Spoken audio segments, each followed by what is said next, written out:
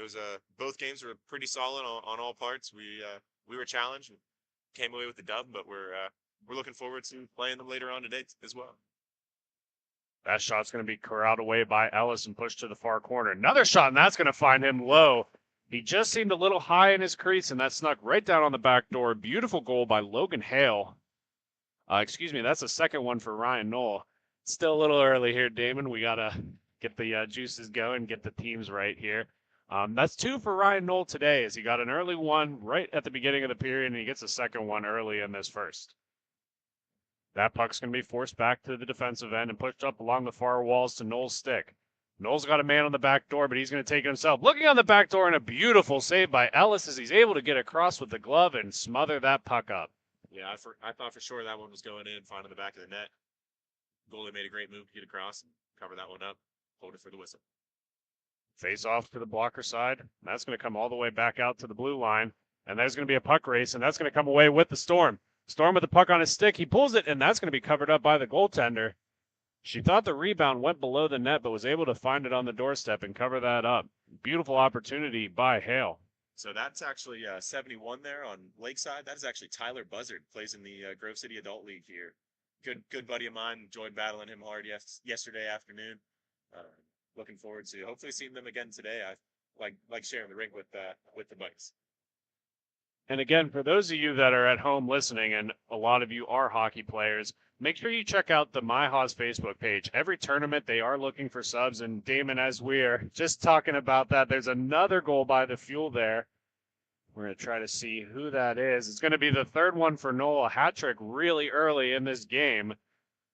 And he's going to skate to the bench.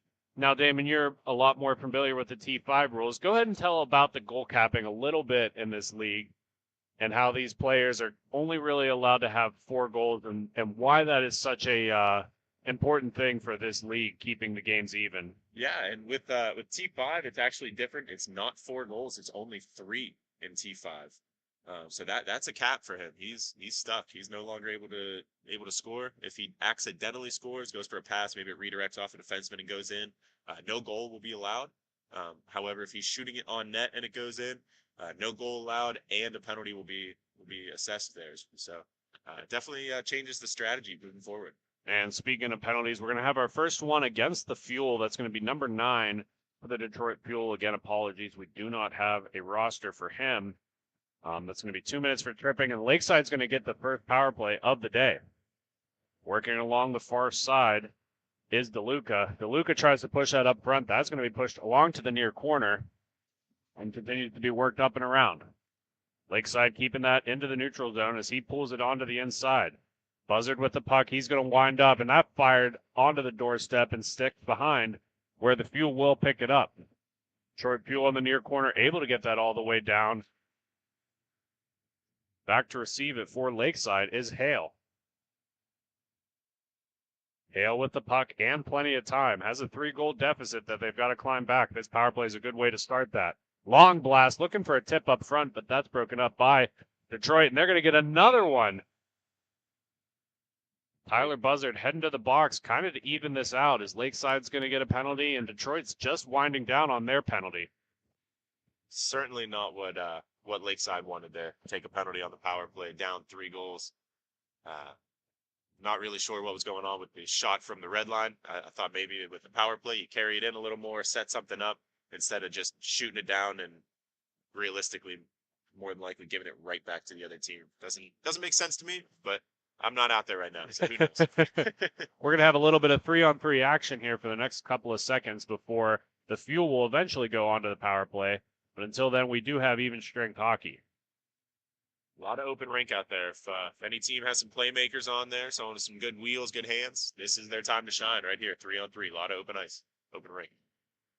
DeLuca's going to pass that across, but that's broken up by the Fuel, and the Fuel's coming in alone. Nice save, but that sits on the doorstep, and Ellis will finally get a glove on that and cover it up. Yeah, rebounds are looking pretty juicy today. Now, Damon, the first time on Color, one of the things that we are starting to do this season is doing some prop bets. Again, they're just for fun. They're just to add some to the broadcast. And the first one today is which team will have the most third period goals. Obviously, if if anything would have shown from the previous first period, it's going to be the Fuel. But that's why they play 3 periods so that the game can change. Who do you have having the most third period goals between these two teams?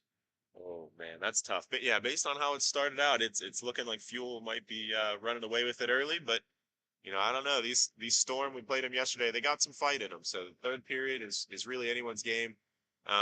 Maybe it's a little bit biased because my buddy Buzz is playing, but I'm gonna go with Lakeside. Third period. Beautiful deflection up front. Sorry to cut you off there, as a wide open cage was just eaten up by Lakeside. No, you're absolutely right. That was a beautiful play there. Um, they're coming back for another. And that one's it. Another goal by the Fuel. I believe that's going to be number 9. And again, we do not have a roster for him, unfortunately. But the Fuel is pouring it on early here. And Lakeside's got to get something going. If you're down in a deficit like this, Damon, what's the first thing you kind of need to start to work on as a team to get this thing turned around for the Storm? I mean, it looks like the Fuel is attacking hard and they're getting breaks. So if I'm Lakeside, I want to slow the game down, set something up, break it out comfortably, and find the right play. Missing passes like that certainly isn't going to help. Fuel with possession. Again, they are on the power play. Just looks like it became full strength, actually. I apologize on that. Noel's going to work it along the near side.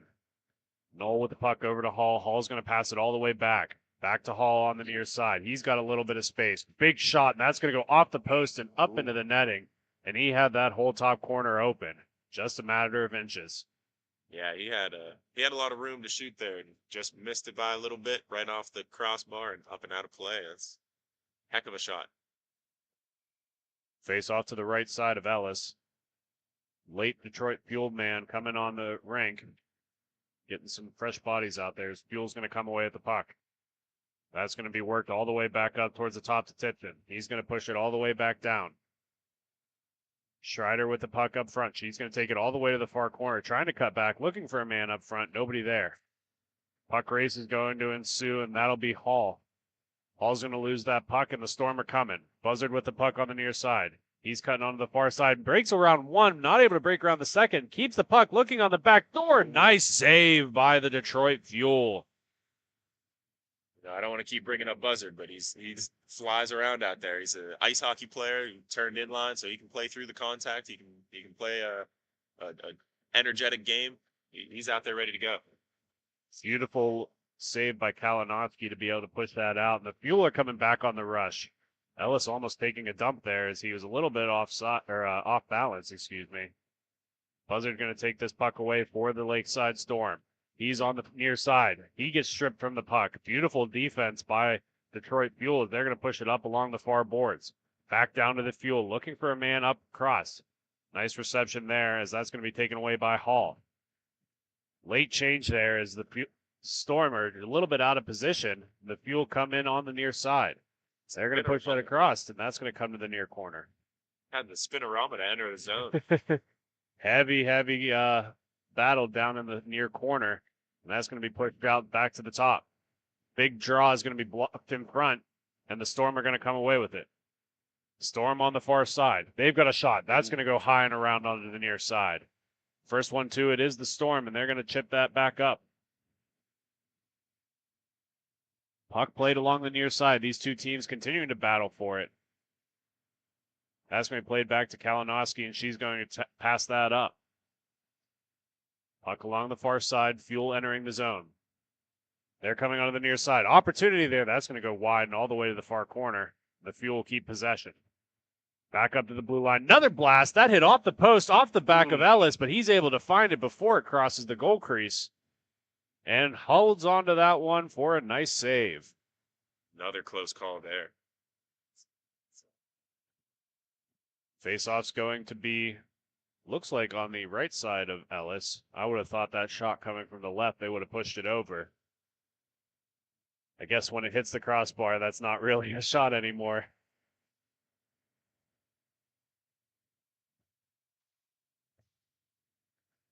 Puck on the doorstep. Again, beautiful save there as Ellis is going to move that along. That shot's going out front. That's going to be broken up, and coming down the near side is the Lakeside Storm. Lakeside needing to get something going as we have the last 25 seconds of the period. And a wide man open just off of her stick, and that's going to go to the corner. Fuel still looking to put on the pressure here. Looking on the back door, looking again, and that's going to go all the way through the crease to the near corner. 10 seconds remain in the period as we're continuing to move this around for the Fuel. And that's going to go up into the netting. And if I were a betting man, they are probably going to call that for the first period. I think that was a pretty safe bet. As time expires, we're going to take a step aside. And when we come back, we're going to have more second period action. Until then, you're listening to Grove City Hockey.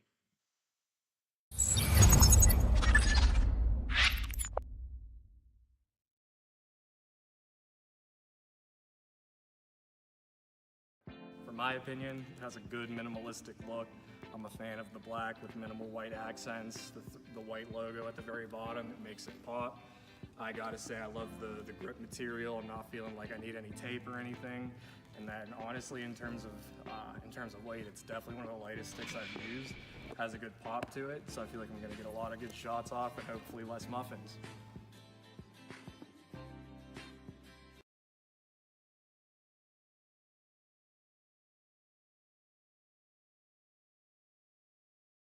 This copyrighted telecast is presented by Grove City Hockey. It may not be reproduced, retransmitted in any form without the expressed written consent of Grove City Hockey, LLC. We thank you for your understanding and hope to continue to enjoy this complimentary broadcast. To purchase footage, email grovecityhockeyllc@gmail.com. Second period action, folks. Again, joined in studio by T5 Thunderbirds player Damon Pajak. And Damon, you may have some news from us from the score box about that last period. Yeah. So a couple quick corrections. Ryan Knoll for the Fuel only has 2 goals. We thought he had 3. Turns out he got an assist on one of them and 2 goals on another. Yeah, so he only has 2. He wasn't capped there. Not sure who just scored that one for the Fuel as we were speaking about it. But I'm sure Jake will be able to clue us in on that.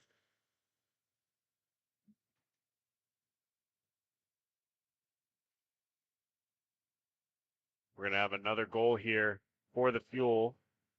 And again, apologies not having a roster on that one. Regardless, the Fuel is going to work that up along the near side. Winding up for a big blast, just able to find the corner and put it into the back of the net for the Detroit Fuel, number 25, Cody Tipton. And per your corrections from the box, that'll be his second of the day. That actually is his 3rd now, because he just scored the last 2 of them to start the second period. So he's actually capped now, not Ryan Knoll. Knoll, again, a little bit easier of a player to determine as he's got those flashy brown tan gloves. That old school look is really flashy. The vintage. He's got another shot here, looking for a wraparound attempt. That's going to come all the way back out to center. Coming along the near side is the Fuel. That blast is going to be eaten up by Ellis, and he'll hold on for a faceoff.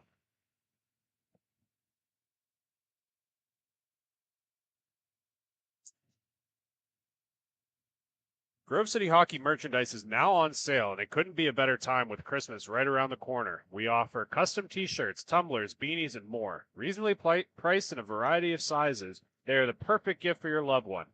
Check them out at our sales table or online at Grove City Hockey on Facebook. Buzzard with the Storm is going to have a long blast that's going to go right into the shin pads of Hall. And the Fuel's going to come away with it. Fuel with the puck on a 3-on-1 opportunity. Great chance here for the Fuel. That shot's going to be fought off, and that is going to be directed just out of reach. And the Storm are going to come the other way. Ellis is trying to keep these Storm in this game. He's making some good saves here early in the second. That shot's going to go off the side of the net and around. Then the Fuel will pick it up. See some shrugs from the Lakeside team here. They're not sure. Not a whole lot of communication going well for them so far. Not able to connect on these passes. They're trying to get something worked out and not having a whole lot of luck with it. Hale's going to try to send that out and around to Buzzard, and he does so successfully. Buzzard's got one to beat, makes it around onto the far side. Looking at his backhand, that's going to be fought off by Kalinowski and come to the near side. Fuel's going to push that up along the board, but that's broken up by Hale for the Lakeside Storm. Hale with the puck, looking for Buzzard on the back door. Buzzard trying to pull it to his backhand. He's got a penalty called against the Fuel.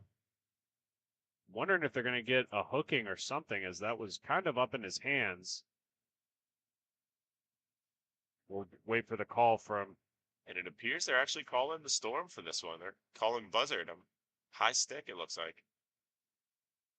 That Caught him call, up behind the battle. call by Alan Chapman here. He's been here, long tenured referee with the MIHA organization, and always does great work. We love to see the referees, and it's very common, Damon. You know, players having little in altercations with referees and not always loving the calls. But here at Grove City Hockey, we know that referees are required for this league and this game to exist. So we always are appreciative and thank our referees.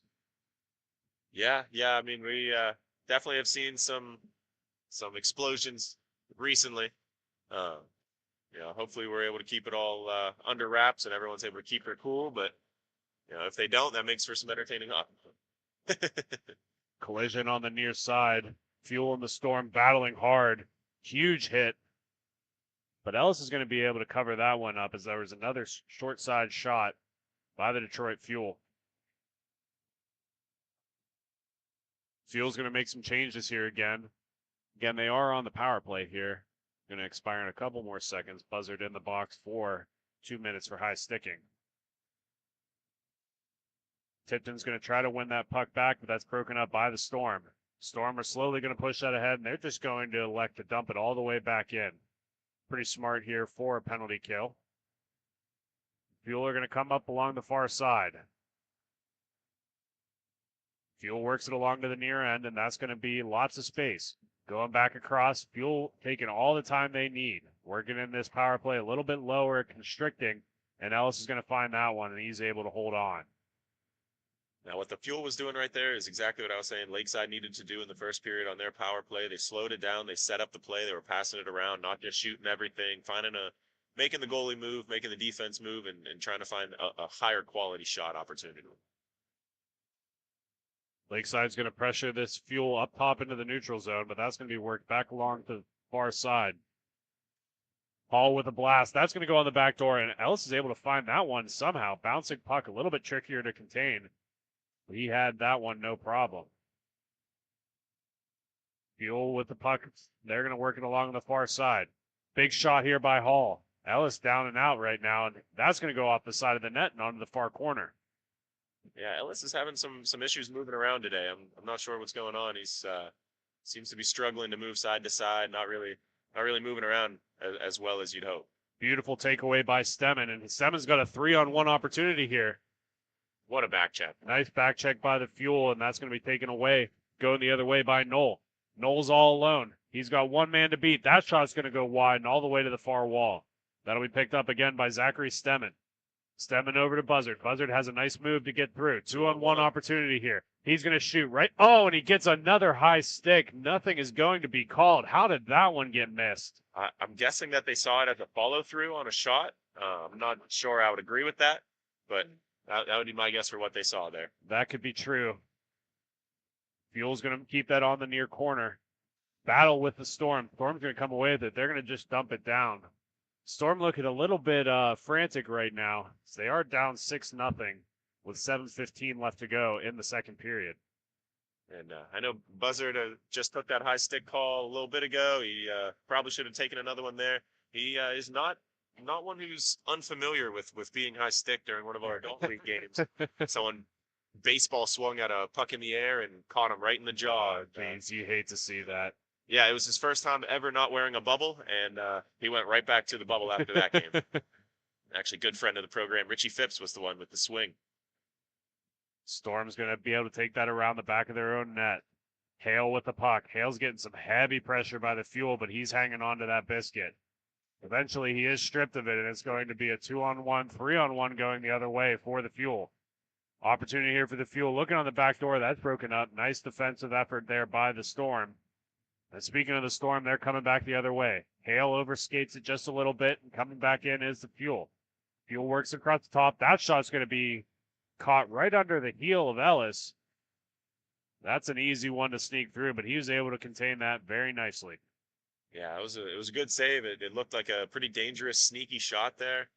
But Lakeside, the Storm, it doesn't look like they have the confidence in one another. They have the confidence in themselves trying to carry the puck up, but they're not passing. They're not looking for that open man.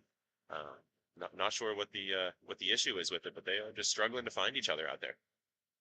Puck's going to go down low for the Fuel. Fuel dominating this game so far. Work back onto the far wall, coming across. That'll be picked up by Kuzmak. Kuzmak's shot in front was looking for Knoll, but Ellis finds it first, and he'll hang on for the draw. Knoll still looking for that hat trick. Almost there. We thought he had it earlier. Ended up only being 2, but he's looking for that third one. Parking right in front. Face off in front of Ellis is going to be won by the Fuel. Kuzmak with the puck. That's going to be shot in front. Knoll with the puck is going to take it all the way back up top. Nice high sauce pass is going to be broken up by Stemek. He's almost able to come away with it. Nice save by Ellis. Can he get across to the other one? Beautiful stick by Hale, able to help his goaltender out. Once again, Knoll getting stopped right on the doorstep. He was going for that rebound. Puck's going to be on the far wall. Again, heavy pressure there by the Storm. They got to get the first one going before they get the next 5. Coming up along the near wall. Fuel with the puck here. Tipton's going to pass that all the way back. That's going to go to Kuzmak and off the wall. Hale for the Storm's going to be the first one to it. That's going to come back in. Broken up again. Beautiful save there by the Fuel. And the Fuel's coming in. Kuzmak's shot's going to hit the end wall and stick behind the back of the net. Knoll again heavy on that puck. Looking around for options as he doesn't have much help. Back to Kuzmak. That shot's going to go into Ellis sitting on the doorstep, and that's going to find it in. Ryan Knoll's going to get his hat trick finally. And the extra point is good.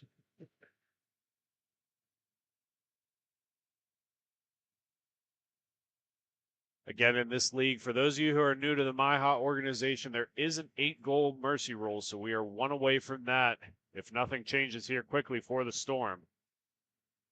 That faceoff is going to go directly up into the netting, and they're going to try this song and dance once more.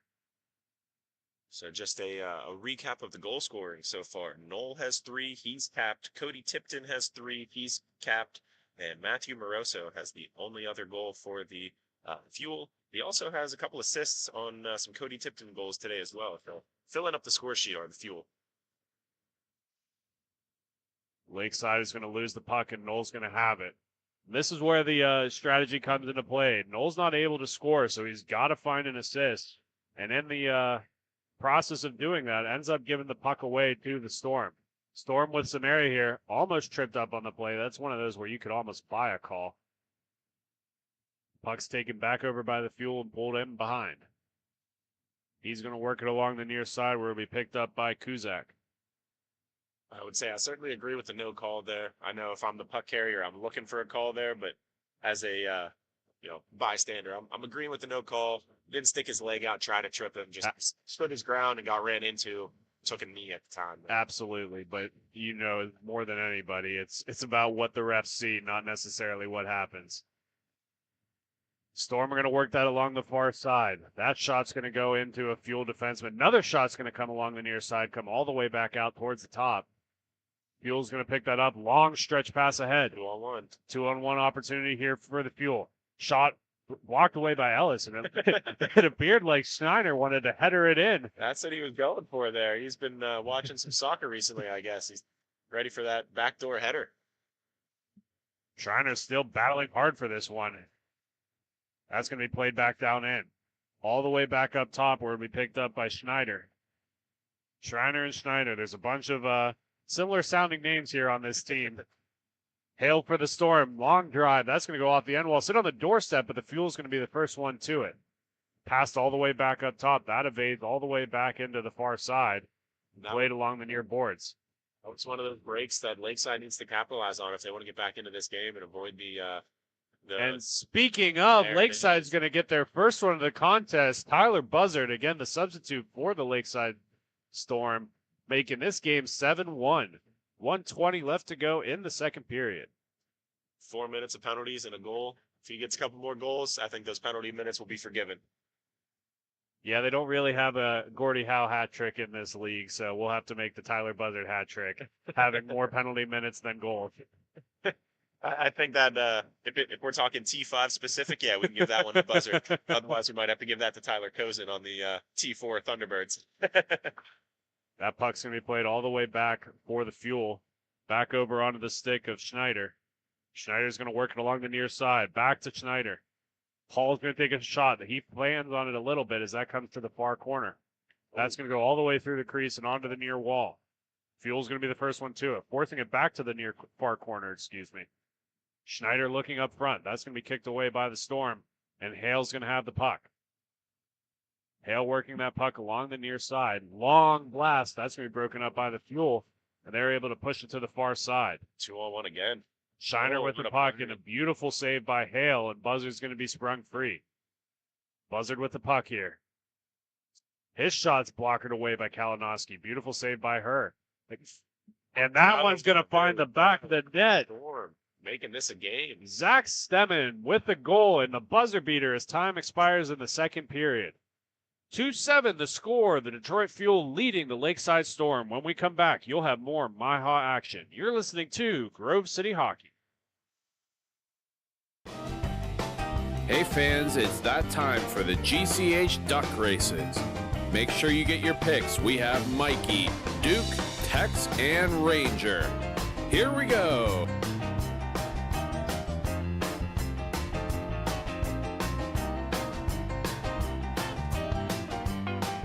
And your winner is Tex. Thank you again to Bonus Accounting for sponsoring the GCH Duck Races. This copyrighted telecast is presented by Grove City Hockey.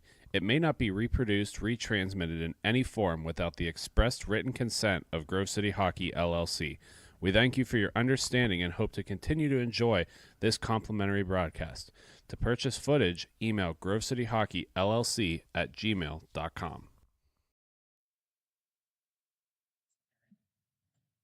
Third period action is upon us. Again, joined in the booth by Damon Pajak and color commentating. And Damon, we saw the first goals for the Storm this second period, and they have still a big hill to climb, but they're starting to work it back here. What are you seeing out of the Storm that they need to correct going into the third period to get this game a little bit closer for them? I've said it a few times now. They have had some trouble connecting with one another on passes. They'll come down on a 3-on-2, 2-on-1, and just go for the shot every time with a wide open pass, or they'll shoot into legs. Really just be connecting more as a team, finding the open man and getting those better opportunities rather than just spray and pray. Storm overskating the puck a little bit there. That's going to be on the stick of Steiner. Great play from Buzzard to get back and get a stick on that shot. Help his goalie out there. Buzzard going to have the puck, and he's going to work it along the far wall. Continuing to work that up the middle. That's going to go all the way to Kalinowski. She looked a little bit fooled there as that was supposed to be picked up by a Fuel. A nice poke check allowed that not to happen. Puck fluttering on the doorstep there, still loose. Buzzard shot's going to go over the net and sit behind. Fuel's going to be the first one to it. Noel's going to dump it all the way down. And even on the zone entry there from the Storm, they look like they're forcing passes. They're trying to make a play that's not there, and they just got penalized for it in way of a goal from the Fuel right there, turning and burning after the giveaway. Yeah, beautiful goal by the Fuel there. That's going to be number 29, unfortunately, not rostered here. But nonetheless, the Fuel are going to take it to an 8-2 lead here. Faceoff's going to be at center here. That's going to be won back by the Fuel. Fuel dominating this third period early. Fuel's going to take it behind their net, play it up along the far wall. That's going to be picked up by Schneider. Schneider's going to take it all the way back as she's getting some heavy forechecking pressure by the Storm. Back up along the far wall, back down. Schneider is playing a little pitch and catch, but she loses the puck in the process. That's going to be on the stick of Buzzard. Buzzard's going to play that back to Hale. That's the play they need to make there. It's a smart play. Long shot by Hale. He was looking for a tip-in by Stemmen, but that was just out of his reach. And it's going to come all the way back up to Hale. Hale playing that over to Buzzard. Buzzard's got a man on the back door, but he's going to take it across the crease himself. A lot of pressure here by the Fuel, and he's going to be forced off the puck. tumbled down in the process as both of those players get tied up a little bit. Hale's going to lose that puck and go to the far corner. Fuel the first one to collect, and they're going to come up along the near side. Fuel with a rolling puck there, able to evade one. They've got a 2-on-2 opportunity here. 3-on-2 opportunity here. Schneider picks that puck up, looking for something on the back door. Nobody there to pick it up. That's going to come all the way back, and a rolling puck will be back into their own zone.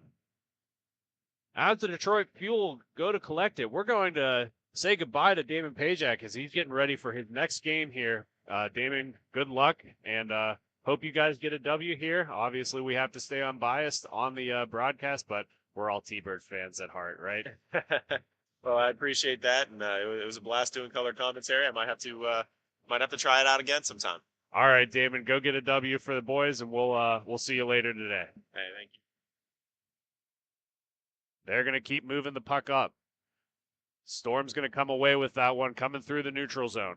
Storm with the puck on their backhand. He's going to be forced to the far corner. He's tied up on the play a little bit, falls down in the process. Pushing that center, but that's going to come all the way through the D and come to the far wall. Storm with the puck here, and that's going to be forced to the near corner. Nobody there to pick it up but the Fuel. Fuel's going to work that around to Kuzmak. Kuzmak with the puck. Finds Schneider on the near side. Schneider's got an opportunity here with some space. She's getting forced off the puck a little bit, and the Storm's going to send that back down. Hale picks up that puck. He's got a lot of space. He loves to shoot. He makes a move around one, but overskates the puck in the process, and the Fuel come away with it. Fuel working along the near side. They're going to force it to the far wall, back to the near side. That shot's going to hit the post. Man, the Fuel have hit just as many posts as they've scored goals today. And Ellis was not able to get that one controlled as that squirts out to center. Storm's going to overskate it, and that's going to be passed up. Little change of possession here as these two teams are not able to connect passes in the neutral zone. Finally, the Storm are going to come away with it. That's going to be forced off the puck, and the Fuel work it around to the far side. Fuel with the puck. They've got lots of space and absolutely no sense to rush anything.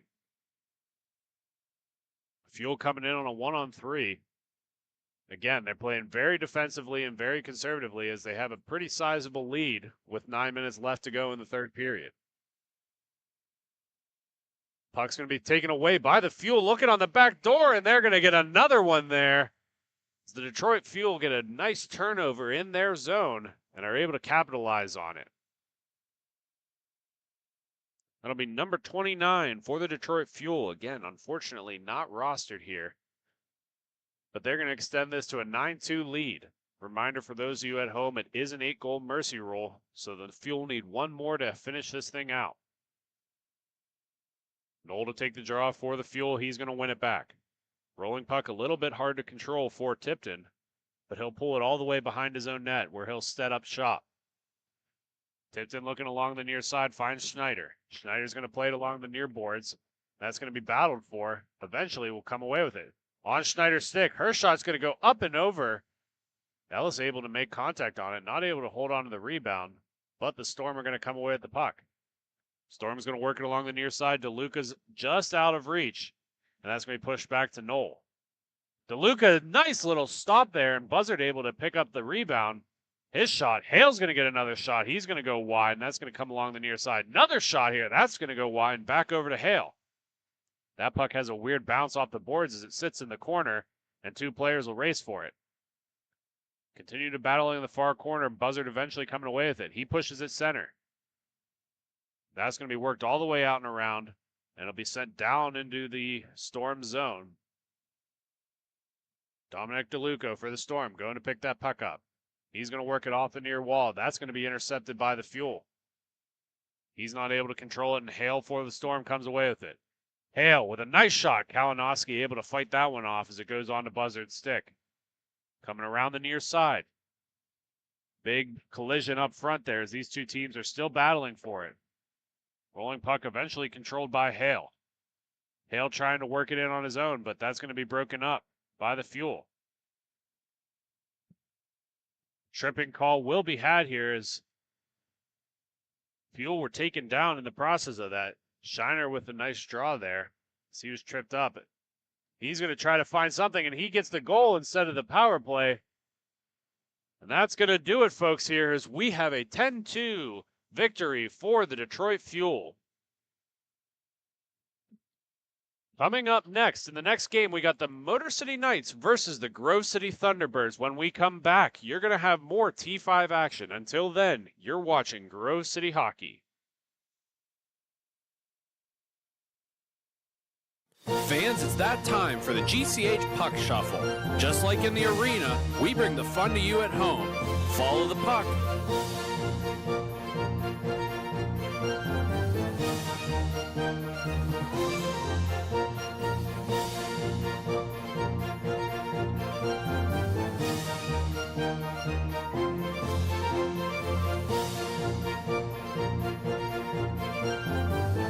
Now, which number is the puck under? If you pick number 1, congratulations. Now, back to the action.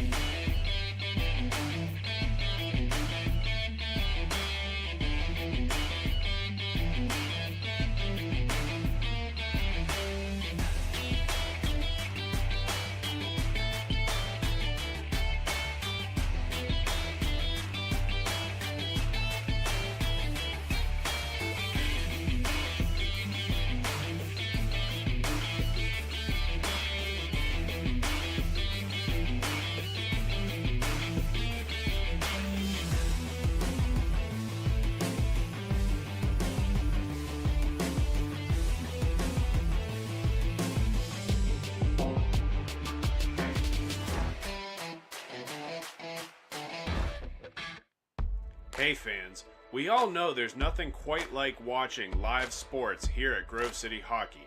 However, even we know it's not the best way to make a memory. We've got you covered in that department too. Make sure you check us out on our Facebook page for photos of all of the games. Make sure you look into team packages. It can be as low as $10 per person on the team. Now, back to the action.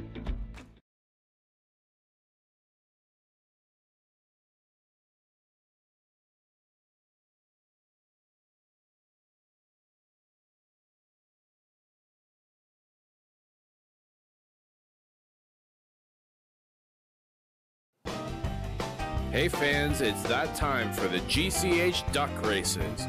Make sure you get your picks. We have Mikey, Duke, Tex, and Ranger. Here we go.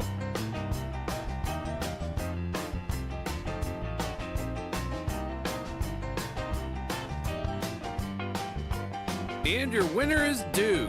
Thank you again to Bonus Accounting for sponsoring the GCH Duck Races.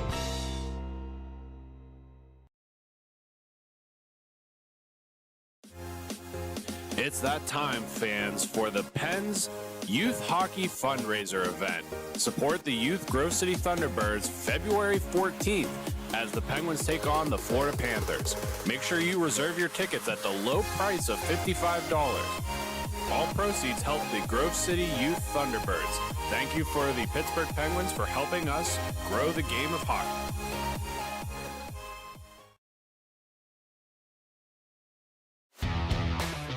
Black Biscuit is a hockey company that specializes in team uniforms and apparel and is based in St. Paul, Minnesota. We have been working with teams throughout Minnesota and all around the world. If your team or association is looking to update your uniforms, then let our all-star design team show you what we can do for you. Our slogan is made for misconduct because our uniforms can take a punch. From jerseys, socks, and shells to team apparel, there's almost nothing we can't do. If you can imagine it, we can design it. Visit our website, Black Biscuit Hockey, and check out our design vault for inspiration for your next uniform. Need a company that checks all the boxes? Outstanding design, quality product, great customer service, and timely delivery? Call us at 855-978-6888 to see what the Biscuit team can do for you. Black Biscuit. Black Biscuit. Black Biscuit. Made for misconduct. Don't risk it. Go Biscuit.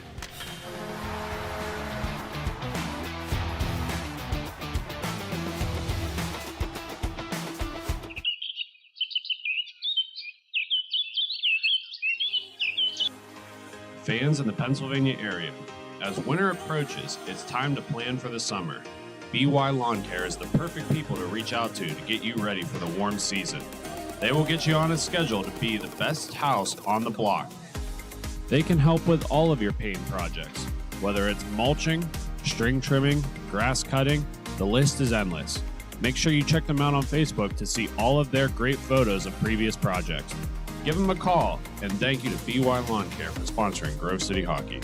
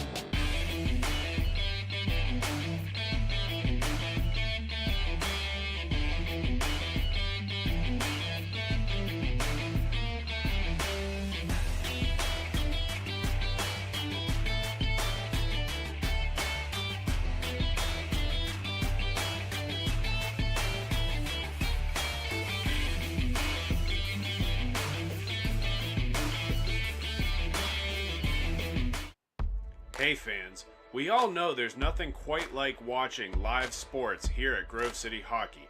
However, even we know it's not the best way to make a memory. We've got you covered in that department too. Make sure you check us out on our Facebook page for photos of all of the games. Make sure you look into team packages. It can be as low as $10 per person on the team. Now, back to the action. Fans, it's that time for the GCH Puck Shuffle. Just like in the arena, we bring the fun to you at home. Follow the puck.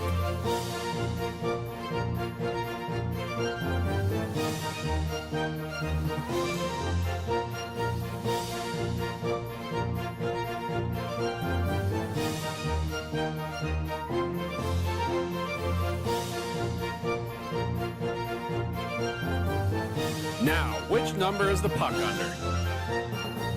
If you pick number 1, congratulations. Now, back to the action. Hi, I'm Tyler Domenico, forward for the Grove City Thunderbirds. You're watching Grove City Hockey.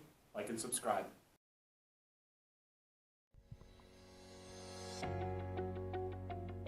You know you've always thought about playing travel hockey. Have you ever heard of MIHA? Well, here's the time for you. We're taking registrations right now. So if you're interested, make sure you get your guys together, get a good team, and sign up today. It's never been easier. All you have to do is go online, go to MIHAHockey.com, and look at all of the incredible options that are on this new intuitive website. Visit standings, schedules, registration details, league information, history, and so much more. And if you ever have a question, it's so easy. Just go to the contact page and reach out to Carl, and he'll help you right along. Sign up quick because spots are running out. Visit us at MIHAHockey.com. This copyrighted telecast is presented by Grove City Hockey. It may not be reproduced, retransmitted in any form without the expressed written consent of Grove City Hockey, LLC. We thank you for your understanding and hope to continue to enjoy this complimentary broadcast. To purchase footage, email grovecityhockeyllc@gmail.com. We're back here for the Midwest Inline Hockey Association. I'm Brandon Britton, and with me is Tanner McGrady. Tanner, how we doing? Good. Good morning for some hockey. Good Sunday morning. We have the Motown Knights here and the Grove City Thunderbirds. The Thunderbirds won both of their games yesterday, and puck is dropped. Here we go. Taken by the Knights. Wissinger now picks it up. He's going through the neutral zone. Turns back, looks, sees his options, feeds it back down to Tyler Warner. Warner with it now, passes it back up the boards to Wissinger. Stripped to the puck, and now getting it back is Wissinger. He walks into the slot, toe drag move, loses the puck briefly, picked up there by Tyler Domenico, and back to the point of Ian Ney. Ney across to Warner. Warner throws it on goal, save made by Cooler for the Motown Knights. Puck now picked up in the neutral zone. That's Stephen Moore. Stick lifted by Tyler Domenico. And taken by number 18.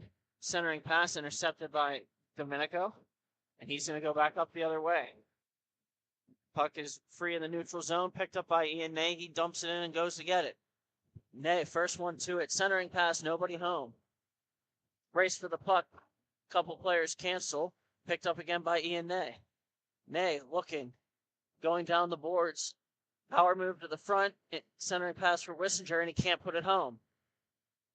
Battled for now, picked up again by Ian Ney. A backhander goes high and wide, and picked up by the Knights, and stripped by Wissinger. Here he goes, a shot off the glove of Cooler. And then Wissinger's pass in front is not going to connect. It's sticked away by a member of the Motown Knights. And Ian Ney with it now again. Centering pass doesn't connect. And here comes Stephen Moore, number 29 with it. He walks in. Shot is wide. And now it'll be picked up by Domenico. He's bringing it down the near side boards. Tries to walk into the middle, stripped of the puck. And picked up by Ian Ney. A shot is off the pad of Cooler, and he'll cover. Thunderbirds off to a hot start yesterday. They played very, very well. The Knights kind of had a different story, struggled most of the day yesterday. So it'll be interesting to see how they compensate, try to change some things up today to combat this hot Thunderbirds team.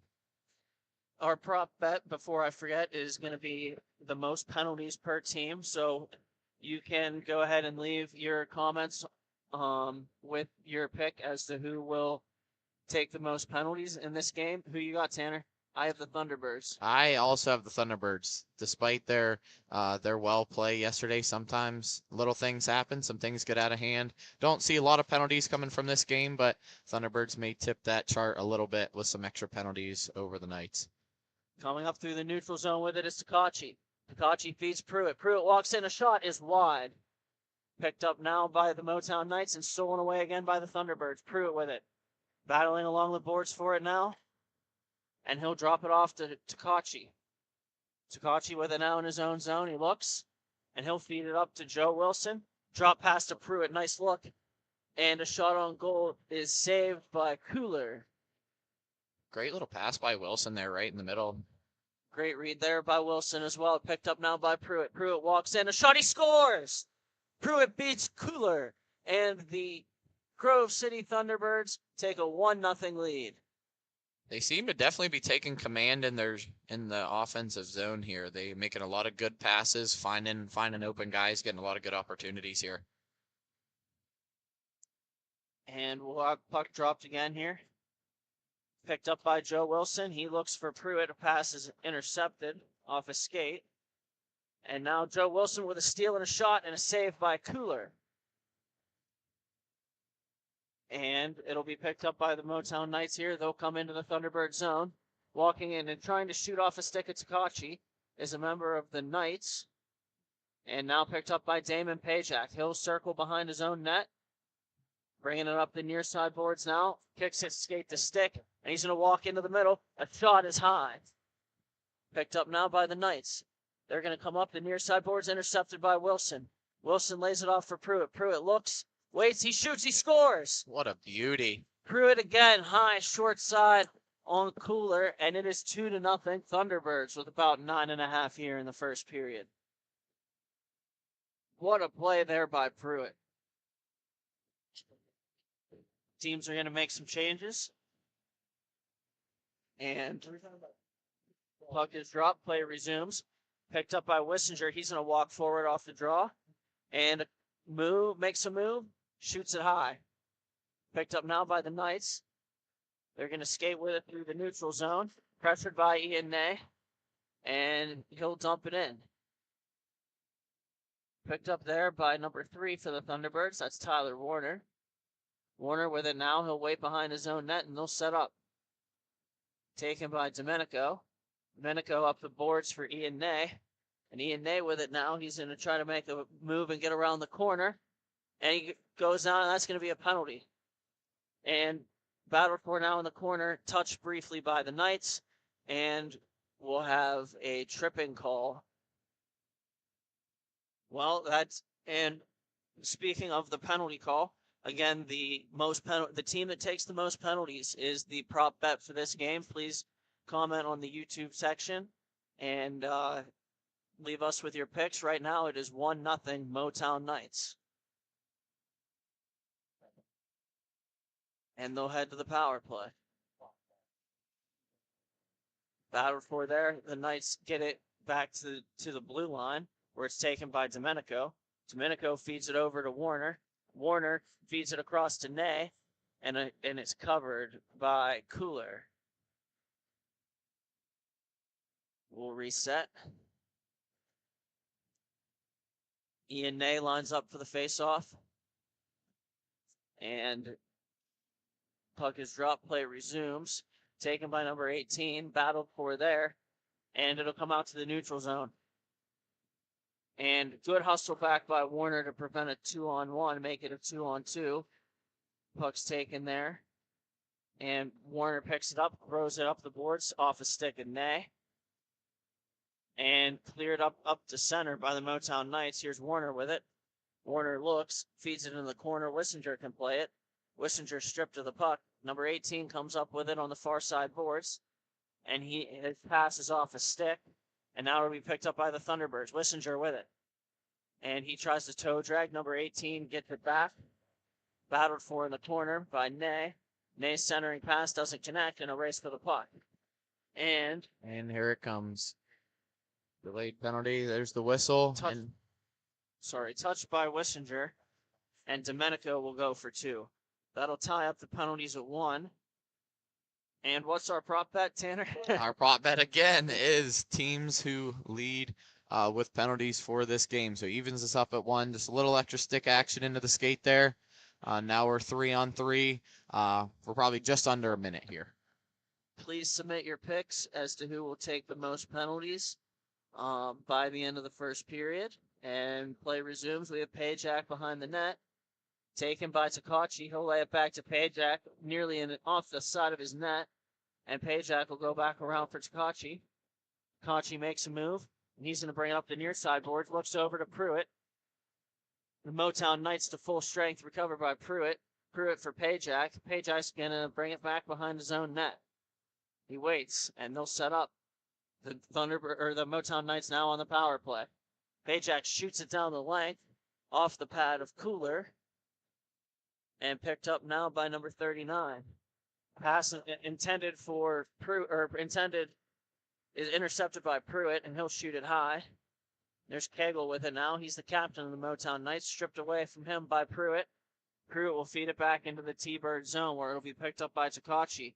He's going to casually, calmly skate back with it. Brings it back behind his own net, off the boards, back to Pruitt. Pruitt with it, goes all the way over to Pajak. He'll kill some time in the corner as he waits for pressure and feeds across to Takachi. And Takachi will feed it up to Pruitt, and here he comes shorthanded. Pruitt in with it. Pressured there by the Motown Knights. That's Stephen Moore.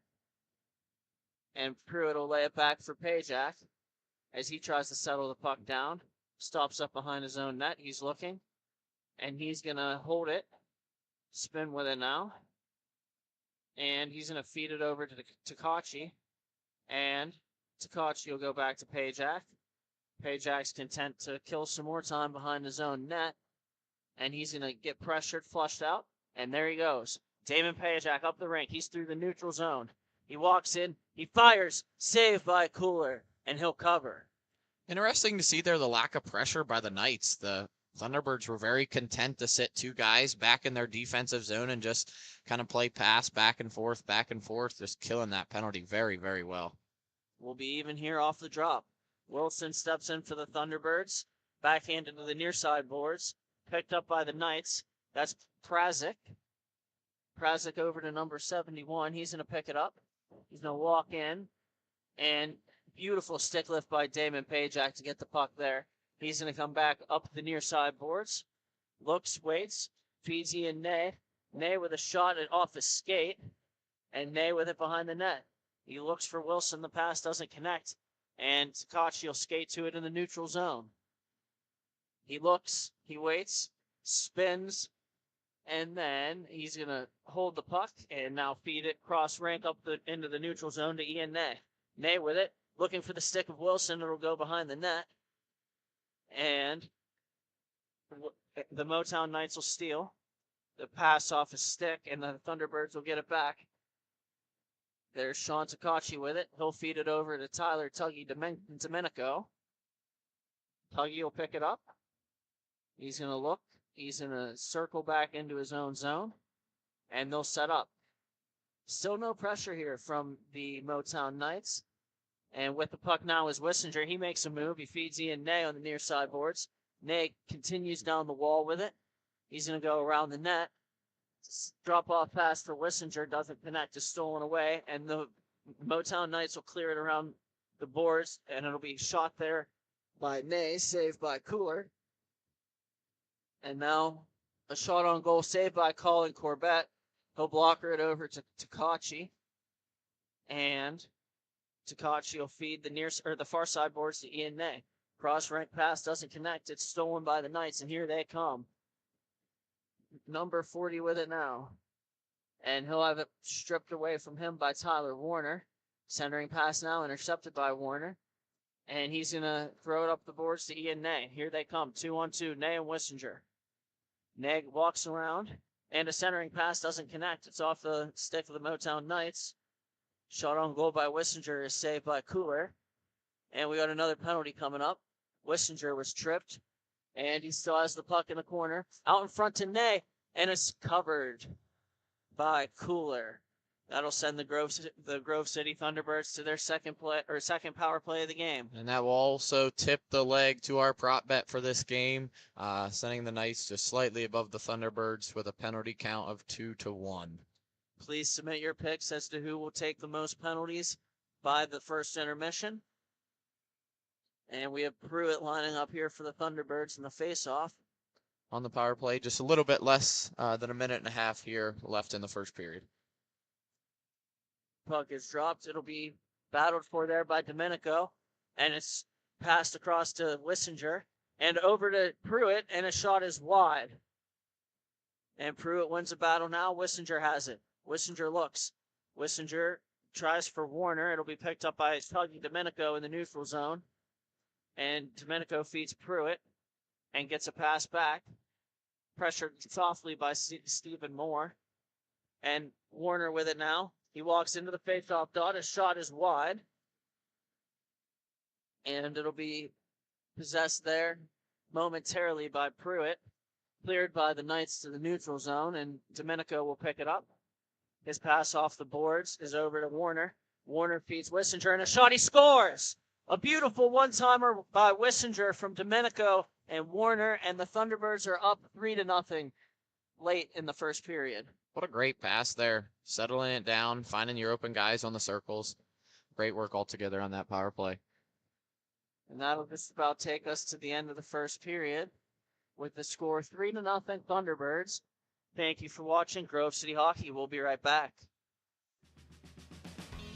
Everyone has their own unique pre-game preparation, and most of them are pretty different. But there's one thing in common, and that's Jack's Hockey Wax. Get this locally produced wax that isn't shipped from across seas, but made here right in the U.S.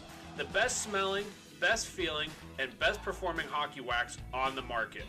Oh yeah, and I almost forgot to mention, they sell tape too. Visit them at jackshockeywax.com to get your order today.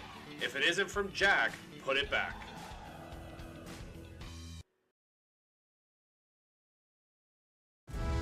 Folks, it's that time again for the Black Biscuit betting corner. This prop bet of the game is what team will have the most penalties this game. Enter your pick in the comments section for a chance to enter. All rules and regulations can be found in the comments section.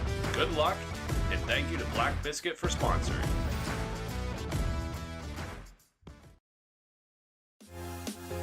It's that time, fans, for the Pens Youth Hockey Fundraiser event. Support the Youth Grove City Thunderbirds February 14th as the Penguins take on the Florida Panthers. Make sure you reserve your tickets at the low price of $55. And we're back here in Grove City with the Midwest Inline Hockey Association. Tier 5 matchup between the Grove City Thunderbirds and the Motown Knights. The Thunderbirds are up 3-0 after 1. I'm Brandon Britton. With me is Tanner McCready. Tanner, how we doing? Good, good. Slightly tipped scales right now with our prop bet for the game of penalties. Penalty number by teams. Motown Knights leading 2-1 in this game when it comes to penalties committed. Puck possessed now. It is behind the net. Tuggy Domenico with it. He'll feed a pass for Wissinger. And here come the Thunderbirds. Wissinger off the stick of Warner. And it'll go behind the net where Warner will battle for it there. Picked up by the Knights. And a pass doesn't connect. Thunderbirds with it now. Ian Ney on the near side. He looks. Stripped of the puck by the Motown Knights. And moved up to Stephen Moore. Here he comes. Moore tries to go around Domenico. Stops up on the boards. And it'll be battled for there. Far side now. Number 18 with it. He's going to throw it through the slot. And it'll be picked up and cleared around by Domenico. 18 gets it back. A shot on goal is wide. And now it'll be played around. Tyler Warner with it. He's going to feed Ian Ney. And here come the Thunderbirds. Ney with it now. Him and Wissinger. And the shot is thrown on Cooler. And he'll cover. Knights looking to get something going here. Slow first period, low offensive zone time, low shot count. Definitely looking to turn things around here in the second period. And both teams are going to make some changes. And we're waiting on a member of the Motown Knights to get all the way down on sides for the face-off. And we'll drop the puck. Taken by Wissinger. Shot is off the bar. And it'll be covered by Cooler. And play a stop. Thunderbirds now with it. They'll line up. Ian Ney into the face-off dot. Puck is dropped. Smashed to the near boards. Picked up there by Takachi. He's going to have a backhand feed for Ney. Ney looks, throws it through the slot. Picked up now by Pajak. A shot is off of Cooler. And it'll be picked up by the Motown Knights. With it is number 71, Keegan Standifer. And he'll feed into the middle. It'll be battled for there. And stolen by Takachi. Here come the Thunderbirds 3-on-2 if they hurry. Takachi to Wissinger. Wissinger around the corner. And a shot on goal is off the glove of Cooler. And it'll be played deep by Ian Ney, where the Motown Knights will pick it up. And Wissinger in there battling for it. Wissinger wins the battle. Here he comes. Wissinger for Ney. Shot is blocked. And number 18 with it now. That's Michael Hazek. And stolen by the Thunderbirds. Here comes Ian Ney. And a shot on goal. He scores! Ian Ney makes it 4-0 Thunderbirds. What a shot. Defender there decided to stick with Pruitt to take away the pass, and they just walked that right in. Put a nice shot glove side to give them the lead 4-0. We got about 10:40 here in the second period. Face-off won by Pruitt. And Takachi with it now. He'll feed it over off the boards, cross rink to Wilson. Wilson with a backhand pass to Pruitt. Pruitt a backhand pass back to Wilson. And Wilson's content to feed Takachi in his own zone. Takachi for Wilson. Wilson drops it to nobody in particular. And Takachi will be the first person to it. He looks, and he'll feed it around the boards to Damon Pajak, D to D.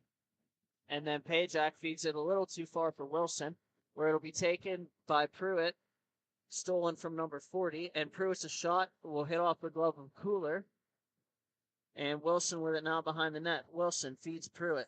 Pruitt can't find the puck, and he'll try to feed it for Wilson, intercepted. Here come the Motown Knights. A centering pass is intended for Moore, sticked back down by Pajak. And now pressured by Wilson. Wilson pressuring, that's number 40 with it, James Tedeschi. And it'll be picked up now by Pruitt. And Pruitt winds and fires. It's partially blocked by Cagle. And it'll be fed around by Wilson and picked up by Stephen Moore of the Knights. Here he comes. A shot on goal, turned away by Colin Corbett. And Moore with it behind the net. And his centering pass will be intercepted by Pruitt. Here they come. Pruitt with it now. He waits. Backhand drop pass to Pajak. Pajak looks over his options, and he'll calmly bring the puck back behind his own net. And pressured there by Moore, but Pajak feeds Takachi. And then Takachi off the boards to himself, feeds it back to Pajak. And now we got Joe Wilson. Pass intended for Joe Wilson. Wilson wins the battle. Here he comes. And to the backhand. And it's stopped on the goal line. And they score. I couldn't tell if that was Wilson or Pruitt with the diving play. Nonetheless, it is 5-0 Thunderbirds. Great second effort. Wilson tried to drag that backhand, poke it through. It slid under the pad, kind of sat there on the line. Nice diving effort there to poke that in to give them another goal. And the route is on. If that was in fact Pruitt, that would be his third goal of the game. Seems to be heating up at a very good time on this championship Sunday. Played back by Domenico to Tyler Warner and up to Ian Ney. And here he comes. Winds and fires off the post. Ney picks it back up in the corner. He's going to make a move. And he's just going to feed it back to Tuggy Domenico. Domenico with it now. He looks. And he'll feed it backhand to Ian Ney. And they'll look to set up here. And Ney with the puck. And he's going to feed it around the boards. Wissinger now. And here come the Thunderbirds. Wissinger with it. A wide fire. And I think it's wide. Wissinger gets it back. And he's going to feed. That is Ian Ney. Ney with it. Pressured by Moore. Ney feeds it around. And number 76 will pick it up now for the Knights. That is Prey. Has it stolen away by Wissinger. Walks in and shoots it. Blocked. And here comes Warner with it. Warner feeds Ney. And it'll be taken away. There's Prey with it now for the Motown Knights. Picked up by Cagle. He's the captain of the Motown Knights here. He walks in and shoots it. Saved and covered by Colin Corbett. Good play there by the T-Birds goaltender. You can see the goal for the Knights here change up their game plan a little bit. They seem to be pressuring in the Thunderbirds neutral zone as they prepare to continue to set up behind the net every time. They seem to be adding a little bit of extra pressure, which is helping them out a little bit. Still struggling to find offensive zone time, though. Now possessed by Warner. He's going to walk below the goal line with it and feed it over to Domenico. Domenico up the boards for Ney, and here he comes. Stolen away by the Motown Knights. And number 18 with it now. That's Pazek. He shoots it, and Corbett makes the save awkwardly, and he'll sit on it and freeze it.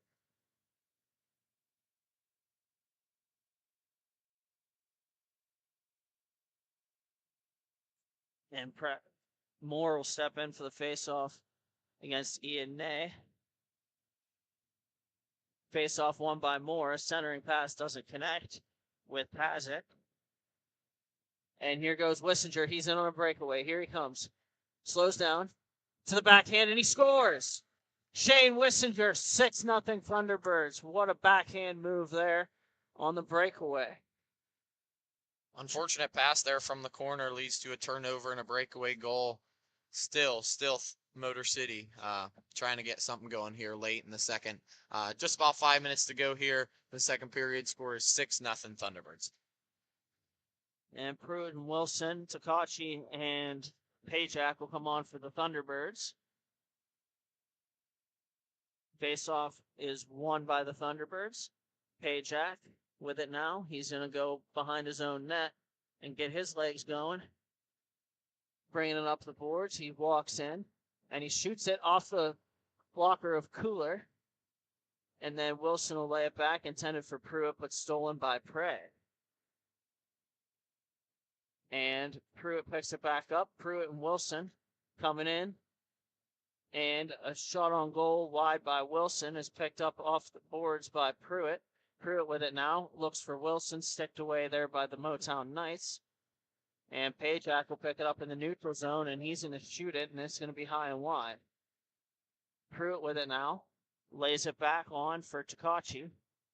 Takachi looks. He brings it towards the near side boards. Slows things down, looks over his options, walks into the middle now. And Takachi with it. He's going to feed it back over for Wilson. And a shot on goal goes through Kohler, but Kohler lays on it and keeps it out. Good play there by Kohler.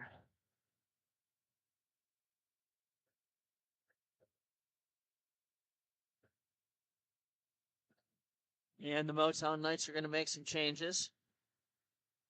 Pruitt steps into the face-off circle for the Thunderbirds. Pruitt wins the draw back to Takachi. Takachi hits it off the boards to himself, and he's going to feed it down low. Pass doesn't connect with Pruitt, and it'll be picked up now by Cagle. He has it. He looks. Stolen momentarily by Wilson, but recovered by Cagle. He's the captain of the Motown Knights, or Motor City Knights, and he gets number 18 Pazic with it. And a shot on goal is wide by number 40. And Pruitt with a breakaway here. And here comes Pruitt. Pruitt and Wilson, 2-0. Pruitt shoots it high and wide.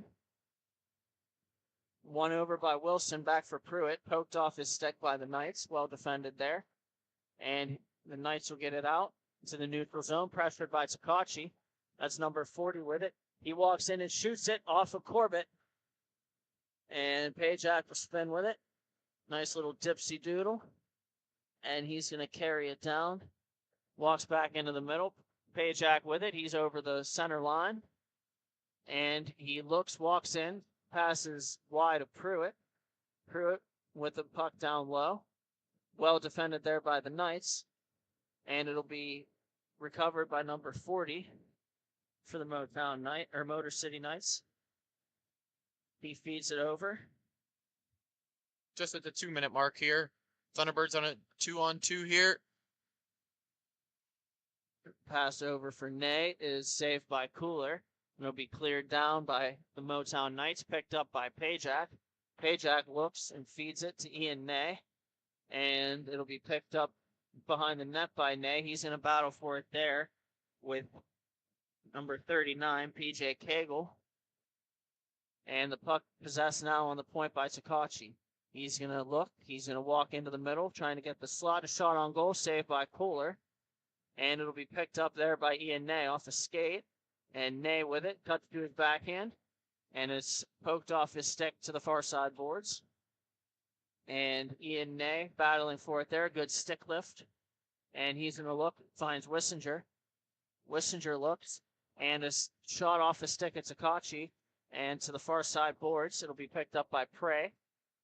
That's Jacqueline Prey. Has it stolen by Takachi. Takachi for Wissinger. Wissinger backdoor to Ney. He scores. And a beautiful passing play by the Thunderbirds. Ian Ney finishes, and it is 7-0. What a great find there. The defense commits to Wissinger, and Ney's just on that back door waiting for him. Great play. Takachi to Wissinger to Ney. and it's 7-0 with about 30 seconds here in the second period.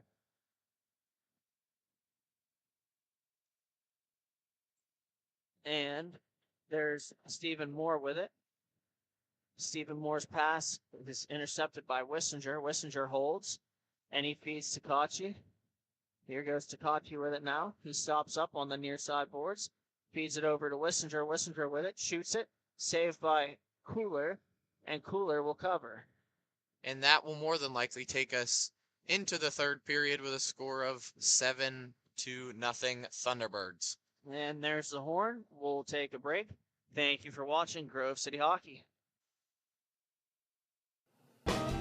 Hey fans, it's that time for the GCH duck races. Make sure you get your picks. We have Mikey, Duke, Tex, and Ranger. Here we go.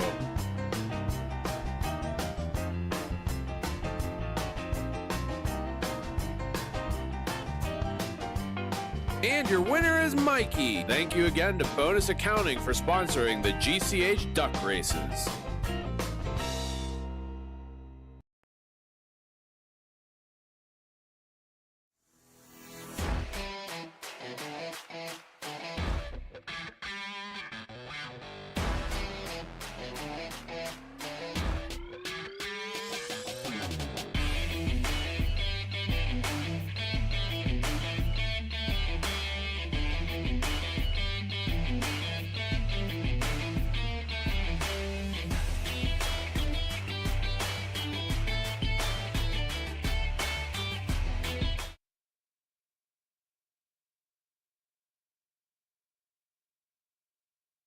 And we're back for the third period here of this Grove City Thunderbird matchup against the Motor City Knights. Shot is high to begin the period for the Thunderbirds. Picked up now by Domenico. He throws it back on net and he scores. That'll make it 8-0 Thunderbirds. And that'll pretty much do it for this game. Colin Corbett with a shutout on Sunday. You'd love to see that for the young man in his first MIHA weekend. And I Go ahead. do believe that for the prop bet for this game, the Motor City Knights did edge the Thunderbirds slightly in penalties. I believe it was 2-1 to finish. So for those of you who had voted and commented and said the Knights would receive more penalties, you were in fact correct for this first game of our MIHA Sunday action. And we'll step aside for station identification. Thank you for watching Grove City Hockey.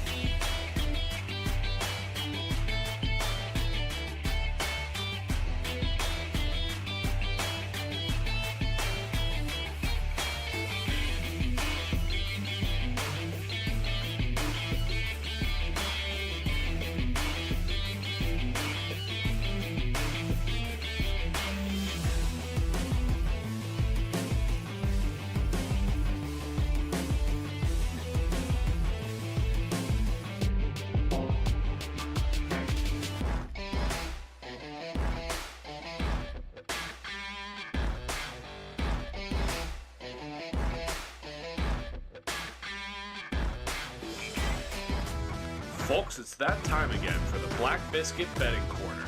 This prop bet of the game is, will the final score have a spread of plus or minus 3 goals? Enter your pick in the comments section for a chance to enter. All rules and regulations can be found in the comments section. Good luck, and thank you to Black Biscuit for sponsoring.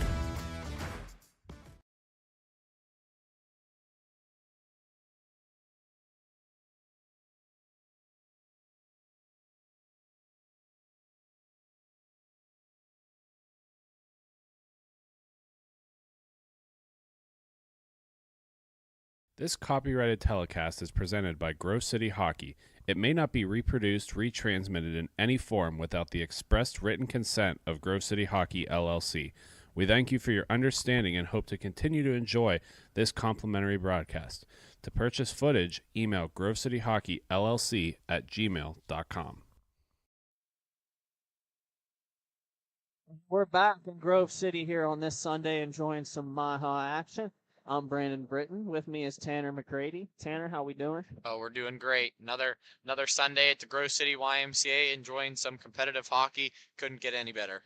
We got the Grove City Thunderbirds Tier 3 against the Pittsburgh Shockwave. And our prop bet is what is the goal spread of this game? Over under 3. So it doesn't matter who wins, whether it's Thunderbirds or Shockwave come up on top, you're picking whether whoever wins is going to win by more than 3 or less than 3. So drop that in the comment section, and we will see at the end of the game who will win that bet. And play starts, and here we go. The Shockwave have it. That's Pilati. He feeds it around, and he'll sit behind his own net. His goaltender, Jesse Kowacich. And here come the Shockwave on the breakout. Up the boards with it now is number 10. That's Jacob Roman. Stolen away from him by the Thunderbirds. And a shot on goal saved by Kowacich. That's number 13, Hunter Walters. And now with it, Ben Crummert. Crummert feeds it down low. It'll be stolen away and recovered by Walters. A shot on goal off the glove of Kowacich. And taken by the Shockwave. Number 9 with it now. And he's going to shoot it off a leg, and it'll be picked up momentarily by Brian Bird. He overskates. And taken now by Jacob Roman. Roman defended well by Crummert. And he'll feed it back to Pilati. Pilati back for Roman on the near side boards. And it'll be nudged back into the Shockwave zone by Walters. And spinning around and feeding it up the near side boards is Pilati, number 7 in there for the Shockwave after it. Here he comes. He looks. He waits. And a shot on goal off the leg of Hannah, and it'll be covered by the Thunderbirds goalie. That's Paul. For those of you who were here for the last game, this will be a big shift in pace. That T5 can get a little bit slower, but T3 it'll be fast action, fast skating, a lot of different things going on. Make sure you don't blink too much, or the puck will be gone and into the net. Now down with the boards with it is Sam Arena. He looks around. He stays to the outside. He'll feed it back. Matthew Flannery with it now. Flannery waits.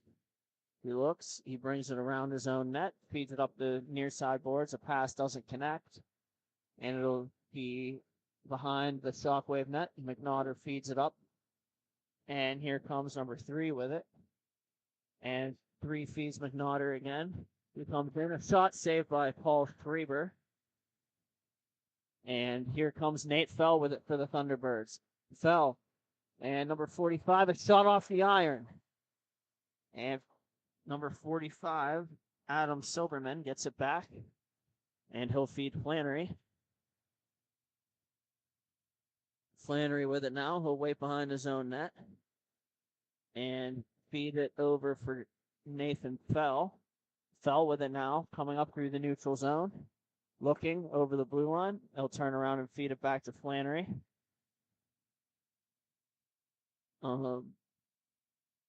Flannery with it. Looks, finds Sam Arena in his own zone. Arena for Flannery. On the far side boards now, Flannery stops and feeds it back to Sam Arena. Flannery with it now. He'll play catch with Sam Arena again. And Arena around the boards. Here he comes. Arena for Silberman.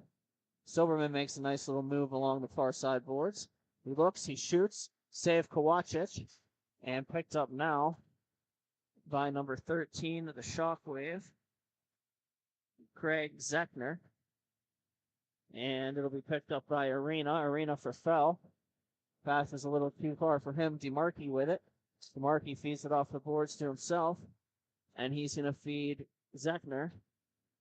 And it'll be picked up there on the far side after sending a pass doesn't connect. Crummert with it. Crummert looks, he waits. Stick handles in, a shot saved by Kowacic, and he'll cover.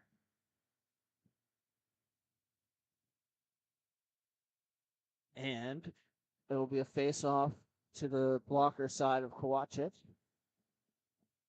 Thunderbirds making some changes. Danny Schwer will step into the face-off circle. And face-off is won by the by the Shockwave. That's Jacob Roman. Looking through now is Danny Schwer. Schwer down low for Hannah. Hannah shot gloved by Kowacic. He was in a vertical horizontal there. Nice glove save. Great positioning by Kowacic. Ready for just about everything on that one. Now we have Hannah in there for the Thunderbirds. He'll win the draw, feed Crummert. Crummert inside-outside move on Roman. And he'll make another move before he loses the puck. And with it now is Landon Hannah. And we have a penalty coming up, I believe. Not quite sure who. Somebody on the trip. Looks like Number it'll be the Shockwave. 76, Nick Pilati. And the Thunderbirds will get their first power play of the morning. Make a couple changes. Landon Hannah in there now. And Jacob Roman wins the face-off over Hannah. Flannery spins and tries to feed it in front. The pass doesn't connect. And there's Roman with it. Roman brings it around his own and now loses the puck to Bird. Bird feeds it back. And that's Schwer with it now. Schwer looks over his options. Feeds Bird down low. And pass through the slot. And it'll be picked up along the far side boards by Hannah. He'll bring it around the net. Looks. He waits. And a shot on goal is off a skate and off of Kowacic. And Schwer finds it. Schwer feeds it around for Hannah. Hannah has it on the left wing side. He'll drop it for Bird, still left wing side. And a shot on goal is saved by Kowacic. About 1:03 left in this period, or left on the power play. 7.5 left in the period. And a 0-0 game here between the Shockwave in white and the Thunderbirds in charcoal gray. And Hannah wins this faceoff. He looks, he'll feed Flannery. Flannery over for Bird and back cross rink for Hannah. Hannah comes in and shoots it. And another save by Kowacic.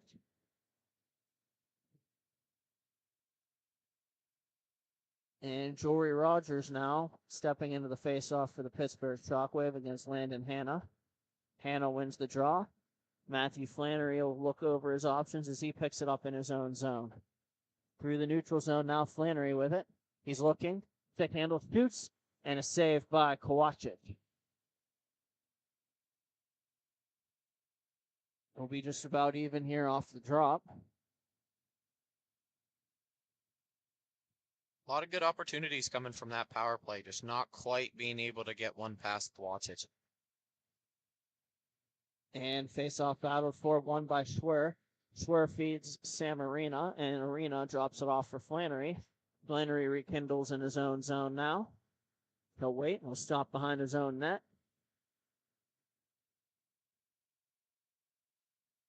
And it'll be picked up, fed over to Arena with it now. Arena drops it off again for Flannery.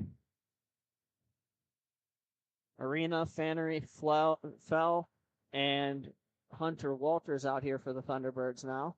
Flannery with it. Poked off his stick by number 7 of the Shockwave, Jory Rogers. And the puck will now be picked up by Nate Fell. He'll stop behind his own net, contemplate his options. The Thunderbirds will set up a breakout. Around the boards, Fell goes to Arena. Arena feeds it up the boards for Walters. Walters with it now. Drop pass is intercepted and stolen away by the Shockwave. Zechner wins it back to McNaughter. McNaughter with it. Pass is off the skate of Fell, and here come the Thunderbirds in a 2-on-0. Walters and Fell. And here they come. Walters to Fell, shot wide off the side of the net. 2-on-0 opportunity there. Couldn't quite settle the puck down. Just roll. Just couldn't quite get it slowed enough to where they were right on top of him. Had to make a quick decision there. Bobby Ross with it now. Shot on goal, patted away by Schreiner. And number 22 with it now, shot high. That's Jeremy Suter for the Shockwave. Here comes Walters with it now. Walters around to the boards. A pass in front for Fell doesn't connect. And Fell with it now. Walks out of the corner, shot high. Crummer picks it up now. Near side boards. Feeds it down deep for Walters. Walters can't play it. And will be fed around the boards, or will be taken by Sam Arena. Arena stripped of the puck by the Shockwave. And here they come. That's Bobby Ross with it. Ross stops up behind his own net. And he'll consider his options.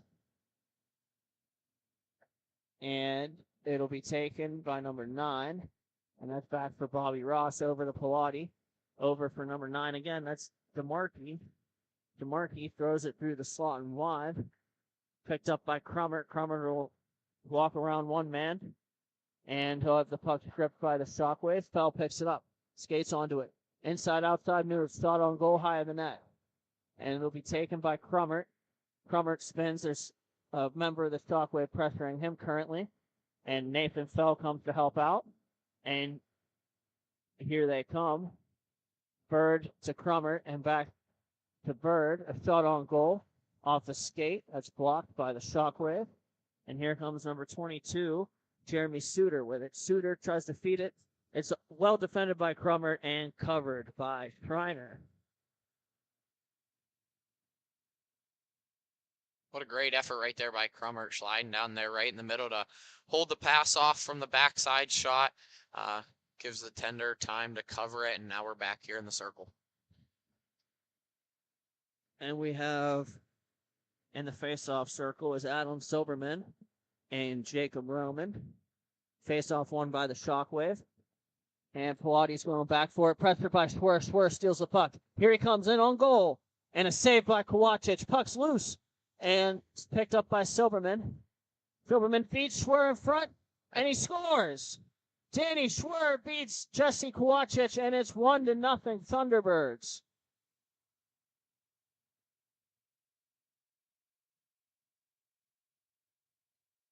Unless he wasn't.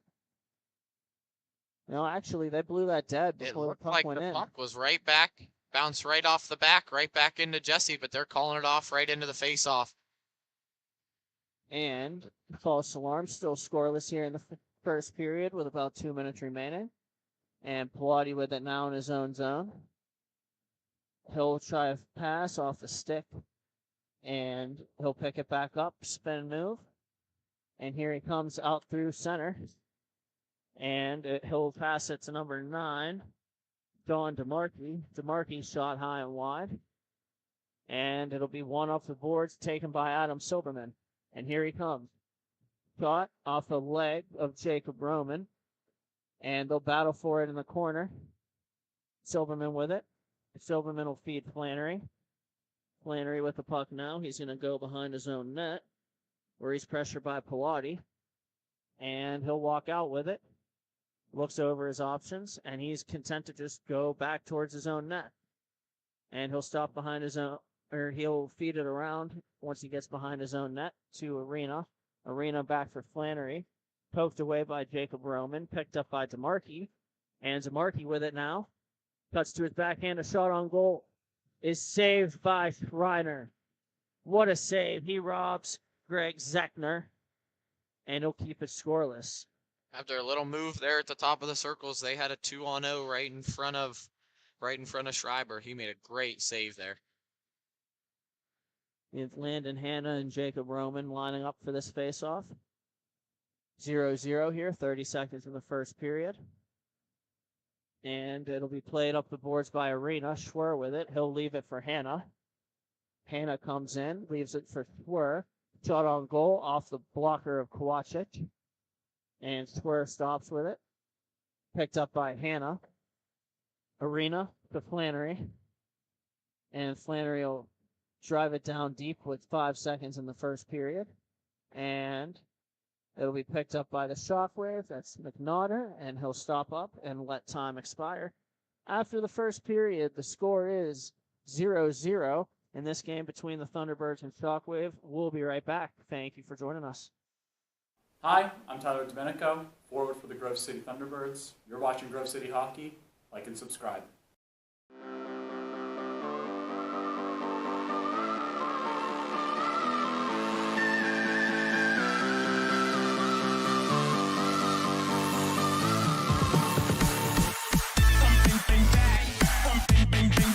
Fans, you already know this, but I'm here to tell you that GCH has more than just the broadcast. Make sure you check in throughout the week for the Grove City Hockey Podcast, presented by Ben W. Stock. See live interviews from all over the country with different hockey personnel. Make sure you give them a like and subscribe. And as always, thank you to Ben and Grove City Podcast for helping to grow the game. It's that time, fans, for the Pens Youth Hockey Fundraiser event. Support the Youth Grove City Thunderbirds February 14th as the Penguins take on the Florida Panthers. Make sure you reserve your tickets at the low price of $55. All proceeds help the Grove City Youth Thunderbirds. Thank you for the Pittsburgh Penguins for helping us grow the game of hockey.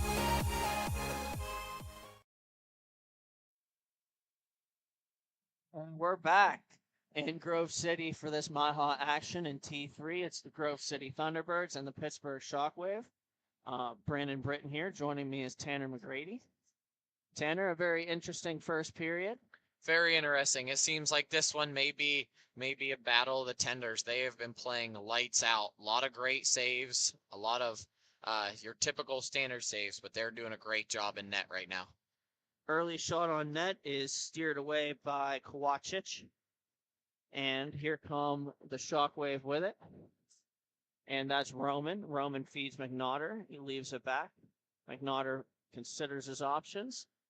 And he's going to just backhand it for Roman. Pressured by Fell. Roman with it now. He brings it into his own zone. And he'll backhand a pass up the boards. That's number 8 with it now. That's Dan Medley. Medley for McNaughter. And a pass is off a skate of Walters before it's played carefully by Kovacic. And McNaughter feeds Roman. It's in his skates. Picked up by Walters. Here he comes. Walters in. Shoots off the blocker of Kovacic. Now Fell picks it up behind the net. Fell with his options. Backhand pass attempt is stolen by Jeremy Suter. Here comes Suter, one-on-one with Crummert. Shot on goal, save Schreiner. And it'll be taken. That is Bird with it. Bird walks in, cuts, shot, patted away by Kovacic. And now it'll be battled for, won by Walters, taken by Fell. Back to Walters, a shot deflects up and out of play. 12:20 here in the second period. Face off to the right of Kovacic. And we have Landon Hanna in there now for the Thunderbirds. And the face-off is won, taken by Silverman. Silverman with the puck in the offensive zone. He looks. He's stick handling. He'll feed Arena. Arena looks and goes cross-rank to Flannery. Back cross-rank to Hanna. And here they come. Shot on goal by Hanna. Saved by Kovacic. Picked up by Silverman. Stolen away by DeMarkey. And here comes DeMarkey now for the Shockwave. Winds and fires. And it leaks through Schreiner. And it is 1-0 Shockwave.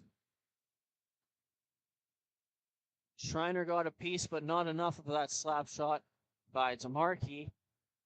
And there's about 11.5 to go in this second period. Just kind of trickled through him. He seems upset. Know he should have had it. Know he felt a piece of it. Just like you said, didn't quite get enough of it to stop it from finding the back of the net. And the faceoff is won by the Thunderbirds. Flannery with it. Flannery looks. And he'll backhand it to Landon Hanna. Hanna cross rink for Flannery. Flannery goes up the boards, taken by Arena. Arena centering pass off a stick. And it'll be battled for there. Pilati and Silverman. Pilati wins the battle over to DeMarkey. DeMarkey, beautiful stop-up move. Gets around Hanna. And then he'll get a pass and through the neutral zone on the far side. Here he comes. Shot is high and wide. And it'll be taken there by number 3, Bobby Ross. Ross feeds it all the way back to Pilati.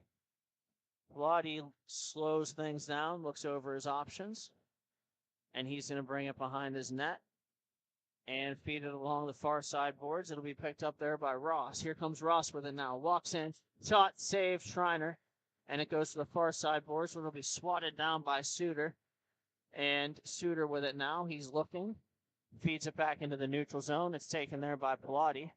Pilati holds and waits and feeds it down deep. And that's Bobby Ross battling for it there. Taken away by Arena.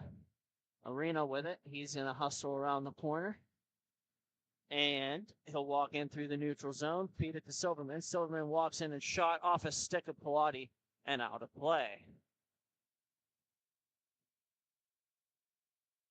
Full change here for the Thunderbirds, getting fresh set of legs.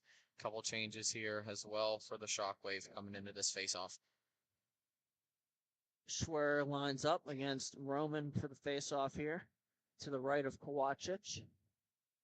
And a faceoff is won. Bird with it now. Bird cross rank. Walters shot off Kovacic and out of play.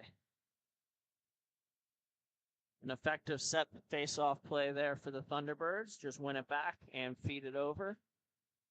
And almost able to capitalize. Schwer wins the next faceoff. Taken by Crummert. Crummert shot is wide. And it'll be taken in the neutral zone by Bird. He'll feed it down low. That's Schwer with it now. Schwer looks around. Feeds Crummert up the point. And Crummert feeds it down low. It'll be taken by Walters. He'll go back up to Bird. Bird with it. Feeds off the boards to Schwer. And Schwer's shot is off a stick and high. And it'll be picked up by the Shockwave momentarily. And it'll be McNaughter with it. He'll feed Medley. And the Shockwave will regain control. That's McNaughter. And stolen away by Bird. Bird backhand pass over. Schwer with it. And a backhand shot is into the glove of Kovacic. A lot of opportunities, definitely, for both sides. I will say it again and again. These goalies are playing great hockey out here today. And we'll have a face-off to the right of Kovacic. Schwer and Zechner in it. And Zechner wins the draw. They'll feed it up to Jacob Roman on the near side boards. Roman walks into the middle and then skates in. Pass attempt is off a skate of Crummert. And number 13, Walters, will take it. Walters fans on a shot. And then he'll look. Skate it around the outside. And a pass attempt is cut off by Zechner. Zechner has it whacked off his stick by Crummert. McNaughter takes it. He feeds Roman on the near side boards. Roman with a between the legs move. And he'll get the puck back and circle through the neutral zone. And it'll be taken by Flannery. And then played around the boards to Crummert. Crummert will just continue it up the boards. And it'll be laid into his own zone by McNaughter, where Roman will take it. And it'll be spinning away from Schwer is Roman. And he'll feed it all the way around and up to Zechner. Zechner with it. Feeds it across his own blue line, where he's pressured there by Schwer. Schwer wins the battle, taken by Fell. Here comes Fell. And a foul shot wide of Kovacic. And it'll be picked up by Scott McNaughter. He'll bring it down the boards and walk into the middle. And he shoots it off the stick of Schreiner and out of play. Good rebound there from Schreiner. And about 6:15 to go here in the second period of this game. The score is 1-0 Shockwave. And they'll win the face-off, winning the face-off for a shot on goal or the Shockwave, taken by Fell. Fell has it knocked off his stick by a couple of members of the Shockwave. And now with it is Torrey Rogers.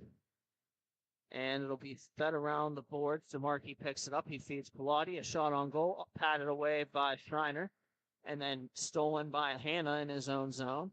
Hannah, his pass is off Jory Rogers, and it'll be taken momentarily and stolen away by the Thunderbirds again. Arena with it. Arena plays Fell. Fell has it well defended at the last second by Bobby Ross. And we'll have a battle for it on the near side boards. Here come the Shockwave. Pilati with it now. He stops up in the neutral zone. He tries to feed it cross rank, knocked down by Hannah, and now Fell picks it up again. Fell, inside-outside move, shot on goal, is sticked away and then covered by Kovacic.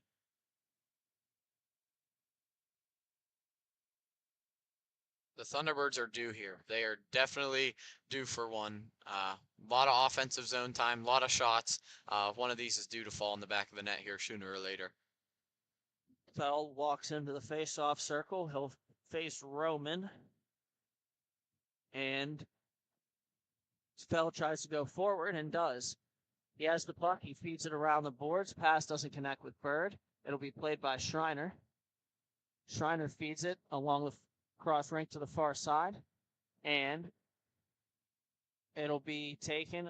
A centering pass by Arena does not connect with Hannah. So Pilati will possess it now, and he'll go to DeMarchi. And he winds and fires off a stick, and I believe off of 22's helmet. That shot was wild. And Pilati picks it up now in his own zone. Give and go with, that is 22. And it'll be fed around by Pilati and taken there by Roman. Thunderbirds making a change. And here come fresh bodies over the boards. Silverman will walk in, pressure lightly. And that is Jacob Roman with it behind his own net. Roman will feed it up the boards. And Pilati takes it, cross rink to Markey. And played away from him by Arena, blocked beautiful. And here comes Arena with it. He'll walk into the middle. And he's going to try a shot. And a save, rebound, and save again by Kovacic. What a play there. He sprawled out and robbed Silverman on the far side. Boy, is he hot. Glove save after glove save, pad, blocker, you name it, he's on it. An impressive game here for sure from Kovacic, one of his finest.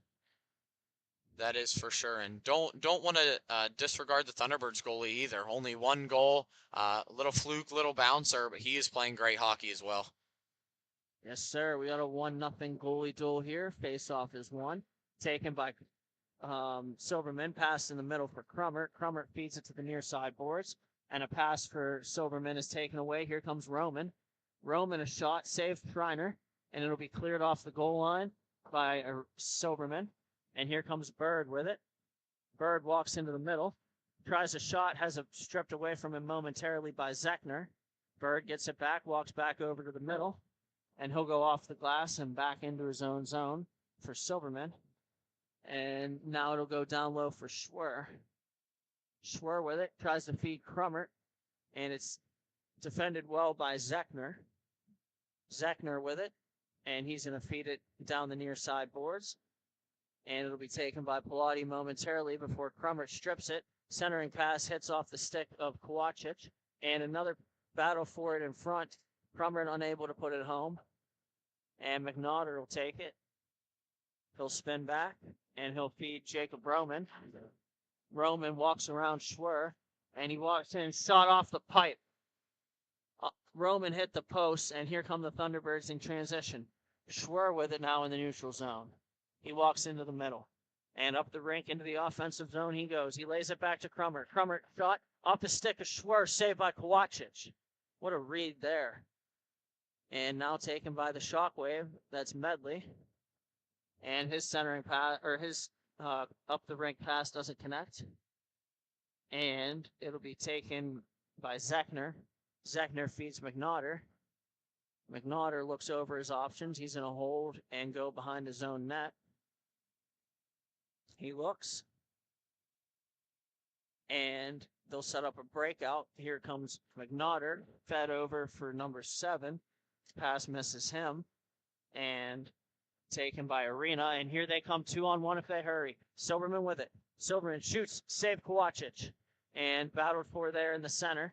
Walters will take it. Walters tries to feed Silverman and eludes him. And it'll be taken by Flannery. Flannery's going to settle things down. And Flannery waits behind his own net. They'll set up a breakout. 30 seconds left, looking like they're trying to get this one last hard final push, trying to make something happen. Flannery headmans to Walters. A centering pass for Hannon doesn't connect. And here comes McNaughter for the Shockwave. McNaughter walks in. And a shot on goal saves Schreiner. And he'll cover.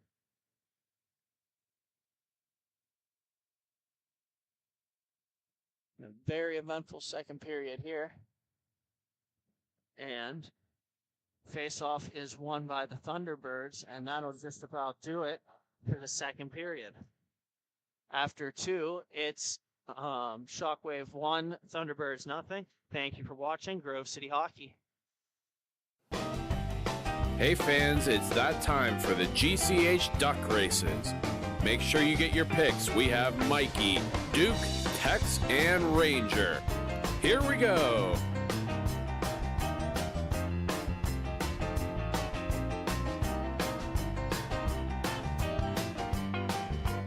And your winner is Duke. Thank you again to Bonus Accounting for sponsoring the GCH duck races.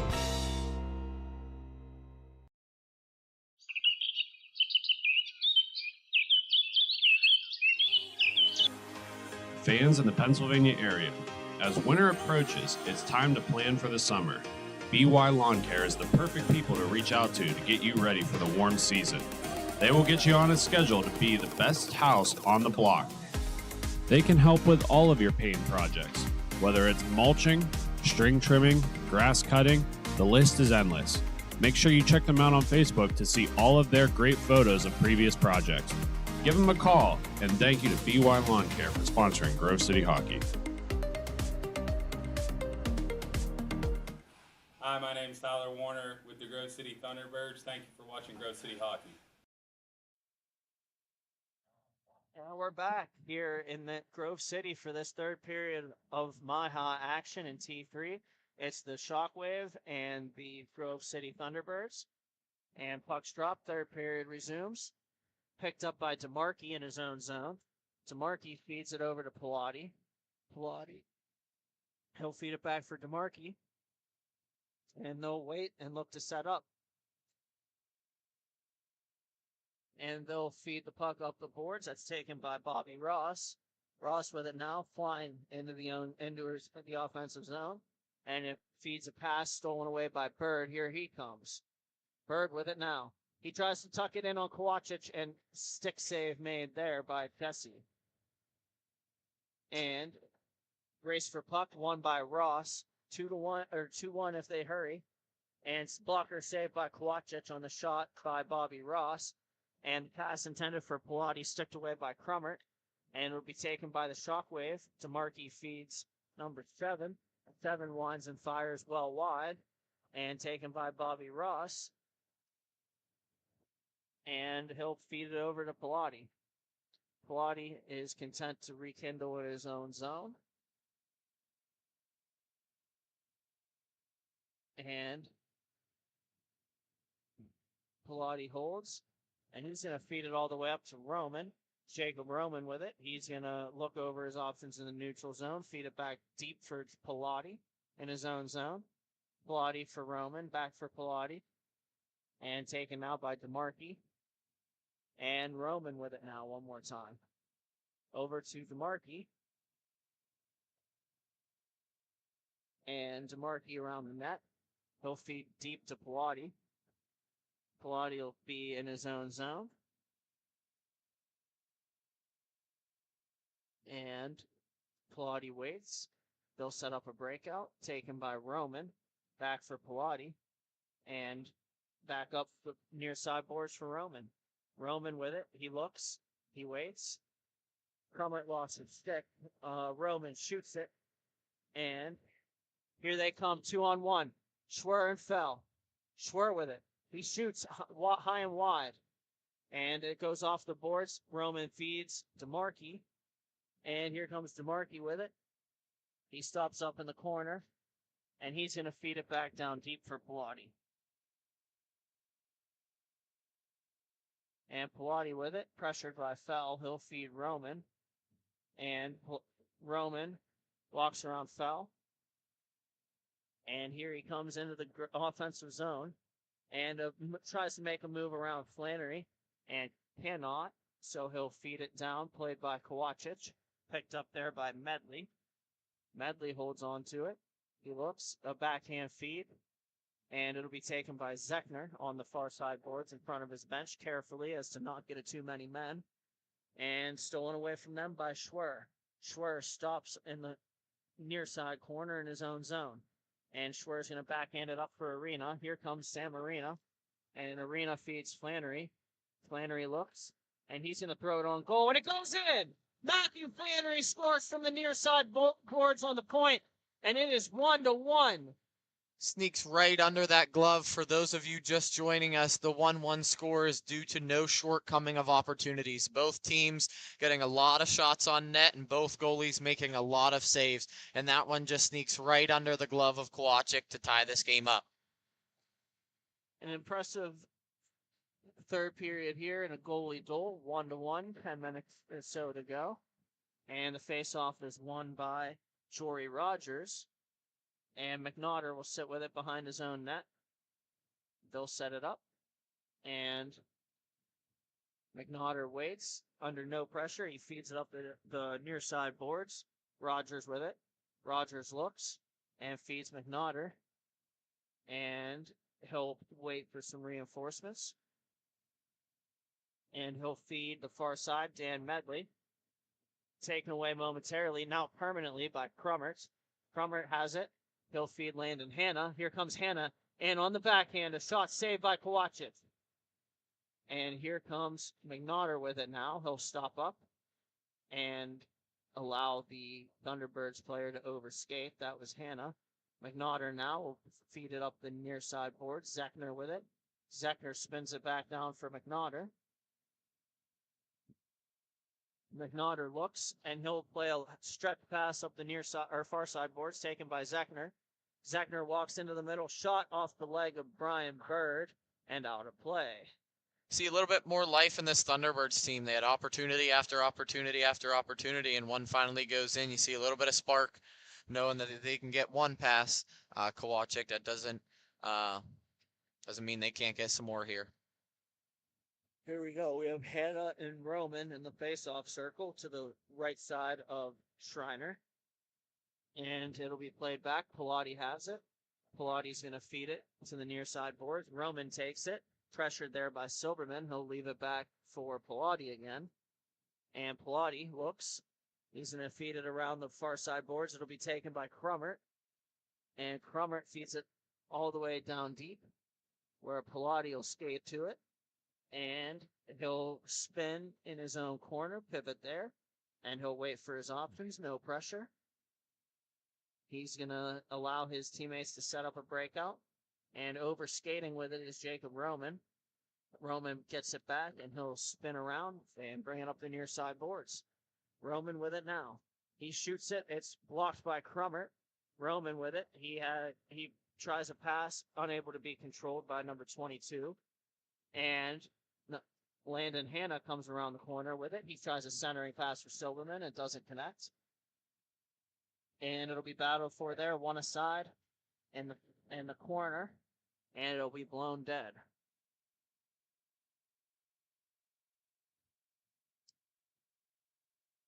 those -3 bettors coming into this game are getting real excited in this 1-1 goalie duel. If anybody was keeping up with the scores yesterday, Shockwave with a minus, I believe, 11 goal differential after yesterday. So those +3 bettors were probably drooling at the mouth waiting to pick that one up, but this one's definitely been a battle. And Fell walks in with it there and can't put it past Kovacic. Fell gets the puck now. He looks to his backhand.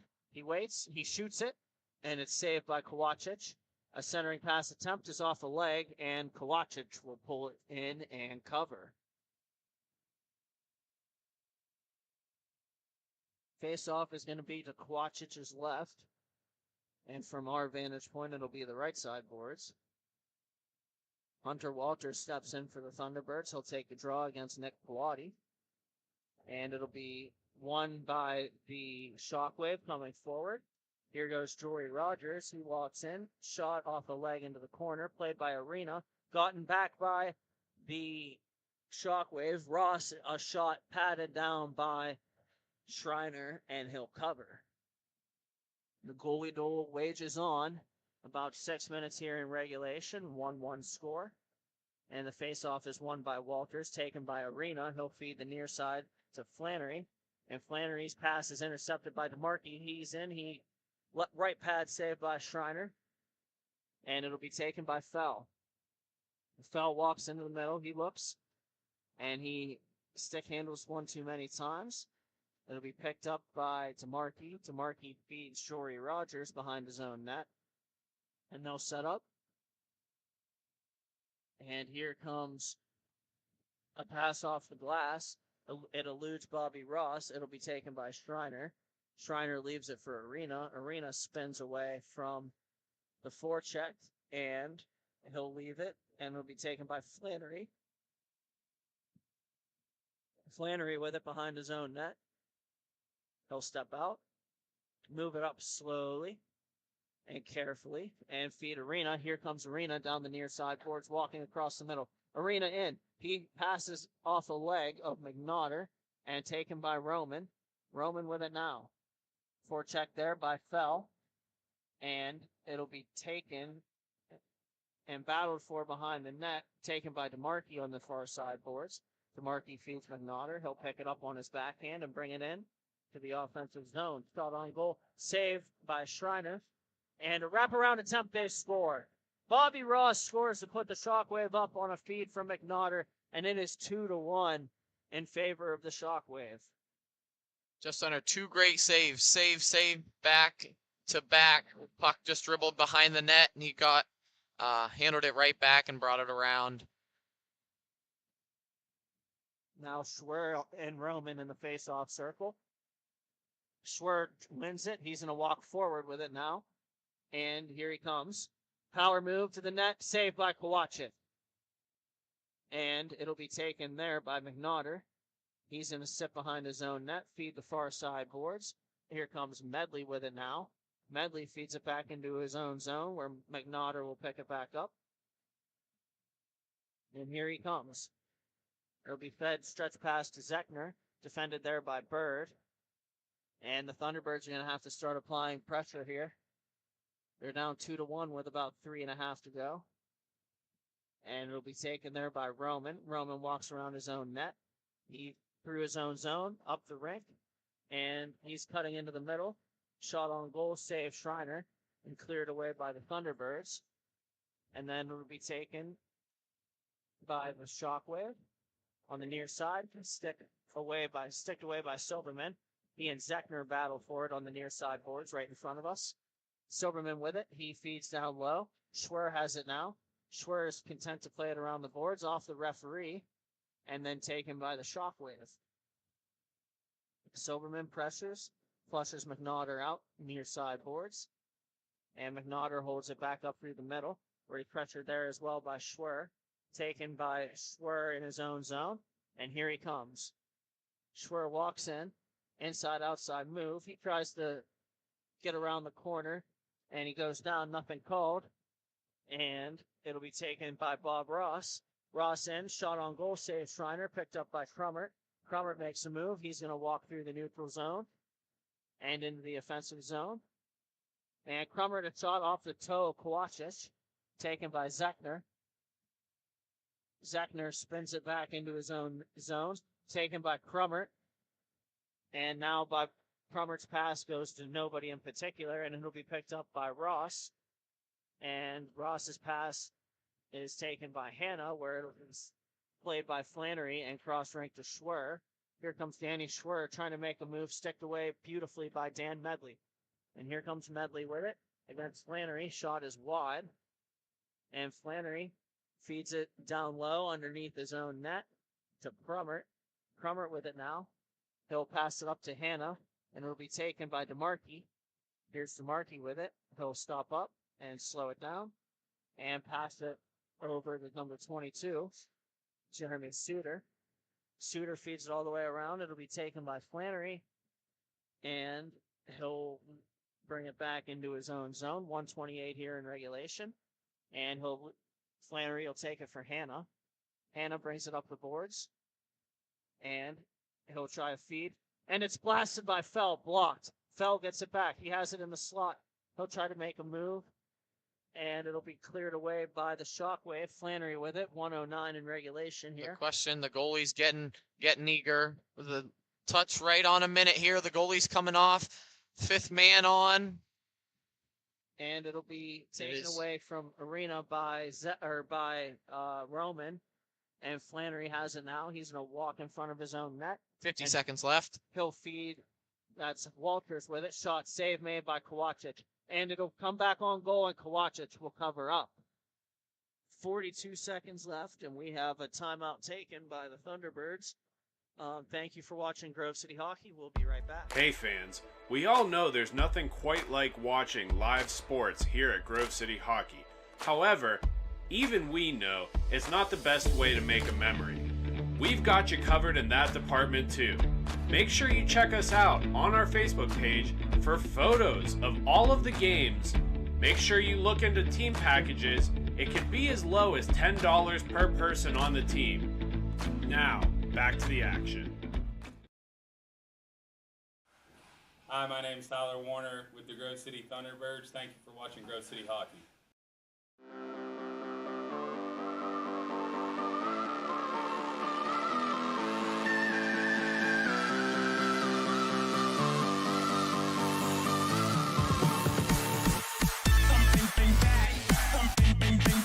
Fans, you already know this, but I'm here to tell you that GCH has more than just the broadcast. Make sure you check in throughout the week for the Grove City Hockey Podcast, presented by Now we're back. 42 seconds remaining in this 2-1 game. This Steel City Shockwave lead the Grove City Thunderbirds in this goalie duel. And the face-off is won by the Shockwave. Pressured there by Hannah. And Roman takes it. And multiple players come in a scrum, and Schwer has it, and Schwer feeds Hannah.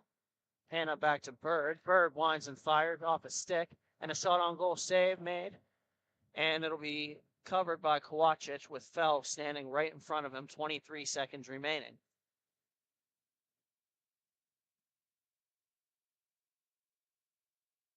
And we'll have a face-off here. It's won by Roman over Fell. And it'll be cleared around the boards, but taken by the Thunderbirds. Schwer with it. And 15 seconds. Poked off his stick. Walters takes it. And Walters brings it up. And he's going to blast it on goal. Deflected wide. And fed in front. Blast again by Walters. A shot. And time runs out on the Thunderbirds here. And the Shockwave advance. They win 2-1. Looked like a completely different Shockwave team today. They went -11, struggled yesterday. They really turned it on today, played quality defense. Jesse played great in net to ultimately lead them to this 2-1 victory. And the final score, 2-1. Thank you for watching Grove City Hockey. We'll be right back.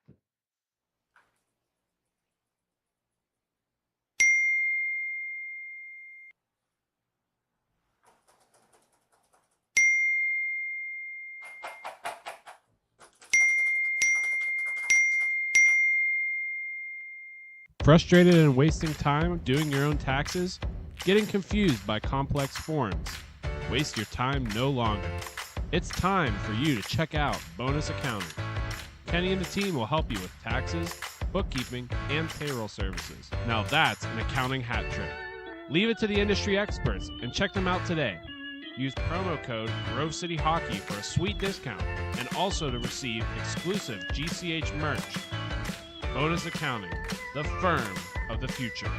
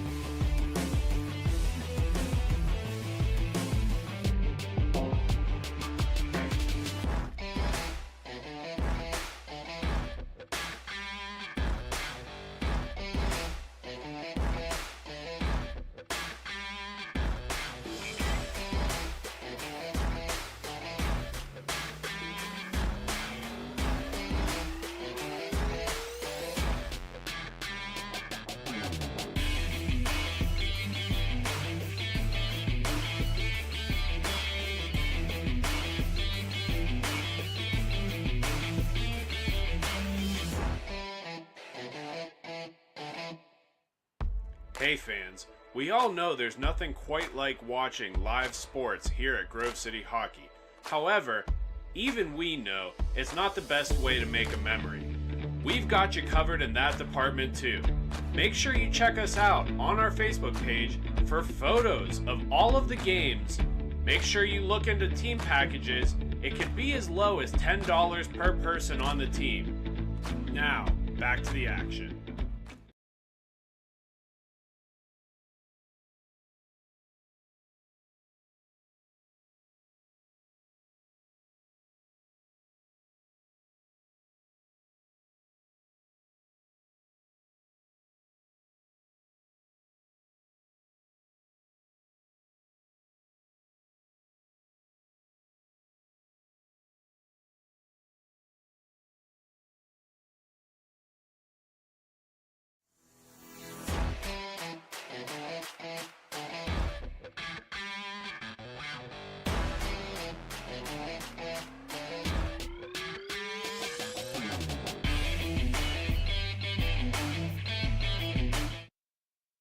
And we are back live at the Grove City YMCA with Colin Corbett, with my good friend Tanner here, and we are about to play some more MIHA action. How's it going, bud?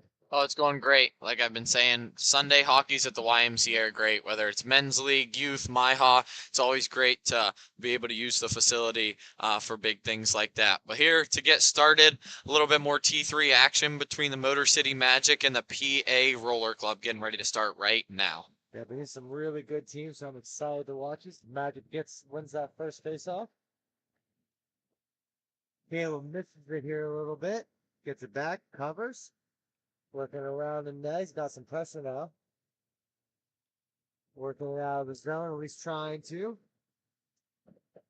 Tries to take a quick shot here. Magic recovers. Morrison with the centering pass. And now PA on the rush. It's over. Oh, misses wide. Match with puck. Trying to find some options here. Oh, this might be a bad turnover here. Oh, PA with it. Oh, and he misses the net wide. Couple good opportunities there, but man, they just got to hit the net. It's early. It is. It is early. These guys coming from all over the place, waking up, trying to clean their hotels, get to that continental breakfast, and rolling in here a little bit later. Got some good rest, right back to some hockey. Yeah, but what a play. But again, another shot wide. Hintmeyer with the puck, dancing it, centers it, back out. Nice work in their own zone here, trying to recollect themselves here. Trying to set up the play here right now. 21 on PA.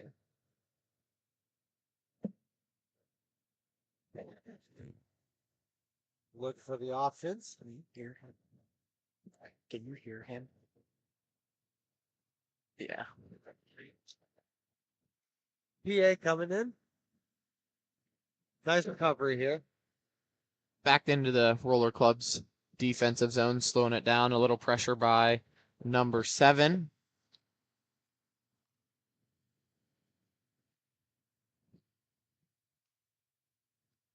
PA back with the puck here. Trying to work it around the offensive zone. Oh, we got a turnover. No, we do not. PA recovers and plays smart play here.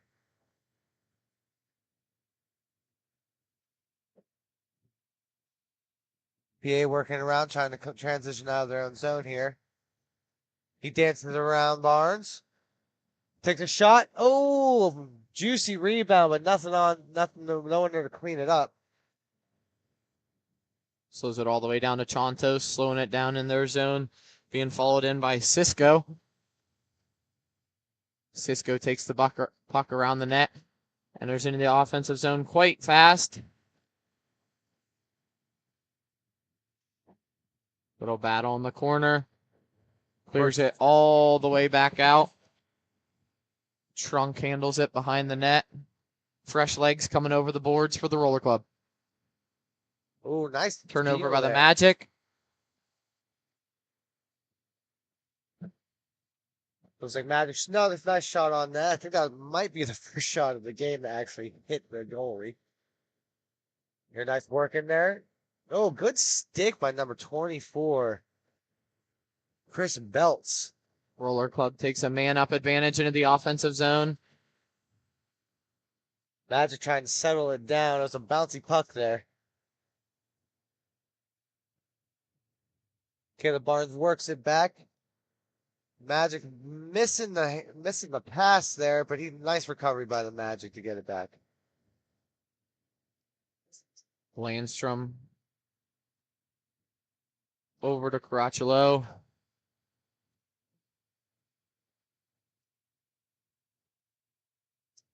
All right, Magic. Number 7 working with a nice shot on that. No one there for that rebound. Caleb Barnes with the puck. Trying to work it back, but turns it over to number 10. Johnny. Shot on. Oh, and that squeezed in for the first goal for PA Roller Club. You play net sometimes, don't you hate when that happens? Yeah, I'm going to be honest. I didn't even see it find the back of the net. He kind of squeezed in there like he took it in the chest. Squeaked right under the arms. Yeah, it's always sad because you know you had it, and then there It was there, and then it was gone that quickly. And that will give the PA Roller Club a 1-0 advantage here with a little under 9.5 left in the first. PA Roller Club assessing their options now. Trunk slows it down behind the net. Roller Club coming in strong. Nice play there. Oh, good stick save to get it out of the harm's way. I mean, that's one way to make sure the rebound goes somewhere else.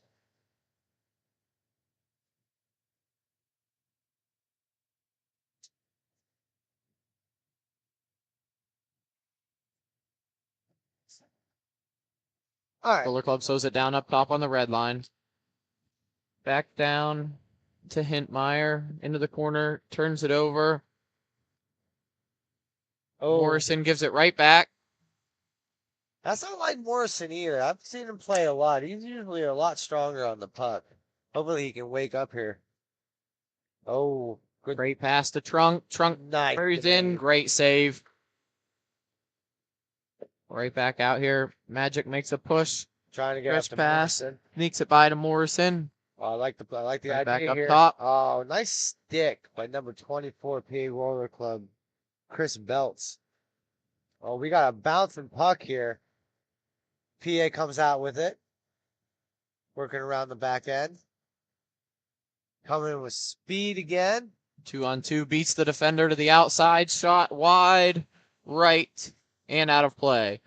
Tell you what, he starts getting that on the net, number 21 here. He's getting Hintmeyer. some goals. Yeah, he is. Roller Club definitely coming in with some speed. I'd like to say they're dominating the offensive zone here, so we'll see if the Magic can get something put together. Well, I think they had a birthday Magic. I believe it was Caleb Barnes' birthday last night, so maybe they're trying to shake off the night before too. And Morrison, one of their key role players, you're looking to see get into some action here to create some opportunity. Hintmeyer works it back around the net. Sussing the option. Stretches it all the way down. Oh, here he goes. There it is. You knew it was coming. He had multiple opportunities. Hintmeyer shot after shot, just missing. And another one finds the back of the net to give them the 2-0 advantage. Jake. We didn't pick a prop for this one, did we? It's a little late. We got to find something that... Oh, we can do last one. And the prop bet for this game, slowing it down a little bit, it is going to be the last goal of the game. So drop your comment right now in the comment section. Which team will score the last of the game, whether it's the winning goal or whether it's up by 1 or up by 6. Who will score the last one of the game? Nice save here. Someone trying to get to it. Morrison contends on defense. Nice work here by PA, just making sure they're controlling the play here. It is all PA Roller Club in this first period here, with let's just say 6 minutes left in the Just under 6 minutes. Yep.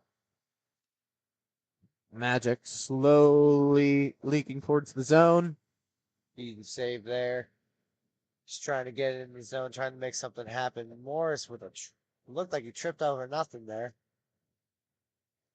Roller Club taking advantage of 2-on-1 now, entering the zone. Shot on save. Rebound behind the net. Magic is doing a good job at getting the puck back, but they got to do something here offensively. Barnes trying to slow it down. Passes to Morrison on the boards. Turnover. Oh. Shot by Chontos. Wide right. Morrison with the puck. Entering the offensive zone fast. They're going for a change. It's a 2-on-1. Oh, nice stick. Great pass. Missed the backhand. Had half the net. Oh, just couldn't get his stick on it. Turns it right back over to the Roller Club, slowing it down behind their net. Morrison hanging his head, knowing they had a great opportunity to put one on the board there. That is heartbreaking. There we go. Number 16 for PA. Misses the net wide. Magic coming out of their zone again. And looking like they could do a 3-on-2 here. Nope. Oh, what moves? There it is. And there it is. Are they going to let it happen? I'm really going to let it happen. I'm curious if they're going to call goaltender interference. They are not. They're going to let it be a good goal. It does not look like they're going to. Mills came in, little handy-dandy, took a little bit of a shove from a Roller player, kind of slides in front. The rebound comes out, and Barnes buries it home. You can see PA pleading for it, but I think a little bit of contact there while he pushed through the middle is ultimately why they let that go. Hey, I'm okay with it. Let the boys play. Morrison with the puck, slowing it down. I like the little chip, but you got to turns it right over to the Roller Club. 2-on-1 opportunity here. Shot there right in the top of the corner.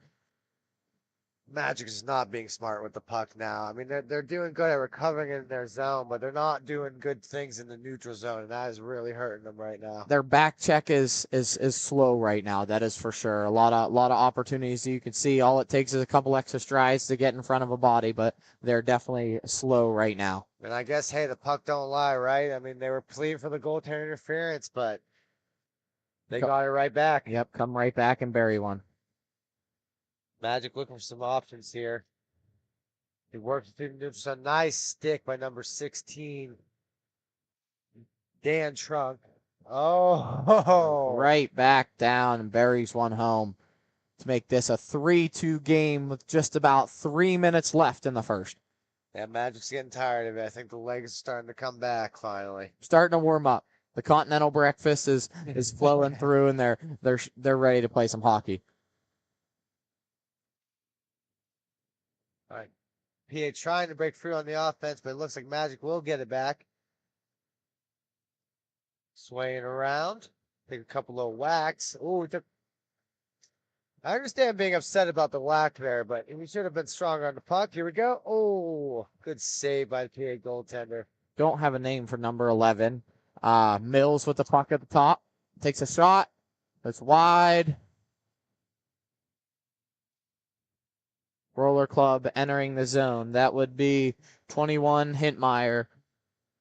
Takes it behind the net. Just surveying. They don't need to rush it. They're up by 1. Nope, slowing it down. Out to Chontos. Back to Hintmeyer. Just working around. Nice play by Magic there. Great stick there by Mills to slow it down. Shot. Oh, right out. Up and out of play. That's another one for us to go find, I guess, there, bud. That's another puck on the locker room roofs that we'll have to collect later today. But we're just under 2 minutes here in the first period with 3-2 game, PA Roller Club. So far, pretty good hockey this morning here on Sunday. PA with the draw win. Working around there behind their own net. Trying to slow it down, set something up here. Nice and easy into the neutral zone. Belts carries it in. Little draw pass. And over to Oh, Trump. good glove save. And a save. Nice save. He saw that all the way, though. Mm-hmm. This will take us to the blocker side of the Magic's goalie. Grimsky for the Roller Club with the win. Oh, he's got base. Oh, he's got some time here. Oh, he just lost it. Couldn't settle the puck down. He is shaking his head. He is angry. I don't have a name for him, unfortunately. Great hustle, creating his own opportunity there, but couldn't quite make it happen. This will be Barnes and Hintmeyer on the draw. Nice little tie-up. Roller Club wins it, sliding over to Belts, bringing it into the zone. Dropped it back to Trunk. Trunk pushes it through the zone. Shot wide left. Picks it back up behind the net, turns it back over to Barnes. He slows it down behind the net with 6 seconds left to play. Will they make a push or will they hold it? Nah, I think they're just going to get out of the first period here. And they are going to call a penalty right before the horn. He is going to get, looks like number 13, Landon Hintmeyer, brother of Nope, you're wrong. 21, Hayden. I think it's going to be on Barnes when we come back. Interesting. It looks like the guest penalty was open here. Thank you for watching Grove City Hockey. We'll be right back. Hey fans, it's that time for the GCH duck races. Make sure you get your picks. We have Mikey, Duke, Tex, and Ranger. Here we go.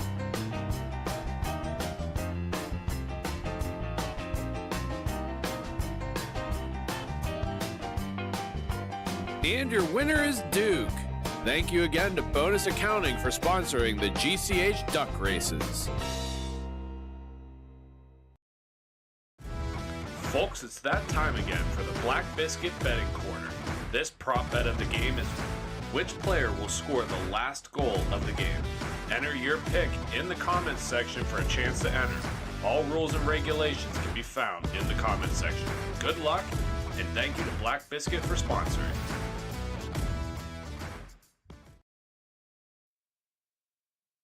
And we are back at the YMCA with MIHA action. We got a 3-2 game, PA Roller Club. And now we're just going to keep on rolling here as they slowly get back to their nets here. So right at the end of the period there, I don't know if you saw, they're actually taking Magic player number 9, Caleb Barnes. Not sure what the penalty call was, but he will start in the box for the second period. So Roller Club will have their power play to start the second. I wonder if he took a little extra whack or something at the player after the play. Roller Club wins the draw. Passes it in to Rimsky. Rimsky's taking it in. Nice move there by Rimsky picks it up. Takes a shot, backside pass. Whoa! What a save by the Magic goaltender, getting over there, making a desperation save. Rimsky backdoor to a backhand. Sliding shot. Goalie kind of makes a desperate dive for the save. Yeah, kind of. He was old desperado over there. Rimsky wins the draw. Shots out to Trunk. Trunk back to the circle. Nice little tip there by the defense. Back up top to Trunk. Trunk with the shot. It's blocked once, blocked twice, and poked out. Back out to Trunk again. It is blocked. That goes to Morrison. Kicks out to the side. Number 11 for the Magic. Slows it down. He's going to take it into the zone. So we must have had Rachelo walks it in. Oh! Loose. Good save by the PA netminder. Trunk's taking it right in. So I'm guessing we Hayden had... Hintmeyer with a shot. Well, I want to find out what the penalty is because Barnes is in the box. I'm not sure. I'm guessing he'd be out at 12. I assume it'll be 2 minutes. He's standing up, getting ready now with 20 seconds. What would be left in the 2-minute play? Pass to the circle. Backdoor to Hintmeyer. Throws a shot on the net. Blocked.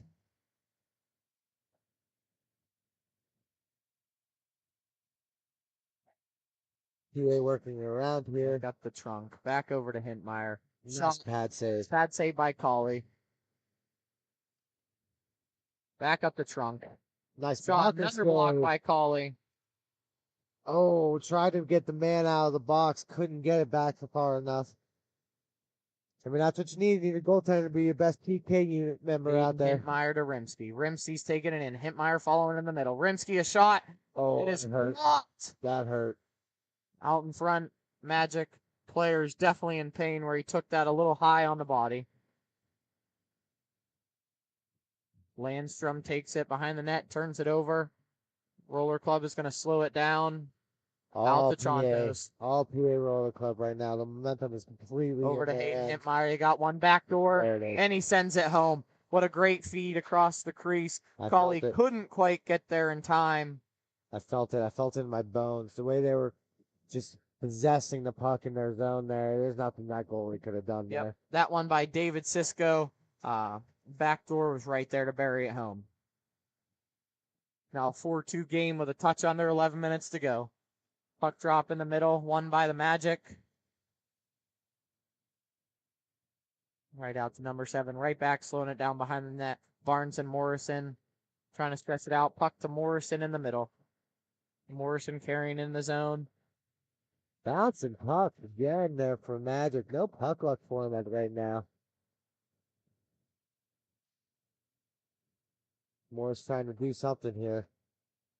Throws it down. Puck comes Oh. back down, gets held up on the boards. Wonder- Magic has the puck, bottom of the circle. Turned over. Number 24, Belts with the pressure there. Belts with the puck behind the net. Passes all the way out to Sisko. Down to Colley. And Barnes picks it up behind his own net.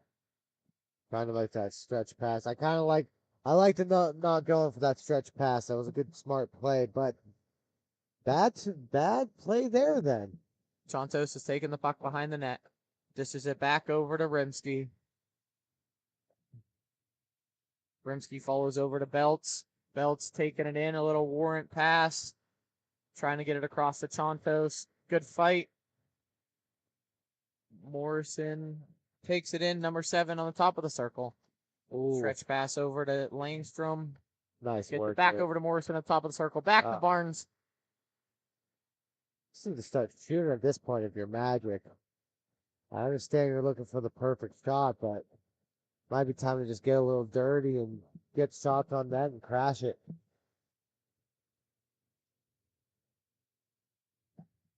All the way back up to Cisco of the Roller Club. Well, roller clubs have got all the time in the world. They're up by 2 right now. 9 minutes left in the second. What's the rush? Cisco drops it over to Trunk. Trunk being pressured by number 7. Ooh, A little stick work there. Trunk still has it. Back over across to Landon Hintmeyer. Up the wall, dumps it into the zone for Cisco. Cisco picks it up behind the net, starts bringing it up the close side of the boards. All the way back to Belts. Belts carries it in. Around Morrison he goes, bringing it into the middle. Shot on, Nice blocked pick. by Cauley. nice stick by him. Nice poke check. Stretch all the way over to Mills. Oh. Mills with the shot. Great defense and covered by Krieg. That is a bummer. I mean, he had it, just couldn't get control of it quick enough. PA player just comes back and just disrupts him just enough for not a good shot. That was a great back check. Mills coming off the bench there, finds an opportunity and couldn't quite bury it home. Number 11 on the draw. Back to Belts behind the net, trying to slow it down. Some pressure here.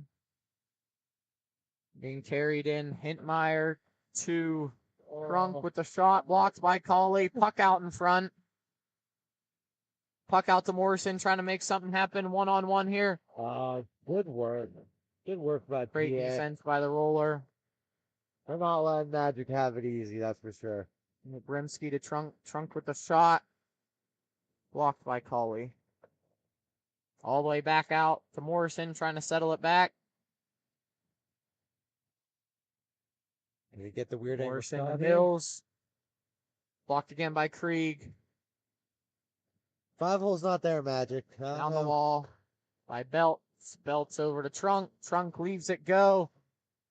Rimsky walking it in. Off what looked like the skate of Cauley. And it finds the back of the net. That's a bummer. It looked like he lost his footing there.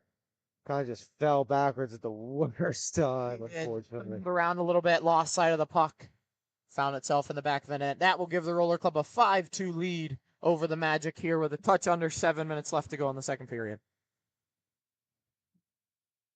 I mean, I just, like, they got to find the opportunities here. They're kind of just going in. They're shooting low. They're only really going 5-hole. The last 3 shots I've seen, it's not there. He's got that locked up. This Belts walking it in. Shot off the post, up and out of play. Well, that was a little ridiculous. Yeah, Colin. As you were saying, it looks like the Roller Club is taking their time. They're establishing possession and walking it into the zone. Where the Magic is just kind of, hey, I have the puck, let's try to walk it in. And they're not quite working as much as a team as we saw them play yesterday. Yeah, and you can't take away from what PA Roller Club is doing either. I mean, they're not letting them just walk it in. They're playing the body well, and they're doing what they need to do. Hintmeyer's shot blocked by Morrison, walking into the zone. Mills trying to chase the puck down with Rimsky down in the bottom of the zone. Rimsky carrying it in. Hintmeyer shuffles behind him. This is Trunk now. Trunk trying to walk it in. Shot up and wide, out of play. I think he's trying to say he didn't touch it, so he might be coming out the center here. Then that is what it looks like the call will be. It's walking all the way out the center. It did not touch Cauley. Up and out it went. How do you feel about these players with the GoPros? I kind of love it. I really do. I think it's cool. I think it brings a new perspective of just watching hockey from the outside. There's a lot of learning you can do as well. A lot of gameplay, a lot of IQ, watching what some of these players can do. It's a great way to learn. Roller Club with a 3-on-2 walking into the zone. Pass across, and it finds the net. Tipped. That was tipped by, looks like crotch low. Gave it a little hop. But they did a great job settling it down and finding the back of the net. That was just textbook.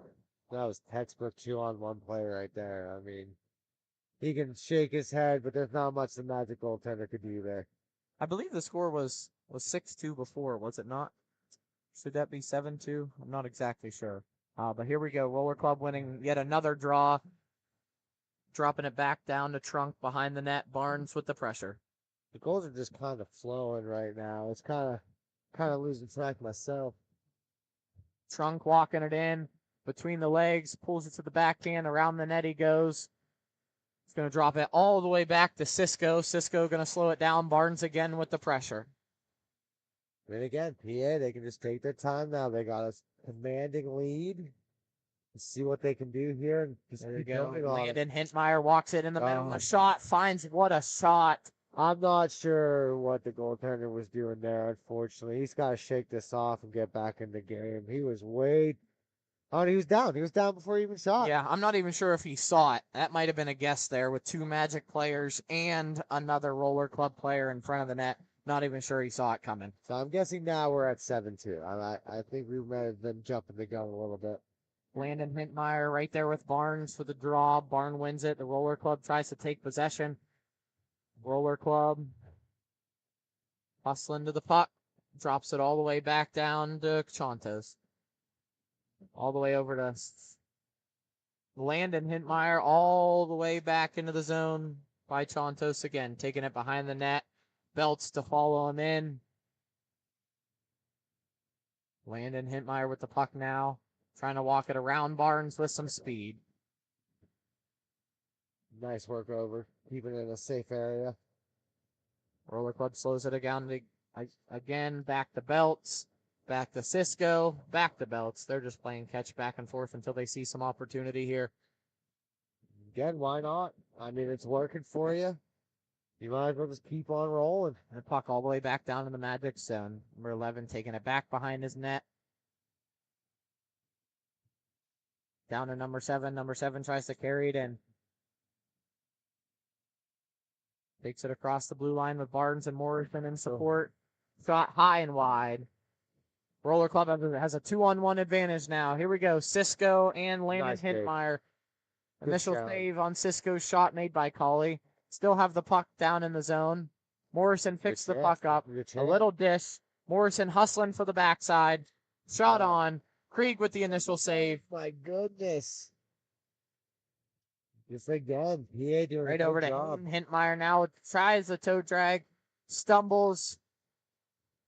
And Caracciolo comes in with Morris on the backside. No shot. Great defense by Chontos. Morrison takes the puck behind the net. Here come the Roller Club. 2-on-2. That was 3-on-3. Cisco walking it in. Pass down to Belt. I mean, the puck moves right now by TA. Wow. Roller It Club is just phenomenal. dominating possession right now. Puck's back out to Chontos. Back over to Belts. Belts with the puck. I hate to say it, Magic is already skating defeated. They need to get back in this game. I mean, there's still a whole third period left, and I've seen crazy things happen. Yes, sir. Hayden Hintmeyer walking Oh, in, and no. another goal from Hayden Hintmeyer. Wow. I don't know. Magic's got to do something to get back in this game. It is now 8-2 with just a touch minutes left in the second period. PA Roller Club dominating here, slowing the puck down, making sure they have control. They're doing a great job. Puck drop, Roller Club loses that one. Oh, He's going to get a high stick call here. I think he realized what he did. He knew he realized what he did. That, you gotta love the sportsmanship there. He knew he whacked him in the face. He was checking on him. I love to see it, you know. Yes. Now that play did result in a goal, so the power play will be null and void. We were sure Bill was gonna get one, but Yeah. Great to see Mills, though. He knew what he did. He stopped. He didn't continue to play. Followed up, made sure he was okay. Scores now 9-2 with 10 seconds left. The puck may not even drop for this last section of the second period. And it will not. The PA Roller Club leading the Magic 9-2 going into this third period. Thank you for watching Grove City Hockey, and we will be right back.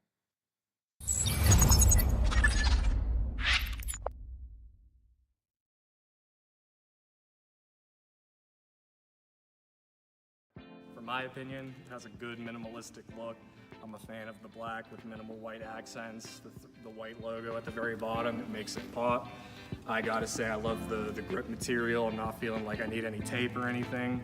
And then honestly, in terms of weight, it's definitely one of the lightest sticks I've used. It has a good pop to it, so I feel like I'm gonna get a lot of good shots off and hopefully less muffins. This copyrighted telecast is presented by Grove City Hockey. It may not be reproduced, retransmitted in any form without the expressed written consent of Grove City Hockey, LLC. We thank you for your understanding and hope to continue to enjoy this complimentary broadcast. To purchase footage, email grovecityhockeyllc@gmail.com. And we are back for third period action here at the Grove City YMCA for another MIHA Championship Sunday. My name's Tanner McCready. I'm joined here by Colin Corbett on the call for this third period. The PA Roller Club up 9-2. Oh, man. I mean, it's been a morning. We're watching some good hockey. It's been a blast. Just got to keep on going here. PA versus Motor City Magic here. Looks like for PA it will be Rimsky, Chontos, Cisco. Not quite sure who there. It might be Landon Hintmeyer. Then here for the Magic to start, it looks like it'll be Mills, Morrison. No, Morrison's sitting. Caracciolo, he is sitting. That would be Landstrom.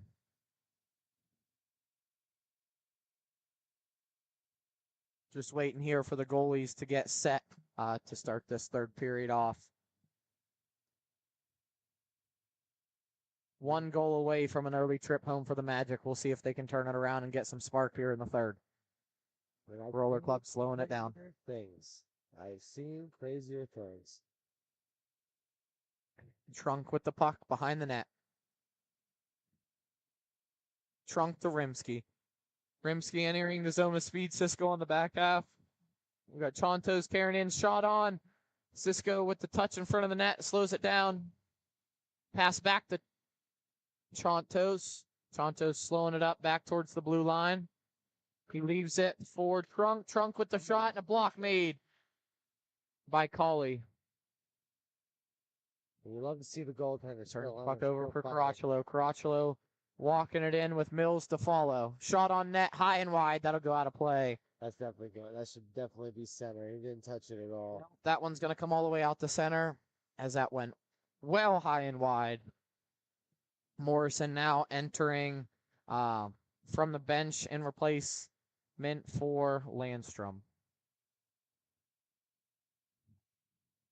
I gotta say, I love these jerseys out here right now. Cisco with the puck following down the wall. Cisco walking it behind the net.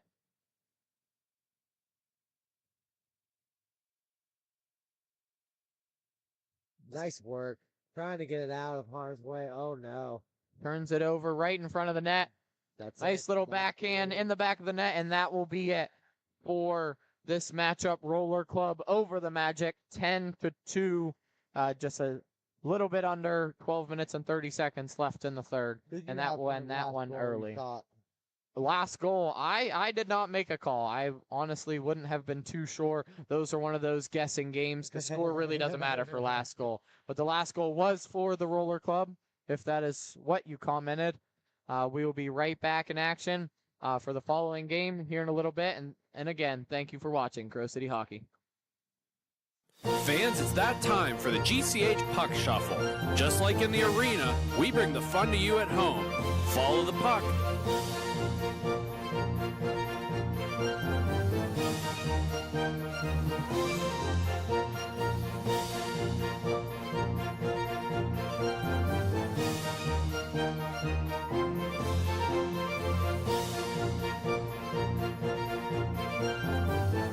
Now, which number is the puck under? If you pick number 2, congratulations. Now, back to the action.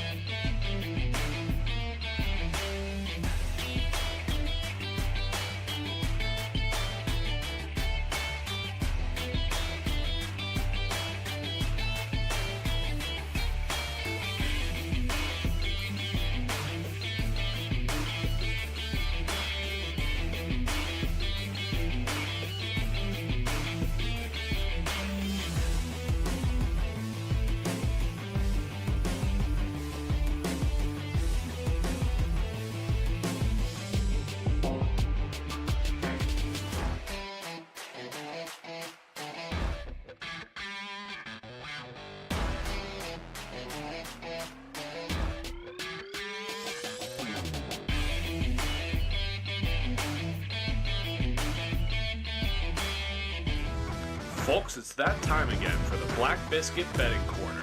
This prop bet of the game is, will the total goals be odd or even? Enter your pick in the comments section for a chance to enter.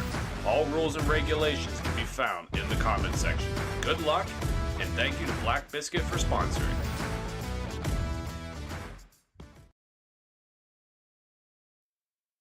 And we are back for some more T4 MIHA action here at the Grove City YMCA. My name's Tanner McCready.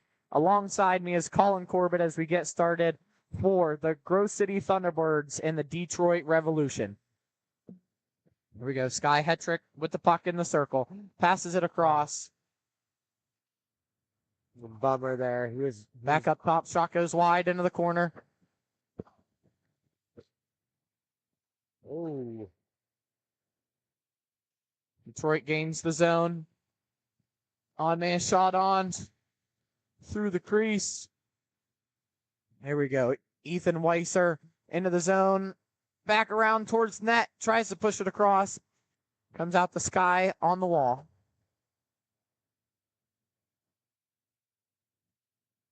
Puck on the top of the circle. Shot.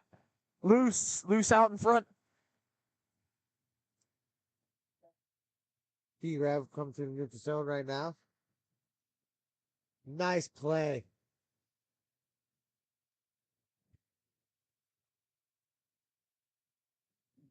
Jared Amick coming out with it now. Dorsey taking time. Oh, almost too many men. Almost too many men. Good work by the Thunderbirds there. Back over to Amick, who slows it down. They're trying to get guys on and off the rink. Weiser leaves it over to Schroenick, who throws a shot on net. Where he gets the puck back under the net. Just scrambles between battle. Vanderdock. Vanderdock back on the puck. Out in front. Post. Mike Johnson with it now. Working his way down. 2-on-2. Out in front of the net. Tries to pass it across. Ooh. Actually, looked like it came through the brace. Vanderdock to Schroenick. Turns it back over to Oh. Heitch with the puck. At the top of the circle. Heitch trying to slow it back down. Back into their defensive zone. Trying to collect themselves as they enter again. Vanderdock with the puck. A shot blocked. Hopefully entering the zone with Mike on his left. 2-on-1. Shot on. Off the post. Mike with the puck. Tries to center it. Copley tries to throw it on. Again. Gims the bottom post. Goalie better be kissing his post today. That is two great sneaky, I should say sneaky shots. Detroit slowing it down just a little bit. Number 17, Heitch gaining the zone. Pass in front. Mike again gaining the zone. Mike Johnson with Tyler Cozen. Little lead pass into the corner. Cozen gains the puck. Shot on. It's loose. Goaltender looked like he wanted to hold on to it. He was doing there for a second. Detroit gaining the zone. 2-on-3. Number 12. Donovan James enters the zone. Loses it in the corner. Good work by Cozen there defensively. Fighting it off. Cozen entering the zone. 1v2 with some speed. Shot on. Deflected. Up and out. For the first stoppage. Face off to the left. Oh, yes. We are going to be prop bet 2 for this MIHA game, which is going to be, will the goals end in an odd number or even? So that'll be the sum of both teams' goals. Will it end odd or even? Please leave a comment in the comment section what you think the games will end. Detroit with the puck behind their net, definitely being pressured by the Thunderbirds. Little flip pass, turns it over to Sam Isacco with a shot, with a rebound. Another shot followed in. Great save by the goaltender, Joseph Alesso, for the Detroit Revolution.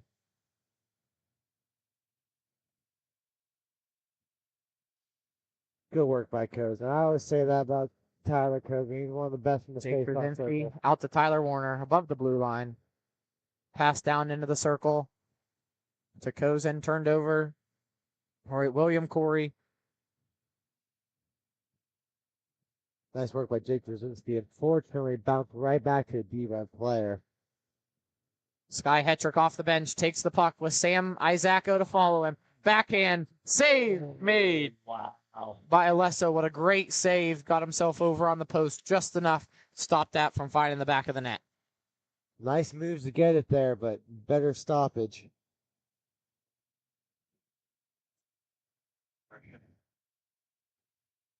Puck drop, win by Sky Hetrick. Sky Hetrick follows it at the bottom of the circle.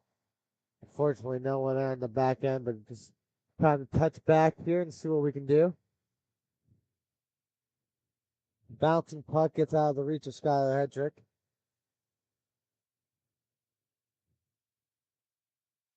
Sky with the pressure on D. Detroit Heitch taking it into the zone, slowing it down just a touch. Pass it to 22 Jay Holland, right back into the zone in the circle. Good work by Thunderbirds, keeping them out of harm's way. Heitch with the puck above the blue line, makes a move, enters the zone, passes over to Holland. Slows it back down again to Heitch. I think both teams just trying to fill each other out. Voigt turns it over to Hetrick. Schmucker gains the zone with a little lead pass. Weiser on the red line. Weiser drops the puck back to Jared. Heitch intercepts the pass. Holland behind the net. Pressured by Weiser.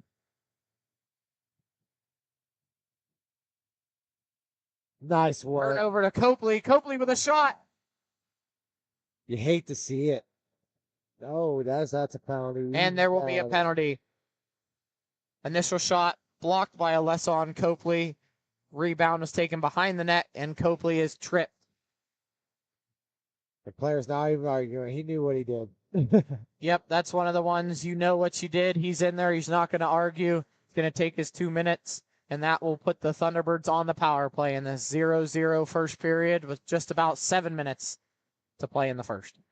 I like the idea here Thunderbirds are going with their lineup here. Smucker over to Amick. Amick skates it out beyond the blue line. Pass over to Kozin. Kozin slows it down with a shot. Rebound over to Schmucker on the other side circle. Ooh, Tipped by Isacco. Saved by Alesso. Oh, the idea was there, but it's better play. And the puck shot out of play by Detroit. What would happen there, bud? Trying to go get that puck out of the net. I almost did. I wanted to. I started to stand up. Puck out to Isacco. Shot! Deflected by a Detroit Rev defender and out of play. You have another face-off in the near circle to Alesso's glove hand. Ooh, nice. Detroit handling the puck in. Shot on net. Nice. Goes wide. Saved by Britton.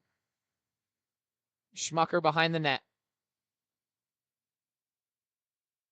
Surveying the scene. Schmucker dancing it in. Isacco with the charge. Jared to his right. Kozin to his left. Kozin with the puck. Shot on and saved by Alesso.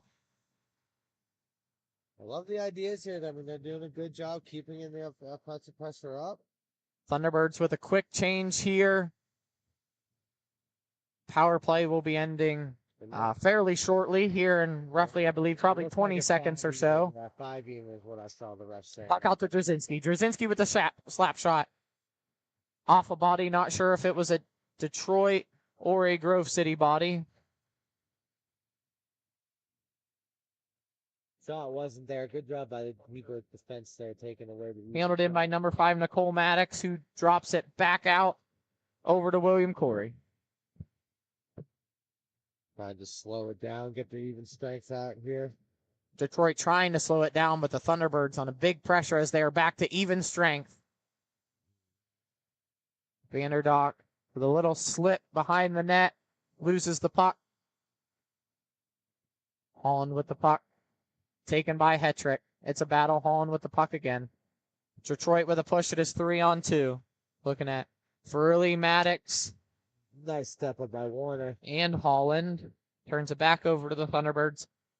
Thunderbirds with a stretch pass. Intercepted. Taken back briefly by Sky. Hetrick.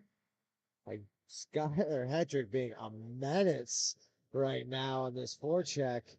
Just Little stumble in the corner. Detroit will have a 2-on-1.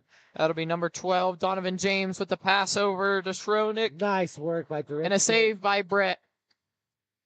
Good work there by Drzynski and Britt. Warner over to Hetrick. Pass and receive. We're going to get a...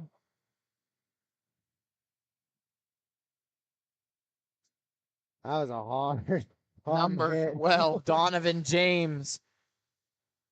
It's going to get for a little hit over right in front of us, right on the boards. That is going to put the Thunderbirds back on the penalty again. Easy call for the ref, too. I mean, Warner didn't even have the pocket and just hitting them, you know? A minute and a half after Detroit fought off the first power play. They are on another penalty kill.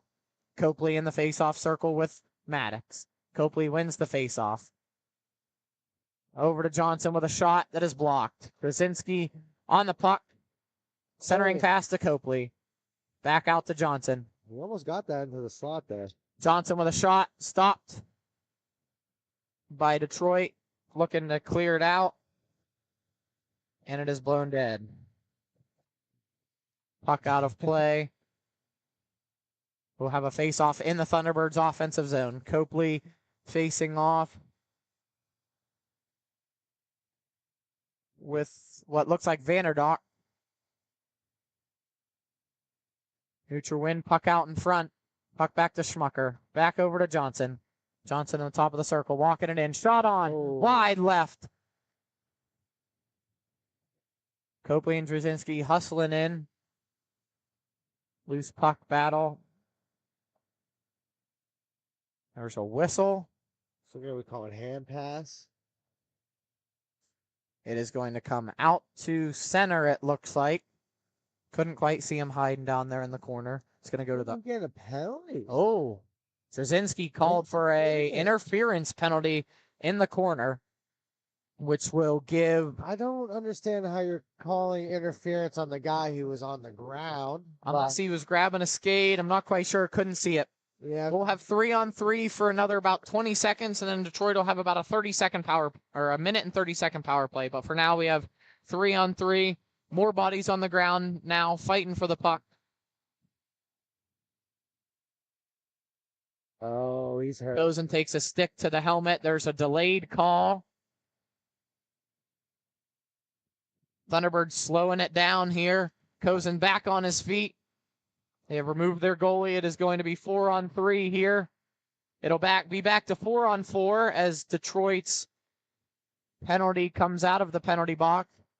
Slowing it down again. Still a delayed penalty. Amick with the puck at the top. Back in his own defensive zone on the other side of the blue line. Passes over to Cozen. Cozen takes it behind the net. Flips it up off the wall. And there's the whistle. With just under a minute to play, another penalty is going to be called. It will be a high stick on Ian Vanderdock.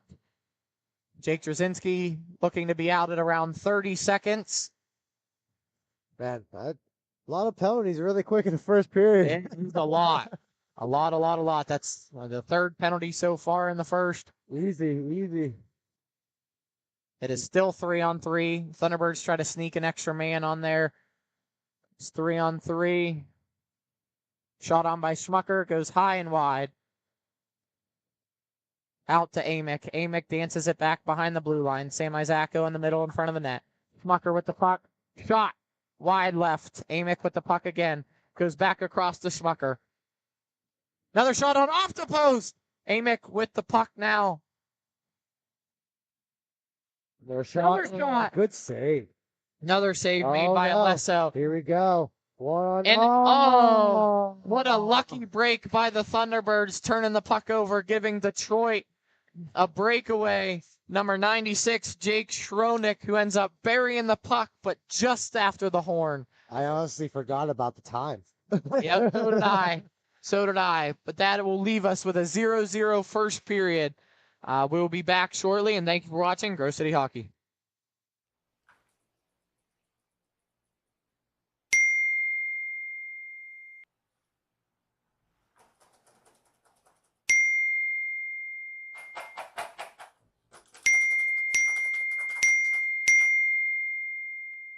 Frustrated and wasting time doing your own taxes? Getting confused by complex forms? Waste your time no longer. It's time for you to check out Bonus Accounting. Kenny and the team will help you with taxes, bookkeeping, and payroll services. Now that's an accounting hat trick. Leave it to the industry experts and check them out today. Use promo code Grove City Hockey for a sweet discount and also to receive exclusive GCH merch. Bonus Accounting, the firm of the future. And we are back. MIHA hockey action between the Thunderbirds and the Detroit Revolution T4. Revolution, my apologies. 3-on-3 hockey right now for about another 3 seconds, and the Thunderbirds will have a power play. Thunderbirds 4-on-3. Schmucker at the top, walking it in. Stretch pass to Hetrick, gone wide around to Jasinski. Jasinski battling on the boards, out to Copley. Copley in the red line, out to Schmucker, back to Copley. Copley with a shot, right into the chest of Alesso. Little laughter between Jake Drzezinski and the D-Rev goaltender right now. Face off to Alesso's blocker side, our close left circle. Nice. Future win, out to Schmucker. Schmucker with another shot right into Alesso's chest. We'll have another face off of the same side. Nice little work by Drake Drzezinski getting in there and just tapping it back for Shuckers. Thunderbirds with Shucker, Copley, Drzezinski, and Hetrick. Detroit Revolution with Maddox, Cernak, and I cannot see who the third player in front of the goalie is at the moment. Schmucker leaves it for Copley. Home. When Copley is at that point, he needs to wind up and shoot that. That guy's got one of the hardest shots I've ever faced. Hetrick with a shot off the pad, back to Copley. Copley over to Shucker. Back to even. Revolution, pick it up, walking it into the zone. Number 92. Nice work Big by boy Copley. with the stretch. Copley walking it into the offensive zone. Fighting hard. Wants to make a move. Stretches it all the way down to Boyk. Boyk fighting for it. Pass over to Shucker. Shucker tries to stretch for Hetrick. Intercepted by Cernak, but makes it way back to Shucker. Weird little bounce. Cernak with Hetrick on the wall. Oh, Hetrick tries for a shot, pushes it behind the net. Copley with the puck. All the way out up top to Drzezinski. Drzezinski winds up for the slap shot. Gets deflected. Number 92, Boyk. Oh. Revolution. Maddox with the puck, walking into the blue line. Followed by Boyk. Shot by Maddox. Off the handle of Brandon Britton. Right. You see him rubbing the handle. He says, thank you very much, because that was destined for that top corner if he didn't get a handle on it. I always feel like a ninja when I make one of those kind of saves, you know? Definitely not on purpose, but definitely not. Like a Jedi. Yes. Not on purpose, but not any less appreciated. Gotta show love. We gotta show love as a goaltender. Puck with Heights, drop back to Holland. Holland trying to slow it down, pressure by Kozin. On the blue line, James tries to walk it in. Lucky no, ref wasn't paying attention. Little bit of a hook there, possibly. Sam Isacco trying to walk it into the zone. Takes a little hit into the boards here. Kozin trying to work it alone. Gets bodied up. Good battle. Good battle. Thunderbirds almost out with it, but a one-on-one cover. One-on-one. Warner with nice work with the stick by Verrilli. Warner, good defense on Verrilli as he was coming in with some speed. Kozin trying to slow it down. Loses the puck a little bit. Good recovery, though. Passes across. Warner Kozin with the puck. Sam following it in. Sean Heights. All the way over to Holland. Holland passes it to Verrilli. Verrilli tries to walk it in with the backhand. Shot on. Pad save by Britton. I think that was more or less just get a shot on that, boys. Puck drop back into the zone. Picked up by the Thunderbirds. Stick goes flying up into the net. Yeah, I thought they were going to call. And we will get a call on Tyler Warner. I believe that'll be Tyler Warner. That stick was up there. Flying. But it is raining penalties here at the Grove City YMCA, as that is the 4th penalty in just under 20 minutes to play here. Detroit Rev will have a power play opportunity with Maddox, Heitch, Corey, and Boyk. Sounds like 7:18 at the time of penalty expiration there. Boyk to Corey. Corey back to Boyk. Walks it in a little bit. All the way down to Maddox. Maddox back up to Boyk. Shot on, saved by Britton. Good work by D. Back to Boyk. Back over to Corey. Corey back to Boyk. Top of the circle. Walking it in. Shot on. Loose puck. Initially saved by Britton. Went loose for seconds. And Britton covers it back up. Yeah, that's all it takes in this game. Is seconds of a mistake for you is another team's fortune. Gonna make a Thunderbird change. Copley here. Detroit Rev stays the same. And a clear for the Thunderbirds as you have Drzezinski, Copley, and Shucker out for the penalty kill. Corey walking it in. Over to Boyk. Boyk back to Corey. Corey back to Boyk at the top of the circle. Boyk down to Maddox. Maddox back up to Boyk. Shot on. High and wide. Britton might have got a piece of that. Drzezinski walking it in 1-on-1. Trying to get a shot. Tries to drag it between his toes. Poked out by Corey.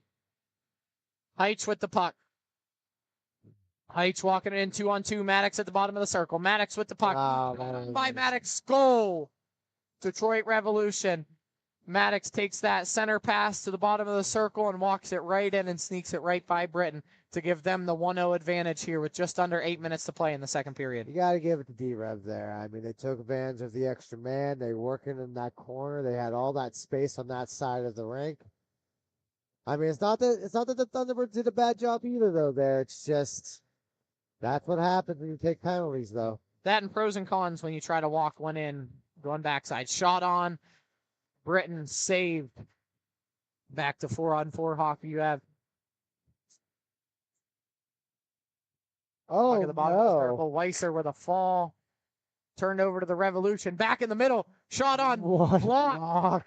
What a block. Is that No, Nope. Shucker laying himself on the line, putting himself all the way on the ground for that puck. Detroit Rev. And a guy back behind the defense. Score! You gotta watch that guy behind you. I don't know why he's just sitting there. He was behind the defense the whole time, took a stretch pass, walked it in, and snuck it 5-hole under Britton to give them the 2-0 lead against the Thunderbirds with 6:40 left to play. Defense has to be paying attention. There's no offsides in this in line. You know, they can cherry pick all they want. If you're gonna let them, that's what's gonna happen. Holland with the puck, trying to slow it down a little bit of pressure.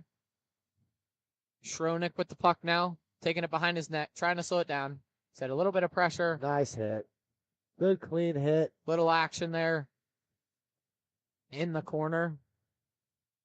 Schroenick with the puck, as well as for Donk and Holland. Puck deflected, broken stick. That's not a cheap date right there, I tell you what. Yeah, I'm dreading the day of my stick breaks. Yeah. A twig breaks, you can't pay the mortgage. It is what it is. Sometimes it happens. But that one, that is a tough one. I like that one. I like that. I have to make a shirt for that one. Break the stick, can't pay the mortgage. That would be a good one. New shirt ideas. Here we go. Oh, rush. Cozen on the hustle, trying to get to loose puck. D-Rev with a one-man advantage until he hustles back into the defensive zone. Cozen on his back, shot on. Nice save by Britton. Blocker save by Britton. Zacco dumping it back of the net to Drzezinski. Drzezinski on the rush, slows it down just a touch. That's what they need to do now. They need to relax. They need to calm it down. They're trying to push a little too hard and not Zacco biting height up against the wall. Holland with the puck now. Cozen takes it away, back to Drzezinski, slowing it down, pressured by Virilli. No pressure, still hanging out. Just trying to play it up here, looking for options. Trying to figure out which side. He's just kind of backing off, waiting to see if Drzezinski will bring it to him. We got Isacco Kozin and Amick on the rink now. Isacco bringing it in. Turns it over. Come on. Baza. James gets the puck. Shot on, blocked by Britton. A lot of evil wobbles. A lot of people just falling. I guess the rink's just tripping people up. Kozin hustles to a loose puck, follows it in the corner, has Amick in front of the goal. Pass to Amick. No. Good Missed shot. opportunity on the backhand, just off the tape. That's what they need right now. It's what Thunderbirds need to do to get back in this game. Is just look for those missed opportunities for the other team. It's only 2 goals. It happens. Shot by Kozin. High and wide. Back down to Shucker in the defensive zone. Shucker walks it in. Walks one more. Top of the circle. Shot on. Deflected by Holland.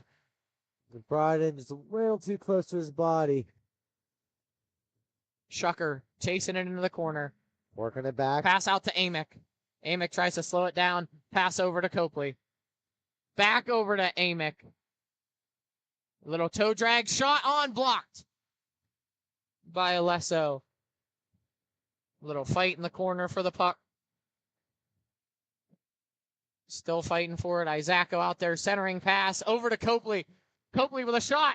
Oh. High of the There net. it is. What you gotta do sometimes, get those shots on net, find those dirty goals, clean it up. You're down by 2. Now you got just a 1-goal game here to tie it up. There's a whole new one. Shot goes high from Copley, off the backboards, trickles in front, goalie lost sight of it. Sam Isacco follows it up and finds the back of the net, which leaves us with a 2-1 score. Detroit Revolution slightly edging over the Thunderbirds with 3 minutes to play. I mean, it's going to come down to discipline here. I mean, that's a problem that happens for most of these teams. I mean, we saw these teams play each other yesterday and go into a shootout. So, I mean, 4 penalties in the first is also a wild card because anything can happen on the penalty. Thunderbirds pick it up behind the net. Chip pass too far for Warner. Revolution with the puck. Dances all the way back over to Cernak. Cernak with the shot. Nice save. Saved by Britton. And up and out of play for the Revolution. We have Corey. Cernak. And if we say any of the names wrong, feel free to correct us in the comments. So we will get it right, we promise. Good save by Britt. Pad save by Britt. Cernak puck out front. Oh, missed opportunity. Puck back out to Corey. Corey dumps it back in. Krasinski with the puck. Back out to Cernak. Cernak with the puck. Just tries to touch it in front. Vanderdock. Thunderbirds have a 3-on-2. Shucker hustling it in. Tries to center it up. Another battle in the corner. I hope you can see that battle because unfortunately it's in my blind spot. Yeah, these corners are in both our blind spots from here.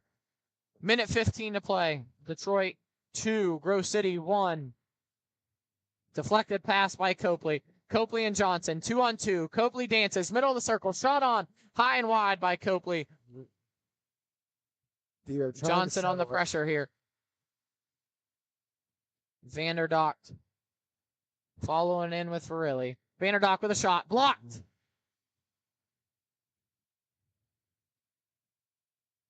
Hetrick with Johnson. Johnson edging, 2-on-1. Across to Johnson. Oh, wow. Saved by Alesso. I can't believe he got a foot on that. Save.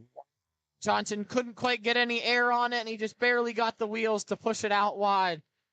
James walking in, shot high and wide. Nice. Pass out, 30 seconds to play. Drasinski and Hetrick. Hetrick walking it in, shot on, loose. Oh. Another shot by Hetrick. Tried to get his own rebound. All the way back out to Warner with 14 seconds to play. Warner behind the net. Tries to pass it through. 8 seconds. Hetrick's just walking it behind the net. Looks like he's content with taking us into the third period. We got a good game here. 2-1 Detroit Revolution. I mean, both teams are playing so hard. I can't wait to see how this one finishes out. Period. I mean, it could go anywhere. Could lead into a shootout, but we'll be right back. And thank you again for watching Grove City Hockey. Have you let office hygiene get away from you? Place of work starting to stink? It's time to call MagiClean. Windows? Check. Washing? Check. General cleanup? Check. Now that's a Hattie. Reach out for your free consultation today. MagiClean. Keep the cleaning to MagiClean. This copyrighted telecast is presented by Grove City Hockey. It may not be reproduced, retransmitted in any form without the expressed written consent of Grove City Hockey, LLC. We thank you for your understanding and hope to continue to enjoy this complimentary broadcast. To purchase footage, email grovecityhockeyllc@gmail.com. And we're back, ready to start the third period. Detroit Revolution 2, Grove City Thunderbirds 1, and a neck-and-neck back-and-forth matchup we have here at the Grove City YMCA today. Puck Nice drop. tie up. D-Rev comes out with it. D-Rev slowing it down. That'd be number 17, Sean Heitch. Heitch behind the net. Passes to Holland. Holland walking it in, followed by James. James takes the pass. Shot! That's unfortunate, but Couldn't have drawn it up any better. Walks it into the zone, passes it over to Holland, untouched, and he has the whole side of the net to work with, giving them the 3-1 edge on the Thunderbirds right now early in the third period. Another face-off won by Detroit. Heitch slowing it down, trying to make his way to the back of the net. Passes it across to Holland. Holland followed by James and Virilli. Turn it over to Hetrick. He's hurting a little 2-on-2, maybe even 2-on-3. Detroit hustling. Hetrick battling for the puck. Out to Drzezinski. Drzezinski with a little spin. Loses one. Shot on. Blocked. I mean, that's Pass back over to Drzezinski. That's what T-Bird need to do right now. Turns it over. 2-on-1. Pass across. Nice Great back work. check by Drzezinski. Wow. Loses it up top and hustles back. Shot on by Holland goes high. You can definitely tell D-Rev was not ready for that stick to be there. He was not. He came out of nowhere. Maddox fighting on the boards. Puck goes all the way back. Heitch takes the puck behind his own net. Holland right in front of us and Boyk on the other side of the red line. Pass all the way down to Maddox. Holland picks it up. Shot. Saved by Britt. And Britt's having a solid game. I mean, he's getting beat on good plays. Can't really fault him too much on it. Kozin and Boyk for the face-off. Won by Revolution. It's really going to come Goes down from Corey. He's playing a little smarter defense here. T-Bird Not taking keeping it. the puck. Sam Isacco and Drake Drzezinski on the push too. Shot by Isacco. That is Isacco's second of the game to pull them a little bit closer to the Revolution. 3-2. What did I just say? Strong defense, shoot the puck. That's what they did. Look at that. Alesso couldn't quite get down quick enough to stop that from going the 5-hole. We got the puck drop here, scored 3-2. Slight edge by Revolution. Win by the Thunderbirds. Puck to Warner. Big pressure by Revolution. All the way back to Kozin. Kozin at the top of the defensive circle. Kozin taking it in. Crosses the blue line. Pass in the middle to Shucker. Shucker shot to the back of Maddox. Shot again. Maddox took that shot right behind the knee pad. She's scrambling to the bench. Save made by Alesso. She is hurting. There's no padding there. That one did. Yeah, you don't have shin pads on the back of your legs because there's no shins back there. But she took that right to the back of the knee, and that could not have felt good. She hustles to the bench. Couple fresh legs for the Revolution. Oh, that's a Puck drop. stinger. Wing by the Revolution. Kozin fighting on the boards. He's fighting Cernak for the puck. Revolution just tries to dump it out. Nice work by Thunderbirds. That'd be here. Vanderdock. Isacco with the puck again. Another shot on loose puck. They are waving it off. They are waving it off. How are you going to wave that off when he got hit by behind? It looks like Kozin got pushed into the goalie. I'm not even sure if the puck is in, though. They were pointing, but he was waving off like the puck wasn't even in the net. I'm not even sure. Maybe it wasn't. I mean, we don't have the greatest view, but if Nope. that's the most interesting goaltender interference call. All right, they're calling no I'm not goal. sure. They made it. For all the arguing, they're saying it was in. Revolution arguing the interference. Thunderbirds arguing the opposite, despite Kozin seemingly getting pushed into the goal. Nonetheless, it is still 3-2 with just under 10 minutes to play in the third. Face off between Kozin and Vandergrift.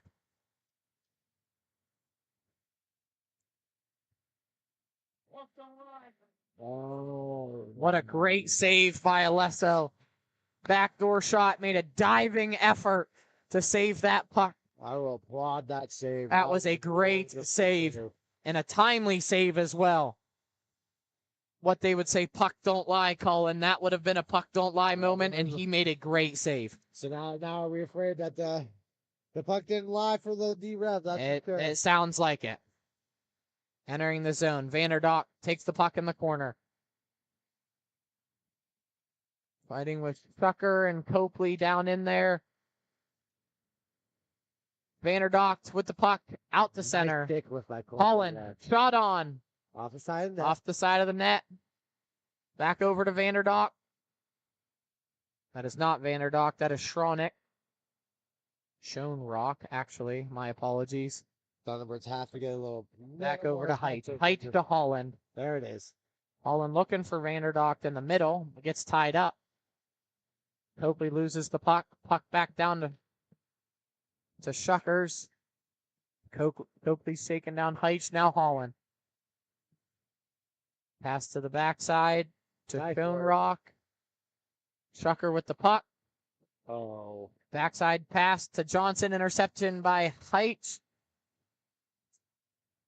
I know Thunderbirds are down by 1 right now, but they need to slow it down. They're overskating the puck.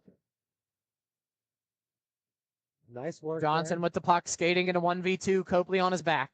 Shot high and wide. Blocked. Blocked. Upper body. Give it to Amick with the puck. They're sacrificing themselves. Yes, they are. Right now. But that has been the difference. Sacrificing themselves could be the difference between these handful of goals. Little tied up here. Mike Johnson with the puck at bottom of the circle. Takes it around the net. To the middle. Copley almost with the goal. Another great save by Alesso. Johnson fighting for the puck. Pushes it behind the net. Cernak tries to dump it out to who looks like James. Holland misses it. Out to Shuckers. Fresh legs coming on for the Thunderbirds. Still Shuckers and Amick. Looks like Weiser is coming on with Hetrick. Pass still out to Shuckers. Shucker walks into the circle, gets poked out. Boyk with the puck. Being chased by Hetrick. Squared off by Amick. Hetrick really trying here on the back check. Just under 7 minutes to play. Still 3-2 game. Boyk fighting for it. Out to James. James takes it behind the net.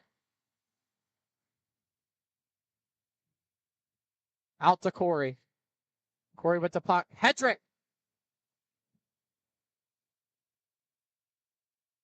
Another save by Alesso. There was that half second that the puck could not settle for Ethan there. It was a turnover by Height. Went to Sky, back to Weiser, and Weiser couldn't quite get anything on it.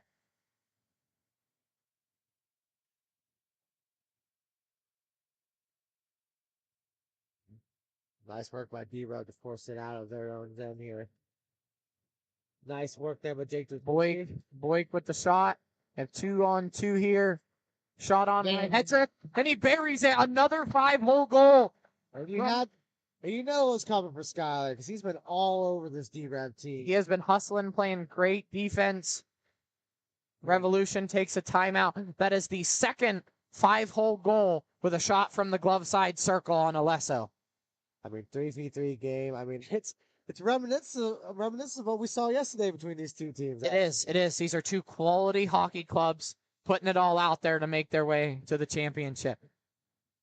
I mean, it's anybody's game. I mean, it's always felt that way. I mean, no one's really gone away with this game yet. I mean, it's been back and forth, back and forth. Also, reminder, we got even goals now, so odd one more goal to finish it out. It's making the odd number goals looking good for this prop bet for this game. To make sure you leave your comment, even though we only got 5 minutes left, still throw a comment in there. Where this game going? I think it's probably going to be odds. Back and forth, back and forth. We will see as the puck gets ready to drop here. It looks like Cozen and Schoenrock for the face-off. Face-off win by Revolution. Back to Holland. Holland to Height. Height up to Vanderdock. Brzezinski with the puck. Passes it up to Izako. Izako and Cozen take the zone. 2-on-2. Warner on the little bit behind. Warner up the middle. Poked out by Alesso. Back to Izako. Being chased in by Vander. Oh, no. Nope, that's Schoenrock following up Drzezinski. Drzezinski tries to walk the puck in to Izako. Drzezinski follows the backside. Cozen, top of the circle. Drops it off to Warner. Warner on his defensive side blue line to Drzezinski. Oh, bad bounce, bad bounce. Misses it off the boards. Holland takes it behind the net. Holland drops it to Heitch. Just under 5 minutes to play in this 3-3 hockey game. Heitch up to Vanderdock. Vanderdock to Schroenrock. Tries in the middle. Intercepted by Izako. 2 goals this game. Looking to make it 3. Drives up into a 1v3. Shot on. And it's saved by Alesso. Swallows it up.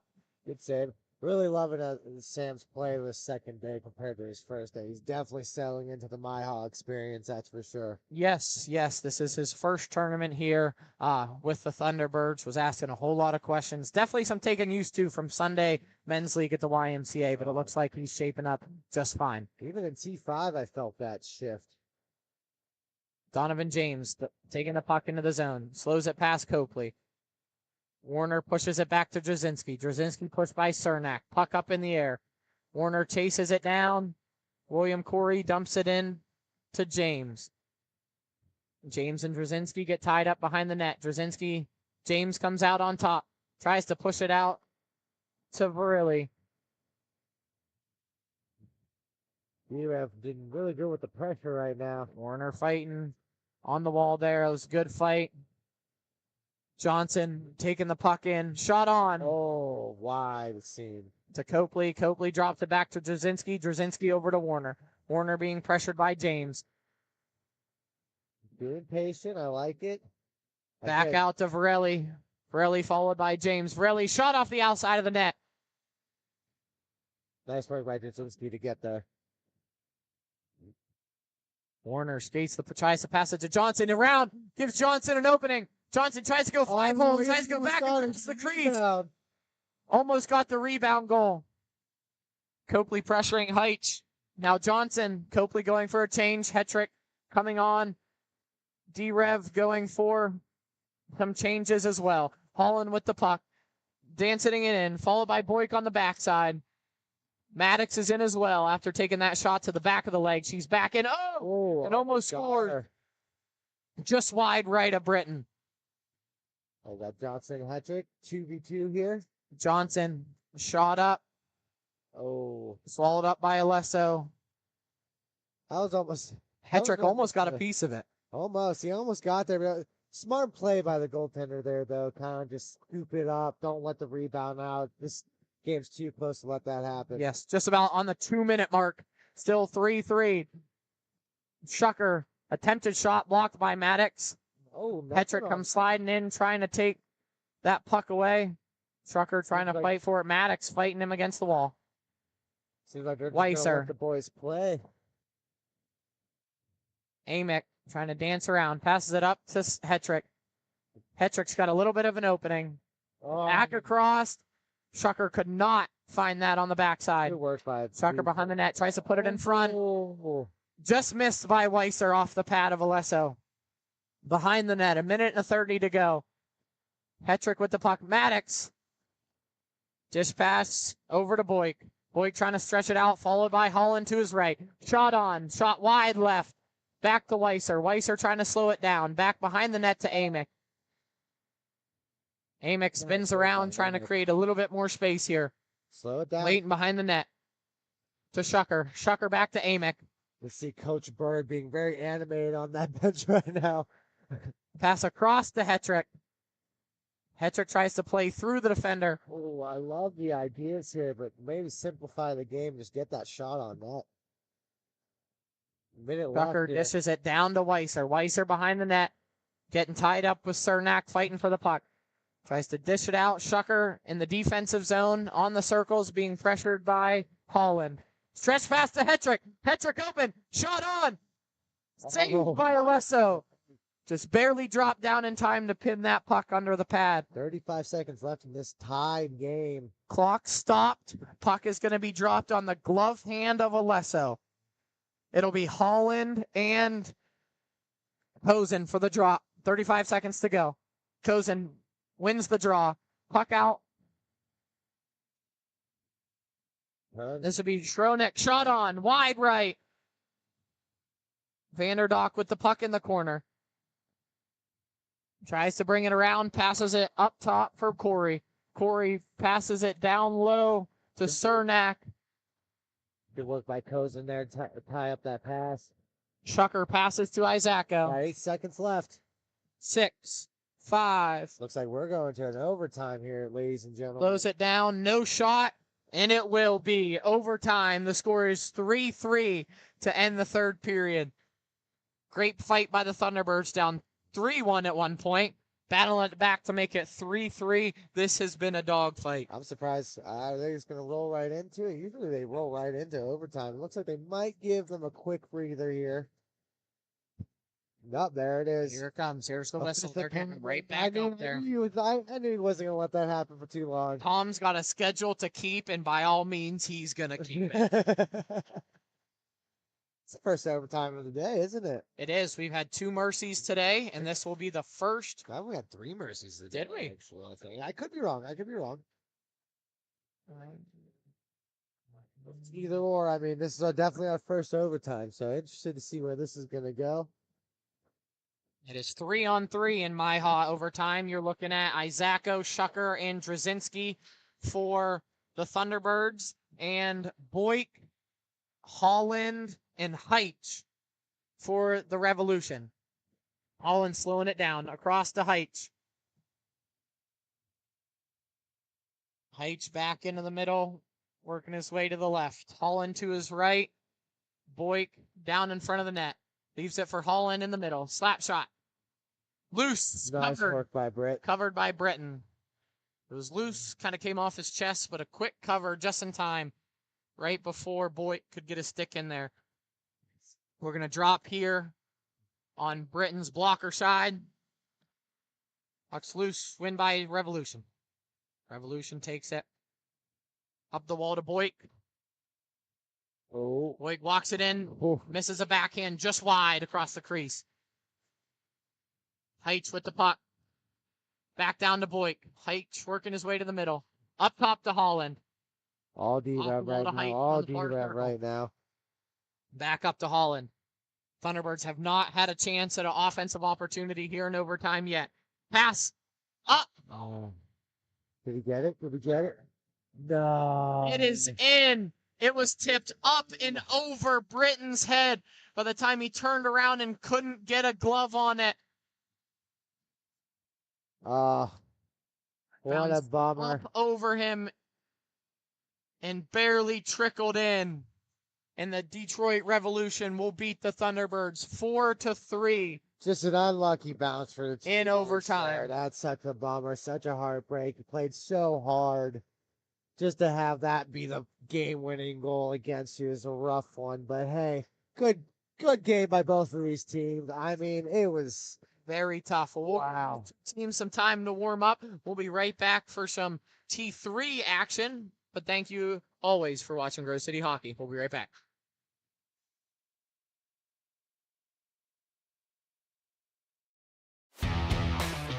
Black Biscuit is a hockey company that specializes in team uniforms and apparel and is based in St. Paul, Minnesota. We have been working with teams throughout Minnesota and all around the world. If your team or association is looking to update your uniforms, then let our all-star design team show you what we can do for you.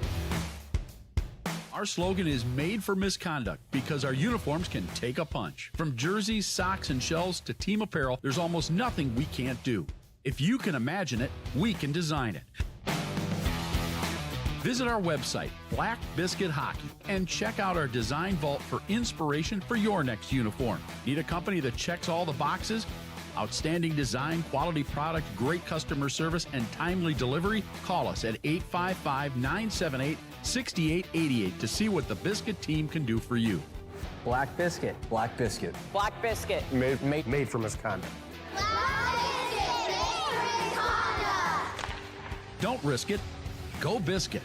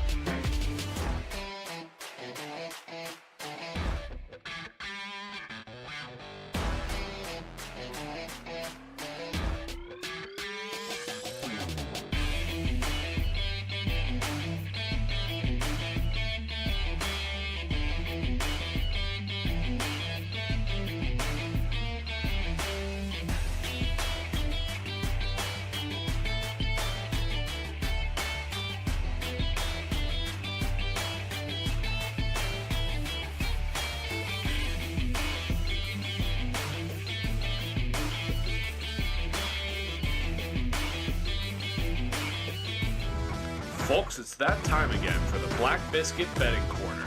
This prop bet of the game is what team will be in the lead by the end of the second period. Enter your pick in the comments section for a chance to enter. All rules and regulations can be found in the comments section. Good luck, and thank you to Black Biscuit for sponsoring.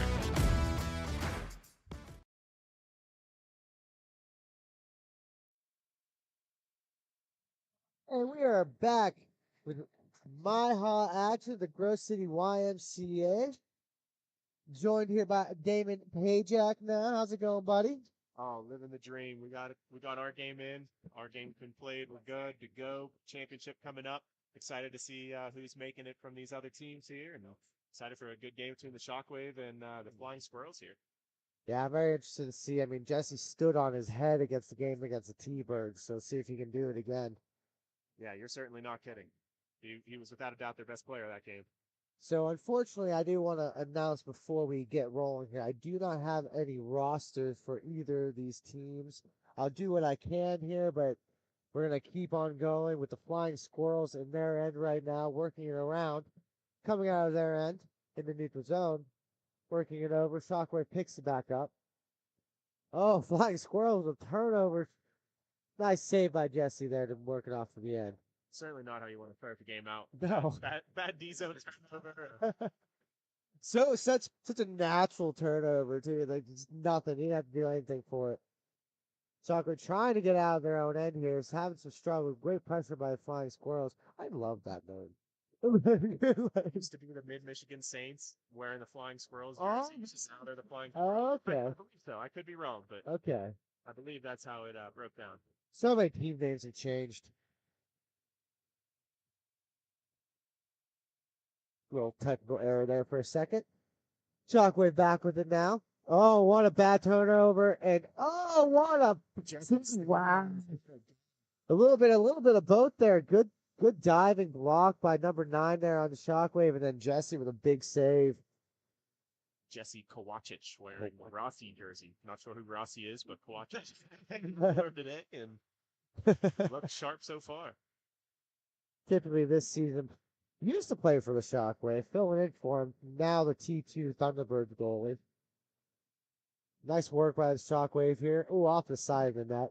Those shots that go off the side of the net, they trip me up every time. I think they're in, and I either celebrate a goal or, huff and puff about it. But, man, they get me. They trick me every time. They do. Flying Squirrels working it out of their own end. In the offensive zone. Little shot wide. Shockwave trying to slow it down, make something happen here. Nice work there to just work it back. And here they come. Shockwave on the way out here. Nice little shot and a good swallow by those Flying Squirrels. I'm willing to bet that's not where he wanted that shot to go, but that's okay. That's okay. He's smiling about it now. Face on the left for the goaltender here. Little face-off win by Flying Squirrels. Kind of a choppy one. Flying Squirrels don't seem to be playing as much of a set the puck up, slow it down kind of possession game that you're used to seeing from a lot of T3 teams. It's very run and gun right now. Yeah, I think this is the first time I've seen them pass it maybe their defense, actually. Yeah, it's more reminiscent of a T5 or a T4 kind of run and gun style. So we'll see how that plays out. What a It's move. looking okay so far. And Nice save watch by it with Jeffrey. another one.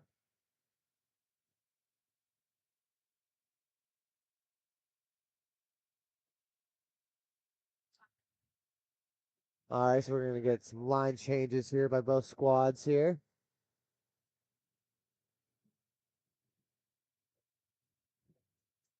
Taking their sweet old time right now.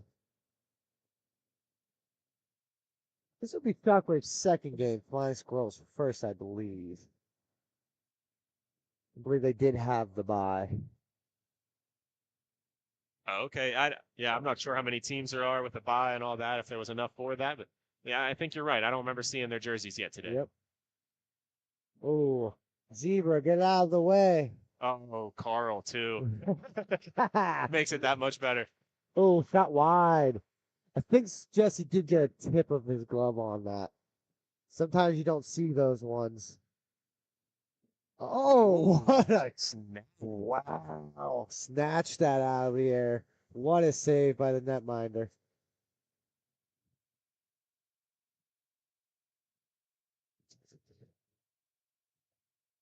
Here we go now. Face off win by the Shockwave. Working at the point. Nice little spin move to break off that rush. Oh. That hipped weird on front of him. He's lucky his pad was there. Something about the blue line spin move that when it works, it just looks so pretty. Ballerina-esque. And you get so much space. It creates so much space for you out there. Nice thing about being a goaltender, I can just watch you guys do it all, you know. I couldn't do it. I can't skate. That's why I'm a goalie.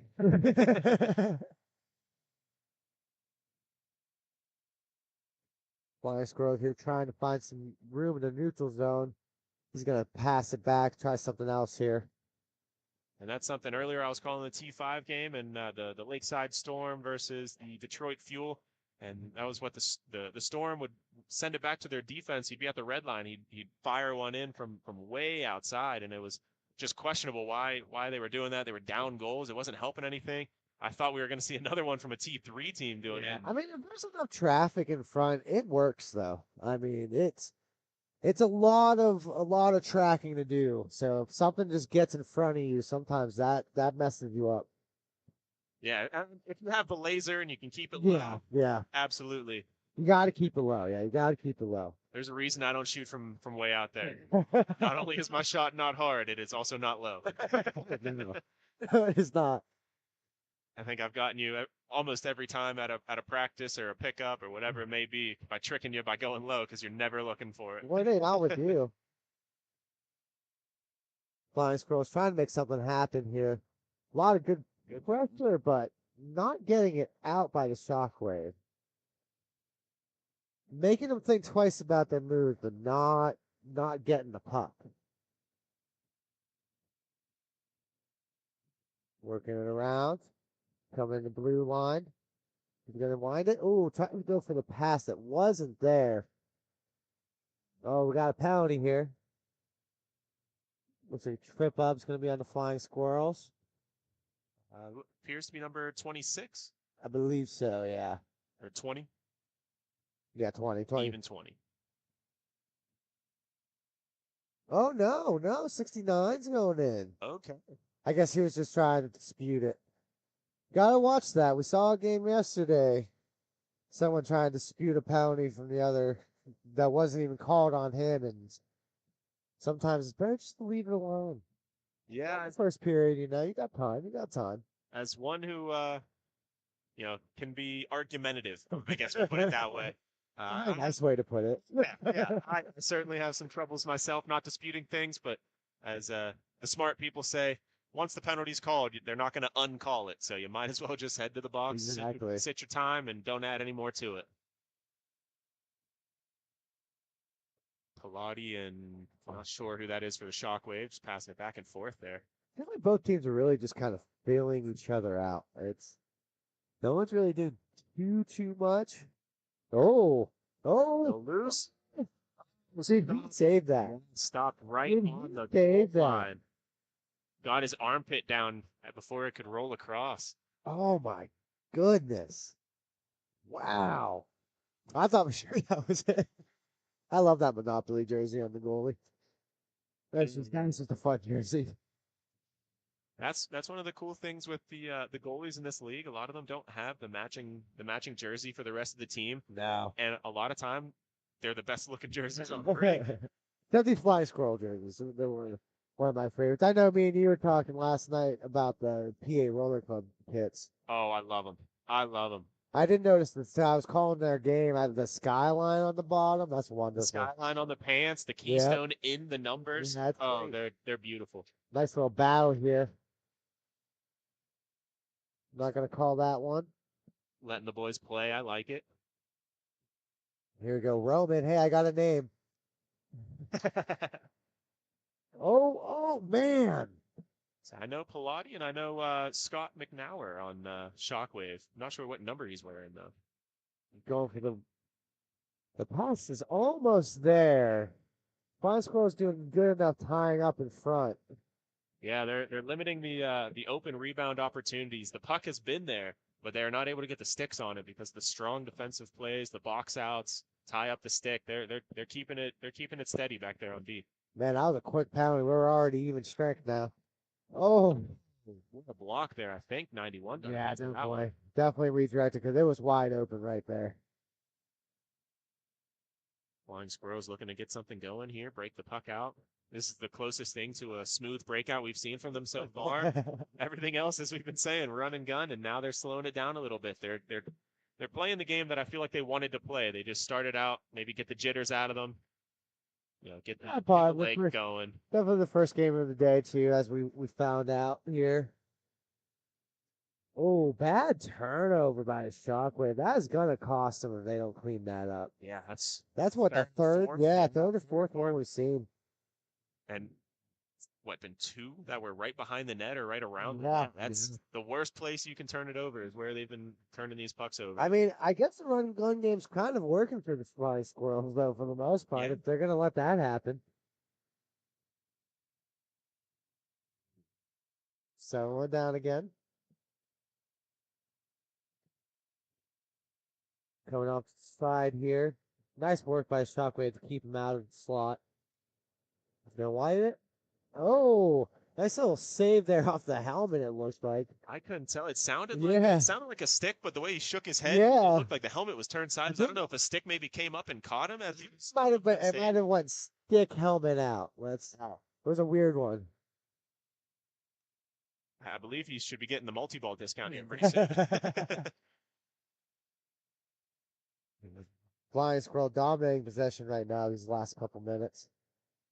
Oh, Not a whole lot of on puck pressure from the Shockwave so far. They're letting the Flying Squirrels kind of skate around. They're taking away some lanes, but they're not hard on the puck like we've seen previously. it's pretty much the power play. That's most they're doing. They got some good shots, but Yeah. a A lot of it's Shockwave was power play, and after that, back to flying Squirrels possession. Yes, 100%. Looks like just the Squirrels will be getting a change here.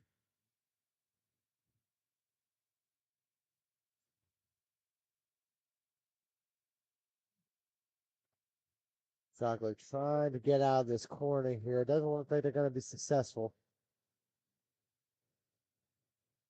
Flying Squirrels in the defensive zone here.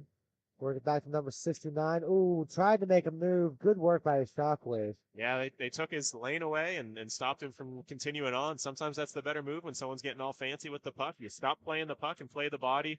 Obviously, you got to make sure you're keeping your cool with it, not taking a penalty. But when someone's got the hands like that, when they're on full display, take away the body. Oh, off the post. Shockwave trying to get control of it. Putting on the gears. It looks like a board battle in our blind spot here. Wow. Yeah, still going. I don't know what that was. Okay, doesn't have the puck. Still battling over there a little bit. It looks like Pond is just letting the boys play, I guess. Yeah, as long as they're not, going crazy with it, they're letting them battle. Oh, nice block. kick. Nice stick by number 8 here. So that'll definitely be in Shockwave's defensive zone drop. Looks like we're coming to the right side of Jesse. Shockwave trying to plot here. Good work by the Squirrels in that tie-up. See, the way Pilati just pressured the flying squirrel forward there, that's the kind of pressure that I'd like to see a little more of from the Shockwave team. On the puck, stepping on the guy, playing the body well. Play a little too much soft defense. Flying Squirrels trying to set something up here. Almost appears to be a bend, not break for the defense. Oh, nice block. I mean, they're getting those blocks, though. They really are. Yeah, they're getting in the shooting lanes.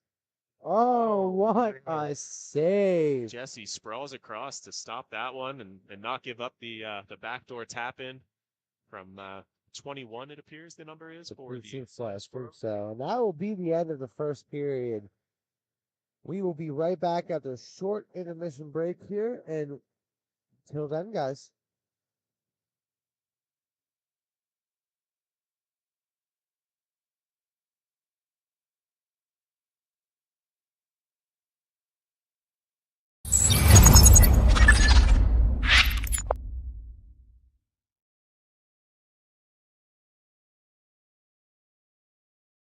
For my opinion, it has a good minimalistic look. I'm a fan of the black with minimal white accents, the white logo at the very bottom, it makes it pop. I gotta say I love the grip material. I'm not feeling like I need any tape or anything. And then honestly, in terms of weight, it's definitely one of the lightest sticks I've used. It has a good pop to it, so I feel like I'm gonna get a lot of good shots off and hopefully less muffins. This copyrighted telecast is presented by Grove City Hockey. It may not be reproduced, retransmitted in any form without the expressed written consent of Grove City Hockey, LLC. We thank you for your understanding and hope to continue to enjoy this complimentary broadcast. To purchase footage, email grovecityhockeyllc@gmail.com. And we are back to Grove City YMCA with MIHA action, MIHA action, however you want to say it. We're here. Yep, and glad to be here. And we are seeing that on the MyHall website. It appears John Doyle is number 69. He's the one who took that penalty earlier for tripping. He's also the one in the non-matching jersey for the Flying Squirrels. He's had some good opportunities here so far, and we'll see what more the game has in store for us. Well, we got a goaltender battle right now. I mean, it's 0-0. Shockwave again coming in. Nice shot. Oh, there it is. As I'm talking about it. Number 9 for the Shockwave coming in with some speed, making a couple small moves, and just rifling one past the Monopoly man netminder for the Squirrels. Felt it was gonna happen though eventually here for somebody. The dam was gonna break. The floodgates are going to open, hopefully, here. We're going to start seeing some scoring. But, I mean, a good battle both ways.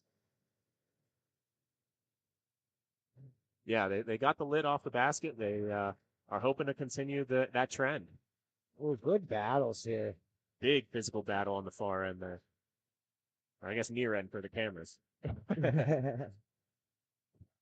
Flying Squirrels working it back, trying to make something happen here. It's interesting, you see that from time to time. A team that's really been dominating the play for the most part has been the Flying Squirrels, but it didn't come up with the first goal. Caught the goalie sleeping, I guess. Yeah, I suppose he wasn't ready for the period to start. No, what are you going to do? Juicy rebound like that.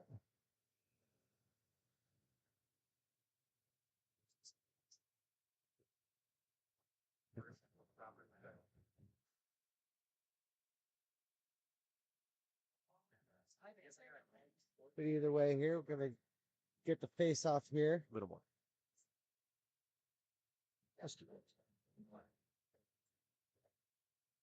Flying Squirrels trying to set up a very aggressive, interesting pattern for a face-off drop.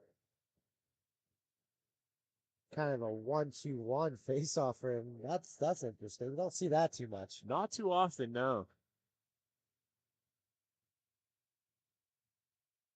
They see it as a goaltender battle as well, and they're trying to get aggressive offensively to get back into the tie. Oh, he muffined it. I mean, they're setting up some good plays. They just need to execute them here. Another bad turnover from Shockwave. As we've been saying, those bad behind the goal line turnovers they're gonna make them pay. Well, we knew something was gonna happen with Flying Squirrels here soon. I mean, they've been dominating the play for the most part. I mean, give it to the Shockwave. They've done some good things here. I mean, obviously they got the first goal, a lot of good blocks, but I mean, Flying Squirrels now are just setting it up. Oh, nice save. Nice blocker save. Textbook. Right up into the netting, no rebound. It's exactly what you want to see out of your goaltender. And on that first goal from the Shockwave, we do have John DeMarchi. I hope I pronounced that correctly. He was credited with the goal actually at in the 14-minute mark of the second period, which is the start of the second period. I never seen that. Less than 1 second in, he got the goal apparently. Shockwave trying to just control the play here. He works it back. Feeling some pressure from Flying Squirrel. Shockwave breaking it in fast with some speed. Oh, picked it off. That was great. Oh, that's a bummer. One for the move and just mishandled it. Oh, what a move on the other end from the Squirrels, dancing around his defender and beating. Wow, what a Kovacic 5-hole. Hopefully Jesse can keep his head up here. That was just a beautiful play. Came in with speed, made the nice move, and was able to send her home. We got 2-1 game. Flying Squirrels at the moment. And according to the MIHA website, the first goal for the Flying Squirrels was by Darren Buchanan. Once we're updated here, we'll be able to let you know who that last goal was by. Again, sorry, we do not have the we don't have any rosters. Yeah, we don't have the up-to-date rosters for this team. But we're doing the best we can. We're gonna piece it together for you guys, we promise. Flying Squirrels just he's switching it up on him. Oh wow, that would have been a play. When he opened his legs up like that, I thought he was gonna set up for a Michigan or something. I thought he was gonna get fancy. That's what I thought. And instead, he faked back and tried to hit the open man on the backside. Well, let me ask you this: where do you land on trying a Michigan? Some people really take offense to it. I think you should, if you go for it, you gotta score. Even if you don't score, expect to get hit for the rest of the day. You put a target on your back. Yeah, it'll look cool. Hopefully you get the pictures. It's on video. You'll be able to, it'll live forever there, but expect there to be, some price to pay. Shockwave trying to make something happen. It's been all Flying Squirrels here, other than that apparently second play by the Shockwave. An update on the website, the second goal from the Flying Squirrels was Jaden Spears. Jaden Spears with that second goal. Beautiful play coming down. And here come the Shockwave into the Flying Squirrels zone. And let's send it the whole way back down. Never mind. Yeah, I gotta see what you got here, I guess. Reset it. See if you can get another breakout play here. They're trying. Pilates with it now. I mean, just again, give it to Flying Squirrel. They've been menaces. They're forechecking. They're back checking. They're playing the neutral zone well. They're playing well. Well, it's also interesting to see Flying Squirrels how they'll do the run and gun game, and then all of a sudden they'll switch it up and then start controlling it. I mean, they're just playing a complete game right now. Yeah. Not letting anyone know their next move. Like right there. Nice save. Nice save. 96 Happy and 69 run into each other in the neutral zone. They still get a pretty great opportunity. Okay, off the side, off the side. For a second, I thought he actually rolled that back in. Yeah, it looked like it, and it just sat right on the back of the net. Looked like it might have been tucked in the backside, but nope, it was still out. Still a 2-1 game. Oh, nice save by Jesse. Being the brick wall that he can be right now. And he's one of the bigger goaltenders that you see in MIHA. I mean, I know speaking from on T5, very small goaltenders. I'm like one of the tallest ones, and I'm Yeah. tiny. I'm a short little Irishman, man. When we were playing in Taylor, Brandon Britton was the tallest T5 goalie there. That's crazy. And he's 5'8", I think. I think he's the only person here I'm taller than. And even then, we might just be the same height.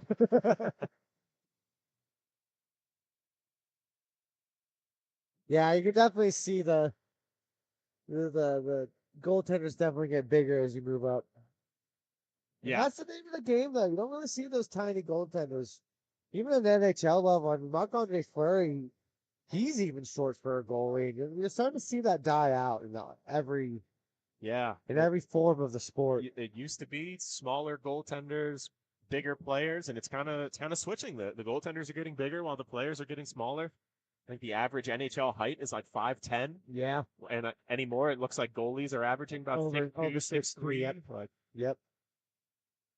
couple that aren't too small, or a couple that aren't too big, and then you have guys like Vasilevsky sitting at 6'5". Yep. Maybe Yep. bigger. Not even sure. Looking like a giant in his pads. Yeah, you had Ben Bishop a few years ago at 6'8" or whatever he was at.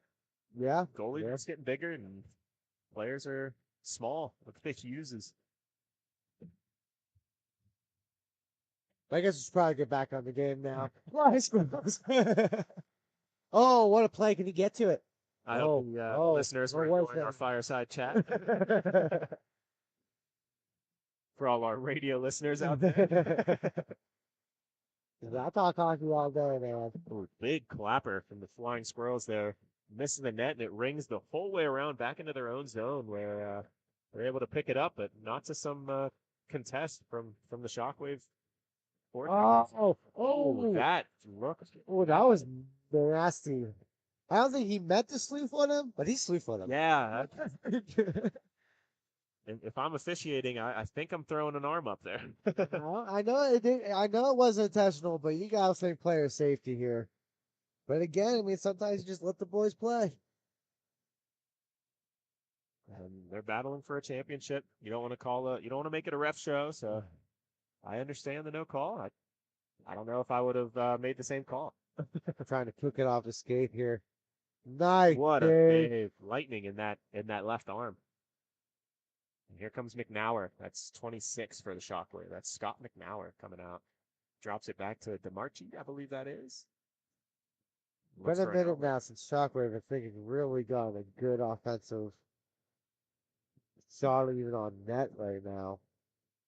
Yeah, they've had the puck. They might have had more time of possession at this point, but not too many opportunities. The one that they had, the Flying Squirrels are just shutting it down. That was a really nice block there. 2-on-1 for the Squirrels here. Oh my goodness, good save. With a great shot. Wow. Save from Kawachi. Wow. Man, that was beautiful. I'm glad we got that on camera. And those are the plays that you watch T3 for. You don't see that too much in our division. No. It happens slowly. It's They have, but it's very slowly. Nice work here. Ooh, the Oh, unintentional high stick there. Not Was- called, it looks I like. think it was more was it the stick or was it the puck? It looked like from my angle, it looked like the Shockwave player tried playing the puck in midair and caught him up high, but it does not look like either official saw it that way. And happy to see the flying squirrel player able to get up after that one. Wasn't down too long. I mean, it doesn't ever feel good getting hit in the face. I can't imagine with wooden sticks or carbon fiber sticks. And yeah, it doesn't feel good, that's for sure. And Showing my age by saying wooden stick. I think we all can relate to it at least a little bit, going back to maybe even street hockey days using the wooden Milex sticks. Oh, I have one of those still. That does not surprise me at all. It looks like everybody's good. No penalties. We're just gonna keep play on here. If I could give a piece of advice to the flying squirrel guy that did get hit up high, I know you want to call there. Maybe wear some face protection. That is the first line of defense. Never. I would never play out without a full face shield. I usually play, adult leagues with a visor. As soon as I get ready for a MIHA game, I switch to a completely different helmet with a cage on. Yeah. I'm not risking it. I got enough fake teeth. I would prefer not having any more. You have fake teeth? Yeah. I didn't. I never knew that about you. Yep. Out of play here. Good save by Jesse. One of my big buck front teeth, they're entirely fake, and then got a crown on one of my back teeth as well. So rocking with the fake chompers. They don't always feel good. Those extreme cold days, you can feel it. You can feel it deep down. I believe it. And for the final 90 seconds, Flying Squirrels win the faceoff there in the offensive zone. And they're content to take it slow. I mean, you got the lead. Close game. Good battle so far. Pass it back to their own goaltender. Not sure if that was intentional. I understand why that is happening today. Yeah, Either you way. faced one of your own earlier this morning. Yes, I did. Flying Squirrel here. Nice work into the slot. Ooh, good work by number 13 here. Trying to work it out of the boards.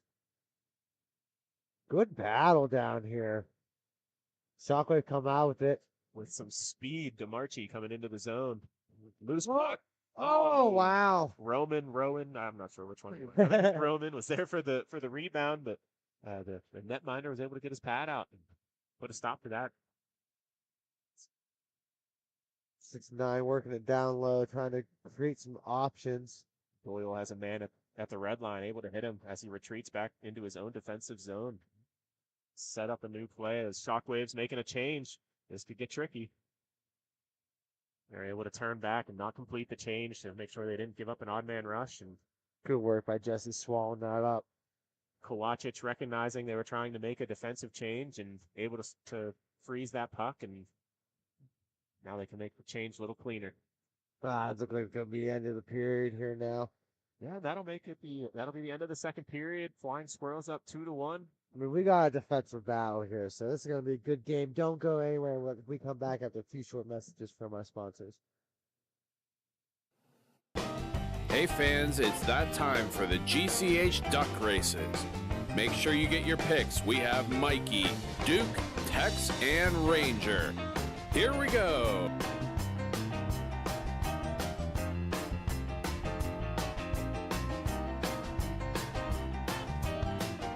And your winner is Ranger. Thank you again to Bonus Accounting for sponsoring the GCH Duck Races.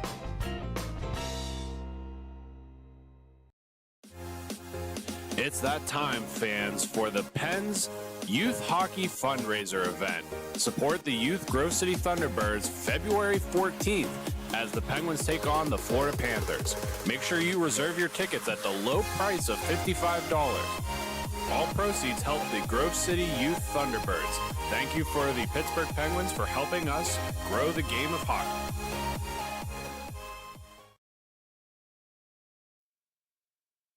And we are back at the Grove City YMCA with third period here.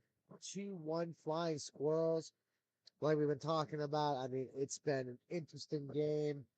A lot of back and forth, a lot of good defense here, a lot of great goaltending. Looks like Flying Squirrel goaltender's cleaning up some moisture. Yeah, definitely want to be able to get the push off. Looks like he has the roller flies on, so that push off means that much more. He's able to slide across the net. Whoa, we don't even have a ready goaltender.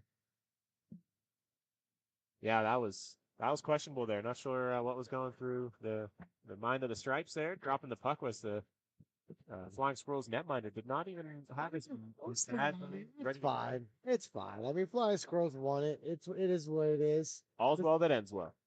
I mean, you gotta think for the Stripes, they've played doing how many games these last couple of days. Sure, fatigue doesn't set in just for players, you know. Oh yeah, for sure. And here come the Shockwave with speed into the zone. Good save. There we've got a Shockwave penalty. Shockwave? Yeah, number 7 on the Shockwave. They're calling in for interference. He tried to box out. They got tangled up and went down, and they called the penalty on number 7 for the Shockwave. Now here's Flying Squirrel's chance to really kind of run away with it. Yeah, this is not how you wanted to start the third period if you're Shockwave. Unable to capitalize on the opportunity they had and ended up turning it into a penalty instead. You definitely think they would want to start it the way they did the last period. Yeah, not even a second in scoring a goal. Yeah. Still curious how that happened. And nice work. Win the face-off and get set up in the offensive zone, moving the puck around. Trying to spread out that defense here. Using their point man well. And, wow. Right in front, unable to send it home. I mean, this is textbook diamond here. Yeah. Working in close. Whoa. Whoa. Wow. Unbelievable. Wow. Kawach is diving across the crease to cover up the pass that came through from the middle of the slot and looked like he gloved it straight down onto the ground. Wow. Trapped it there for the whistle. I mean, that works. That was an incredible save. I mean, that's you need to be your best penalty killer right there. I mean, forget best penalty killer. He's been their best player so far. Only given up 2, but they have had some opportunities. Oh yeah. I mean, this is a perfect diamond right now for this power play. Big battle going on in front between McNauer for the Shockwave and the Flying Squirrels player. They're hacking, they're whacking, they're you gotta get up. You gotta get up. You can't let this happen. The boys are being allowed to play. Oh, he's taking them. He's taking them. Which one's he taking? I'm interested. Taking them both. Okay. Oh, okay. I mean, with still some jarring too as they go to the bench. I don't know if it's negatively or they just. It did not look like 26 McNauer for the Shockwave was very appreciative of the bumps that he was being given in front. He retaliated with a few slashes, a couple cross checks of his own, and then after they both went down, they stood up and continued to exchange shoves. So I understand the call here. I imagine neither guy's too happy about it. It was fair. If I'm Shockwave, I certainly do not want a defenseman in the box when you're already short. Good work by Jesse again, keeping it out. Man, you got to score for your goaltender at this point, man. He's been doing so good. Another solid save from Kawach there. I mean, he's been solid all day. Yeah, even going back to their first game, he was their best player against the Thunderbirds. Oh, he's able delay. That was the delay there.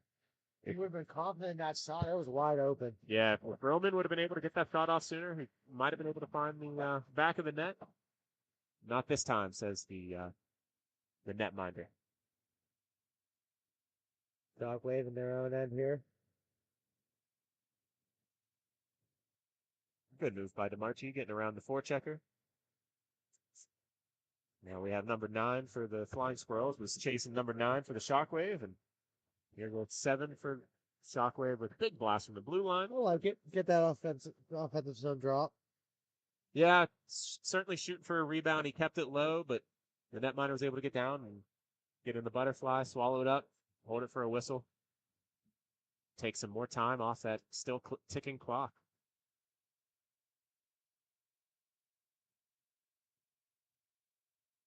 Flying Squirrel with the face-off win.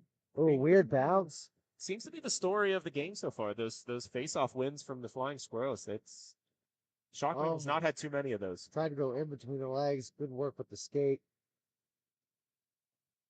Shockwave trying to figure out what to do here. Lottie circling around the zone, looking for someone to pass it to. Flying Squirrels defense is, again, playing Yeah, but at solid. one point, you're down by one. Stop looking for that pass. Start shooting. Absolutely. I don't know how well the shots have been kept for these games, but if we looked at the shot count right now, the Shockwave doesn't have many. Yeah, you're not kidding. It's like you were saying earlier. I mean, they definitely had possession, but no, couldn't get control of it. They've had possession, but they're just looking for that perfect play, and they need to stop. Yeah, they're looking for the perfect play when at this point you need goals. Just look for the good play. That's it. The goal is keeping you in it, giving you a chance here. Yeah, your goalie Oh, playing you tough. gotta Your wind defense it. is playing very well. Their defense is playing very well. Their goaltender is playing well. You got to make something happen. Capitalize on any opportunity you can. Crash hard to the net. Look for those rebounds if any are given up. A garbage goal, still a goal. Counts the same on the scoreboard. I hate them just as much. As a goalie, I think you might hate them more. The garbage ones. Oh, sometimes they're the ones you can kind of be like, well, I got the first one.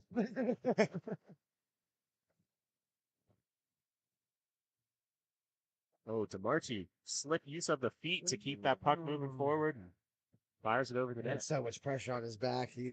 It's hard for him to get a good shot off. Yeah, again, the Flying Squirrels, forecheck, back check, paycheck is how it's going so far for them. Shockwave player goes down, no call.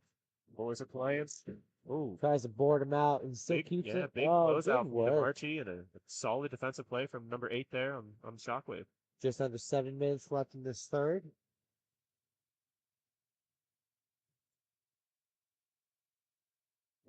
DeMarchi with another near shot on goal on the wrong goal.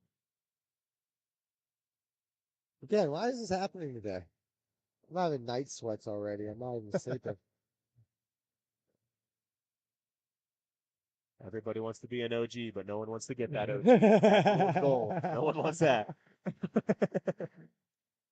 Oh, nice save. Oh, wait, no, not a save. My bad. I saw him close the glove. I thought he had it. Yeah, I'm not sure if that shot was tipped from the defenseman, but I'm not sure what happened. Watchich there. was getting the glove out just in case it somehow managed to curve ball back towards him. And here come the Flying Squirrels again. Great move from 86 on the Flying Squirrels as he enters the zone. Oh, wow. Zipping Oh, around, wow. finds the pass.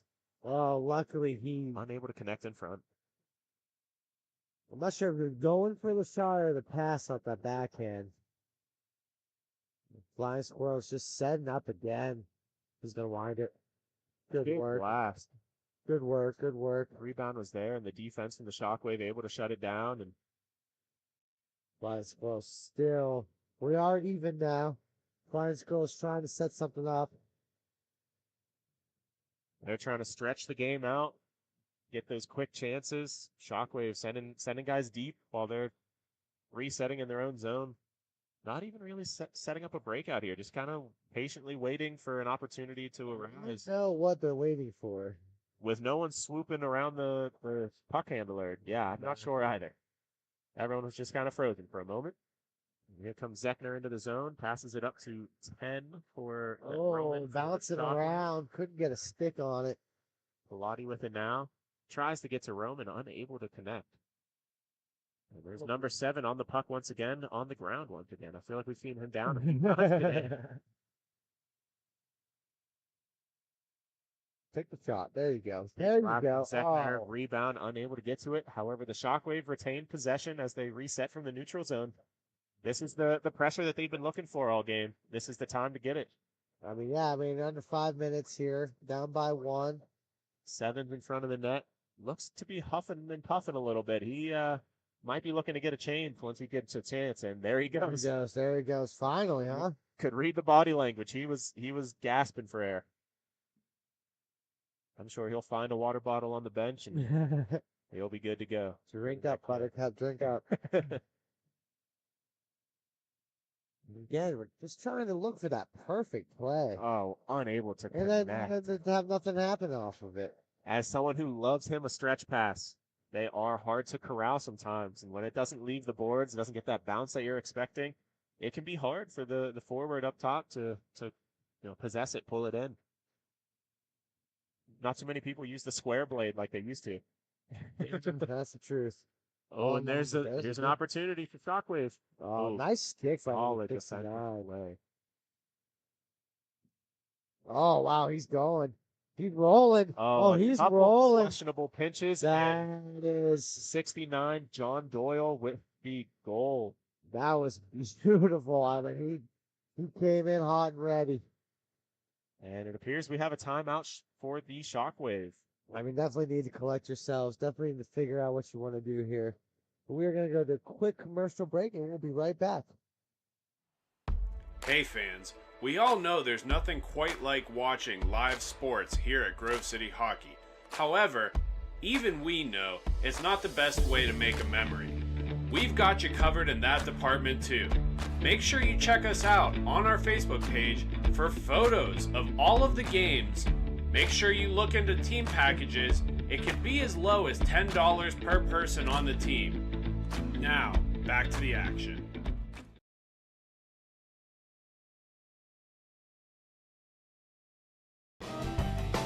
Hey fans, it's that time for the GCH Duck Races. Make sure you get your picks. We have Mikey, Duke, Tex, and Ranger. Here we go.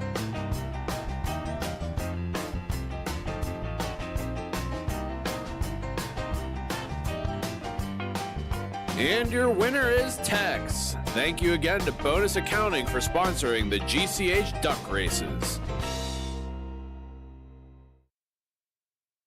All right, we are back after timeout called by the Shockwave. Hopefully trying to make something happen, and we are just at 3:24 left in the third. It's a 3-1 game. I mean, I'm interested to see what Shockwave tips and tricks they pull out here, but they got to do something. That was a lucky break that they were looking for there. The puck went right off the defenseman's stick, or off his skates as he was turning around to get into the defensive position. Shockwave unable to come up with it and make a play the other way, but that's the kind of breaks that they need to start capitalizing on. I know it's tough, but that's what they need in a down 2 goals late in the third period. Nice save by Jesse. I mean, we talked about it. I mean, Fun Squirrels definitely have had the nicer opportunities. They've definitely produced a nicer opportunity. I mean, pretty much the game I think Shockwave's trying to play, Squirrels have been achieving. Yeah. And they've shown that they can run and gun. They've shown they can slow it down. Shockwave, they're right there. They're just unable to get them past the goaltender for the Flying Squirrels here today. Got one early in the second, and that's realistically the best look they've seen, and haven't seen too many like it since. Nope. Unfortunately.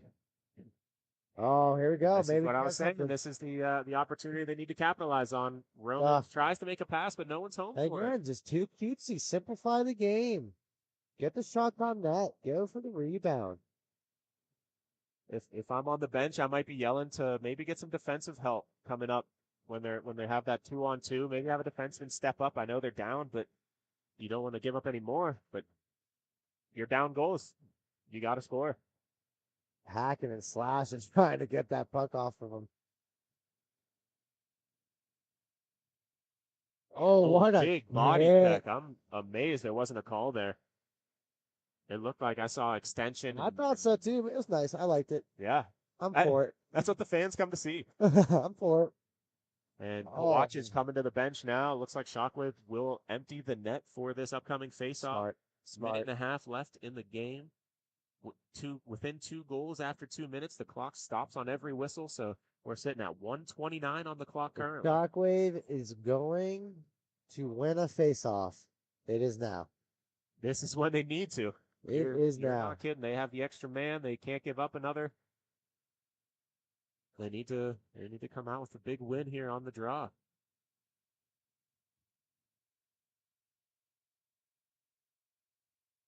Plotting, planning. Looks like they're going to try to win it back. And another flying squirrel win off the face-off. Can they keep it in? Can they keep it in? They're trying. Shockwave with a good keep. Unable to connect with a pass, though, and the Flying Squirrels pick it up. But the Shockwaves take it right back. They're not out of it. They're still fighting tooth and nail. There you go. This is where you set it up now. And Marchie, take your time with it. Find the space. and dumped out again by the Flying Squirrels with 1 minute remaining. Listen, we're going to see anything. I want to see a goalie goal. Let's go for it. Oh, that'd be electric. Us Penguin fans saw one the other night with Tristan Jarry. Day before my birthday, too. Oh, and a huge block by Roman blocking that open there net. It is. There it is. There it Unable is. to get back to cover the open net That's again. the nail in the coffin. Yeah, There going it up is. 4-1 with 30 seconds remaining.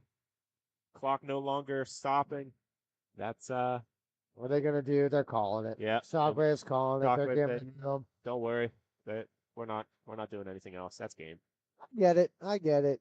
Good hard fought battle. I mean, again, Shockwave had their moments, but Flying Squirrel just those fresh legs. Those fresh legs did them good.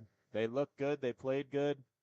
And they came away with the W. And next up for the Flying Squirrels, I believe, is a shot at that championship. I believe so. They're going for the plaque. All right, so don't go anywhere. We got T4 action next. It's going to be Detroit Fuel against Buffalo Rastafarians. God, I love Rastafarian derby. Oh, they're beautiful. And stick around, guys, after this commercial break. Black Biscuit is a hockey company that specializes in team uniforms and apparel and is based in St. Paul, Minnesota. We've been working with teams throughout Minnesota and all around the world. If your team or association is looking to update your uniforms, then let our all-star design team show you what we can do for you. Our slogan is made for misconduct because our uniforms can take a punch. From jerseys, socks, and shells to team apparel, there's almost nothing we can't do. If you can imagine it, we can design it. Visit our website, Black Biscuit Hockey, and check out our design vault for inspiration for your next uniform. Need a company that checks all the boxes? Outstanding design, quality product, great customer service, and timely delivery? Call us at 855-978-6888 to see what the Biscuit team can do for you. Black Biscuit. Black Biscuit. Black Biscuit. Made for misconduct. Don't risk it. Go Biscuit.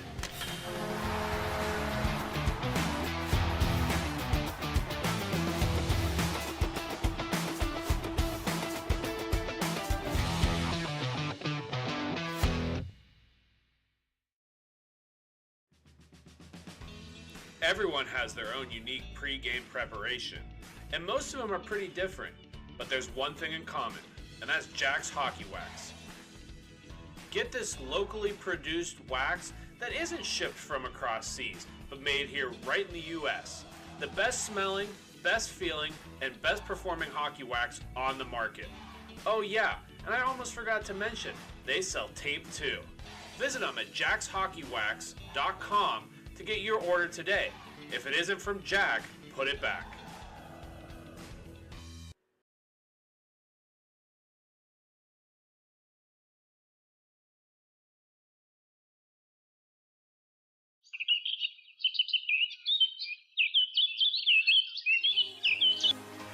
Fans in the Pennsylvania area, as winter approaches, it's time to plan for the summer. BY Lawn Care is the perfect people to reach out to get you ready for the warm season. They will get you on a schedule to be the best house on the block. They can help with all of your paint projects, whether it's mulching, string trimming, grass cutting, the list is endless. Make sure you check them out on Facebook to see all of their great photos of previous projects. Give them a call, and thank you to BY Lawn Care for sponsoring Grove City Hockey. Folks, it's that time again for the Black Biscuit Betting Corner. This prop bet of the game is which player will score a goal this game. Enter your pick in the comments section for a chance to enter. All rules and regulations can be found in the comments section. Good luck, and thank you to Black Biscuit for sponsoring.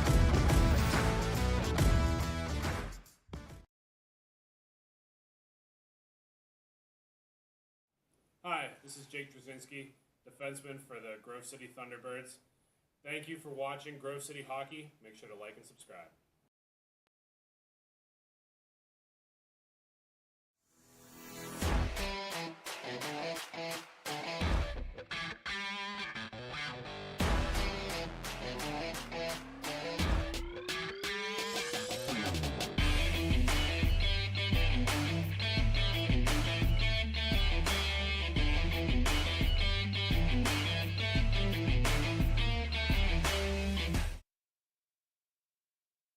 And we're back in Grove City with this T4 matchup between the Detroit Fuel and the Buffalo Rastafarians.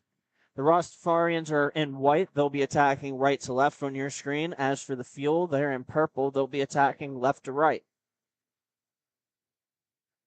In this T4 matchup, our prop bet today is going to be a player to score. So pick a player from either of these two teams. If they get a goal, you win. Please submit your bet in the comments section by the end of the first period. And thank you to the winners. Number 30 with it now for the Fuel in the neutral zone. He loses the puck to the Rastafarians. It's number 77, Austin Neer with it. Neer gives to number 92, Anthony Wannett. And Wannett has the puck stolen from him by the Fuel. Here comes number 30. Shot save made by Chris Powers, the goaltender for the Rastafarians. The Fuel have it now. They're retooling in their own net. Number 61 with it momentarily, Daniel Johnston. He gives the number 30 over to 27. He shoots, and it's covered by Powers.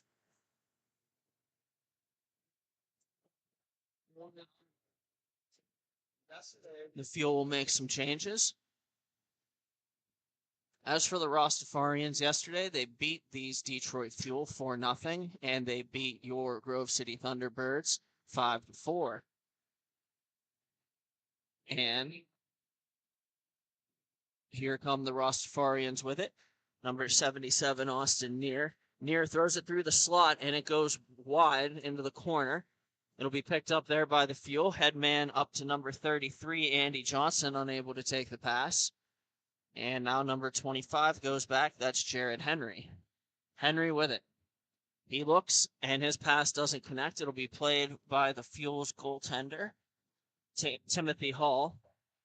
And now comes up the near side boards. Number 63 with it. He'll give it back to Johnson, and Johnson shoots, and Chris Powers will cover. Just under 12 minutes to go here in the first period. Again, the prop bet is the player to score. I'm going to take number 92, Anthony Wannett of the Buffalo Rastafarians.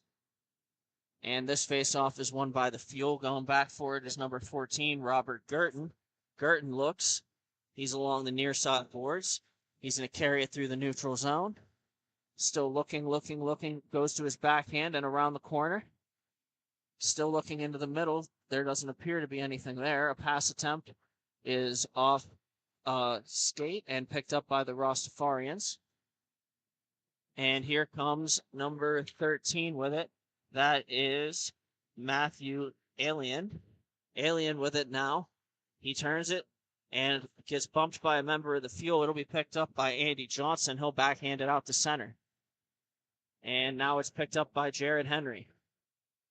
He'll turn it over to the 61 of the Fuel. And they'll try to clear it, but not out. Now the Rastafarians recover the puck. It's Henry on the blue line. He looks, he shoots, and he scores. What a shot by Jared Henry, and the Rastafarians are off and running. He came in, he looked like he used the defender as a screen just a little bit, and he beats Timothy Hall for the 1-0 lead with about 10.5 to go here in the first period. And face-off one, number 30, that is Timothy Hall, gives back. And with it now is Daniel Johnston. Johnston with it, cutting inside, outside, and he plays it in deep. Taken there by a member of the Rastafarians. He's going to move up the rink with it. And now he'll leave it in an area pass for Alien. Matthew Alien goes down the boards for the Rastafarians. And he's going to turn it over to the Fuel, but he'll get it right back along the boards. Now, going in after it is number 30, Timothy, or number, I can't see what number that is. And it'll come back to Timothy Hall. It'll be picked up there by Louise Clark. She'll look, and she'll feed it up the boards. And then it'll go across, and that is Daniel Johnston making a power move to the net, trying to center off a Rastafarian skate. And now it's taken by number 14, Darren Fazio.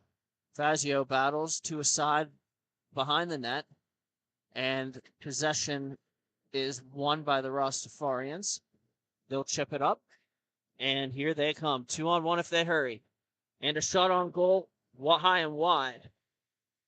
And it'll be picked up now by Louise Clark in the Fuel. Clark takes the puck. She's going to wind back into her own zone, and she's going to feed Daniel Johnston.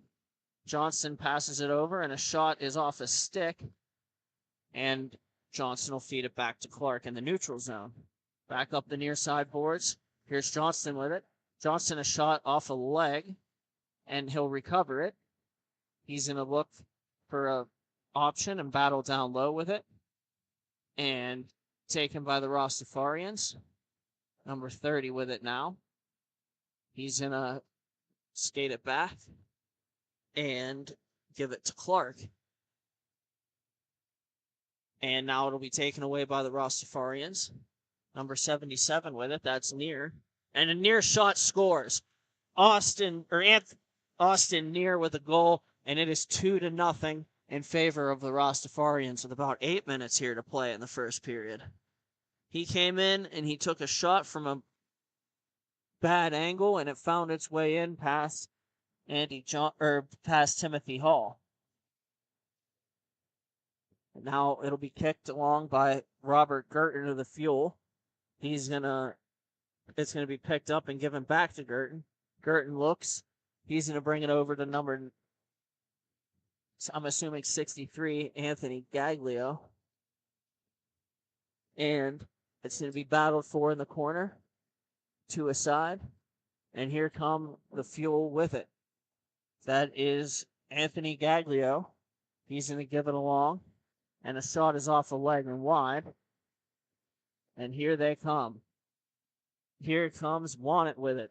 Wannett goes in, a shot. Save made by Hall. And now the Fuel will take it and counterattack. And we have a stoppage in play, and a high stick is called against the Fuel. Face-off will come down into their zone, in all probability, unless the officials deem that unintentional. And they do deem it intentional. So here comes the face-off in the Fuel's zone. Number 77, Near, will take it for the Rastafarians. And it's won back. And it's overskated by Gaglio. And Gaglio picks it back up momentarily, where it'll now be stolen by the Rastafarians. Here they go.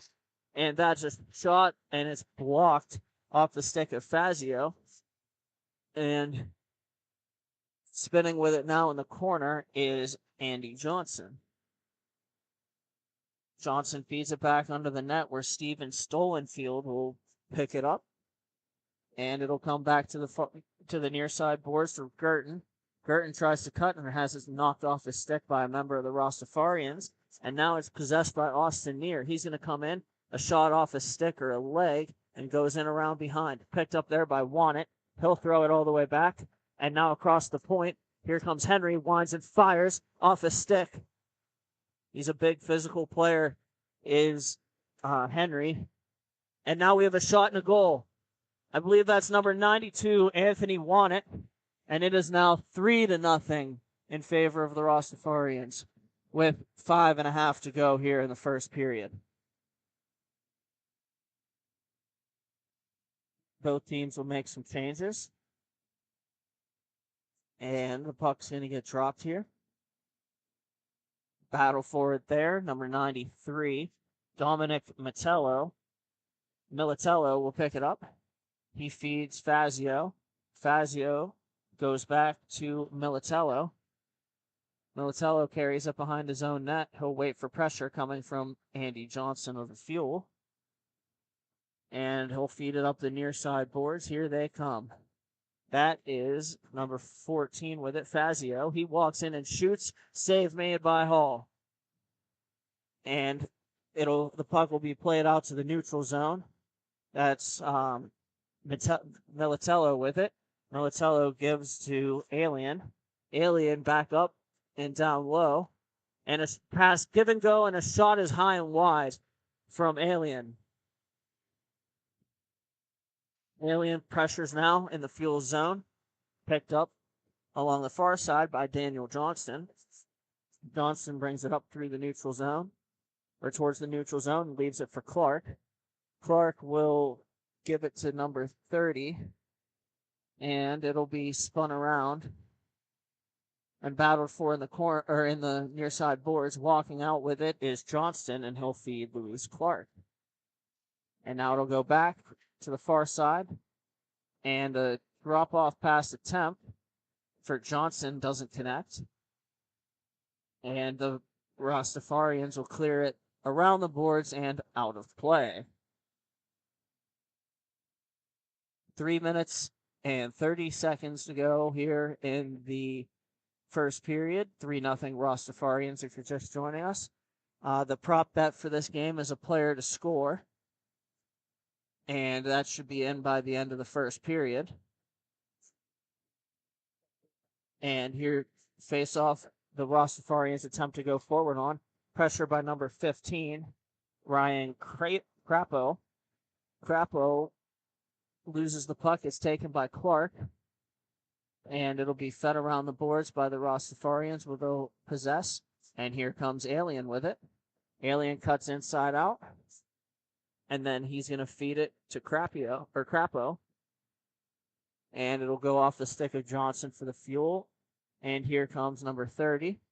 He's going to walk in, try a stick handle, and it comes on goal where it will be covered by Chris Powers. 2.5 to go here in the first period.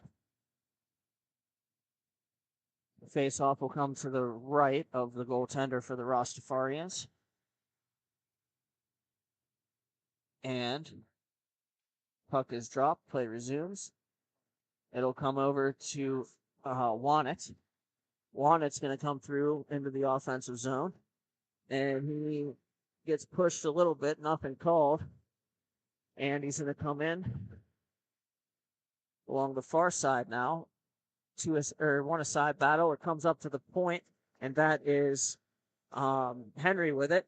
And he shoots, it hits Wannett, and Wannett turns around and scores. 4-0 Rastafarians, and he's in some pain as Wannett, after the shot from Henry, clipped him pretty good.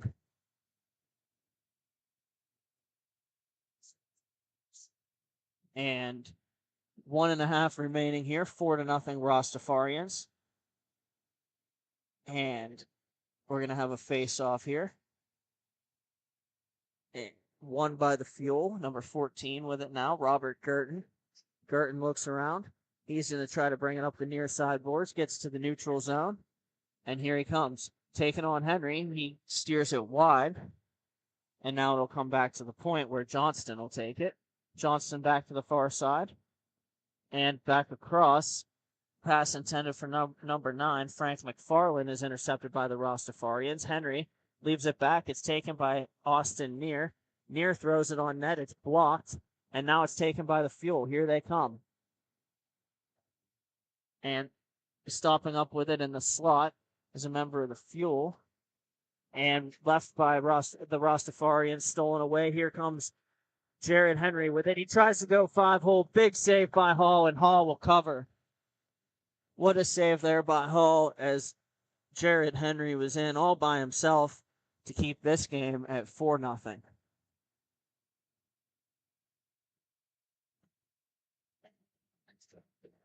And the puck will get dropped here to the right of Hall.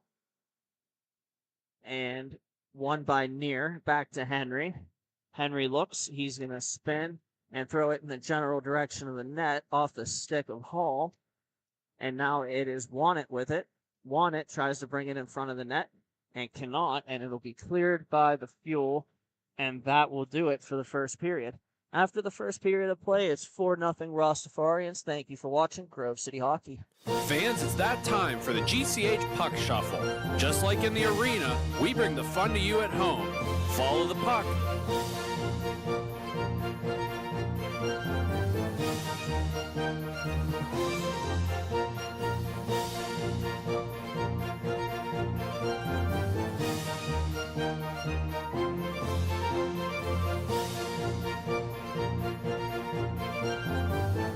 Now, which number is the puck under? If you pick number 2, congratulations. Now, back to the action. It's that time, fans, for the Pens Youth Hockey Fundraiser event. Support the Youth Grove City Thunderbirds February 14th as the Penguins take on the Florida Panthers. Make sure you reserve your tickets at the low price of $55. All proceeds help the Grove City Youth Thunderbirds. Thank you for the Pittsburgh Penguins for helping us grow the game of hockey. And we are back for the start of the second period in this T4 matchup between the Buffalo Rastafarians and the Detroit Fuel. The Rastafarians are up 4-0 so far. And here comes Matthew Alien with the puck. Alien goes across the middle. He looks. He feeds a drop pass. That's Fazio.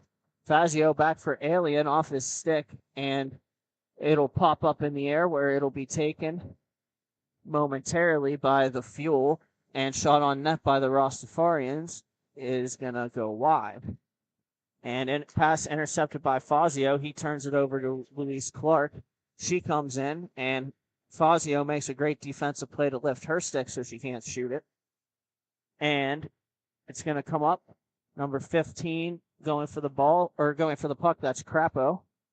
And we have the puck coming on net and held by Timothy Hall. Hockey is about respect, integrity, and passion. No other company lives up to these core values like Epic Hockey. Epic takes the time to create each new product, making sure that each one is up to the standard that owner Daniel Costa set. Make sure to check them out on Facebook, Instagram, Twitter, or their website for all product reveals. And play resumes here. Shot on goal by Alien is held by Hall, and he will have a face-off to his left. Alien steps in for the Rastafarians, and the puck is smashed to the far side boards. Alien picks it up. He's trying to get possession along the boards, and it'll be taken by the Fuel. Louise Clark with it now. She comes up the near side boards, looking, going over the middle, laying a pass on, and it does not connect. It'll be taken there by Militello.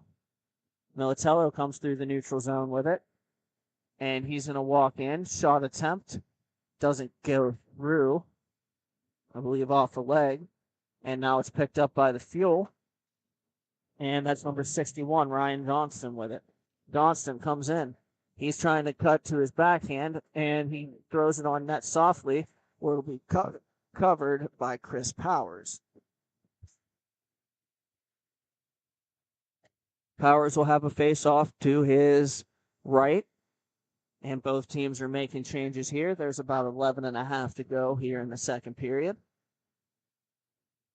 Number 9, Frank McFarland for the Fuel steps in, and he wins the draw, and it's picked up along the far side now, and a pass gets intercepted by the Rastafarians. Here they come. That's Fazio with it. Fazio goes across to Near. Near shoots it, and it's going to be trapped and held by Hall. Grove City Hockey merchandise is now on sale. We offer t-shirts, tumblers, beanies, and more. Reasonably priced and vary in all sizes. They are the perfect gift for your loved ones. Check them out at our sales table or online at grovecityhockey.com. And now we have Near with it. Near skates around. He's going to play it back to Militello in the neutral zone. Militello gives it over to Jared Henry, and Henry plays it over to Anthony Wannett, and it'll be picked up there. Wannett battles along the corner with Girton, and Wannett wins the battle walking into the middle. Backhand pass, and it's laying in front, loose in front, and a backhand attempt doesn't go. Good save there by Hall. And now Henry with it now. He's going to bring it out to the neutral zone to Militello. And a pass for Wannett doesn't connect. It's going to be taken there by Girton. Girton tries to pass up the boards, and it goes off of Rastafarian.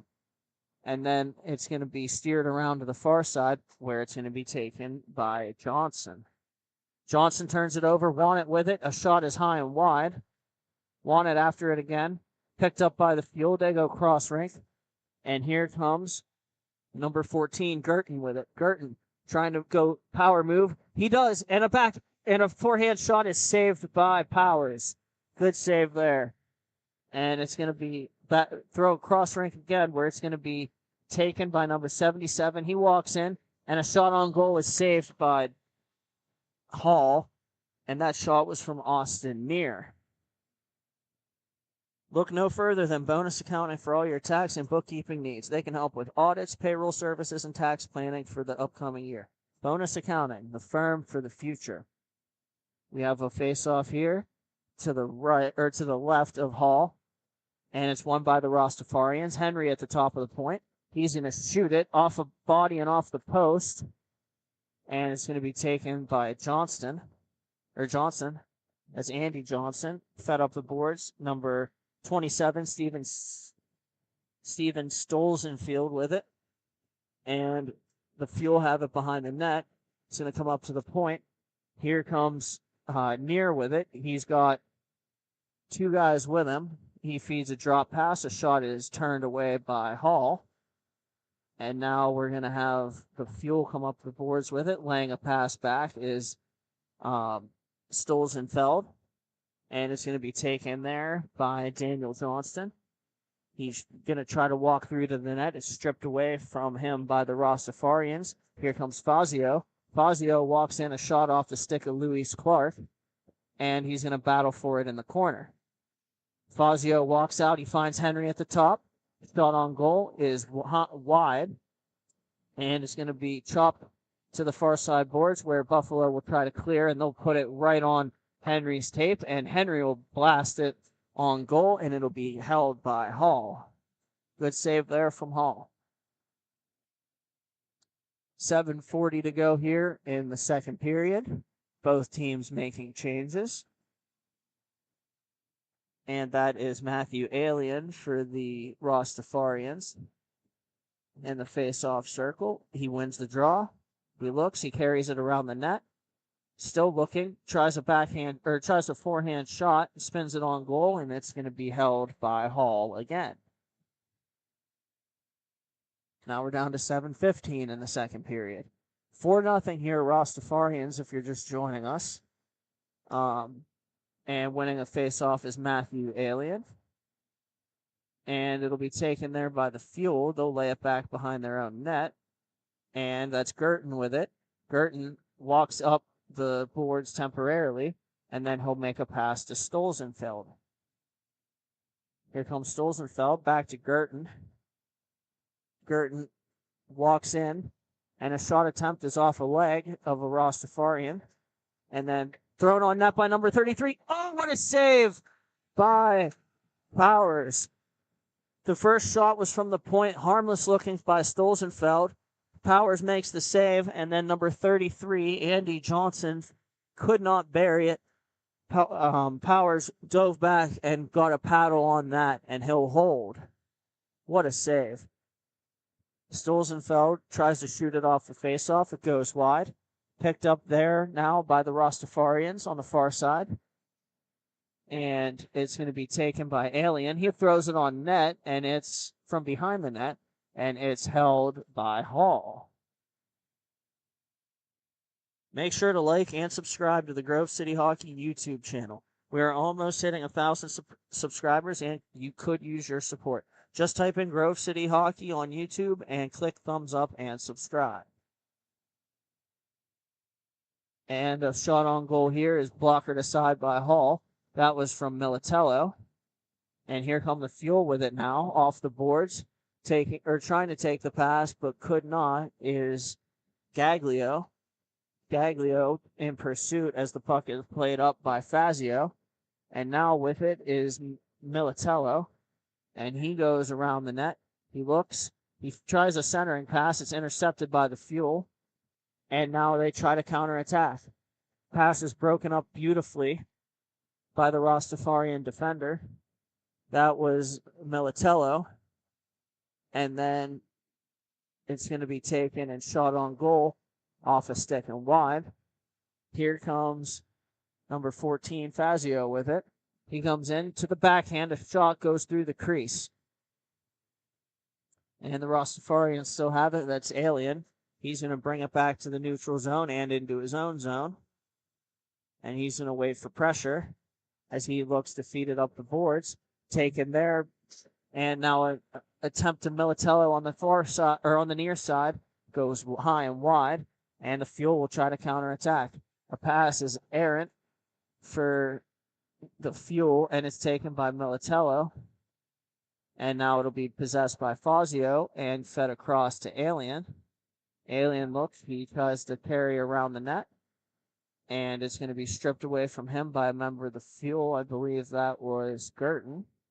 Girton has it now. He's going to bring it up the far side dot. And he makes a pass over. And it's taken by number 30. He's going to try a backhand pass. It hits a skate of a Rastafarian defender. And then it's going to be tried to go up the boards, taken by Girton. Girton will turn it on net, comes back to him. And he's going to feed Luis Clark in the neutral zone. And Clark plays it over towards the Fuel's bench.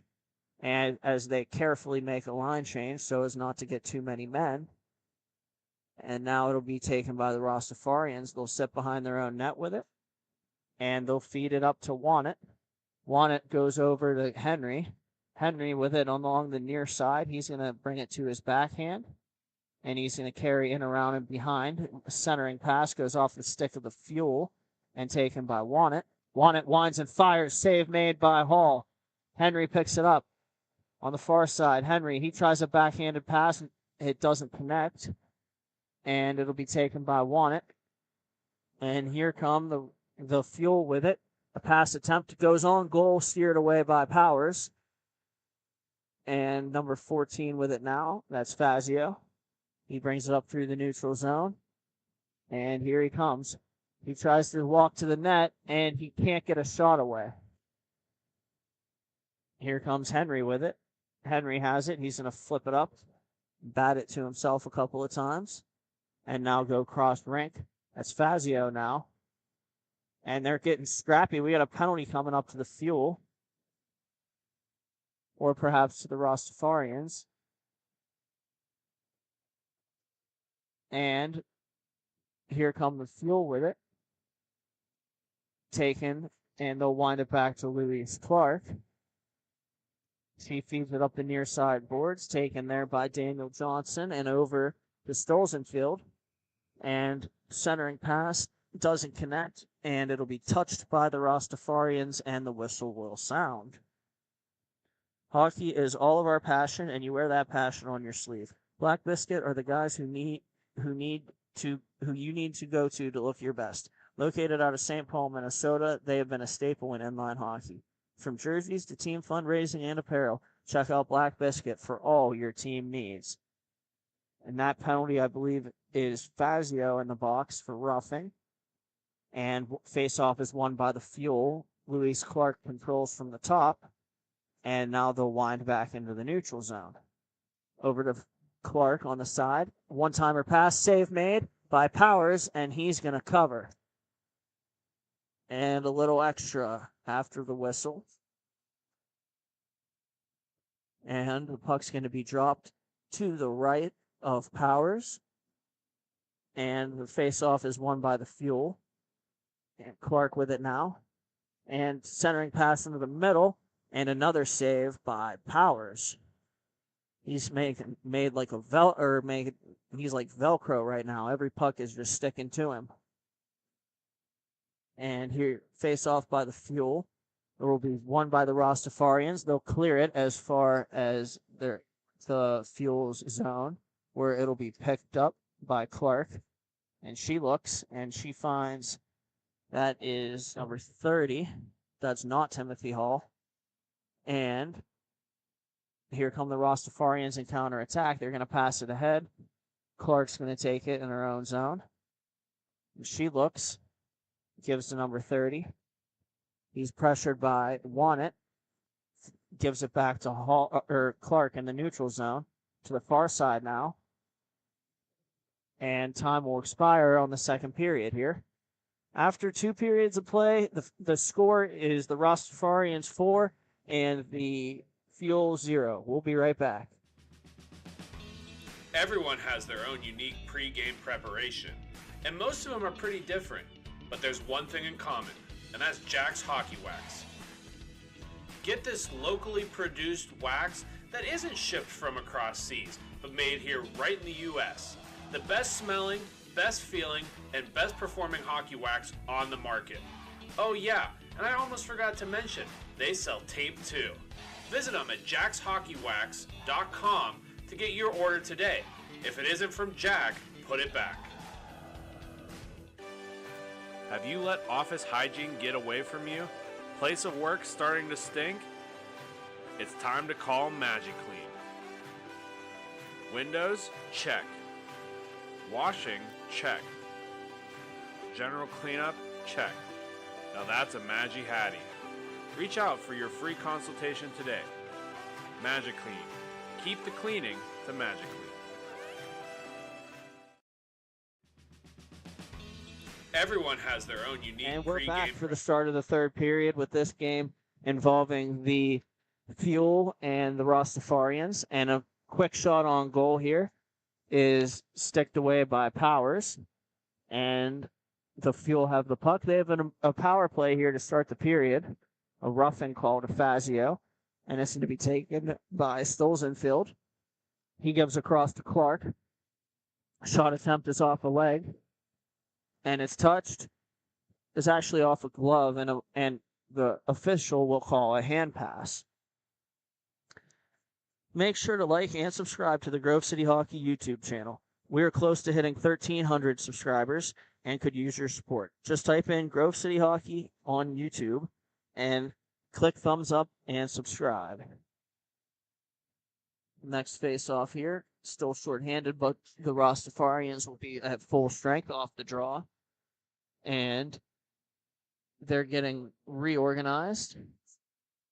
And here comes number 33, Andy Johnson. And the face-off is won momentarily by the Fuel. The Rastafarian comes out of the box. That's Fazio. They'll pressure. And a stretch pass. And back. And it'll be taken by Johnson. He's going to throw it across to number 63, Gaglio. And possessed there by, I believe, Crapo, number 15. And here comes Crapo with it. Very noticeable with those red gloves and red helmet. And he throws it off towards the net, and it's wide. Crapo gets it back. And battle for it along the boards with the Fuel. And the Fuel escape with the puck. Here they come. That is Daniel Johnston. And he loses the puck. Here comes Crapo with it. Crapo feeds Fazio. Fazio tries to walk through but can't get past Andy Johnson. Johnson will bring it up in transition. He'll feed it over. And here come the Rastafarians with it. It's Fazio once more. Fazio walks in, cuts to his backhand, throws it on goal, sticked away by Hall, and Hall will cover that rebound. He'll get a paw on it. We'll have a face-off as both teams are going to make some changes. And here comes Crapo for the Rastafarians into the face-off circle. And that is against Andy Johnson. One back to Henry. Henry throws it on goal, blocked by Daniel Johnston. And here's Henry with it again. Goes to Crapo. Backhand shot is off the stick of Hall. And possessed there in their own zone. Recovering it as the Rastafarians. Here's a breakaway pass. 63 is in on goal. He comes in. Save made by Powers. What a pass that was by the Fuel. And they cannot capitalize on that opportunity. Powers says no. Now it's Clark with it. She tries to flip it up. Intercepted by Crapo. He comes in. Glove saved by Hall. And he'll hold on. Hockey is our passion, and you wear that passion on your sleeve. Black Biscuit are the guys you need to go to look your best. Located out of St. Paul, Minnesota, they have been a staple in inline hockey. From jerseys to team fundraising and apparel, check out Black Biscuit for all your team needs. And the faceoff's won, and that's going to be taken by Henry. Henry with it. He's going to sit there, hold it, and fans on a pass. It'll be knocked away by the Fuel.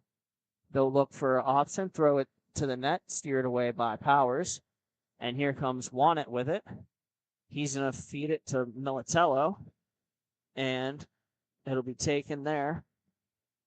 And here come the Fuel as they intercept. Through the neutral zone they go. And they'll lay it on back. There's Robert Gerton with it now.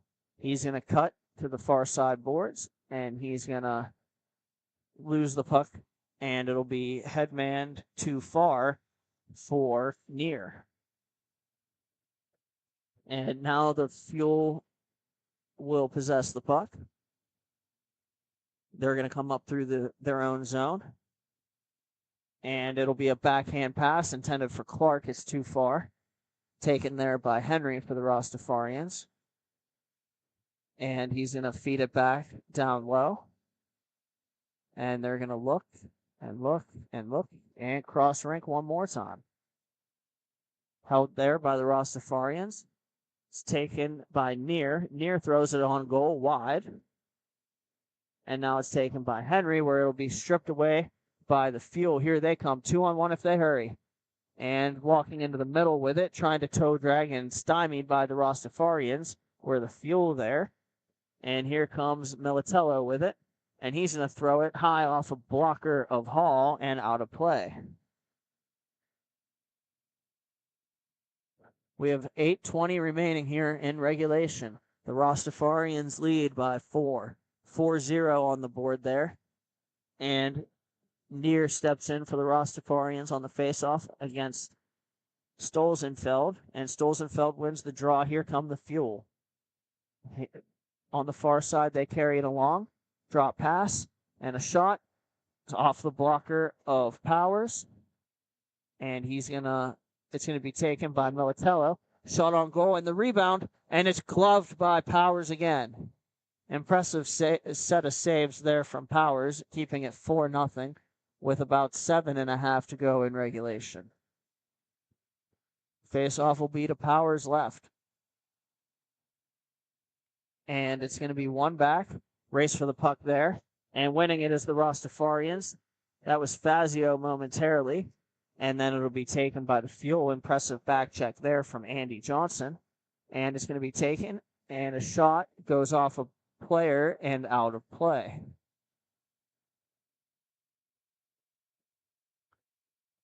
Pictures will be on sale after the conclusion of the tournament, taken by our excellent cameraman, Mark Modlewski.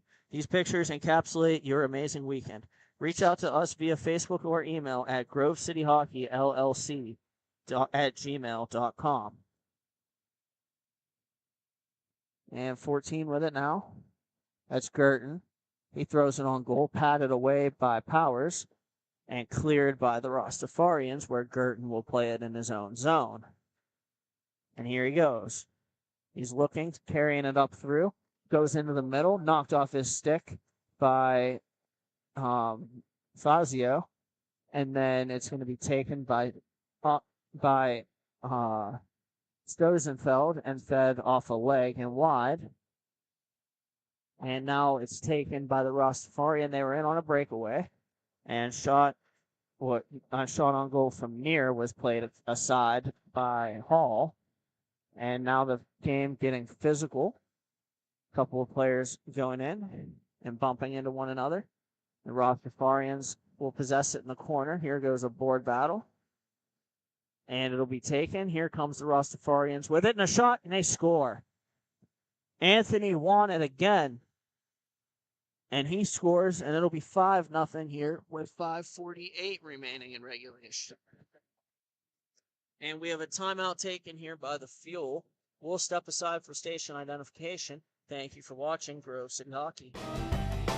Hey fans, it's that time for the GCH Duck Races. Make sure you get your picks. We have Mikey, Duke, Tex, and Ranger. Here we go.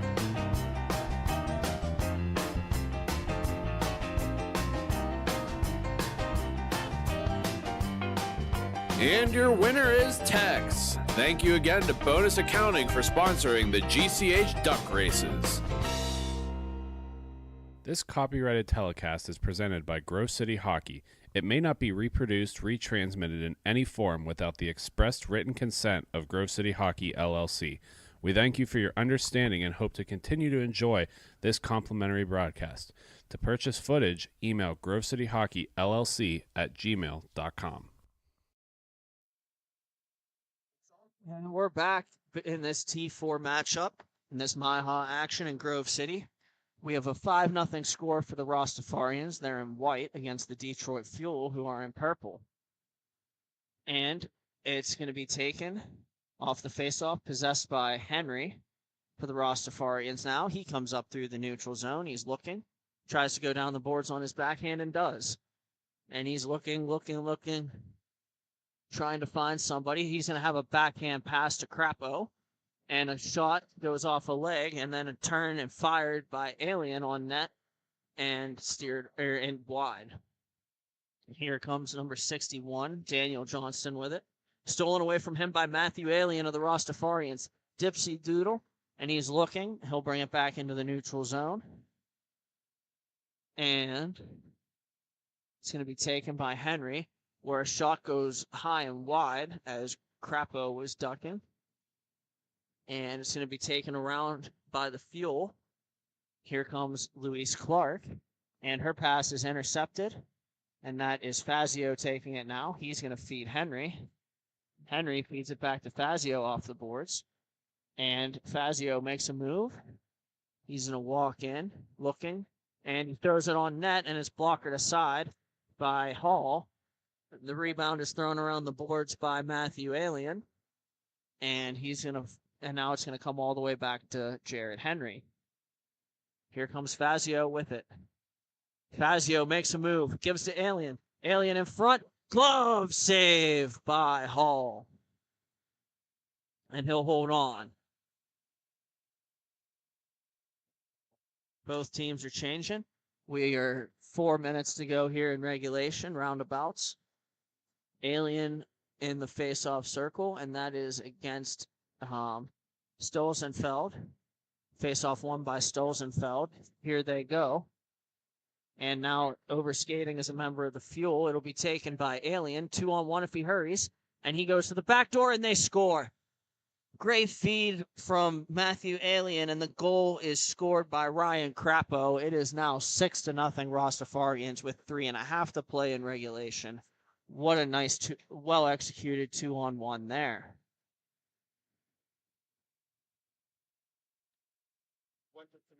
Puck is dropped. Play resumes. And battled for there by Alien. He's going to walk through. He's in the offensive zone. He's going to play in the corner. We got a penalty coming up. And he threw the puck. Alien threw the puck at the opposing player. And that is something new that I have not seen before. The only penalty, however, is going to no, he's going to get one for that too. They're going to have incidentals. And we're going to have the face-off at center. And here goes the Rastafarians. Here comes Militello in there now against Stolzenfeld. And they're actually going to move the face-off to the right of Hall.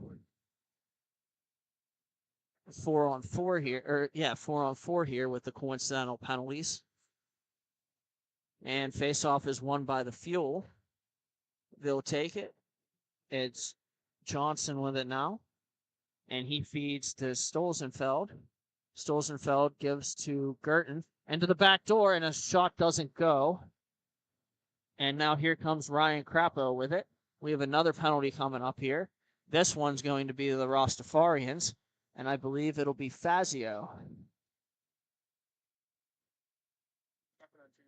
And yeah, it's going to be 15 Ryan Crapo for cutting off a member of the Fuel along the bench. 1:39 remaining and counting in regulation. And a power play for the Fuel. And it'll be shot on goal, steered away by Powers, right off the faceoff. Now Clark tries to reach forward in the neutral zone and will rekindle into her own zone. And the play is stolen away.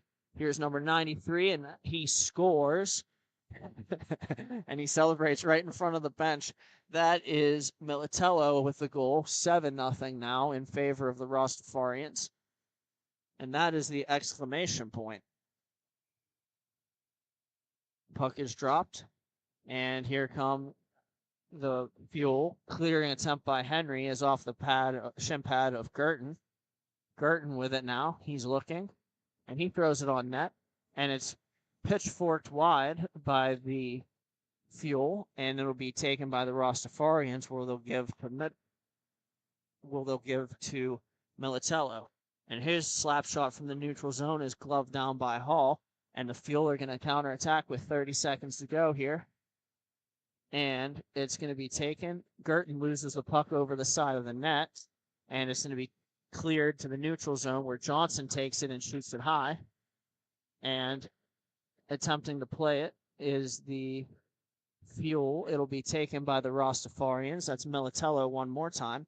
He's going to get to the neutral zone and just bring it right back into his own zone and to his own bench as time will expire. And that's it for regulation of this game between the Rastafarians and the Fuel. The Rastafarians have won 7-0, and they'll move on to the finals in Tier 4 against the Detroit Revolution. Thank you for watching Grove City Hockey. We'll step aside.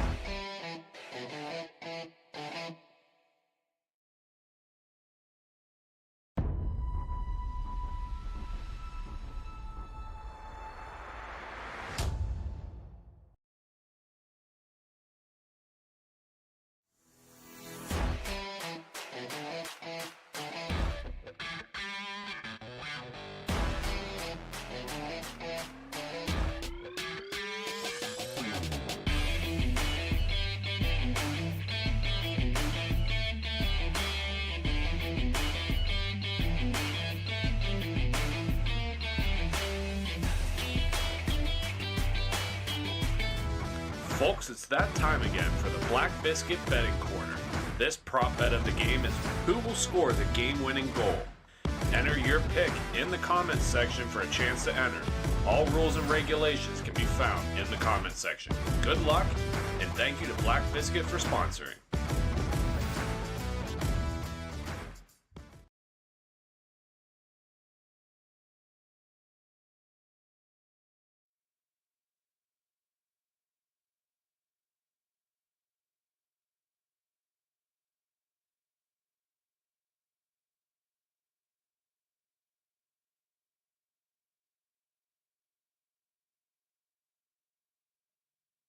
And we're back here in Grove City with this MIHA action.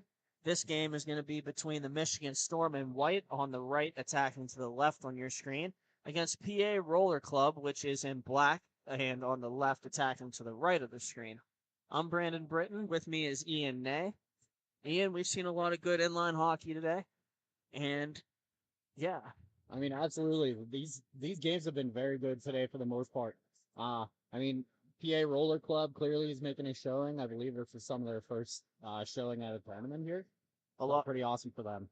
A lot of the PA Roller Club also play college roller hockey at RMU, so good to see a lot of local hometown people playing in this Grove City tournament.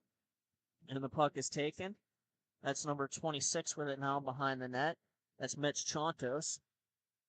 And he's going to get the puck back. Oh, and a pass goes off a stick. Heads up Sean as that goes right past Almost Sean for the camera there. the current photographer on the bench. And we're going to have a face-off to the left of Dan Krieg. He's the goaltender for PA Roller. And puck is smashed to the near side boards. And here come PA Roller Club with it. And they decide to slow it down back there. Trunk brings it back. It'll be possessed behind the net by Mitch Chontos. Chontos with it. He looks. He waits. And he's going to skate it. He gives it along. Now possessed by Hayden Hintermeyer. And here come the Storm. Shot on goal. Off a leg of Chontos. Good block there. And here comes number 21 with it. That's Hayden Hintermeyer. And a shot on goal, and they score. What a beautiful shot. A pass goes across to Dan Trunk, and he buries it on Jeff Cooper, and it is 1-0 PA Roller Club. For our prop bet today, we're going to go with who's going to get the game-winning goal in this one. Please submit your picks by the end of the first period in the comments section. And again, that is the game-winning goal. Right now we have 1-0 on a goal by Dan Trunk. And here come the Storm with it. They'll possess. And I think that's number 8. Yeah, definitely Matt Freeman. And that'll get controlled by the Storm. They're in white. They'll advance through their own zone and into the neutral zone, and then they'll lay it back. With it now and looking is the Storm, and a tip pass, here they go, and it rolls off a stick before they could shoot it. A pass attempt is off a hand, and then taken and put high and wide by Hintermeyer. Just right up and over the net. Very close. They had a 2-on-0 there. And unable to capitalize on that opportunity. And it'll come all the way out to the neutral zone because he didn't even hit the net, the post, the goalie, none of it. And puck's dropped. It's going to be taken by Trunk in his own zone. Trunk looks around. Crisscrosses with Chontos. And here goes Trunk. Down the far side boards. And he goes in on goal and shoots it, and it's saved by Cooper. And now it'll be battled for there and taken by the Storm. And here they go. That's number 2 with it there. That's Jason Schifford. Schifford gives it along to the far side boards, taken by number 8, Matt Freeman, and back to Jason Schifford. Schifford with it. And they'll come down the near side boards. Will the Storm? Number 8. He's going to try a pass. It's going to be intercepted by PA Roller. They'll bump it out to center. Here comes Landon Hintemeyer. And he walks in and feeds it over, and Trunk scores again. That's number 2 for Trunk. He made that look relatively easy. He just walks in and rips it high blocker, and it is 2-0 for the PA Roller Club. Again, the prop bet for this game with about 9.5 here in the first period is for the game-winning goal. Right now, if you had Dan Trunk, you're looking favorable. Please submit those picks by the end of the first period, and we'll see how we do.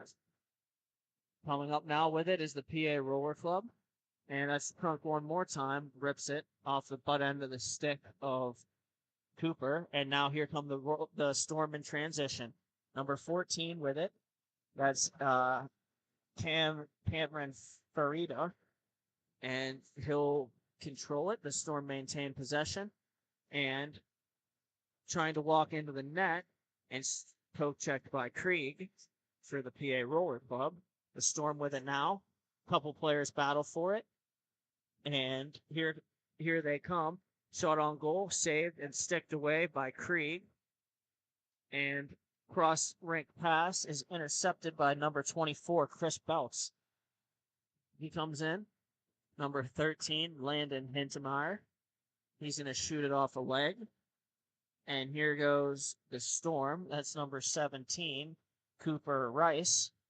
Rice with it now. His pass goes off of Cisco. And David Cisco gives it to Mitch Kontos, and here comes Kontos. Tries a curl and drag, and off a stick of the Storm, and out of play. That was just a simple shot, and he made him drop his stick off of that simple shot. That was number 13. 13 for the Storm, Brett Burns. Not to be confused with Carolina Hurricanes, Brett Burns. I was going to say, Brent Burns is playing this weekend, huh? It's going to be taken along the far side. Number 9 with it for the Storm. That's Alan Adamczyk. And he gives it up the near side boards and cross rink now. And they're going to feed it down low as the Storm possess it. Shot on goal is awkwardly kept out by Krieg. A good save there. I don't know how he saved that, Brett. Yeah, I thought it was in for sure. It looked real awkward, but he kept it out. That's all that matters. And now we'll have the face-off controlled by PA Roller Club. It's going to be taken by Belts on the far side. And here he comes. And now it's taken and give and go to Belts. Shot off a stick of Freeman and off the back boards. Now overskating is the Storm, and it'll be taken by 21, Hintemeyer.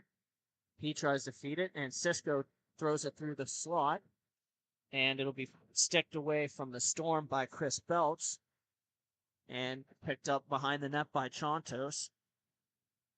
Belts goes to the bench, is replaced by Trunk, and the PA Roller Club will set up their breakout. And flushed out is Chontos behind the net by Schiffered. Chontos with it, and he's going to lay it off. It's going to be taken by Trunk again, and a backhander goes high and wide. And now they'll feed it back, and retreating with it is Cisco. Cisco looks around, pressured lightly by the Storm. Oh, yeah. And he goes into the boards awkwardly, and that's going to start something, it looks like. The way Cisco turned, it looked a little awkward, but definitely an unnecessary shove to the back of the Storm, by the Storm rather. And I believe that's number 9 of the Storm headed off for boarding, and that is Alan Adamczyk. He's going to sit for 2 minutes. Cisco looks like he's doing all right, so that's good. He went awkwardly in there. I was concerned that he hit his head off the end boards. That wouldn't have been pretty. 5:20 left in the first period here. And we're going to have a face-off and a power play for the PA Roller Club. And it'll be cleared by the Storm, glove down by Trunk. Trunk looks, and he'll just lay it up the far side boards. It's going to be taken there, and Hintemeyer in with it. He throws it off the stick at Chantos, and he'll get it back and wheel it back to Trunk. Trunk to the near side now. And that's across the box. Tic-tac and almost toe, but saved by Cooper. Goes behind the net, and Krieg will play it. And here they go. Trunk with it now. He looks. Brings it up through the neutral zone. Off number 10, Johnny Rimsky. And a shot goes off the boards past Rimsky, and Trunk will rewind into his own zone to Rimsky again. He walks in across over the middle, and he shoots it high and wide. And here come the Storm in transition. That's number 14. Cameron Farida with it. He's going to be pressured by multiple members of the PA Roller Club, and he's going to come in. A shot is wide by Hentemeyer. That's Hayden. And it's going to be given over. Trunk picks it up. He's along the near side boards, feeds it into the center, and a shot is saved and covered by Cooper.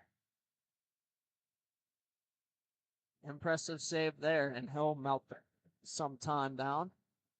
Looks like the PA Roller Club are just overtaking this game currently. They've been dominant for sure. The face-off is won by PA Roller Club, and they'll get some more zone time. Trunk's pass goes off a stick, and that's Hayden Hentemeyer. And Hayden picks it back up and walks across. He looks, he winds it back. Penalties over. Trunk with the puck. He throws it off the blocker of Cooper. And it's going to be cleared by the Storm and taken by Hayden Hintemeyer behind the net. He feeds it over to Belts, and Belts rewinds with it and feeds it over to Hintemeyer one more time. Pass up the neutral zone intended for his brother Landon Hintemeyer. Doesn't connect. And now it'll be fed around where it's taken by Belts. Belts with it now. And he'll leave it. Stretch pass by the PA Roller Club, taken by Hayden Hindemeyer. And he's going to go to the bench for a change and lay it off to Trunk. Trunk will leave it there for Cisco. And Cisco's going to wind it around, and nice pass up to Trunk. And a shot is off the iron. And Cisco gets it back.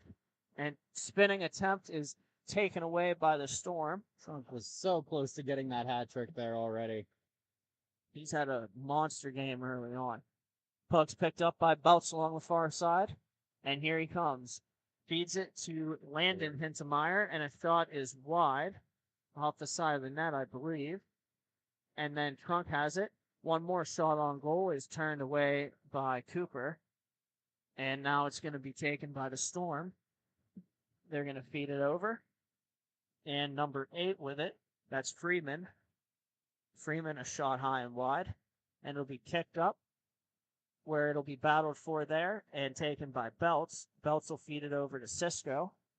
And here comes Cisco with it now. Cisco, a shot pass intended for the guy in front. It does not connect, and that was Dan Trump. And it'll be played all the way down behind Dan Creek for the Roller Club. So it'll be collected by Mitch Contos. Contos with it now. He feeds it up to Trunk. And Trunk a shot gloved by Cooper. And he'll cover it with about a minute in this first period. Now, even though the PA Roller Club has been pretty dominant here, the goaltender seems to be making some pretty good saves for their team here. Yeah, Jeff Cooper for sure keeping the Michigan Storm in this one. And a face-off battle for it. And here comes number 14. And he comes in and shoots it on Krieg, and he covers. Good save there by Krieg. No rebound. And last chance to get a player to hurt for the game-winning goal on this game. And please have that by the end of the first. We got 20 seconds remaining. Here's number 13 with it. That is Brent Burns. Burns carries it up through the near side boards into the neutral zone. Here he comes. And he's going to taken down there by Cisco, and that's going to be a penalty as time is just about going to expire on this first period. Cisco's going to go. I believe the call is holding. The horn sounds, and we'll be right back. Thank you for watching Grove City Hockey. Hey fans, it's that time for the GCH Duck Races. Make sure you get your picks. We have Mikey, Duke, Tex, and Ranger. Here we go.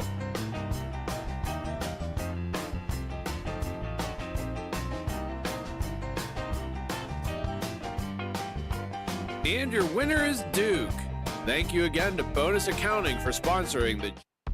Hey fans, we all know there's nothing quite like watching live sports here at Grove City Hockey.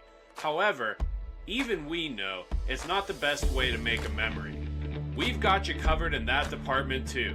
Make sure you check us out on our Facebook page for photos of all of the games. Make sure you look into team packages. It can be as low as $10 per person on the team. Now, back to the action.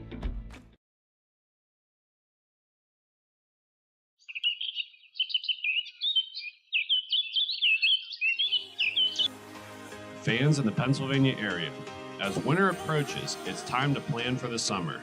BY Lawn Care is the perfect people to reach out to get you ready for the warm season. They will get you on a schedule to be the best house on the block. They can help with... And we're back with the start of the second period of this game between the Michigan Storm and the PA Roller Club. Opening face-off, and it'll be cleared behind the net of the Storm. They'll pick it up there. Here come the Storm. The PA Roller Club shorthanded with a penalty to David Cisco. And it's controlled at the point and to the near half wall. It's number 14, Adam Adamczyk with it. He feeds the center point and gets it back. And a cross-rank pass is intended for number 13, and it doesn't go. And now the puck will be cleared as far as the neutral zone. 13 with it. That's Brett Burns. Burns gives it back. Number 5, Nick Adamczyk with it. And it'll be cleared kind of by a member of the PA Roller Club. Strange bounce off the glass, and it'll be picked up by number 13, Landon Hintemeyer, and he'll clear it. Taken there by the Storm. Here they come up through the zone. That's that's Cameron Ferida. And a shot on goal by number 5, Nick Adamczyk, is blocked. So we'll have it rewind, and Brent Burns takes it from the neutral zone. And a shot on goal. And it's wide, possessed there by the Storm. And it'll be poked away by a member of the PA Roller Club. Here they go in for it. And it'll be cleared, but not all the way down. And possessed by the Storm. Burns finds his teammate on the far side. That's number 5, Nick Adamczyk. And Burns with it. He throws it on goal and wide. And Adamczyk will pick it up. Adamczyk looks. He walks in. He shoots and he scores. Britt, that could be a huge momentum change for the Storm. Nick Adamczyk scores for the Storm, and it is 2-1 as they capitalize on a power play.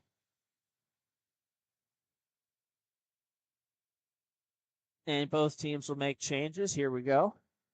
For this second period, 11:40 remaining. And it's taken, swatted back by Hayden Hintemeyer, and controlled by the PA Roller Club behind their net. And taken, passed up the boards. Here comes Hintemeyer with it. He's got Belts, and he's got his brother with him. And a shot on goal is covered by Cooper. The original save, the rebound came right out, and he holds that one too. That looks like it almost sneaked in, Britt. He's very close, but fortunately for him, tight for that post there. It's going to be one back by the PA Roller Club. There's Mitch Chontos going back for it. Chontos stops up behind his own net. He'll wait for some pressure. And they'll set up a breakout while the Roller Club. Chontos patiently waiting.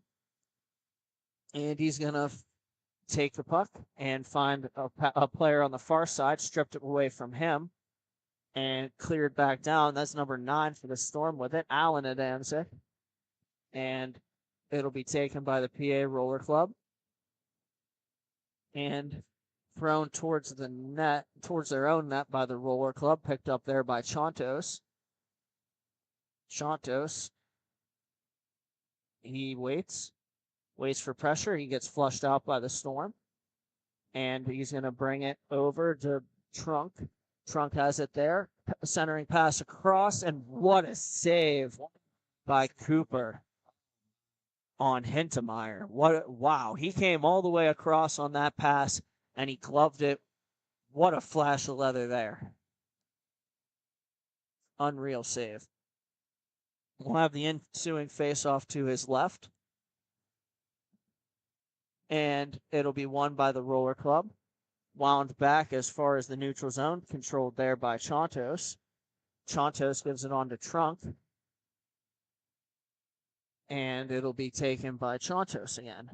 Felt a little bit of pressure there. He wanted to make sure they reset. That way they could take control.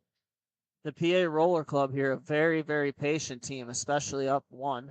They're just going to wait for their perfect opportunity, and hopefully for their sake, they will capitalize on said opportunity. And it's Hintemeyer's going to go behind the net and get the puck. Here they come. Hintemeyer with it. He goes towards the outside, speared off of him by the Storm, and they'll battle for it in the corner. And it'll be taken by Chontos in the neutral zone. Chontos gives to Trunk. Trunk throws it on goal. Covered there by Cooper. No rebound. Way to stay up right there from Cooper. He'll have a face-off to his right.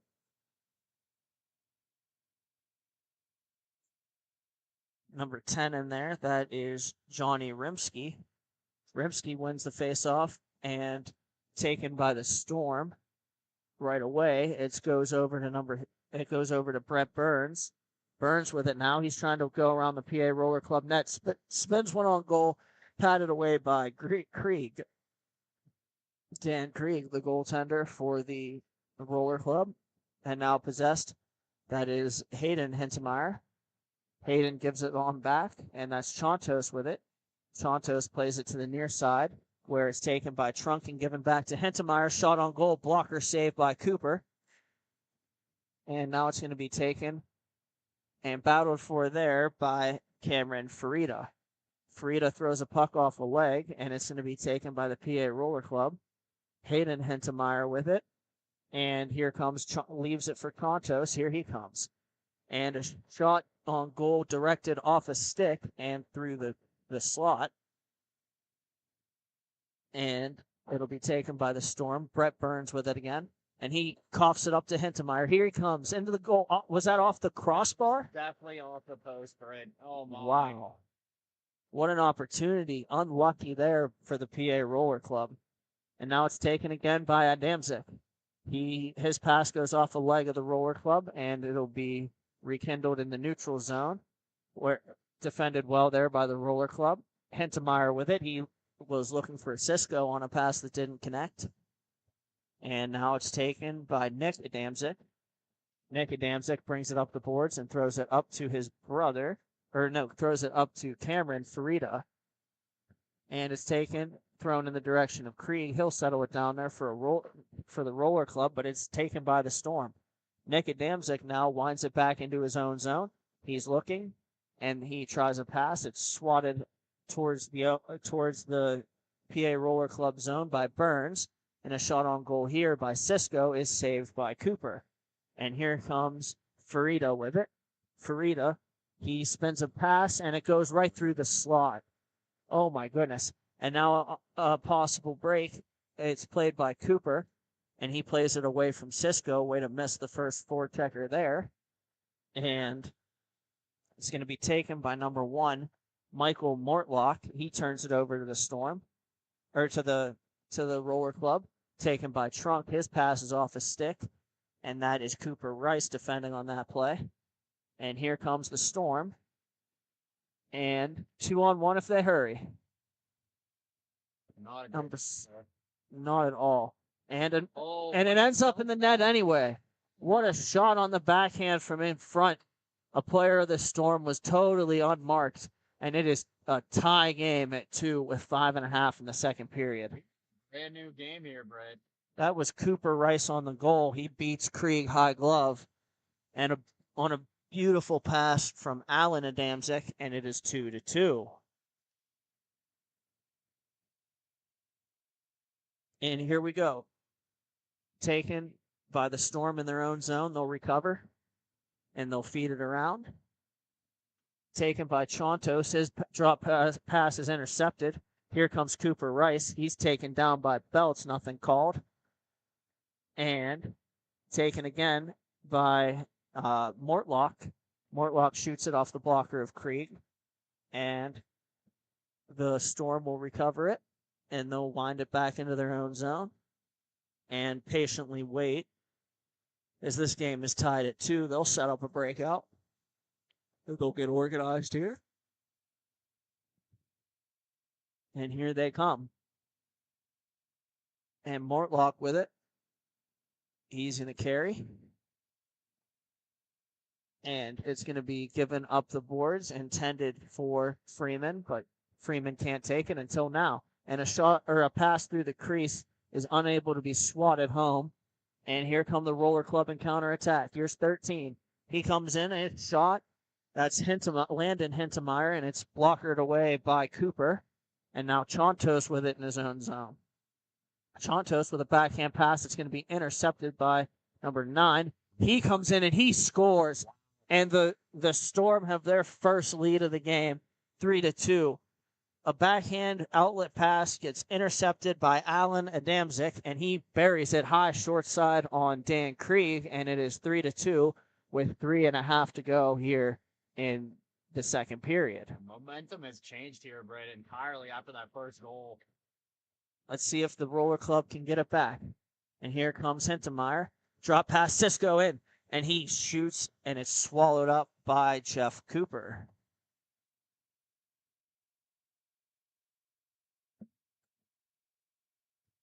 The face off to Cooper's left. And here we go. One back by Cisco, taken by Belts. He feeds it to the near side to Trunk. Trunk over the middle, and is taken, and a shot is blocked by the Storm. Well defended there.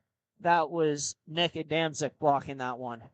And it'll be taken again by Cisco. Here he comes. He goes around the net with it. Backhand pass is knocked down by the Storm. And taken on the far side. Fed up to number 14. That's Florida. And now number 9, David Cisco, picks it up in his own zone. He'll start to walk out with it and then feed it back to Dan Trunk. Trunk waits patiently behind his own net as his team will make a change or two. And they'll set up a breakout. And here they go. Hintemeyer comes down in support. He feeds Hintemeyer. Although it's stolen by the Storm. And fed back to Brett Burns. He loses the puck. Here comes Cisco, one-on-one.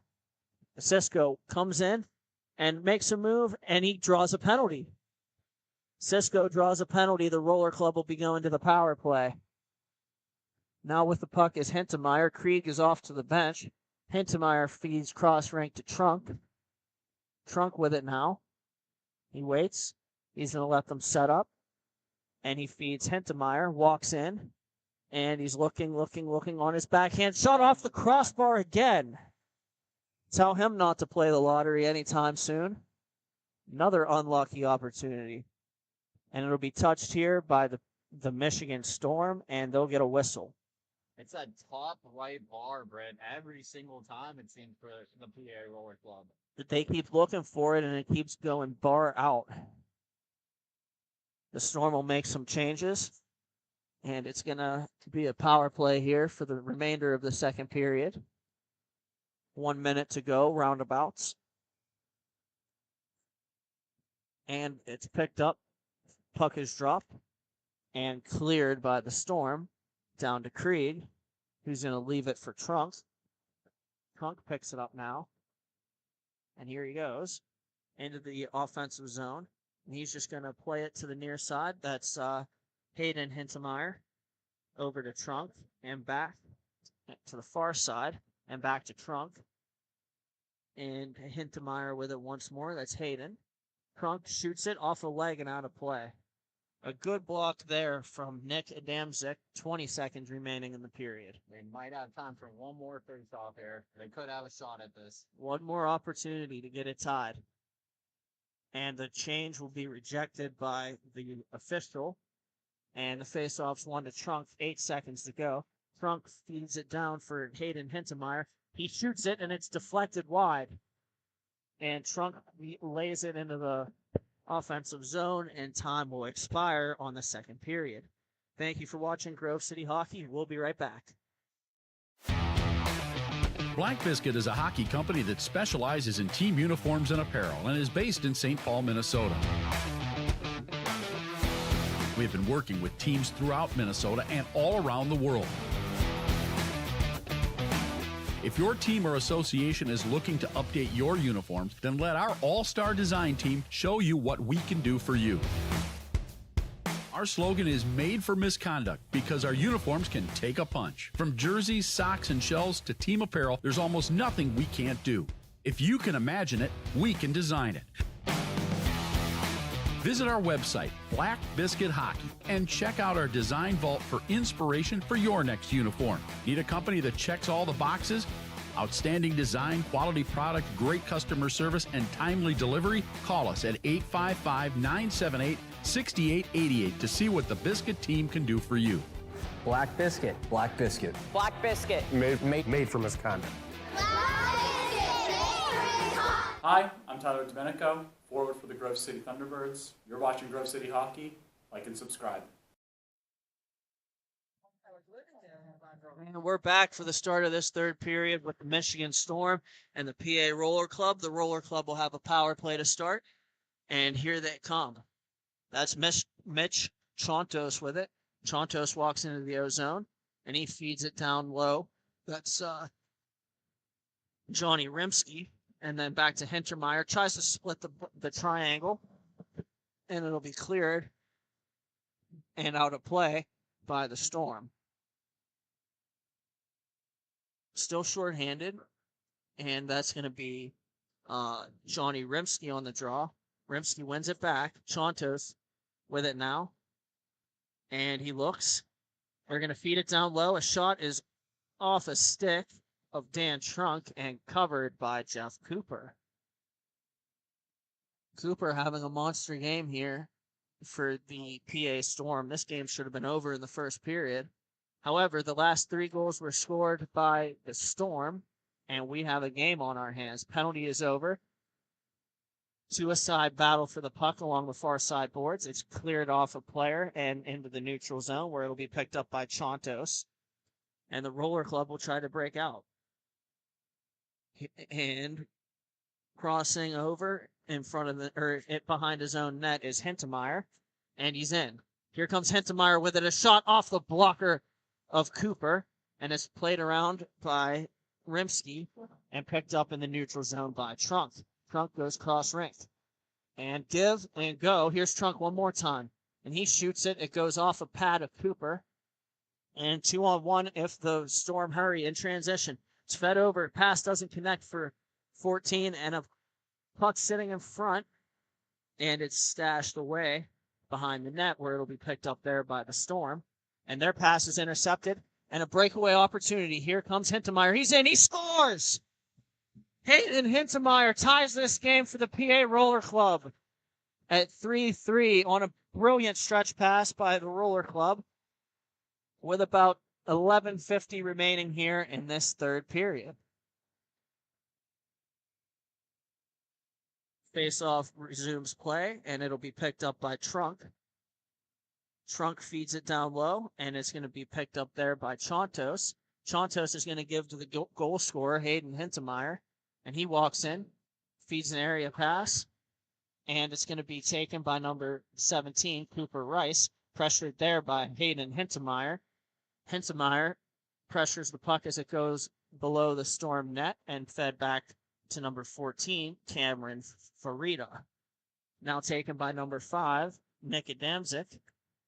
and played around, but to Farida, it'll be his stick that's lifted by Hintemeyer, and Hintemeyer comes in, cuts to his backhand, and a shot score. He goes bar south, and Hayden Hintemeyer has now given the PA Roller Club a lead. It is 4-3 with about 10:50 remaining in regulation. What a shot. He came in and cut to the backhand, bar south. The PA Roller Club will make a few changes. Onto the rink comes David Cisco. Cisco goes forward off the faceoff, and he's going to bring it to his backhand. And he's looking, circles around the net, plays it over to Chris Belts at the point. Belts down low for Cisco. Number 13 in on it now, and that's Landon Hintemeyer. And it'll be cleared up by the Storm, cross rink. Here they go. It is Matt Freeman with it now. His shot is wide of Krieg. And recovered by the Storm as they try to tie this game. And a shot on goal is held, or knocked down rather, by Krieg, and that shot was from Alan Adamczyk. And now taken by Cisco. Cisco walks in, he plays it over, and a shot is high. Hits off the backboards, recovered by the Storm, and their pass is too far for Adamczyk. Taken there. And it's, I believe that's Trunk to Belts and back to Trunk. That's actually Trontos. Trontos will battle for it in the corner. And it'll be taken there by the Roller Club. A great battle to overtake the member of the Storm. Here comes Trontos with it. He shoots it off a leg and out of play. Hockey is about respect, integrity, and passion. No other company lives up to these core values like Epic Hockey. Epic takes the time to create each product, making sure that each one is up to the standard that owner Daniel Costa set. Make sure to check them out on Facebook, Instagram, or Twitter, or their website for all their product reveals. In the ensuing face-off, won by the Storm. That's Brett Burns with it. And his pass is intercepted by Cisco. Here he comes. Moves to his backhand. To his forehand, he scores. What a shot by David Cisco. And the PA Roller Club are back up by 2 with about 8.5 to go. And we'll have a timeout taken there. That's from the PA Storm. 8:35 remaining. We'll step aside for station identification. Thank you for watching Grove City Hockey. Hey fans, it's that time for the GCH Duck Races. Make sure you get your picks. We have Mikey, Duke, Tex, and Ranger. Here we go.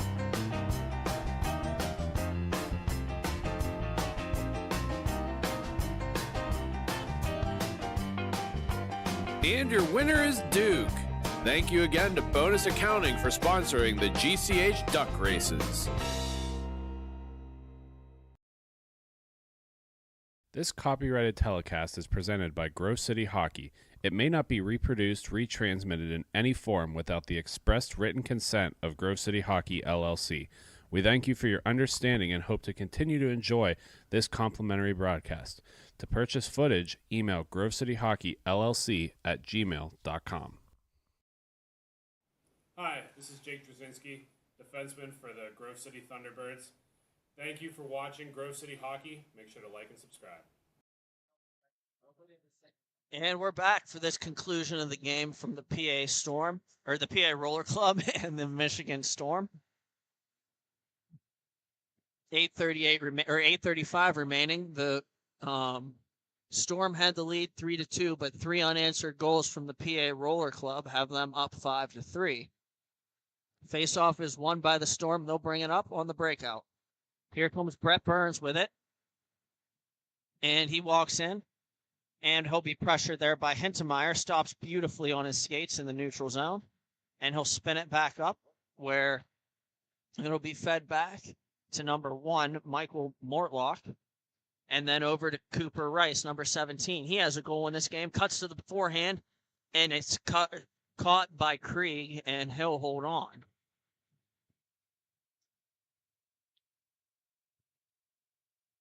Face off to Krieg's left. And it's won by the Storm. And a quick shot attempt is wide from Cameron Farida. Farida with it now. He feeds it cross rink, and a shot, and they score. That's Michael Mortlock. It is 5-4 as he beats Krieg, who might have been a little deep in the net there from the top of the circle, and it is 5-4 with 7:15 remaining in regulation. Grove City Hockey merchandise is now on sale. We offer t-shirts, tumblers, beanies, and more. Reasonably priced and vary in all sizes. They are the perfect gift for your loved ones. Check them out at our sales table or online at grovecityhockey.com. And the ensuing face-off won by the Roller Club. And here they come. That's Belts with it. He'll feed it up the boards to Hintemeyer. Hintemeyer cuts to his backhand and feeds it to the back door, and it's unable to be controlled by Johnny Rimsky. Rimsky will throw it back, and it'll be stolen away by the Roller Club, or by the Storm, rather. And a shot on goal is directed away from by Dan Krieg, and it pops up in the air, and the Roller Club will regain possession momentarily. And a shot on goal, and they score. Another goal from the Storm, and we have a tie game again. That one was coming from number 14, Cameron Farida, and it is tied. He took the puck. There was some confusion. He wrapped it around the net and beat Krieg back to the post from behind the net. And that is a 5-5 game with 5:55 now remaining in the third in regulation. And here comes the Storm with it now. It's a Damzik with it. He feeds it over to Freeman.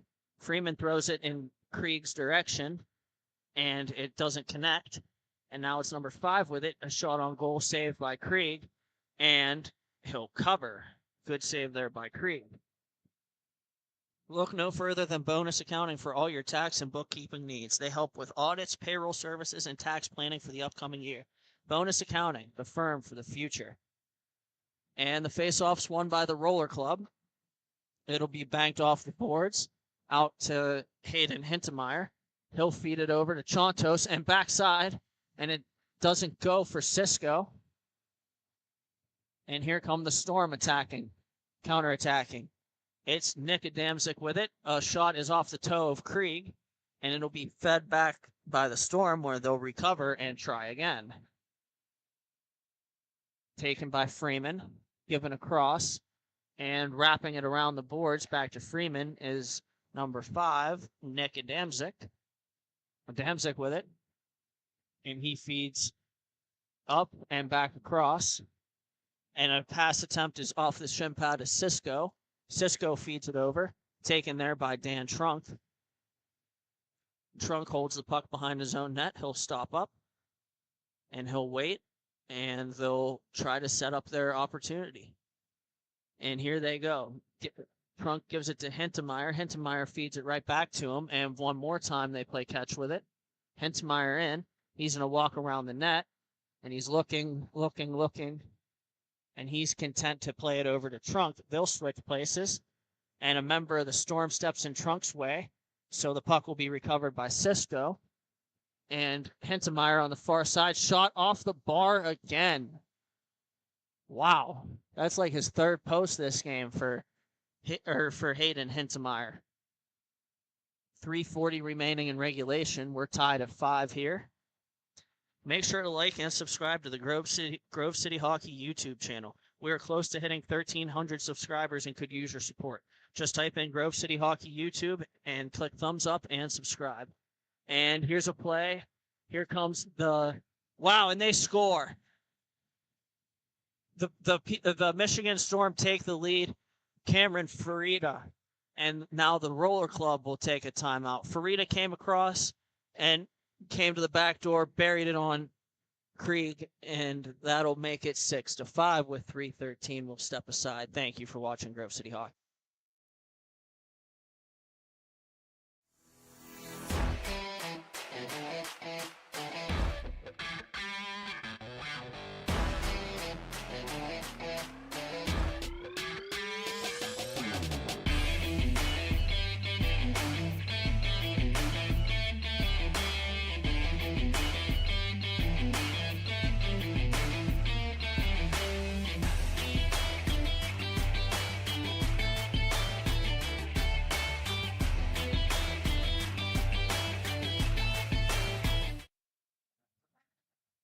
And we're back for the conclusion of this game between the PA Roller Club and the Michigan Storm. The Storm win the face-off here. They just took a 6-5 lead. And it's controlled by Belts. Belts throws it cross rink. Nobody there. So it'll be picked up by the Storm. Number 1, Michael Mortlock going back for it. He has a goal in this game. And he'll send it around and get a cross rink pass. And they're looking. Pressured by Hintemeyer. And it'll be taken on the far side and given back to Mortlock. Mortlock shoots it, save Krieg. And number 14 with it now. He bangs it off the boards, and it'll be swiped away 2-on-1 if they hurry. There's Cooper Rice, gives it across, shot off the pipe from Farida. And now the Roller Club will transition and counterattack. Their drop pass is intercepted by Farida. And another 2-on-1 opportunity if they hurry. And a backhand shot sticked away by Krieg. What a save there. And now the puck's going to be played in the Storm zone, where it'll be intercepted by Hintemeyer. He's going to attempt to make a move. He gets knocked down, nothing called. And now we have a hand pass. Kontos had a hand pass while he was laying on the ground there, and the referee will stop play. Grove City Hockey merchandise is now on sale. We offer t-shirts, tumblers, beanies, and more. Reasonably priced and vary in all sizes. They are the perfect gift for your loved ones. Check them out at our sales table or online at grovecityhockey.com. Number 16 now, Dan Trunk with it behind his own net. The PA Roller Club trying to make a comeback here with 1:45 left to go in regulation. They are down 6-5, but here comes Hintemeyer. A shot is off a leg and wide. And Hintemeyer has it again. He looks, he holds, he waits. And he gives along to Dan Trunk. Trunk goes to Chontos. Chontos stops with it on the near side. Chontos will feed Hintemeyer again. And one more time, they'll play catch with it. Cross rink again. Those are the brothers, that's Johnny Rimsky actually with it now. Rimsky gives to Chontos. And then to Hintemeyer, and then it is Chontos again. They're looking. Here comes Krieg to the bench for the extra skater. That'll be Cisco. And Cisco with it now, as he looks. Cisco and Chontos play catch with it at the top by the blue line. Cisco gives it down low. And a shot on goal saved by Cooper. And the rebound's on the side of the net. And is given back to Cisco at the point. 42 seconds remaining. Cisco over and gets it back. He's looking at the point. And a shot on goal. And they score! A goal to tie this game up from, I believe that's Hayden Hintemeyer, his third of the game. And we are 6-6 with 34 seconds remaining in regulation. What a play. What a game this has been. Back and forth. My goodness. And stepping in for the face-off for the Roller Club will be Johnny Rimsky. He's going to swat it on back. Trunk is going to be the first to it. Dan Trunk now. He holds. He lays it off behind his own net. It'll be played up there by the Roller Club. And they'll get the puck. Shielding is Hintemeyer. And Hintemeyer feeds it back. Eventually, he'll get double teamed to lose the puck. Here comes Cooper Rice. Down low. And a shot on goal. And it's saved by Krieg, and he'll hold.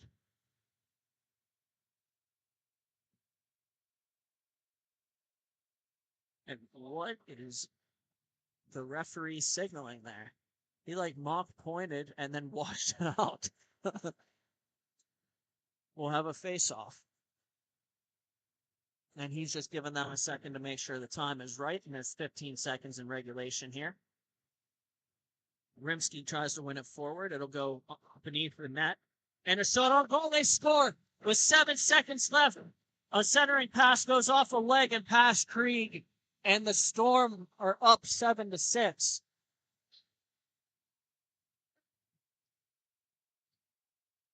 And we have some shouting on the rink. Wow, some more shouting goes on, and we'll have a discussion from the referees. We'll see what happens. In the meantime, hockey is our passion, and you wear that passion on your sleeve. Black Biscuit are the guys that you need to look your best. Located out of St. Paul, Minnesota, they have been a staple in inline hockey. From jerseys to team fundraising and apparel, check out Black Biscuit for all your team needs. We have a delay. And Gross, look no further than Bonus Accounting for all your tax and bookkeeping needs. They can help with audits, payroll services, and tax planning. Tax planning for the upcoming year. Bonus Accounting, the firm of the future. We'll have 7 seconds remaining here. And an attempt for the PA Roller Club to try to tie it.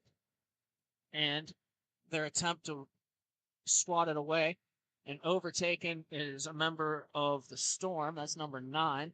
The horn sounds, time expires, and that is 7-6 for the Storm. They'll advance to the finals. Thank you for watching Grove City Hockey. We'll be right back. You know you've always thought about playing travel hockey. Have you ever heard of MIHA? Well, here's the time for you. We're taking registrations right now.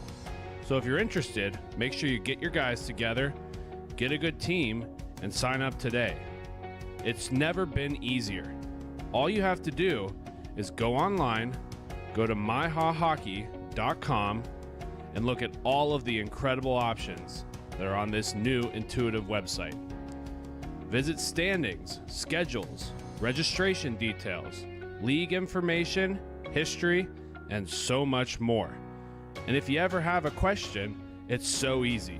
Just go to the contact page and reach out to Carl, and he'll help you right along. Sign up quick because spots are running out. Visit us at MIHAHockey.com.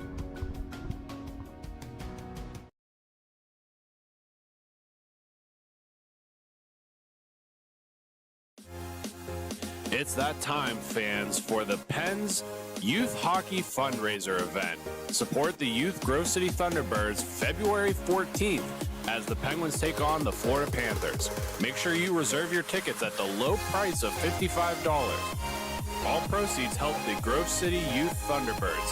Thank you for the Pittsburgh Penguins for helping us grow the game of hockey.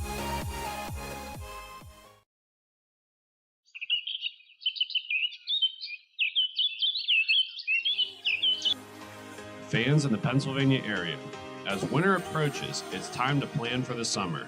BY Lawn Care is the perfect people to reach out to get you ready for the warm season. They will get you on a schedule to be the best house on the block. They can help with all of your paint projects, whether it's mulching, string trimming, grass cutting, the list is endless. Make sure you check them out on Facebook to see all of their great photos of previous projects. Give them a call, and thank you to BY Lawn Care for sponsoring Grove City Hockey. Have you let office hygiene get away from you? Place of work starting to stink? It's time to call MagiClean. Windows? Check. Washing? Check. General cleanup? Check. Now that's a Magi-Hattie. Reach out for your free consultation today. MagiClean. Keep the cleaning to MagiClean.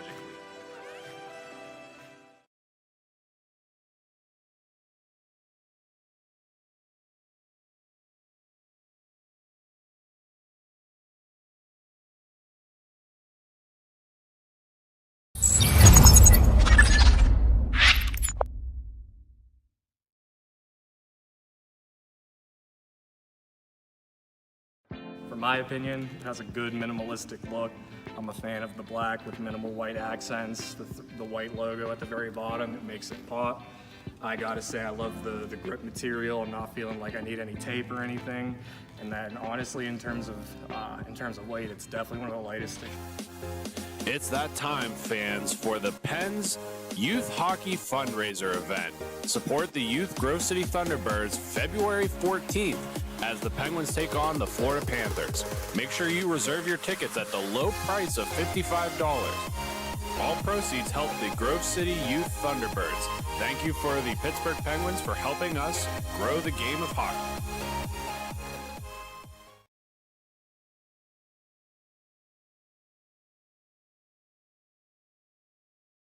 This copyrighted telecast is presented by Grove City Hockey. It may not be reproduced, retransmitted in any form without the expressed written consent of Grove City Hockey, LLC. We thank you for your understanding and hope to continue to enjoy this complimentary broadcast. To purchase footage, email grovecityhockeyllc@gmail.com. Hi, I'm Tyler Domenico, forward for the Grove City Thunderbirds. You're watching And Grove we're City live Hockey. for this Tier 5 matchup in the finals between the Detroit Fuel and the Grove City Thunderbirds. The Grove City Thunderbirds in yellow, and they'll be attacking right to left on your screen. The Detroit Fuel in white, and they'll be attacking left to right. Puck controlled here early by the Fuel, and here they come. Number 17 gives it back and across to the near side to number 33. Taken by Tyler Warner now for the Thunderbirds. He feeds it up the boards to Ian Ney. Ney with it. He looks, he'll feed Tuggy Domenico. Domenico comes in around the corner, and he throws it on net. Shot, save made, rebound, they score.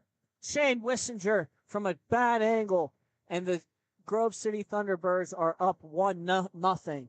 Just 53 seconds into this game.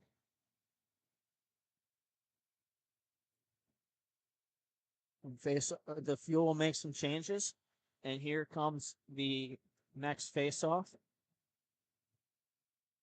of this Tier 5 matchup. Puck is taken by a member of the Fuel, and here comes number 24, Nikolai Kuzmak, and he throws it on goal, save Corbett, and Corbett will hold on.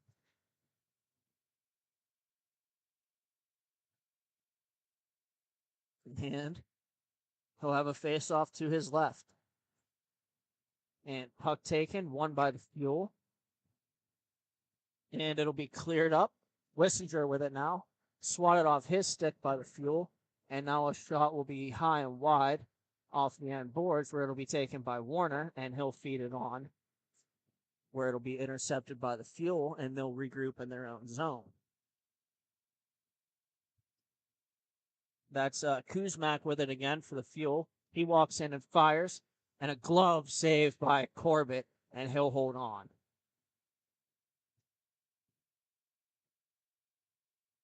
Make sure to like and subscribe to the Grove City Hockey YouTube channel. We're close to hitting 1,300 subscribers and could use your support. Just type in Grove City Hockey YouTube and click the thumbs up and subscribe. As we have the puck being taken on the far side board, here comes Brian Pruitt. Pruitt walks into the middle. He's looking a shot on goal, off the leg and wide. And the clearing attempt will go around the boards and off the mesh, and play will be stopped.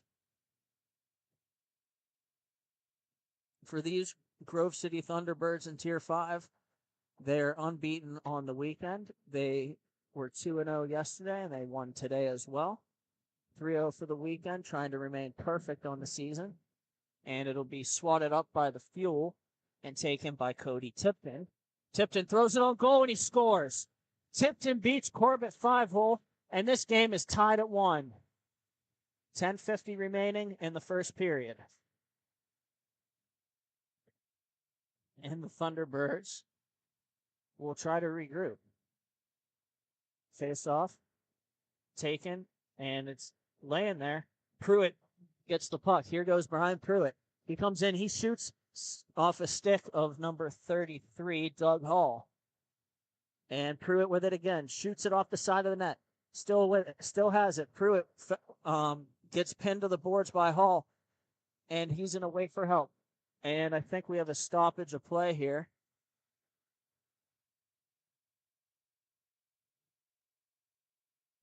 We have a penalty coming up, I believe, against the Fuel.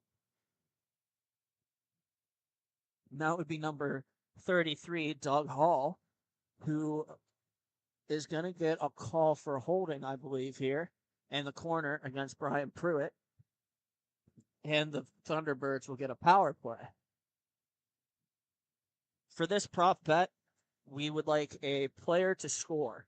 A player to score for this game on the prop bet. Please have that submitted by the end of the first period. And a high stick here on the puck. Sean Takachi batted it out of play, or batted it, and then it's picked up by Damon Pajak, and the whistle sounds. Face-off should be coming to the left of Corbett. And Pruitt lines up for it. Pruitt and Wilson out here with Pajak and Takachi. And for the penalty killers, number 17, Casey Schneider, or Siner. And a shot is off the glass. Pruitt picks it up. Pruitt back to Pajak. Pajak's down to settle things down for a second. And it's going to be brought up the near side boards by Pruitt.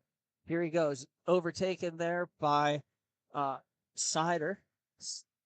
Siner, and taken back by Pruitt. Pruitt plays it off the boards to himself. He feeds Damon Pajak, and Pajak brings it over to Sean Takachi. Takachi back for Pajak. He's going to throw it low and towards the net, but it's going to be intercepted and cleared by the Fuel and covered by Colin Corbett before he plays it out for Pajak. Pajak with it again, and his pass for Takashi doesn't connect. It'll be taken there. And off a stick, here goes Wissinger and Ney. 2-on-1 if they hurry.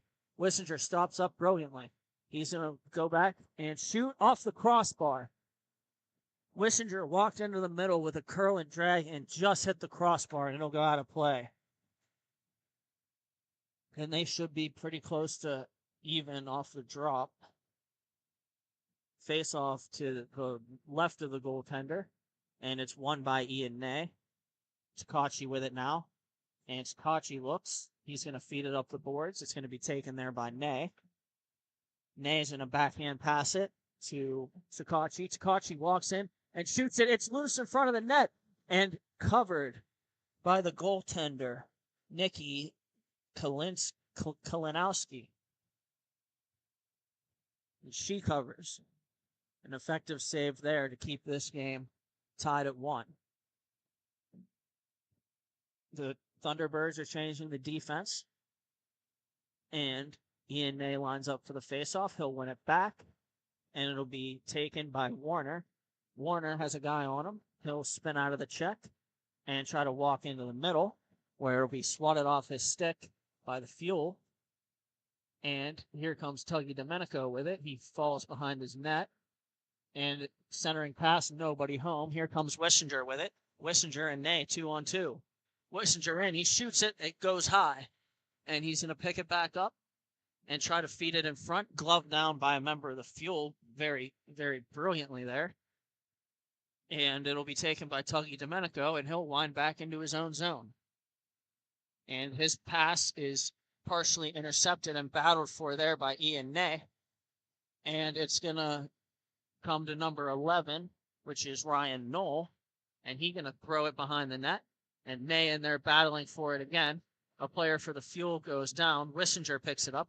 Wissinger feeds it up the far side boards, but it'll be taken by Warner. He has Ney with him. 2-on-1 if they hurry. And Ney can't get it over to Warner to complete the play and get a shot on goal. He'll be taken there by the Fuel. And they're going to have number 25 with it on the far side. That's Cody Tipton. And his pass cross rink is going to be intercepted by Warner. And here comes Warner. Warner feeds Ney. Ney goes down into the corner and feeds it around the net, where it can be taken by Warner again. And the Fuel have it in front of their own net. And here they come. Stretch pass, number 14 with it now. That's Kayla Schneider. Schneider with it, throws it on goal, and a save made by Colin Corbett. And no hold.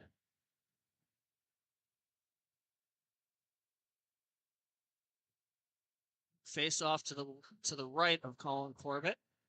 And there for the Fuel is Casey Snyder. And here's a play taken by the Fuel by number 29. He's going to shoot it off the leg of Takachi. Here comes Pruitt with it in counterattack. There goes Pruitt down the rink. And he loses it for a second. And they'll battle for it there along the far side, or the near side boards. It'll be taken by Signer, and here he comes. Cut off by Takashi, and they score. Wow. Not sure how that went in. But nonetheless, the Detroit Fuel have their first lead of the game with 4 minutes remaining here in the first period. Again, our prop bet is a player to score. So please have a player and if they score in the final 2 periods, you will have won your prop bet. And off this face-off, we have Pruitt and Wilson. And the puck's there, overskated by Wilson. He's now going to feed it back to Takashi. Takashi with it. And gives it to Pruitt. Pruitt back for Takashi. Takashi skates in, cuts over to the backhand, overskates the puck, and has it stripped away from him from the Fuel. Here come the Fuel back the other way. Making a move on Tucky Domenico and a shot, and they score. A backhand shot from Casey Snyder, and it's 3-1 Detroit Fuel.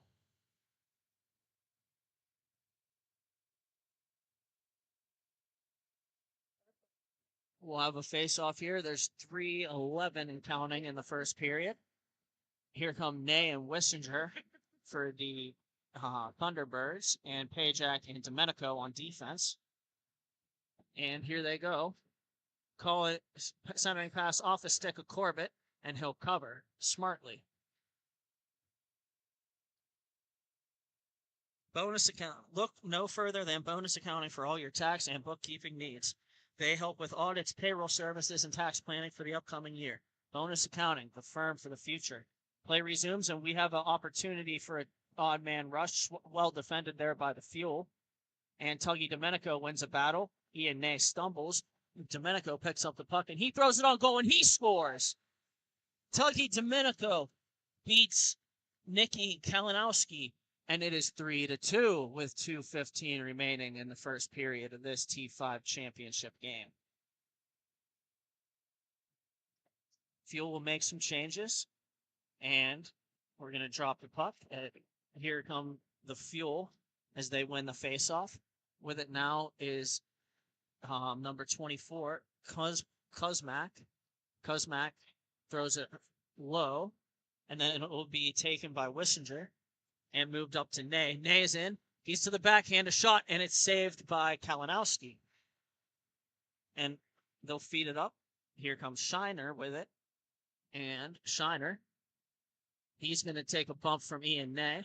Before he gives it right back, he throws a cross-ice pass through the backhand, through the slot, nobody home. Taken there by Pajak. Pajak will stop up behind his own net. And he'll feed it around the far side boards, where it'll be taken and race for the puck. Here's Kuzmak and Ney. And Kuzmak gets some help from his teammate and will win the battle there. And it'll come cross-rink to Pajak.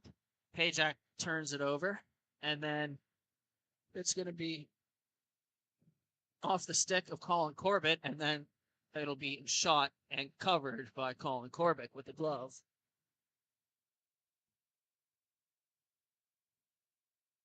Make sure to like and subscribe to the Grove City Hockey YouTube channel. We are close to 1,300 subscribers and could use your support. Just type Grove City Hockey YouTube and click the thumbs up and subscribe. Face-off won by Pruitt. Pruitt leaves it there. Wilson picks it up and chips it as far as center. Number 9 with it now. He's going to feed a pass. It's going to be intercepted by Warner. Tyler Warner comes in and throws it wide of the net. Wilson pursues now. Warner pressuring. And it's controlled there by Pruitt. And backhanded out by the Fuel. It'll be taken there by Damon Pajak in his own zone. And he waits patiently, and time will expire. So after one here, we have the Detroit Fuel ahead 3-2 over the Grove City Thunderbirds in T5. Thank you for watching Grove City Hockey. We'll be right back. Fans, it's that time for the GCH Puck Shuffle. Just like in the arena, we bring the fun to you at home. Follow the puck.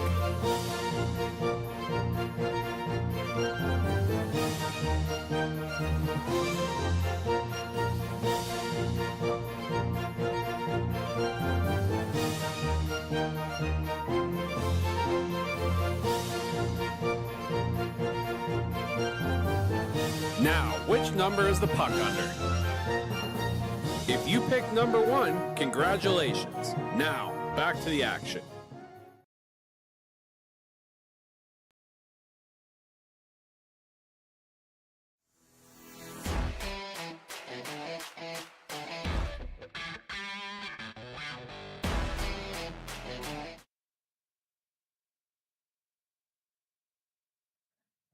And we are back for the start of the second period of this T5 championship between the Grove City Thunderbirds and the Detroit Fuel. The Fuel leading 3-2 right now. They win the faceoff. It'll be taken eventually by Tuggy Domenico and then taken right back from the Fuel. Looking. A pass is too far for Pruitt off the stick of Warner. Warner goes in. And that's taken by number 11 off of Corbett. Ryan Knoll threw it off of Corbett there. And now we have the Fuel with it on the far side. Winding and firing off the stick of Domenico and out of play. Well defended there.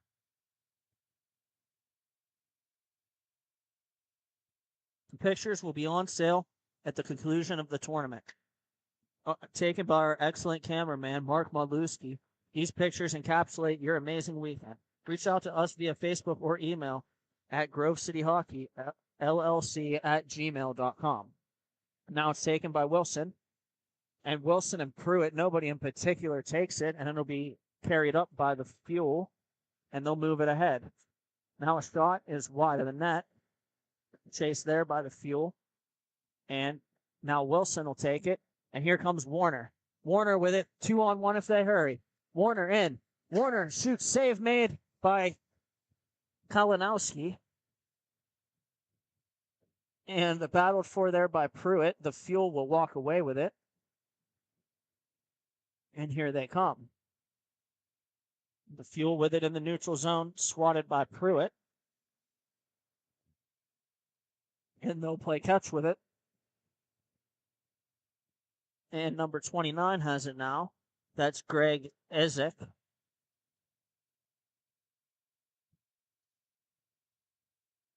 And it'll be thrown wide of Corbett. And in front, Colin Corbett makes a save again. And taken now by Tyler Warner. Warner looks over his options. He tries to feed Wissinger. It's intercepted. And then swatted and taken back by Warner. Here comes number 14 with it. That's Kayla Snyder. Tuggy Domenico takes the puck from her. And then Schneider regains it. And it'll be thrown off of Corbett there by Schneider. And taken by Warner. Warner feeds it across for Domenico. And it'll be taken there by number 17, Casey Sider. And battled for there, to a side. Walking out with it is Warner and gives it over to Ney. Ney gets it back behind the net, and he tries to throw it in front for Warner, and the pass doesn't connect. The Fuel might have an odd man rush here if they hurry. And there's Schneider with it now on the drop pass. Feeds it over. Warner pokes it away. And then it'll be taken by Ian Ney momentarily. And then a member of the Fuel will win the puck over Ney and Warner.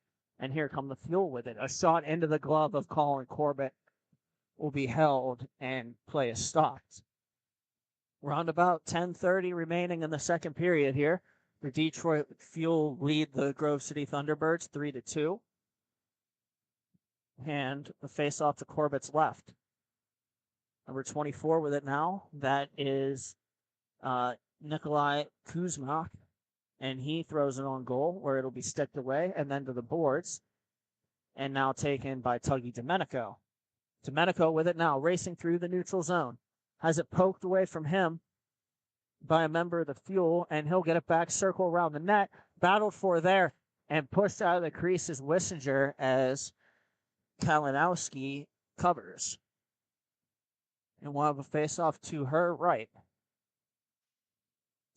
Grove City changing their forward unit as well as their defense. Pajak, Wilson, Pajak, Wilson, Pruitt, and Takachi out there right now. One back to Takachi. He fans on a shot, tries to get it back, and now he's going to back check, and it's going to be 2-on-1 if the Fuel hurry, and a shot is defended beautifully by Damon Pajak. What a defensive play there.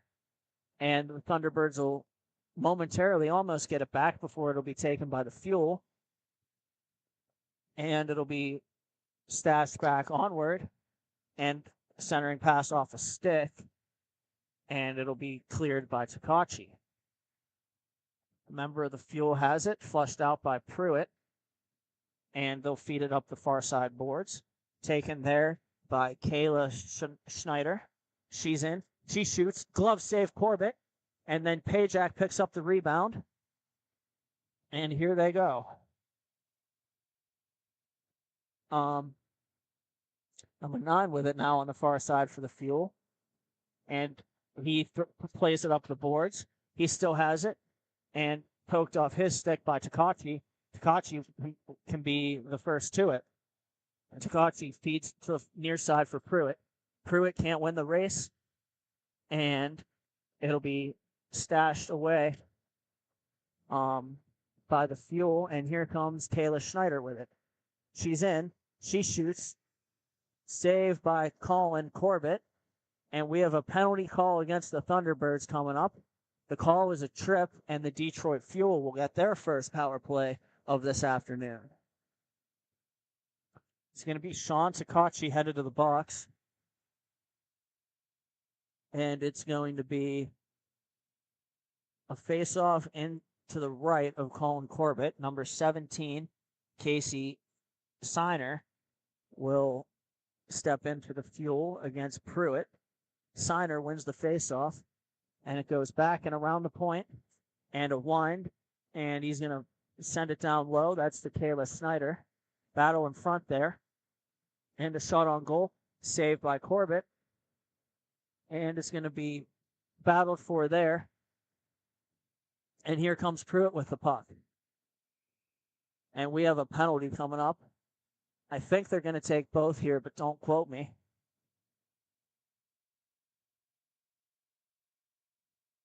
No, they're only going to take Tuggy.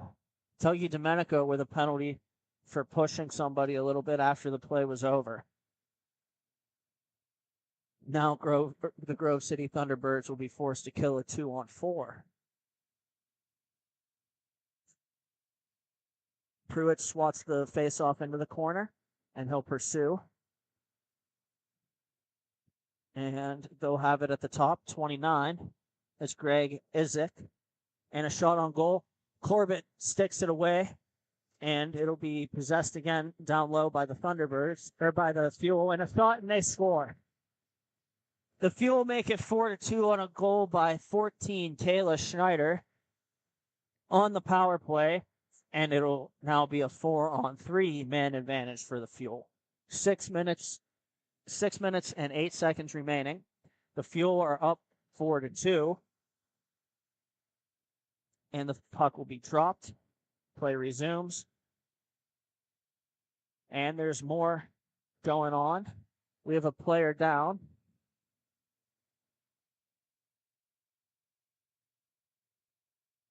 And it's Ian Ney down for the Thunderbirds. He's taken a second. He hasn't moved. I hope he's okay. And we have a lot of yelling back and forth by both teams, as it did not look like a pretty play. And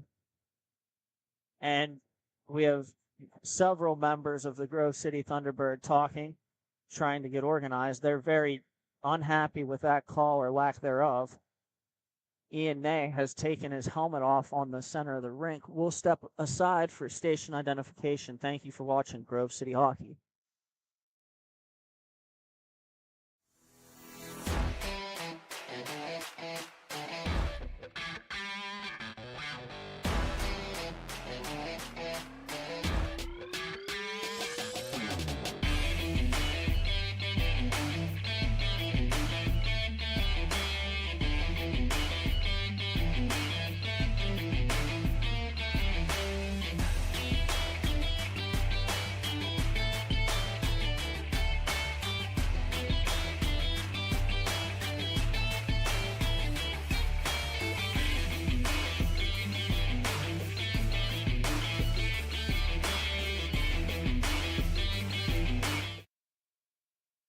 And we're back for the conclusion of this second period between the Grove City Thunderbirds and the Detroit Fuel.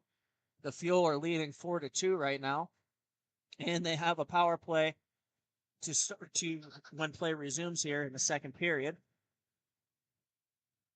We have several players still chatting after we're on the other side of the injury timeout to Ian Ney. So we hope he's all right. And we'll have a 4-on-3 here in a second for the Fuel. There is 5.5 minutes remaining in the second period. And stepping into the draw will be Brian Pruitt. And it'll be going forward, attempting to go forward with it is Wissinger. He's going to pressure. And it'll be a 2-on-1. Nope, a bounce off of skate. And Wissinger feeds Pruitt, stripped away from him by a member of the Thunderbirds.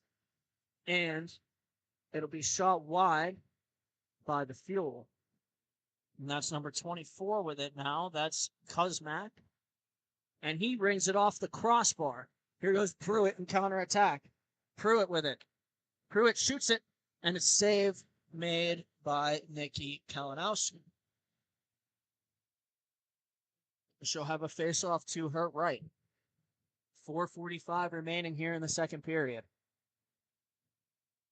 The Thunderbirds should be even off the draw.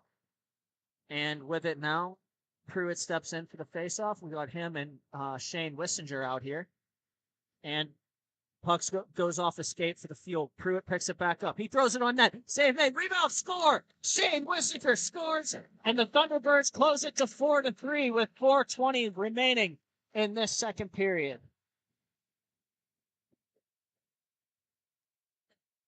And we'll have Domenico out of the box. On the next face-off is going to be even strength. Domenico, Pruitt, Wissinger, and Takachi out here. And the draw is won by the Fuel. And they'll feed it across the rink. Here comes Tuggy stepping up. He's first to the puck. Now controlled there by Pruitt. 3 men strong if they hurry. And Pruitt throws it off a leg and wide. And it'll be taken there by Kayla Schneider. And she'll control it and feed it back down deep. And it'll be knocked off her stick by Takachi. And Sean's going to take it for the Thunderbirds. There he goes.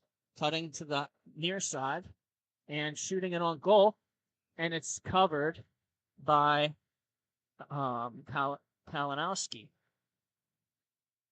And she'll hold for the face-off. 3:15 remaining in the period. We'll have a face-off to her left. And it's battled for there by Pruitt and won by the Fuel. And then they'll just shoot it off the mesh, and we'll have another face-off.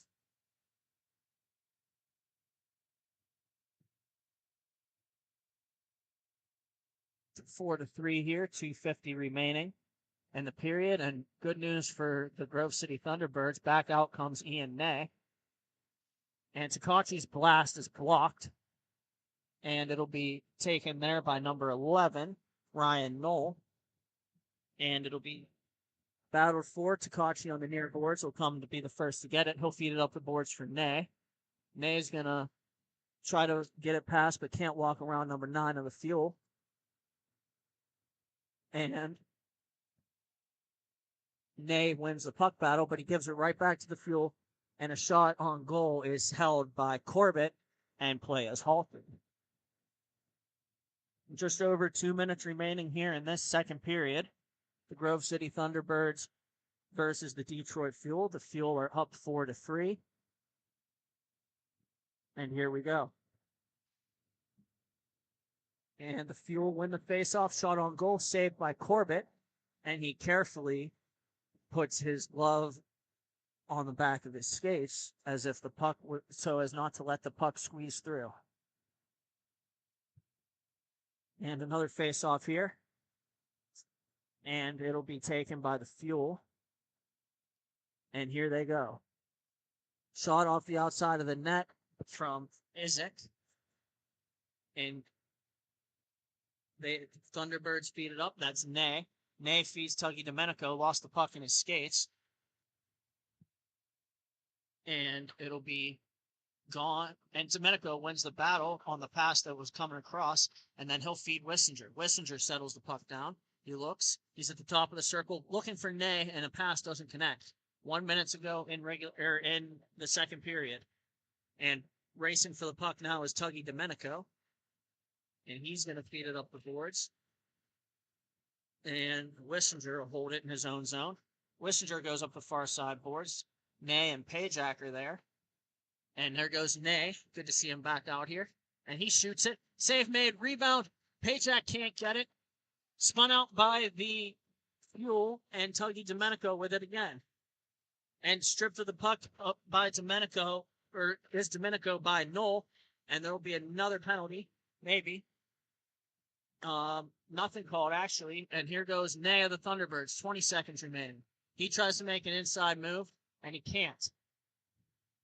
And he'll absolutely bobber somebody on the boards, and that's going to be a penalty. So the Thunderbirds will have to kill a penalty to start the third period. The score 4-3. The Fuel lead it. Thank you for watching Grove City Hockey. Hey fans, it's that time for the GCH Duck Races. Make sure you get your picks. We have Mikey, Duke, Tex, and Ranger. Here we go.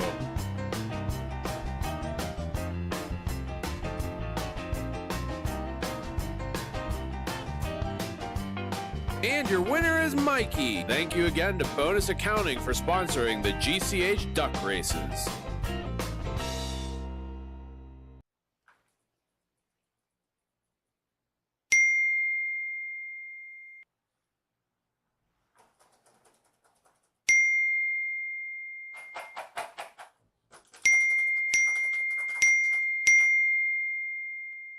Frustrated and wasting time doing your own taxes? Getting confused by complex forms? Waste your time no longer. It's time for you to check out Bonus Accounting. Kenny and the team will help you with taxes, bookkeeping, and payroll services. Now that's an accounting hat trick. Leave it to the industry experts and check them out today. Use promo code Grove City Hockey for a sweet discount and also to receive exclusive GCH merch. Bonus Accounting, the firm of the future.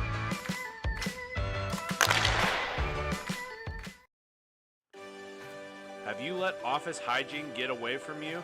Place of work starting...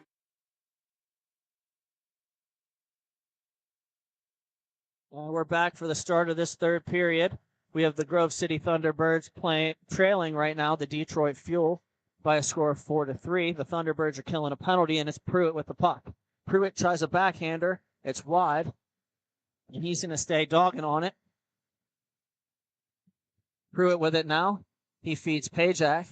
Pajak sits behind his own net, and it'll be fed around the boards by Pajak, touched along by Pruitt. He can't get around the member of the Fuel, which is Isaac. And a shot on goal goes wide, and it'll be picked up there by Pruitt. Pruitt with it now. He's content to just dump it deep as they're shorthanded until the 12-minute mark. And it'll be taken by Isaac. Isaac feeds number 17. That's Signer. And then it'll be taken by the Fuel on the far side. And they're looking. Centering pass doesn't connect. And then they'll carry it around. And off the skate of Pajak, it'll be carefully covered by Corbett. Hockey is our passion, and you wear that passion on your sleeve. Black Biscuit are the guys that you need to go to look your best. Located out of St. Paul, Minnesota, they have been a staple in inline hockey. From jerseys to team fundraising and apparel, check out Black Biscuit for all your team needs. And this face-off taken and won by Wissinger, and it'll be taken to Pajak, and he's just going to dump it deep. Smart play there. And it'll be taken by the Fuel. Here they come. That is Matthew Moroso with it now. He looks. He's going to carry it around. And he's going to throw it in the general direction of the net, covered by Corbett intelligently, and a little more extra. And the Grove City Thunderbirds are not getting any help right now.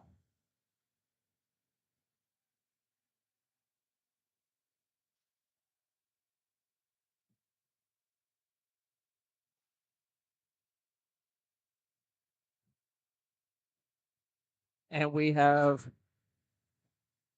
a penalty coming to Damon Pajak. And the Grove City Thunderbirds will kill yet another penalty, trailing 4-3.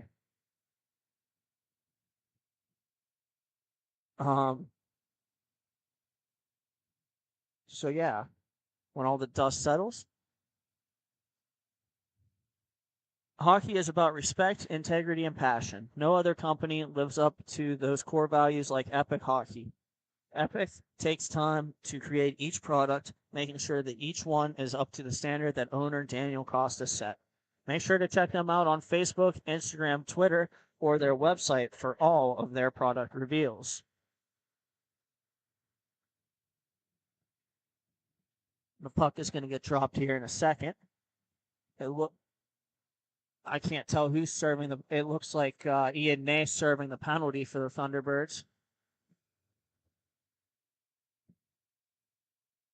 And they'll be down to 2-on-4, it looks like. Maybe.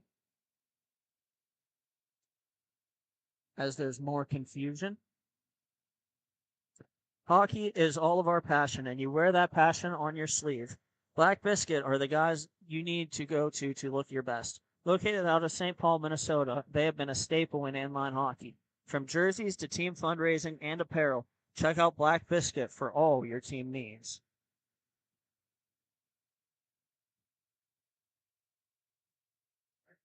Look no further than Bonus Accounting for all your tax and bookkeeping needs. They can help with audits, payroll services, and tax planning for the upcoming year. Bonus Accounting, the firm for the future. And it looks like we're going to get play resuming back here shortly. Lots to sort out there for the Thunderbirds.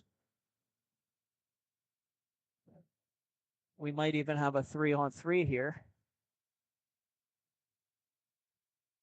No, it's a power play. I see 4 fuel on the ice. And we'll have the puck dropped momentarily. Wissinger lines up for the faceoff. And shot on goal, save mate. And it'll be won by Takachi. And here goes Wissinger with it. He holds off a guy. And I think they have a hand pass.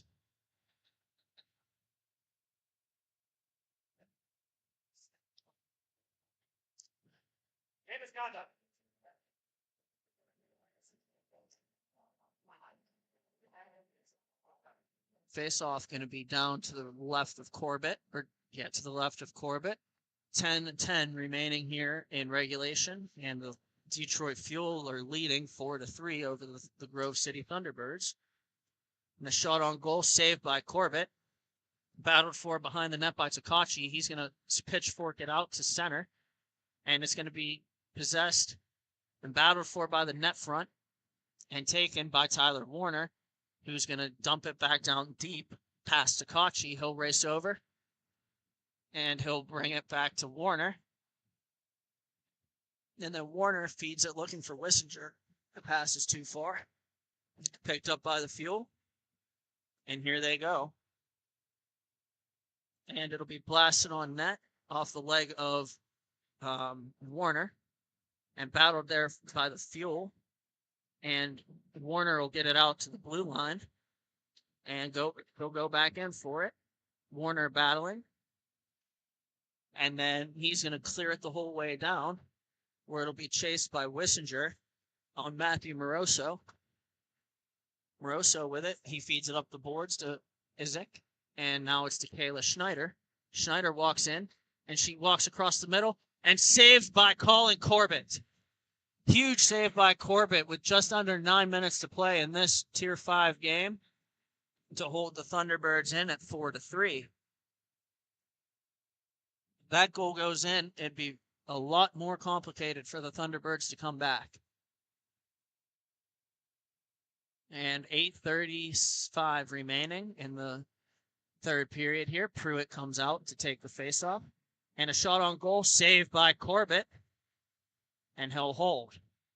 And we are finally back to even. Finally back to even strength. The Detroit Fuel making some changes. And face-off by Pruitt is battled for there. And it'll be controlled deep by the Fuel. And here they go. Number 17 with it now. Poked away by Tuggy Domenico. And they'll recover it in their own zone, will the Fuel. And here comes Pruitt over to pressure. And a pass is to Kayla Schneider. Save made by Corbett, and he got the rebound too. Good save there by Corbett. And here come the Thunderbirds, three men strong to center. And Joe Wilson wins a puck battle. Tuggy Domenico has it. He's going to play a backhand pass to Pruitt, and here he goes. Pruitt throws it on net. Save by Kalinowski, and she'll hold.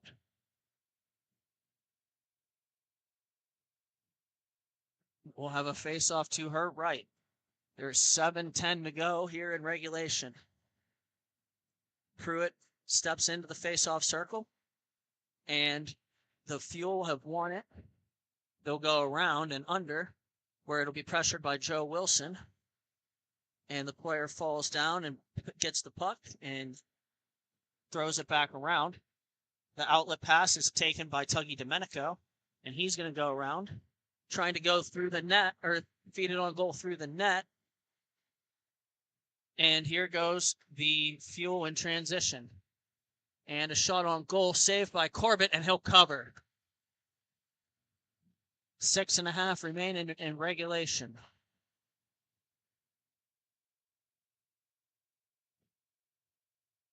And here they go.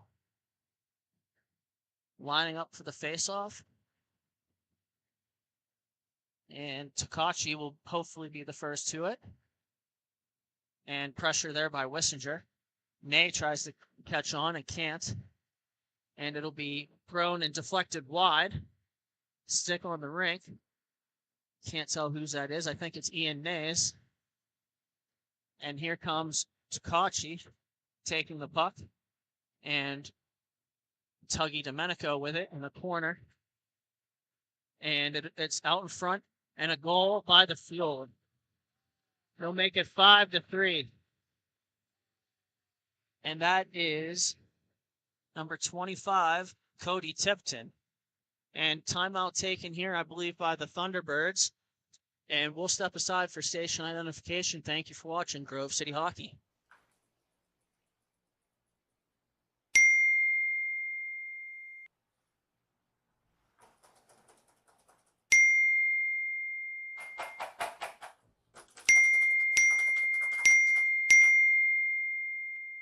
Frustrated and wasting time doing your own taxes? Getting confused by complex forms? Waste your time no longer. It's time for you to check out Bonus Accounting. Kenny and the team will help you with taxes, bookkeeping, and payroll services. Now that's an accounting hat trick. Leave it to the industry experts and check them out today. Use promo code Grove City Hockey for a sweet discount and also to receive exclusive GCH merch. Bonus Accounting, the firm of the future. And we're back for the conclusion of this Tier 5 competition between the Grove City Thunderbirds and the Detroit Fuel. The Fuel are up 5-3 with the recent goal that they've scored. And here go the Fuel. Number 11 with it now. That's Noel. He goes around the net, and he's looking. And he'll feed it to the far side boards, where a pass to the point is intercepted by Wissinger. Here he comes, and his shot is blocked by Moroso. Good defensive play there. Coming back with it is Cody Tipton, and he falls down. And there's a 3-on-0 in front of Corbett. And Corbett makes a save, and he'll hold on. 4:45 to go. This is where a loss of a guy like Fred Ferroni hurts the Grove City Thunderbirds. Guy can play offense or defense. Plays a big physical game, has good hands, beloved by all his teammates. We'll see if the Thunderbird can make a comeback. And here goes Ney with it. Ney looking. He feeds it up the boards, and Wissinger after it. Wissinger signals to Ney to go to the middle, and a shot or a pass attempt is off a stick. And here's Wissinger with it, and a shot on goal, and he scores. Not over yet. 4:12 remaining in this third period, and it is now 5-4. A beautiful goal by Wissinger. He stepped out in front, took the puck as he received it behind the net, and then stepped out in front of the net and tucks it in, and it is 5-4. And we'll have yet another penalty coming up to the Thunderbirds. Ian Ney is going to go for high sticking.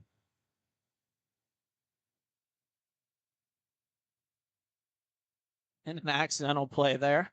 3:35 remaining. Grove City Hockey merchandise is now on sale. We offer t-shirts, tumblers, beanies, and more. Reasonably priced and vary in all sizes. They are a perfect gift for your loved ones. Check them out at our sales table or online at grovecityhockey.com. Faceoff comes to the right of Corbett, taken by Pruitt. Pruitt feeds it ahead. Tuggy Domenico trying to get through and can't. And it'll be dumped back in where it'll be taken by Sakachi. Sakachi turns and shields the puck. And he's going to get it up the wall as far into the Fuels zone. 2:50 remaining in this one.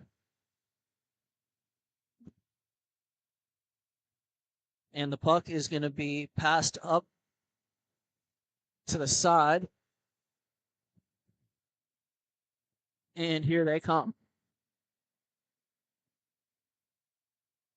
Pruitt with the puck now. He controls it. And he's going to come back shorthanded. And he throws it onto the net wide. And a shot off the outside of the cage from Takachi. And here they come in transition. The Fuel have a 2-on-1. And walks in. A shot is blocked away by Tuggy Domenico. And then it'll be fed back by the Fuel into their own zone. And here they go. The Fuel come back with it. Izek. And he passes it over, and winding and firing wide is the Fuel. And then it'll be taken now and fed towards Tuggy Domenico and intercepted by the Fuel. And here goes Kayla Schneider with it. Her centering pass doesn't quite connect. And here comes Pruitt with it.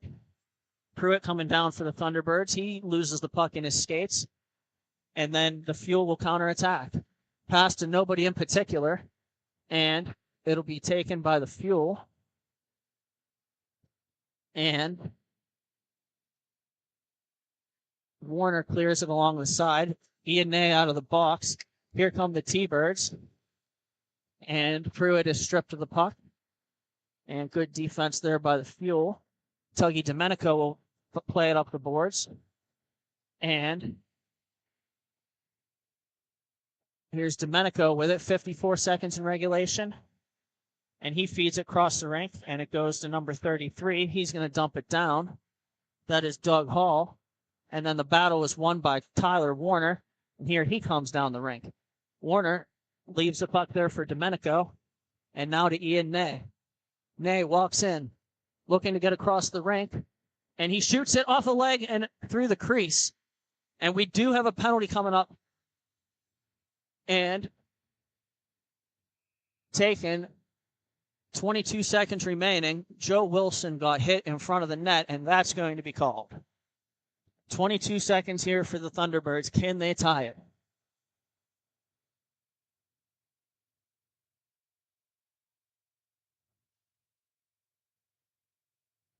Timeout, I believe, taken. And we'll step aside for station identification.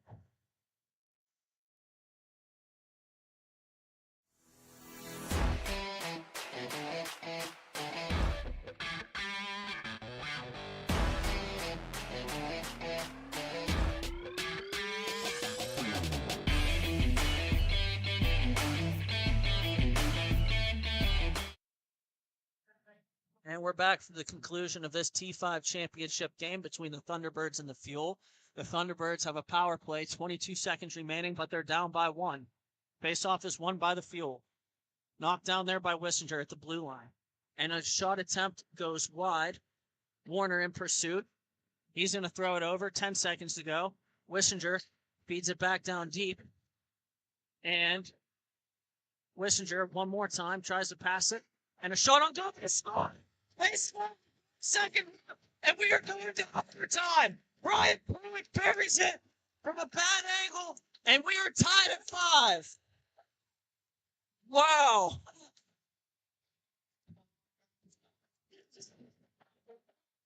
Wow. What a play. What a turn of events here for the Thunderbirds. And we will play overtime.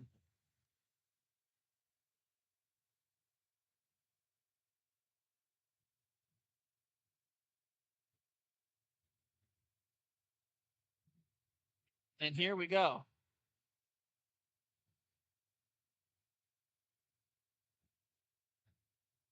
With a fraction of a second left.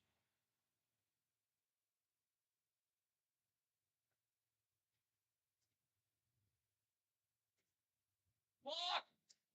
Yeah, 45 is it. They would have dropped it, go to the bench, somehow I can do it. And we'll have some overtime here. We'll keep it right here. Make sure to like and subscribe to our Grove City Hockey YouTube channel.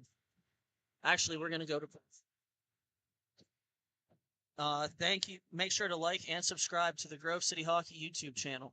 We are close to hitting 1,300 subscribers and could use your support. Just type in Grove City Hockey YouTube and click the thumbs up and subscribe. We'll have overtime here on the way. It's going to be 3-on-3. And this game is tied at 5. With 5 minutes remaining, here come the Thunderbirds.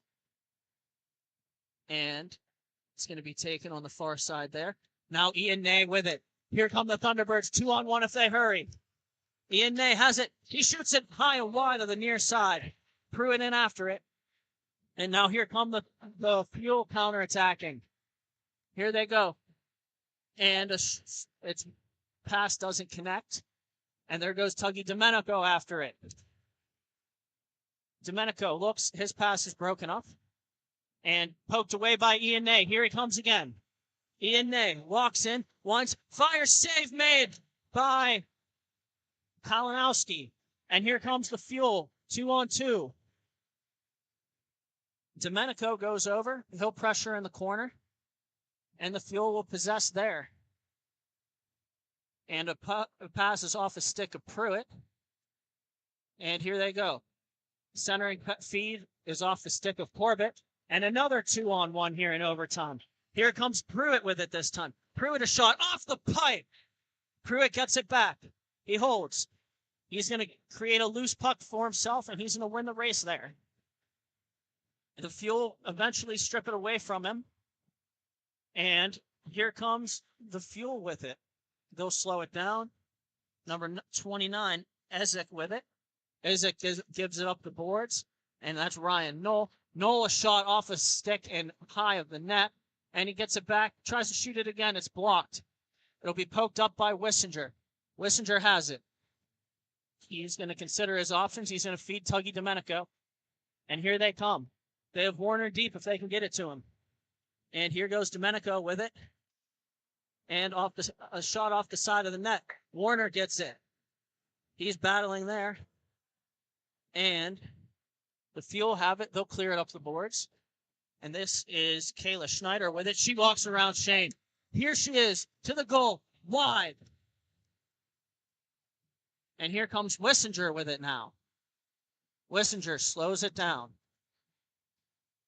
2:43 remaining in overtime. And he's going to pass it up the boards to Domenico. Too far for him. Taken by Moroso. Moroso with it now for the Fuel. He looks, and he stops up in his own zone, and he's going to feed it across the rink back to Kayla Schneider. Schneider with it. Defended by Wissinger. She walks over the middle. And They're going to hold it there. Warner will pick it up. Warner will lay it into an area where Domenico can get to it. And here comes Domenico. Domenico coming in, walks in, and he shoots, and it's wide. There goes Wissinger after the rebound, and he's going to feed it back to Warner. Warner with it now. Warner feeds it over where Wissinger will play it. And here comes Pruitt back onto the rink. And the feed down low. Pruitt picks it up, and here he goes. He walks around one person, and he shoots it. Save made by Kolanowski. And Pruitt still battling for it in the corner. And it'll be won by the Fuel. Wissinger goes over and gets it. Wissinger looks. He's considering his options. Feeds Warner. Warner feeds it down low for Pruitt. Pass is picked off. Here come the Fuel and counterattack. 1:20 left in overtime. And Moroso with it. And it's going to be a loose puck there. Warner's going to be the first to it. His pass is going to elude Pruitt and go all the way down for the Fuel. And here they come. It's Schneider with it. She goes in, makes a move around Takachi, poked away from her by Ney. And Takachi with it again, picked up again by Ney. Ney with it now, one-on-one. Here he comes. He shoots, he scores! Even Ney scores, and the Grove City Thunderbirds win the T5 championship. What a turn of events. They come all the way back. And they take this one over the Detroit Fuel 6-5 in overtime. What a turn of events. And the Thunderbirds will win the plaque.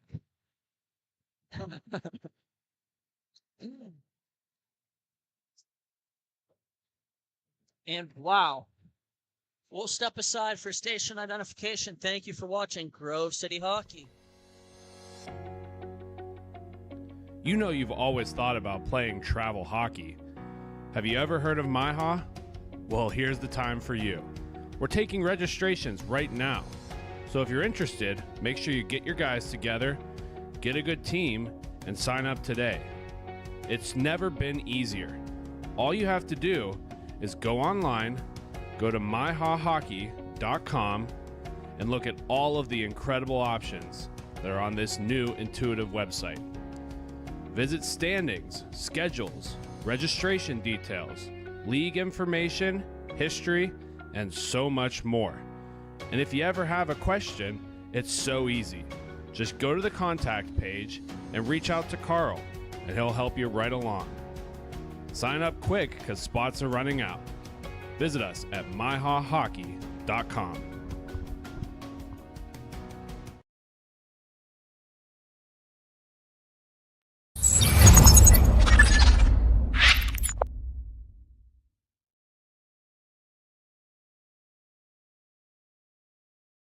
For my opinion, it has a good minimalistic look.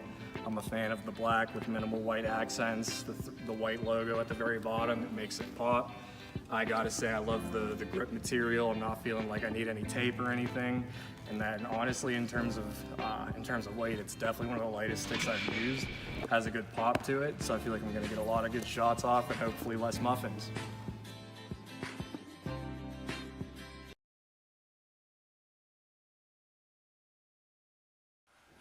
Hi, my name is Tyler Warner with the Grove City Thunderbirds. Thank you for watching Grove City Hockey.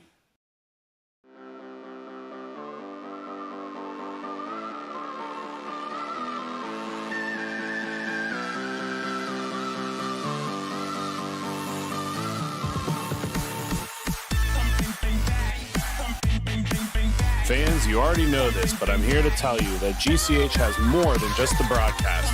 Make sure you check in throughout the week for the Grove City Hockey Podcast, presented by Ben W. Stock. See live interviews from all over the country with different hockey personnel. Make sure you give them a like and subscribe. And as always, thank you to Ben and Grove City Podcast for helping to grow the game. It's that time, fans, for the Pens Youth Hockey Fundraiser event. Support the Youth Grove City Thunderbirds February 14th as the Penguins take on the Florida Panthers. Make sure you reserve your tickets at the low price of $55. All proceeds help the Grove City Youth Thunderbirds. Thank you for the Pittsburgh Penguins for helping us grow the game of hockey. Hey fans, we all know there's nothing quite like watching live sports here at Grove City Hockey. However, even we know it's not the best way to make a memory. We've got you covered in that department too. Make sure you check us out on our Facebook page for photos of all of the games. Make sure you look into team packages. It can be as low as $10 per person on the team. Now, back to the action.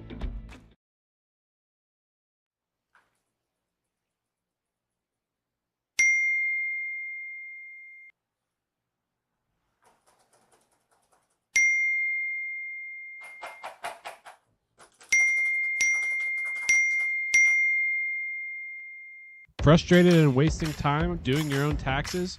Getting confused by complex forms? Waste your time no longer. It's time for you to check out Bonus Accounting.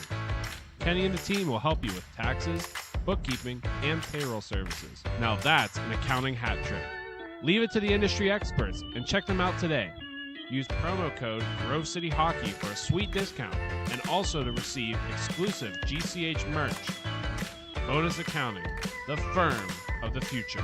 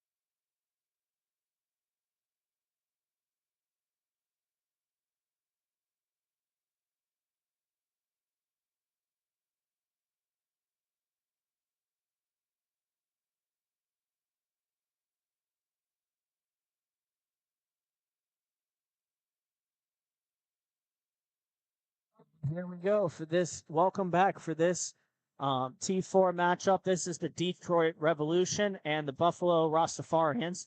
The Rastafarians are in white, attacking right to left on your screen. And here comes Henry, a shot save made by D-Rev. And the Rastafarians with it. This D-Rev team is in red. They'll be attacking left to right on your screen. And this T4 matchup, thank you for joining us. And we'll have a battle here, two aside, for the Rastafarians and the D-Rev. And it'll be taken by D-Rev. Here they come. Down the rink they go. That's number 11, Kyle Semek. Stolen away by the Rastafarians. And there's the Rastafarians, number 92. That is Anthony Wannett.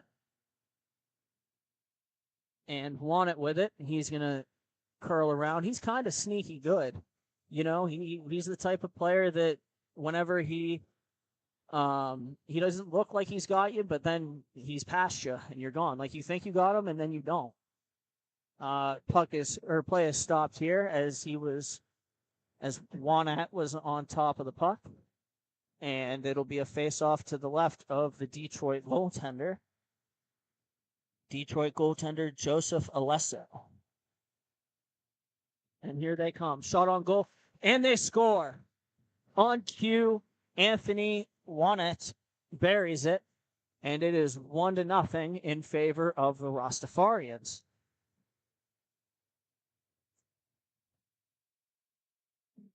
So the prop bet we're going to go with today is who is going to get the last goal of this game. Please have your pick for in the comment section for who is going to get the last goal of this game, submitted by the first period, and we'll see how we do.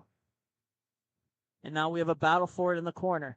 That's Wannett for the Rastafarians, and both defensemen for the D-Rev. And a puck goes up out of play into the mesh, and play is halted.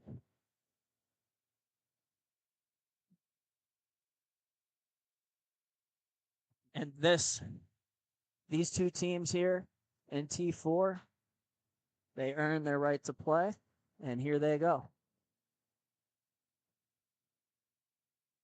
And it'll be taken. Number 13, Alien. He'll throw it towards the net, and it'll be knocked down there. And here goes Metello to it. He looks, and he feeds it accidentally into the D-Rev bench, and we'll have a whistle.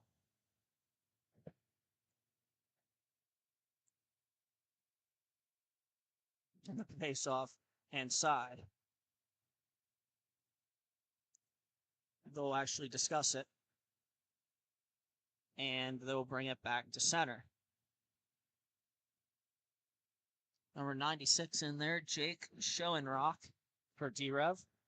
Wins it back to Jay Holland, pressured there by Matthew Alien. And here they go. That's Henry with the puck momentarily before number 33, Ian Vanderstronk, picks it up. And pass is moved across, and a shot is knocked down by D-Rev. And here goes, I believe that's Fazio. No, that's number 15, actually. That's Ryan Crapo. And there's Henry with it, walking through. And it'll be skated onto by Matthew Alien. Alien with it around the net. He's going to get bumped into by a member of the D-Rev. And the players will cross body. And here comes Ian Vanderdonkt with it. That's how you say it. Vanderdonkt. And here they go. They'll battle for it in the corner. Matthew Alien protects it and feeds it around. Number 11, Kyle Simak, stops it. And it'll be taken by Vanderdonk. And he'll be bodied in the corner by Jared Henry. And to a side battle. And they'll create a scrum. And it'll come all the way back where D-Rev can play it. D-Rev here in red. And the Rustafarius in white. And we'll have number 11 with it. He's going to feed it. Number 12 for D-Rev takes it. And here we go. Some more pushing and shoving in the corner. Refs say that's okay. And that is Crapo with it. He's going to get it down deep where it'll be taken by William Corey, number 18 for the Rev. And he'll feed it up. Nice pass there. Here comes Vanderdonk, a shot wide. And the Rastafarius will get it. Matthew Alien has it. He's going to feed it up the boards where Crapo's going to take it. Crapo with it now. He shoots it off his stick and out of play. Well defended there by number 11, Kyle Simak.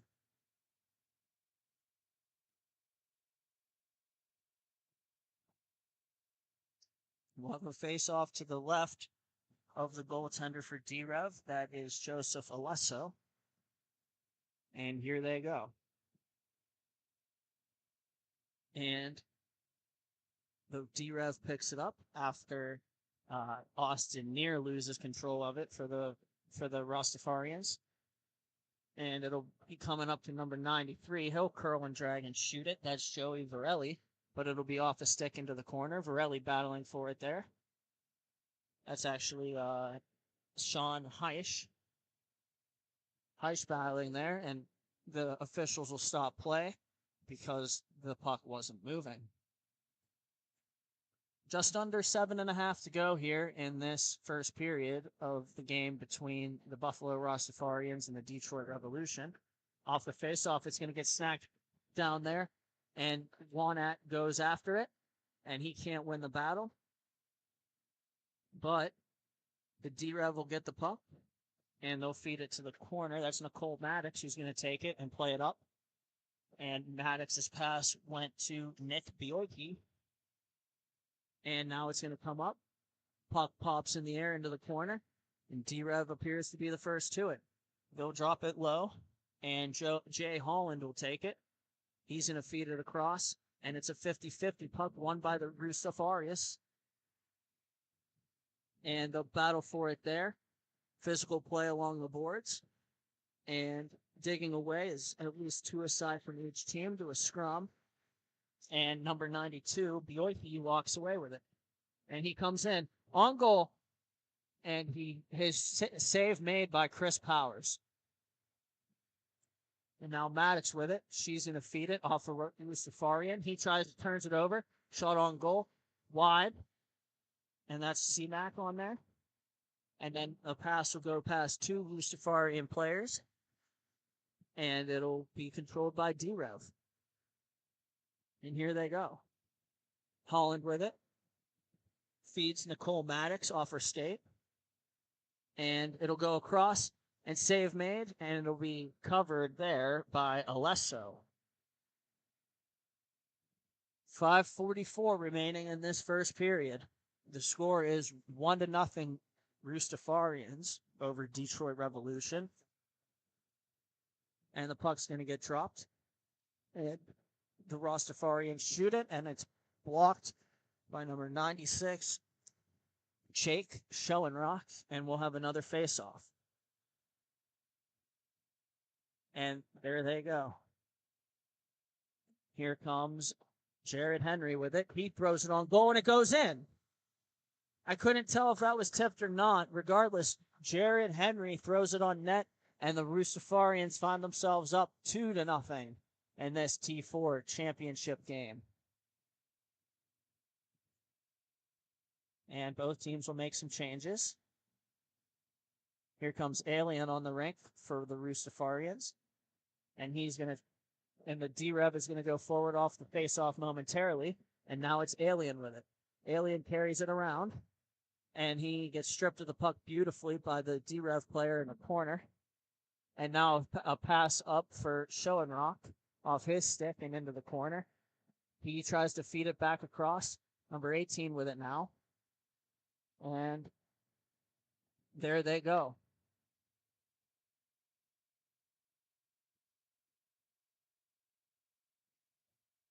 That'll be Alien with it.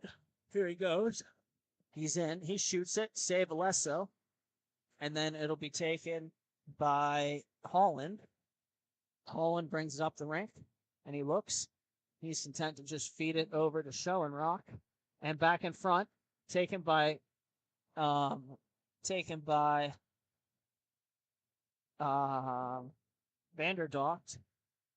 And saved by Chris Powers. And penalty coming up here. It's going to go to Jared Henry for his play along the end boards. And the D-Rev is going to go to the power play. And 3:20 remaining in this first period. Again, the prop bet is who's going to score the last goal of this game. So please have that prop bet selection made by the first intermission and send it in the comment box. And, yeah, best of luck to all who participate. And now we're going to have the power play.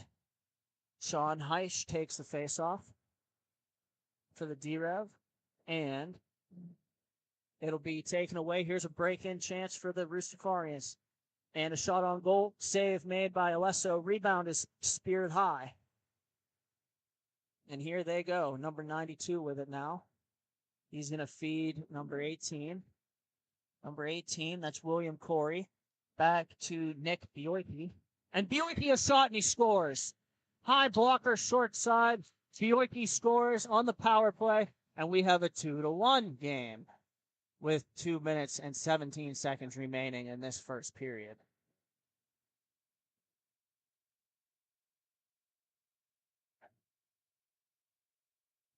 We'll get the ensuing face-off here as both teams are going to make some changes. And the referees checked with the timekeeper, or with the scorekeeper. And we'll get 4 offside, and here we go. Play resumes. Taken by Metello, and he's going to go D to D, and they'll go back. Here come the Roostafarians with it. And then a player of the Roostafarians, number 77, can't win a board battle, or can't win the battle, and it'll be taken away. And now picked up by D-Rev in the offensive zone. Here they come. Here's Wannett in pursuit. It'll be played by Holland. And Holland with it. He's going to stop up and lay it on back. And he's going to receive a pass. And then it's taken away by Wannett. Battling for it there in the corner. One aside. Wannett. He's trying to make something happen. And almost slips away before it's taken by Holland. And Holland feeds it around. And with it now is Sean Heisch. Heisch with it. And he's going to have a race for puck in the neutral zone. Taken by Holland. 93 gives it back to Holland. And now it's going to be taken by Near. And it'll be fed back up. Here comes D-Rev. And a shot on goal is blocked. And then they'll get it back. And it'll be a penalty coming up to the Roostafarians. With 13 to go in this period, the Detroit Revolution will be going on to their second power play opportunity. They're 1 for 1 in the previous attempts. And with that, the first period ends as the horn sounds. Thank you for watching Grove City Hockey. We'll be right back. Hey fans, it's that time for the GCH Duck Races. Make sure you get your picks. We have Mikey, Duke, Tex, and Ranger. Here we go.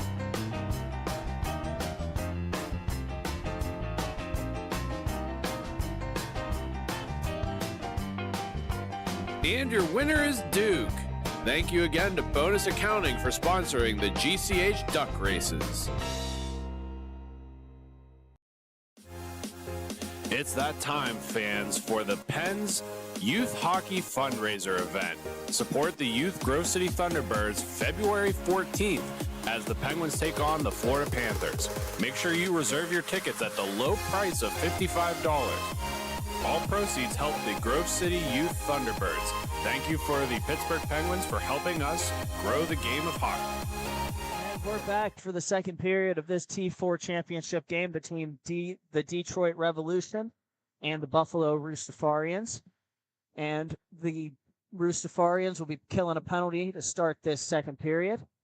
And hot in pursuit of the puck is Alien, Matthew Alien here for the Roostafarians, number 13.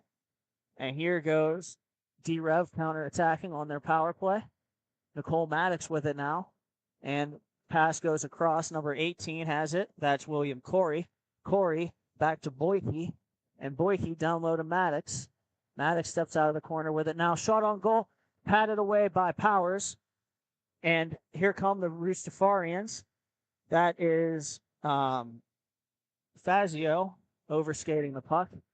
And pitchforking it to the boards is going to be Jared Henry, and he's going to clear it. Alesso back with it. He's going to take it and lay it for his defenseman, who feeds it up the wall. And now Bioiki with it. Bioiki walks in, fires, he scores. What a beautiful shot by Bioiki off the bar and in, and we are tied at 2 with 12:50 remaining in this second period. What a play. He took it, he curl and dragged a little bit, used the defender as a screen, and a shot off the post and in. What a goal. Teams will make some changes. And here comes D-Rev to win the faceoff.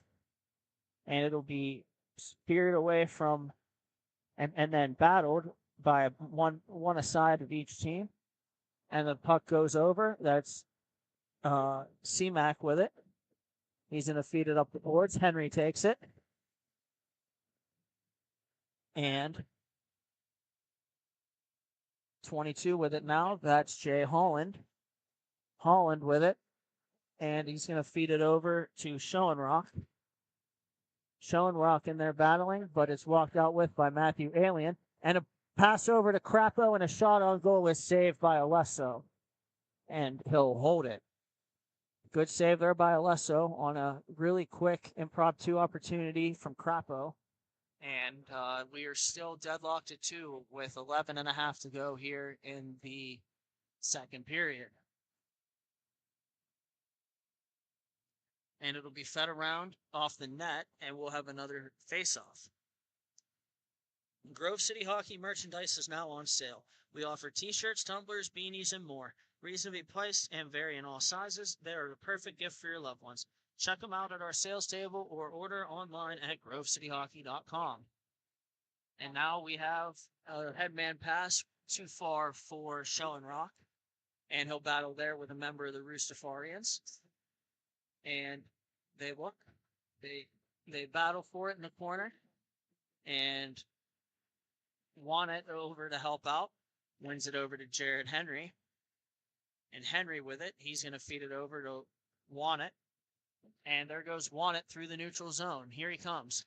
And he shoots it, and it's off a stick and caught by Alesso. Very nice job of Alesso to make sure that he tracked that puck the whole way into his glove. 10:30 remaining here in the second period. The score, Detroit Revolution 2 and Buffalo Roostafarians 2.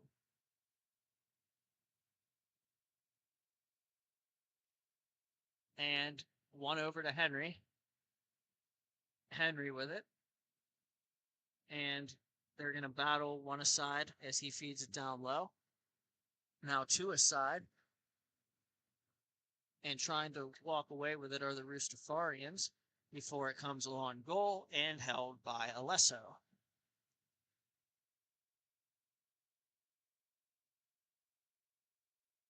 And we'll have another face-off.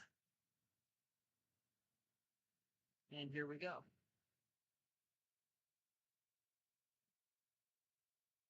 And a shot on goal saved by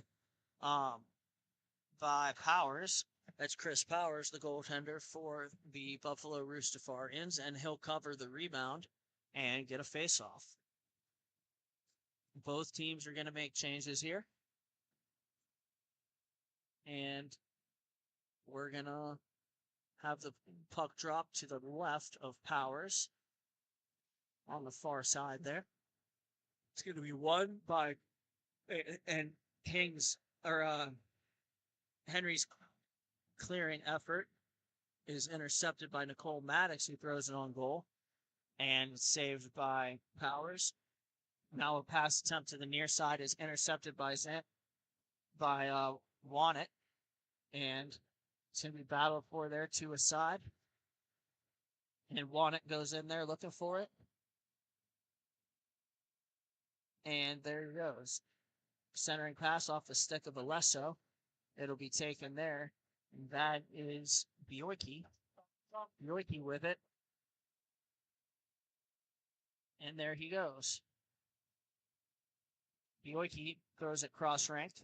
It's going to be taken there by William Corey. Corey looking for an option. And he drops it off. It's going to be intercepted by the Roostafarians. Here comes Austin Neer. Trying to make a power move to the net. Pulls it to the backhand, and it's a save made by Alesso. Wow, what a save. What a huge save there by Alesso to keep the game tied here with 8 minutes remaining in the second period. We'll have both teams making changes. And face-off is won by D-Rev. Crapo there for the Buffalo Roostafarians. Stepping in. He's going to walk away with it. Walking towards the middle. Feeds it back to middle field. or Militello rather, and it's going to be fed over, taken by Militello again. He falls down, and then he'll knock it away, and in the direction of Fazio, who's just going to lay it in deep. There's Holland with it there, pressured by Crapo. Crapo wins a battle momentarily, and now the Rustafarians have to go get it. Alien tries to stick lift attempt, and it's going to be battled for there, and taking it along is the Rustafarians. The Rustafarians have it, and they're just going to shoot it, and it's going to be spirited ahead. We got a basket hanger. That's number 96. He feeds a pass off the stick of Powers. That was Schoenrock in behind the defense there. And now it's going to be taken by Fazio here for the Rustafarians. Number 14, he comes through, and he shoots it. It's wide of the blocker side. And Fazio gets it back. He looks, he walks in, he winds, he fires, and a tip attempt from Alien is saved by Alesso. Another big save there. Alesso will cover, and we'll get a face-off. And here they go.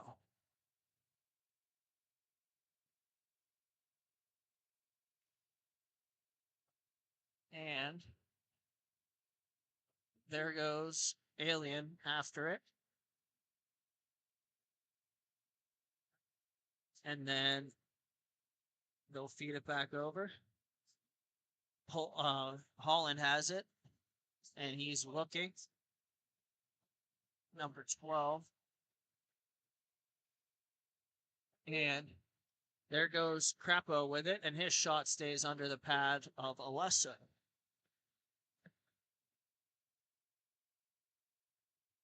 Face off to the right of Alesso. 5:20 remaining here in the second period. And we'll have a face-off.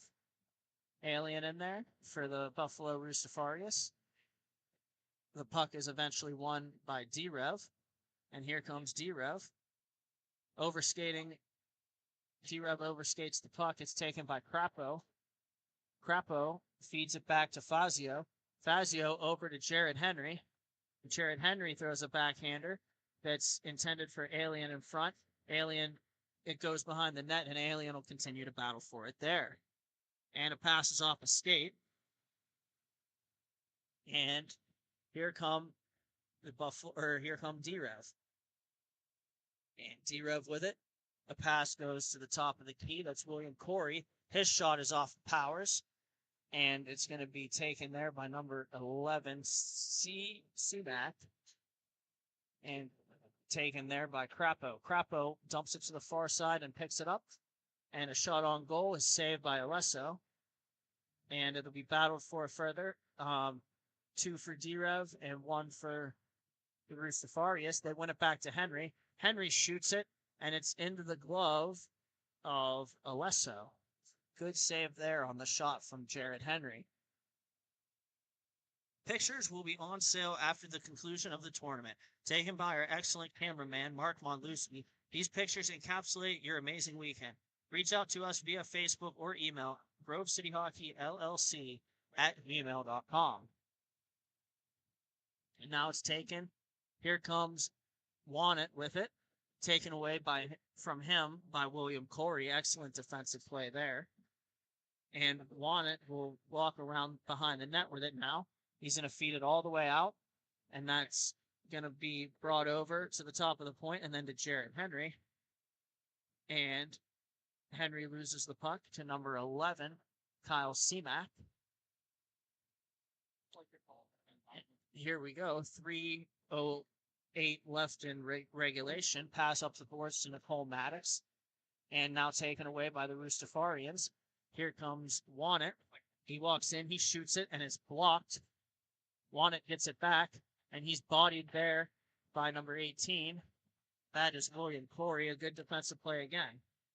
Corey still has it, and he tries to clear it out, looking for Maddox. Pass doesn't have enough steam on it. And then it's going to be taken there and fed up the boards to number 92, Bioichi. Bioichi has it. He's walking into the middle.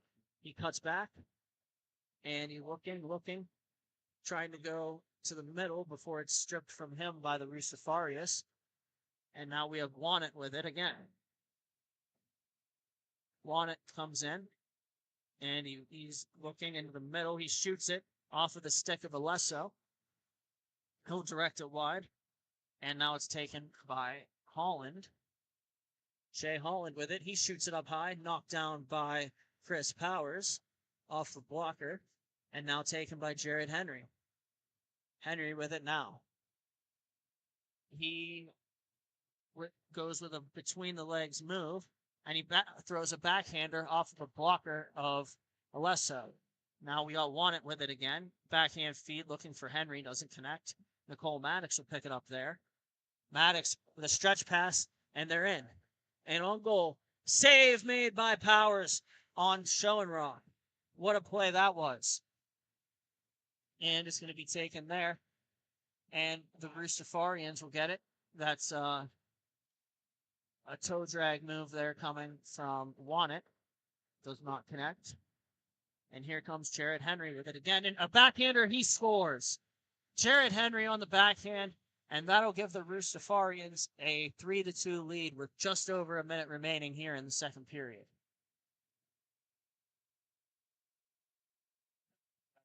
Three to two now, Rustafarians. And we have Crapo in the face-off circle against Schoenrock. Crapo in pursuit of the puck off the face-off, and he'll win it. Crapo with possession. Here he goes. He tries to shoot it, and it's in the skates of the defender, which was Corey. And here goes D-Rev, and taken by Schoenrock. Feeds it right over to Crapo, and now Crapo will skate it up. Schoenrock with it now for D-Rev. He's going to leave it for his teammate there and get it back. And here they go.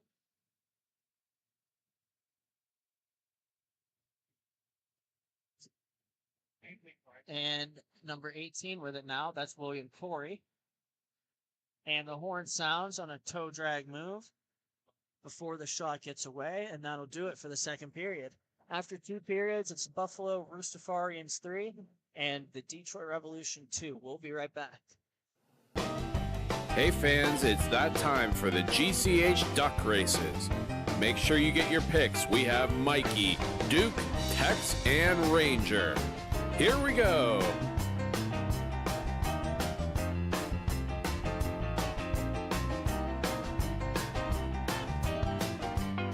And your winner is Mikey. Thank you again to Bonus Accounting for sponsoring the GCH duck races.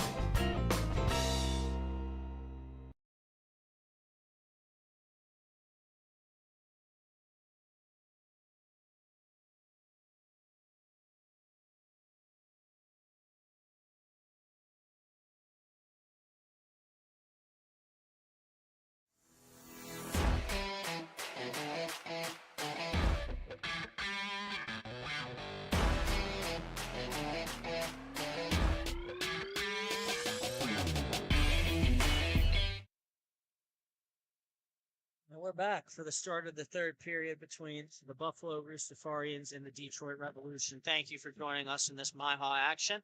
The faceoff is won by the Detroit Revolution, and they'll have it in their own zone. They'll go far side and then bring it back to the near side. That is Joey Varelli with it. And here goes number 12. He's going to shoot it off the leg of Henry. Henry pokes it. Now taking it is Crapo. Crapo tries a centering pass, and it goes on net, and it'll be held by Jared Alesso, or Joseph Alesso. Face off to the left of Alesso here, and that's number 13, Matthew Alien. Alien feeds it back, or battles for it off the draw. It'll be won by D-Rev. And then that's Holland with it. Shea Holland. He'll feed it to the neutral zone and no further. And now Holland will be the first person back to it. he'll look, he'll reverse it, and here they come. And it's going to be number 12 taking it. I believe that. And it'll be played there by the Roostafarians. That's 14. That's Fazio with it. And he's going to get pressured by multiple of the Detroit Revolution, and they score. Detroit Revolution ties it up on a takeaway and a steal by number 93, Joey Varelli. And we are tied here at 3 with 12:15 to go in regulation. And here we go.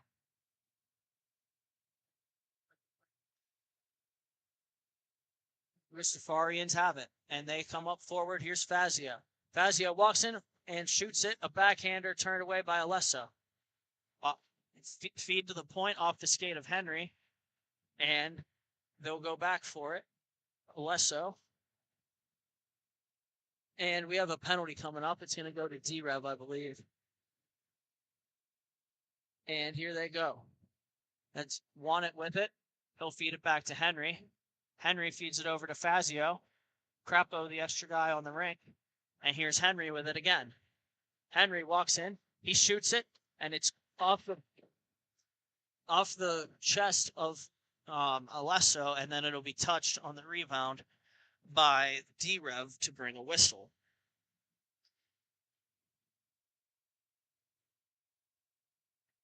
And we'll have a face-off to the right of Alesso here. And the Buffalo Rastafarians will be getting their first power play opportunity. And Nicole Maddox in there battling. The face-off is won by Near. And it'll be given to Wannett and back to Near. They have Jared Henry in front of the net. And Wannett and Near play catch with it again. Near shoots, or Wannett shoots it, and it's gloved by Alesso.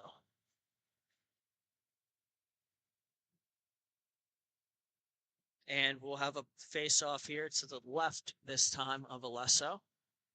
And once again, we have Near going in for it. Near wins it straight back. And number 92 with it now, that's Wannett. And a shot on goal, off saved by Alesso, and he'll hold on.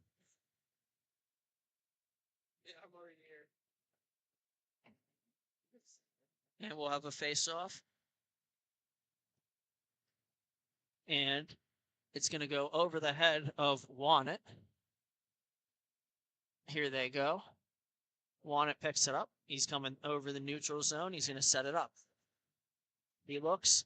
He goes across the box. Number 93, Militello with it. Militello goes underneath, and that's going to be back to Wannett. Wannett will have it stashed away from him by Jay Holland of the Detroit Revolution, and the Rastafarians will reset. And here they come. Near with it. Blast from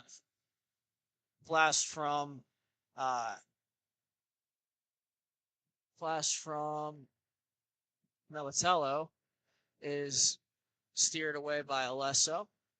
Now, here come the Roostafarians again, and it's going to be fought for in front. Jared Henry with it. He's behind the net. He feeds it back to Near.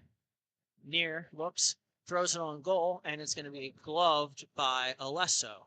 Good save there by the Detroit Rev netminder. And the face-off, both teams are going to make changes as we prepare for the face-off. It is going to be to the right of the goaltender. And they're going to throw it on goal, and it's going to be saved again by the glove of Alesso.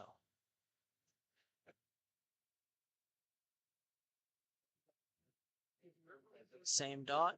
We'll have Near and Schellenrock in for the draw. And it's one back. And the shot by Jared Henry is blockered away by Alesso. And number 17 with it now on the far side. He's going to feed it around. It's going to be taken by Holland. Pass eludes everyone except Henry. And it'll be brought back in. Number 17. That is Sean Heisch with it. Heisch comes up through the neutral zone. and he's in a feed showing rock. And the walk in, bad angle shot attempt is saved by Powers, and Chris Powers will cover for the Roostafarians. 7:40 remaining in this game. We'll have a face-off to the left or to the right of Powers, and winning it going forward is Matthew Alien. There goes Alien with it. Alien tries to get through, and he's taken down, nothing called, and controlled by D-Rev. Here goes D-Rev with it. And they'll feed it up, and it'll be taken by number 93. That's Varelli. He has a goal in this game. And there goes Alien with it into the neutral zone, trying to chip a pass to himself, and won't work for now. And then it'll be played by the Roostafarians behind the net. There's 2 D-Rev members and 1 Roostafarian. Now Alien comes into the scrum looking for the puck, and it'll be taken again. 2-a-side battle once more, and eventually it'll squirt out where the Roostafarians will play it, and here they come. That's Fazio with it. Fazio walks in, tries to make a move and can't. He's going to lose the puck along the far side corner, and it's going to be taken now by D-Rev and recovered by Matthew Alien on the back check, and he'll steer it to center, where it'll be pitchforked away from the Roostafarians, and D-Rev will carry on. And here they go. And the Detroit Revolution come up with it, and they'll turn it right back over to the Roostafarians. That's Jared Henry trying to make a move, and shot on goal, saved by Powers. What a huge save that is. And it's going to go up the boards. Alien has it. He's going to feed it up the boards, and it's going to be skated into by Jared Henry. Big collision at center with somebody skating into Henry, and a shot is off the stick, popped into the air, and steered on or less so. And it's going to be, play is going to be frozen as they allow a stoppage for Henry.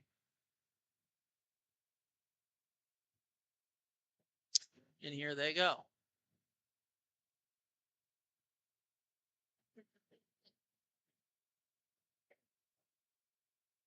We'll have Alien, and it looks like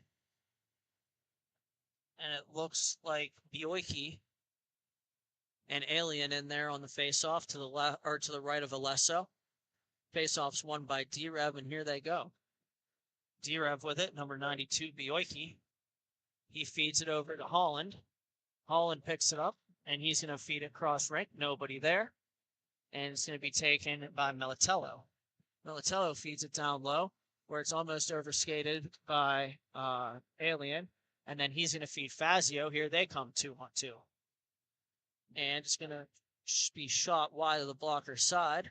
And Ryan Crapo will pick it up there for the Roostafarians. He's taken into the boards by D-Rev. And now there's 2-a-side battling once more. Nicole Maddox walks out of the corner with it. Has her pocket picked by Crapo. And then Crapo throws it on goal, where a standing Alesso will get a glove on it.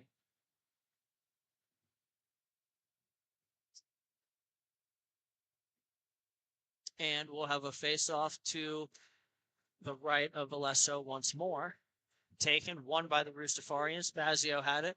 He fed it across the point, and now it's near with it. And he goes in and tries to shoot it. Save made by Alesso. And now Holland has it in the corner. And he'll be pressured from Wannett. Wannett gets the puck. He's going to wind it and shoot it off the blocker of Alesso. And here they go.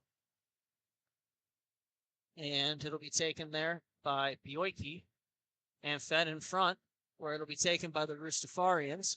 3:35 remaining in regulation. And here comes Near. And he gets it pitchforked away from him by D-Rev. Here comes Nicole Maddox with it. She feeds it over to Bioiki. And Bioiki a shot pass attempt, and Bioiki was unable to reach it. And now the Roostafarians have it again. And they'll take. And it'll be shot on goal by Maddox. And then covered by Powers. And Maddox is going to go for cross-checking, I believe. After the play was over, Wannett had his back to her. And she extended through it, and she will take a cross-checking penalty. 2:50 remaining here in the third period. We'll have a power play opportunity for the Roostafarians. Maybe they could end it in regulation. We'll see how it goes. We'll have Henry, Fazio, Near, and Wannett for the Roostafarians. They win the face-off. Wannett's back to get it. And he's going to look and wind and fire, and a save made by Alesso. And here come D-Rev, and they'll come up 2-on-2. Yard sale on the rink as a guy loses a glove and a stick. That is number 96. He's content to just backhand it down so he can get his equipment straightened out. And it's going to be carried up by the Roostafarians. And here they come. This is Near with it. Near over to Wannett, and shot is off a body and high. And here goes a centering feed. It's going to be Fazio. He shoots it, and it's going to be gloved by Alesso. Another good save there by Alesso, who's really going to have to stand on his head here with the late power play. And here they go.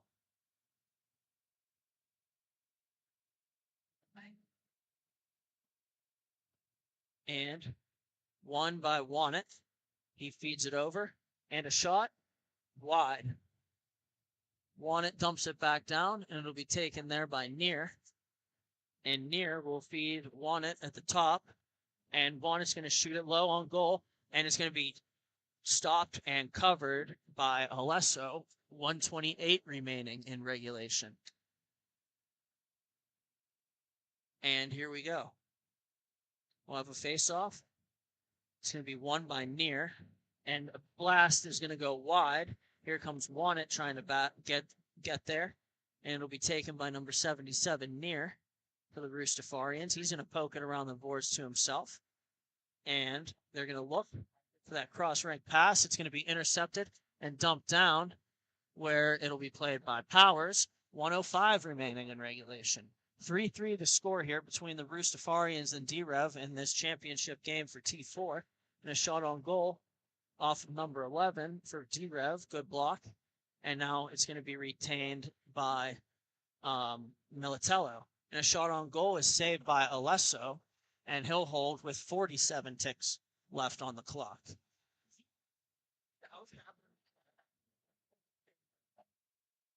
And here we go. Puck is dropped. Play resumes. And it's going to sit in the equipment of Militello. He looks. He's going to feed it where Wannett can play it. Wannett steps in. And he's going to feed it back over. And it's going to be shot by 77. I believe that was off the post. Near shot it off the post. And now we get the penalty up. And here we go. The Roostafarians have it. 23 seconds to go on the clock. And Militello has it now. He's going to feed it over to Wannett. Wannett's going to carry it down the near side. And he's going to try a spinning pass to the center. And it's nobody home. And Jared Henry shoots it wide. And it'll be cleared. And that'll do it for regulation. In this T4 game, between the Buffalo Roostafarians and the Detroit Revolution, we are going to have extra time to decide who wins this one. We'll have a 3-minute or a 5-minute 3-on-3 overtime. And if there is still no winner, there will be a shootout. The referee's trying to hurry everybody along, so we'll keep it right here. Hockey is about respect, integrity, and passion. No other company lives up to these core values like Epic Hockey. Epic takes the time to create each new product, making sure that each one is up to the standard that owner Daniel Costa set. Make sure you check them out on Facebook, Instagram, and Twitter, or their website for product reveals. And overtime starts up here. We have Matthew Alien on the puck. He goes forward off the faceoff before it gets smashed to the far side glass, and it'll be cleared out by D-Rev. And going back for it is Jared Henry for Buffalo Roostafarians. Henry picks it up, and here he comes. 3-on-3.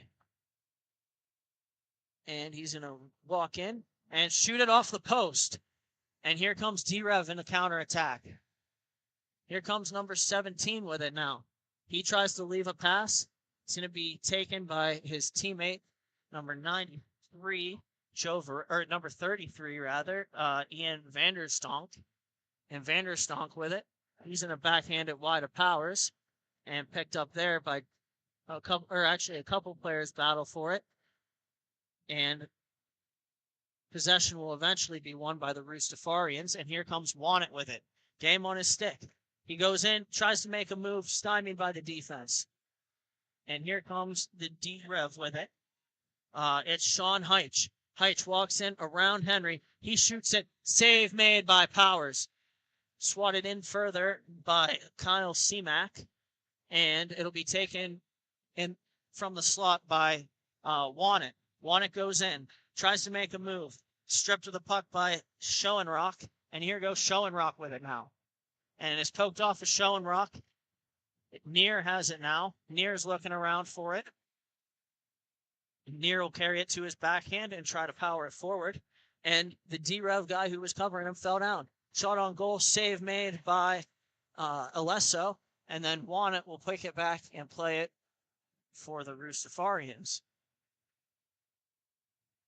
And Alesso is going to feed it around the boards where his guy can play the puck. And number 11 with it now. He feeds a centering pass, nobody home. And it'll be picked up by Wannett. Wannett plays it up to Neer. Neer walks in and shoots it off a stick and into the mesh. And that's 2:40 remaining in overtime period. We'll have a face-off in the Detroit Revolution zone. And here we go. It'll be to Alesso's left. 3 apiece will battle on in this T4 championship game between the D-Rev and the Roostafarians. And they'll hold it. And Fazio looks. He feeds it down low. Shot on goal. Steered away by Alesso. And it'll get taken by D-Rev, a give and go in their own zone. And here comes number 18, William Corey with it. Corey comes in, makes a move. Backhand feed for Maddox. Doesn't connect. Shot on goal. Hits something and goes wide. And now Fazio will pick it up in front of the corner. The far side corner. He's going to feed it back down where it'll be taken by Militello. Militello with it now. He's going to feed it around on his backhand back to Fazio. And they're going to feed it up and see if Crapo can't win a race to it. Crapo wins the race. And he's going to pick it up and control it. He's trying to make a move around the outside. Defended well, and he scores! Crapo scores, and the Buffalo Roostafarians win it in overtime. What a turn of events this is. What a great shot. Crapo had somebody on him, walked across, got it into the middle, and he snipes it on Alesso, and this game is over. At the end of overtime, we have the Roostafarians winning 4-3. We'll step aside for station identification. Thank you for watching Grove City Hockey.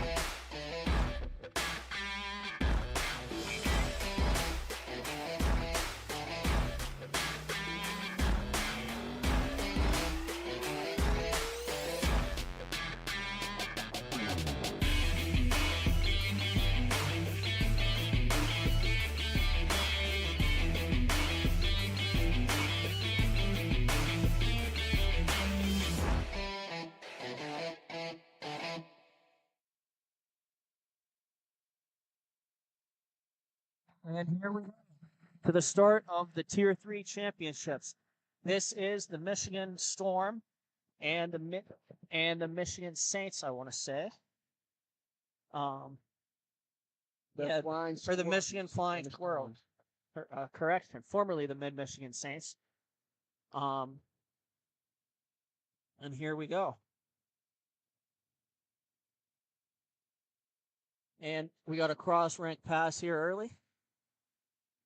Here they come. They're going to attack. As for the Michigan Flying Squirrels, they are going to be in blue. And the Michigan Storm is going to be in white for this game. Our team from Michigan here. So my Dan get tripped up. Flying Squirrels and the Storm. That's all I'm thinking. My money's on Michigan to win this one. Oh, yeah? And for our prop bet, we're going to go with the game-winning goal. So if there's a player that you feel may have the game-winning goal in this game, please put their team name and their jersey number in the comment section on YouTube here, and we'll see what we come up with. Good luck to everyone who participates in the prop bet. Again, that was whoever scores the game-winning goal. And we have Michigan here. The blue. Flying Squirrel skated in. Yeah, yes, sir. That's number 9 with it.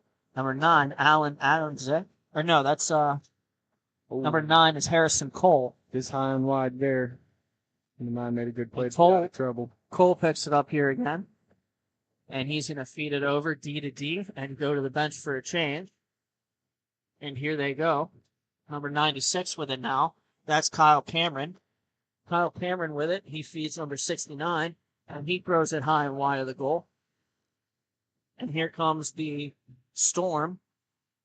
And they'll walk into the middle before they lose the puck along the near side. And it'll be taken back where it'll be played by Freeman. Freeman leaves it for Alan Adamczyk, his D partner. And they'll look to break out. Over to number 2, Jason Clifford. Good forecheck here, causing the turnover. And Michigan Flying Squirrel still dogging on that puck before it is Storm cleared out with it. Taken by the Storm and a shot and a goal. Wow. What a shot that was.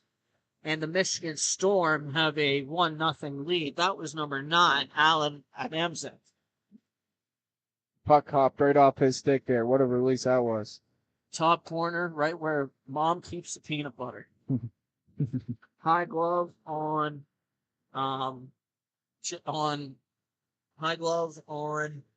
Brent Tarpanian, the goaltender for Mid-Michigan. Now the Storm take it. Number 8 with it. He's going to feed it down low and get the puck back. That's Matt Freeman. And here comes number 9. He just scored. That's Alan Adamczyk. And number 1 with it now. He walks in, tries to shoot it, gets stripped of the puck, and here come the Flying Squirrels. Number 86 with it now.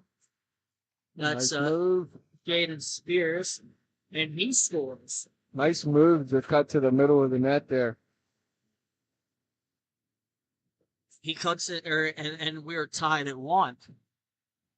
10 minutes remaining here in the first period of this T3 championship game. Both teams kind of running and gunning now. We'll see who decides to slow down and play the possession game now that we're all knotted up here. And we have number 96 with it. That's Kyle Cameron. Feed it back, and he'll get it. Great catch. He'll go to number 21. And he's going to carry it in and shoot it. It's going to be blockered away by the goaltender. And here comes Kyle Cameron with it again. We've called his name a lot 5 minutes into this game. Some good puck control. And here comes number 91, Andy Mulaney. Mulaney tries to go up the inside boards. It's stolen away by the Storm, and they're content to dump it down. And Mulaney with it again. Here he comes through the neutral zone with speed. Cuts to the outside. He's looking in the middle, and a shot on goal. is loose and battled for, turned away by the Michigan Storm goaltender, Jeff Cooper. That was a great save there. And here they go. And that's number 14 with it now. That's Cameron Farida. And battled for there right in front of the net by both sides. And here they go. World got numbers here. And a shot on goal is blocker down by Cooper for the Michigan Storm. Good save there. Another big time save. They'll have a face-off to his right. Again, that live bet is whoever's going to get the game-winning goal, I believe. Yeah. The Game-winning goal for this championship game. Please put the jersey number and the team name of the player on the comments section, and good luck to all those who participate. And we have a loose puck in front, and that's going to be covered up by Jeff Cooper. He's played very well this weekend. Couple of big time saves already. We'll see if the Storm can go help them out here with some of their own attack time. And we have another face-off. And it's going to be one back to the point for the Flying Squirrels. A deflection attempt, save made, and a rebound is covered by Jeff Cooper. Good save there as he stands tall. Cooper's standing on his head right now. He's keeping him in here. Flying Squirrels got him hemmed in right now. The Michigan Storm win the face-off, and they'll go around. And it'll be taken, passed again up the boards. That is Alan Adamczyk. He's going to play it. And now here they go. They have a man open if they can get it to him, and they can't. And the Storm will pick it back up. There goes number 1, Michael Mortlock. And a shot on goal is saved by Tarpanian. And there they go. And Alan Adamczyk, we've called his name a lot, the goal scorer for the Michigan Storm. He has the puck. He sits behind his own net for a second where he'll get pressure and moving along to Jason Shefford, number 2, for this Michigan Storm. And he'll have the puck taken away from him by a Flying Squirrel beneath the goal line. And a battle for there and won by the Squirrels. That's number 9. That's Harrison Cole. And the puck will come up the far side boards where the Storm will take it. And here they go. Shot on goal off the glove of Tarpanian. And number 9 with it now. Harrison Cole again. We've called his name out this far. Yeah, he's all over the place. And here they go. Storm have a nice little defensive fronter in front of their goalie, though, so. And Turnover behind the net. Almost connects for the Flying Squirrels. Big time save. Here they go down the other end. And Tarpanian. Good save. Good save. And going to be taken by 86. Jaden Spears. He feeds over a drop past the middle, and it's going to be shot off the butt end of the stick of Cooper. And now the Mid-Michigan Flying Squirrels will have it. Michigan Flying Squirrels will have it. And we're going to possess it now low. And then they're going to hold and start to try to break out. And here they go. Knocked down is a player of the the Michigan Flying Squirrels. And it's going to be stick to the corner by Tarpanian, where the Flying Squirrels will pick it up. And here they come. Pass there. Number 22 with it now. 3-on-2. And nice back check to even up the numbers. 14 with it now. That's Robert Hagerman. His shot blocked away. Here come the Michigan Storm in transition. Kyle Cameron plays it back. And the Flying Squirrels try to bring it up the rink. Their pass goes too far, and the Storm will take it. The Storm here are wearing their white jerseys and attacking left to right on your screen. And the Flying Squirrels are attacking in blue and attacking right to left. And Trypanian playing a song right now. We have a penalty coming up. And it's going to be a high stick against somebody. I think they got the Storm, but I'm not positive. Looks like they're heading to the box now. Number 14. That is Cameron Farida, and he'll sit for 2 minutes. And we'll have our first power play of the game.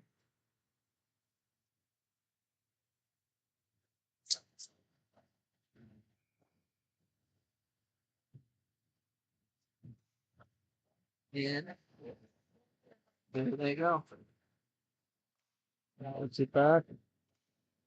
Shot for a deflection almost works. And number 86 with it now. That's Jaden Spears. The Squirrels have it. They're looking. Bring it to the near half wall. Spears with it. Over. And across the box. And a save made. What a save. That was beautiful puck movement there.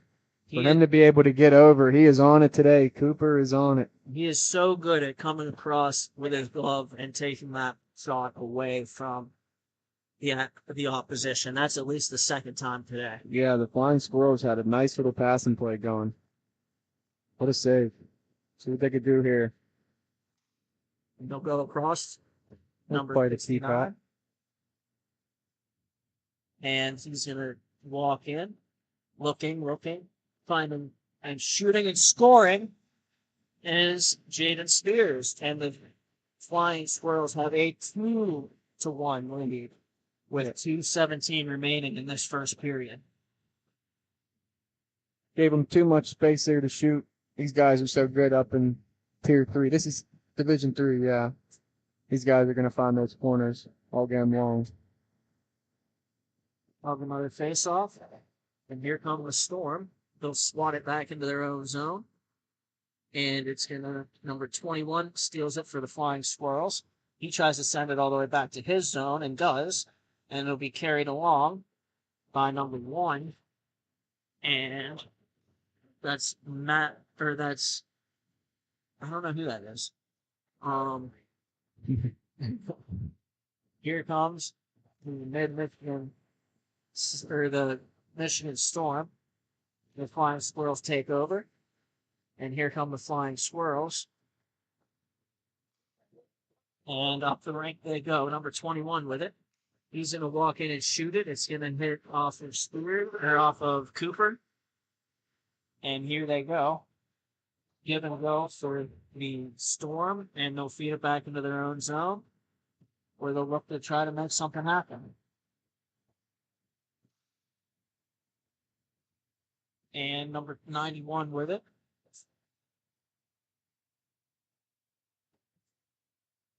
He's skating. See if anyone joins the rush with him. He's kind of pops free. And he shoots and What scores. a shot. That's not Andy Milinelli. Minelli. Yeah, way to stay patient on that. There was nothing there at first. Swung it around the net. Found himself in a great scoring opportunity. And Great now play. this Flying Squirrels are up 3-1. And here we go. Flying Squirrels come back with it. And number 91 with it. And he's going to keep going. He keeps it on goal. Save made by Cooper, and he'll hold. Good, strong save by Cooper to keep this a 3-1 game in the dying seconds of the first period. We'll wrap us up. With that, the horn sounds. We're going to go to commercial break. We'll be right back. Thank you for watching Grove City Hockey.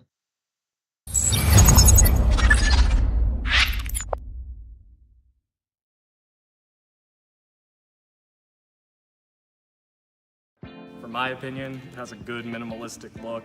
I'm a fan of the black with minimal white accents, the white logo at the very bottom. It makes it pop.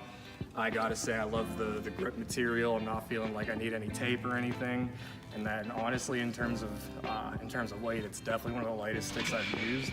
It has a good pop to it, so I feel like I'm gonna get a lot of good shots off and hopefully less muffins.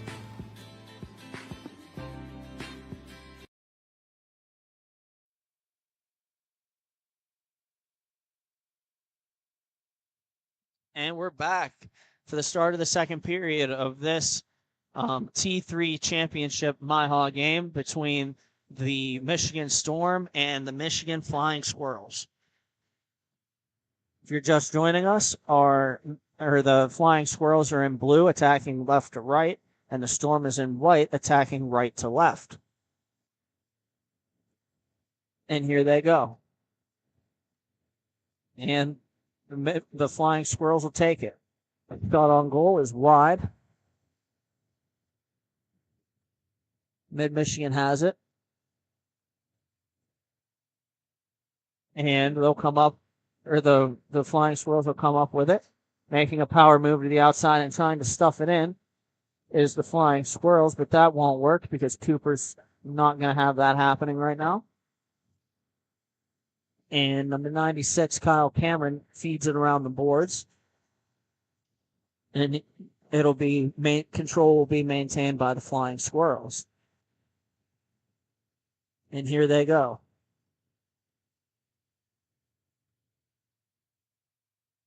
Storm's main focus right now needs to be to gather the puck and get some time on attack. Give their goalie a break. I feel like he's already made close to 50 saves. We're just here early in the second period. Flying Squirrels are all over them so far. Storm have definitely been outpossessed here by the Squirrels. They're definitely not out, though. And here they go. Nice stick handling there. And we got a Storm counterattack. And well defended there by the Flying Squirrels. Number 44 is looking around for a high stick off that play. Both goalies playing really well to start the game. And we'll have a face-off to Tarpanian's right. It'll be from... We'll see how we do. And they'll feed it alongside. And here come the Flying Squirrels. There they go. And number 22 with it. That is Don't believe not listed for him. Yeah. There's number 86, Jaden Spears. He has a goal in this game. And here we go. 86 Spears looks. He's just content to lay it back. The Flying Squirrels maintaining control here. It was a matter of time. He'll feed it up to number 22. And number 22 skates it in. Spins off a check. And feeds number 20. And a shot on goal is off a leg and wide. And it's number 22 with it. He's going to carry it around the net and look for it. The Storm takes over momentarily, and then the Flying Squirrels end up with the puck possession back, and here's a turnover. However, well defended by the Flying Squirrels again. Good pass.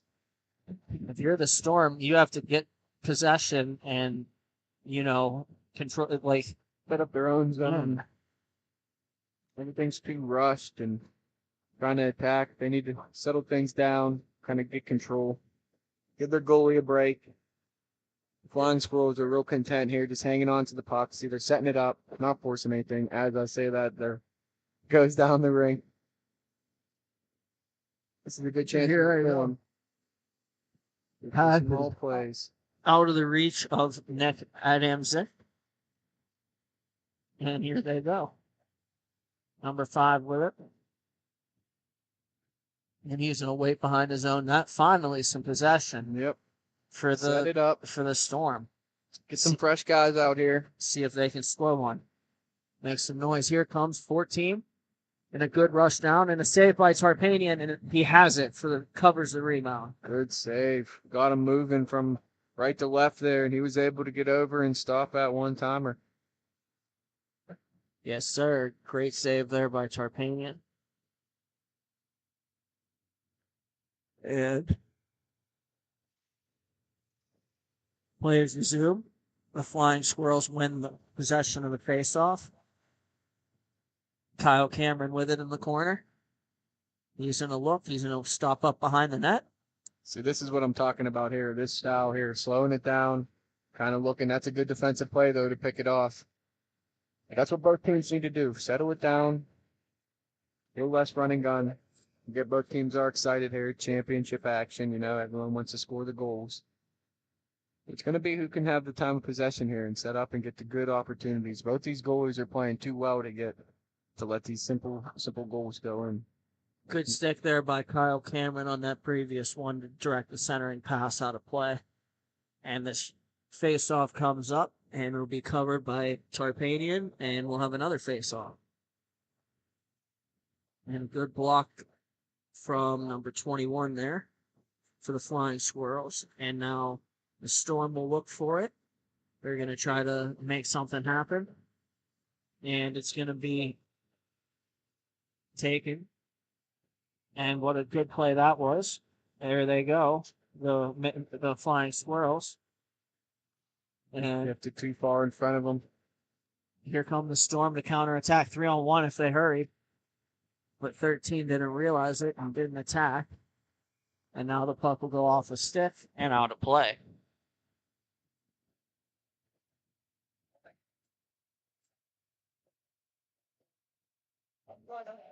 And we'll have a face-off to the right of Tarpanian. He's been strong in this game. About midway through the second. And number 13 with it now. That's Brett Burns, not to be confused with Carolina Hurricanes defenseman Brett Burns. Number 5 with it. He throws it on goal, stick aside by Tarpanian. And then they're going to press it, and number 17 takes it, Cooper Rice. And it'll be won by the Flying Squirrels. There's Kyle Cameron making another play. And I was going to say they had a guy open, and the stretch pass, they didn't make it work. Number 14 now chasing for the Flying Squirrels. There's Robert Hagerman. I sense a little momentum shift here. The Storm are starting to get some attack time. Although they haven't really executed and got a goal yet, they're doing all the right things. We're definitely getting some territorial advantage. But as we say that, here comes the turnover to the Flying Squirrels. And here they come. Cross and drop, and a stick on it, well defended by the Storm. And here they come. And trying to go to the net is a member of the Storm. That was Cooper Rice. And here comes Flying Squirrels in counterattack. And a shot in the goal. What a rip. High blocker side, ripped by number 69. And it is 4-1 in favor of the Flying Squirrels. Nothing Jeff Cooper could do there. Nah, you give these guys any bit of shooting lane, they're going to find the corners. These guys are just too good. And here they go. Inline hockey, though, 3-goal lead, especially in the second period. This game is still up for grabs here. The Storm just have to just chip away, get 1 goal here, try to stop the momentum. Felt like they had a little bit of momentum there for a bit. They kind of just got counterpunched by the Flying Squirrels. 5:35 remaining here in the second period. It's 4-1 in favor of the Flying Squirrels. And right off the face-off, a shot attempt was blocked, and here come the Storm with it. Trying to make a move, get through, and a shot is wide. Good individual effort there. And it's going to be carried along by the Flying Squirrels, and they'll lose possession. And they're going to call a penalty here against the Flying Squirrels. It's a big opportunity here for the Storm to get right back in it. You get a power play goal, you cut it back down to 2. You still got some time here remaining in the second period. So we'll see how the Flying Squirrels can deal with a little bit of adversity. I'd like to see some traffic in front of the goalies here. Let's see how we go. The face-off will be to the left of Tarpanian. And it's going to be batted into the corner by the Flying Squirrels. They'll clear it around and out. Good start to the penalty kill for the Flying Squirrels. It was a big-time face-off win. Number 2 with it now for the Storm, Jason Shifford. Shifford will feed Michael Mortlock. Mortlock leaves it for Shifford. And he's going to walk in, shoot it off the glove of Tarpanian. I'd say. And it'll get dumped out by the Flying Squirrels.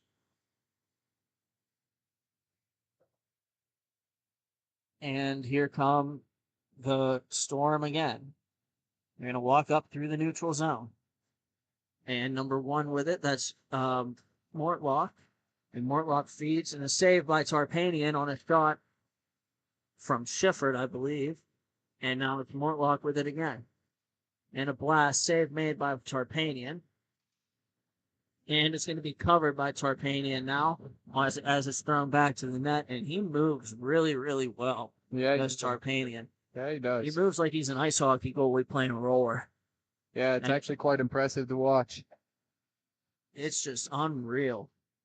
Yeah, I know you being a goaltender, you appreciate it in a whole different perspective than I do. But even for me, man, it's a joy to watch. He's going to teach me. Take some notes. And Mortlock with another shot off the glove of Tarpanian, and they'll clear. About 20 seconds to go on this penalty. And the Storm coming back with it. Here comes Shifford. Shifford feeds it to the far side, and a wind and a fire off the butt end of the stick of Tarpanian. And here comes Shifford with it again. Penalty is just about up, and it'll go cross box, and then it'll come to the net, and play is behind the net. The Flying Squirrels get it, and they're going to backhand it all the way down to kill off the rest of this penalty and reorganize. Now the goaltender, Jeff Cooper, is down to just melt it down and take a face-off. With 2:15 remaining here in this Tier 3 championship game between the Storm and the Flying Squirrels. Fresh players come on for each side. Puck is dropped, play resumes. And here goes the Storm. One-on-one opportunity. 17 beats with his his man. And he's saved by Tarpanian. Loses the stick in the process. He's got a defenseman helping him out. Regather it. And a cross-rank pass here for the Squirrels. And another one intercepted by the Storm. Here comes number 14. Good He move. makes a move. And they're going to battle for it there. And it's going to be, first to it is going to be number 13, Brent Burns, for the Storm. And he's going to feed it back to the far side boards. It's going to be taken there by the Storm. So this is what the Storm need to do here. Set it up, get a good breakout going. That's going to maximize your opportunities here, your scoring opportunities. And here they go. Shot on goal saved Tarpanian, and the Flying Squirrels are the first to the rebound. And they'll bring it back up, stopping up, trying to make moves. It's number 21. And it'll be retained by the Squirrels. Number 5 in there battling for the Storm has his stick lifted by a member in blue. And they're going to hold it, and they're going to work on back. Got 38 seconds remaining here in the second period. Number 91 has it. That's Minelli. I believe he has a goal in this game. And here goes. The Flying Squirrels will maintain it. They're just going to keep going, dropping it, and then taking it to the far side. Yeah, they're in no rush here. They're playing the possession game already. You're probably going to see more of it in the third period. 10 seconds on the second period. And a shot is thrown wide. And they'll get it back 3 seconds and 2. And that's going to do it for the second period.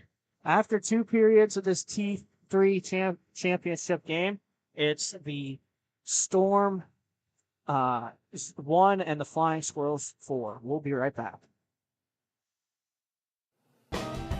Hey fans, it's that time for the GCH duck races. Make sure you get your picks. We have Mikey, Duke, Tex, and Ranger. Here we go.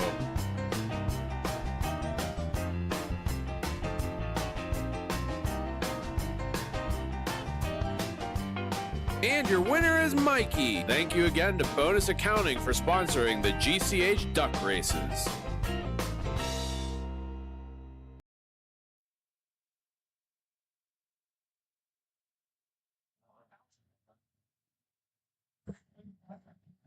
And we're back for the third period of this T3 championship game between the Michigan Saints, or the Michigan Squirrels, and the Flying Squirrels, and the Michigan Storm.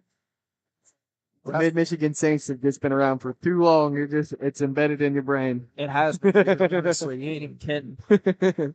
And we have Kyle Cameron for it. He's going to go battle with a member of the Storm. And then here we go. The Flying Squirrels. They're going to bring it back. Although last period, oh, well, that's up and out of play. Last period, it didn't really go the Storm's way, but I feel like they had a lot of momentum kind of, exiting the last couple of minutes of that period. So see if they can build on something here, get an early one, down by 3 goals in inline hockey. That is a deficit that can be erased in literally 1 minute's time. So we'll see what they can do here. And it's won by Mid-Michigan, or by the Flying Squirrels. And they'll come in 3-on-1 and a shot and a goal. Wow. And that is 5-1 now for the Flying Squirrels. A beautiful cross-rank pass, and they bury it. Number 9, Harrison Cole with the goal on that. Nothing Cooper could do. Flying Squirrels moved the puck brilliantly. They play together as a unit. He's starting to see it really show here now. Was a 3-on-1, well executed there by the Squirrels. Oh, and we have another goal right back. Just like that. A shot by Alan Adamczyk hits off the Flying Squirrels defender and finds a way past Tarpanian, and it is 5-2 with 12.5 remaining in the third period. That's why they say no shot is a bad shot. You swing it to the net, good things can happen. And Cameron plays it back. That's Hagerman. Hagerman tries to reverse it for Cameron. Just a couple of members of the Storm there. The shot on goal is blocked by Cameron.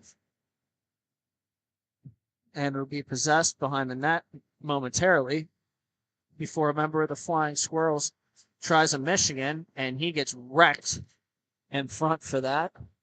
And here comes number 69. Shot on goal, covered by Cooper. And that player who got decked for the Michigan attempt is still not on his skates yet until now. Yeah, it looks like they kind of took offense to him trying to pull that Michigan off. Well, being both teams are from Michigan. I thought maybe they'd let him slide on that one. But no, he definitely paid the price for even making it look like he was going to try that. For even thinking of it.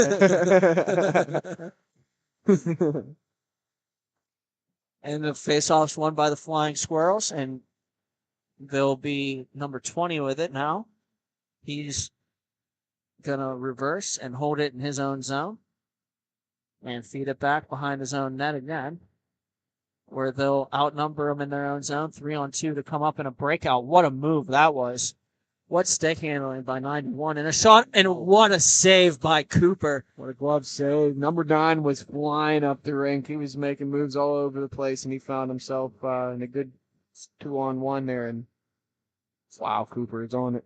If they come back, if the Michigan Storm comes back from this 5-2 deficit, remember that save. Yeah, that was big time there. That was big time. The next goal here is going to be really, really big. So you can tell both teams want it.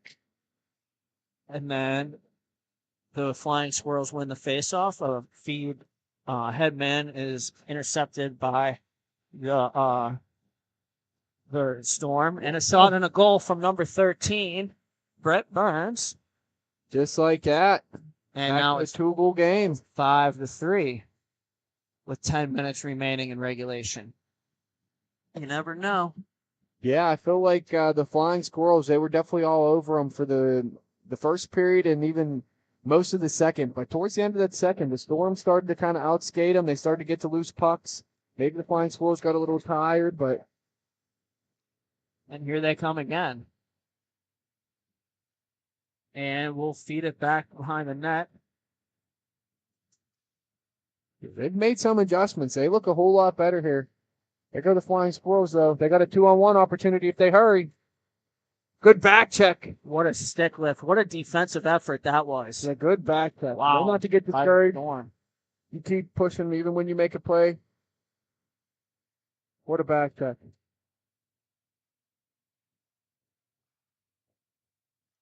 Gets stood up there at center. That is Jaden Spears. And here they go. Starting to get a little faster again. Starting to get a little chippier. It's starting to get more intense. You can sense it. You can feel it from here. I can't imagine what the rink feels like. Oh, good moves. And they're looking. Pass gets through. And the shot is wide of Arcadian. And here come the Flying Squirrels in counterattack. Hagerman throws it cross rink for Spears. And it doesn't connect. And they'll make some changes. And number 5 with it. Way to just peel that back off instead of trying to go 1v4 there. Smart play. Get the change. Set your guys up. Got plenty of time here to get 2 goals. Make the smart plays. Hold the puck as long as you can until you get a good opportunity. And here they go. Forwards. Number 8 with it. A shot is off a body and out the other side. I think he hit his own guy. Friendly fire on that one. It got a little bit fluttered off his blade. Got a little high on it. And they'll look for a centering pass. It'll be covered by Tarpanian. We're not going to rebound on that. They're lurking in front. 7.5 to go in this championship game here for Tier 3. And we'll see how this shapes up.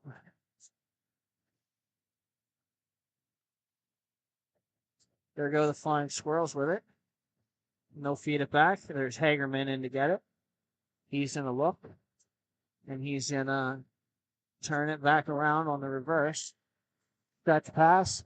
And an attempt to center. Doesn't connect. And now the Flying Squirrels will get on that puck.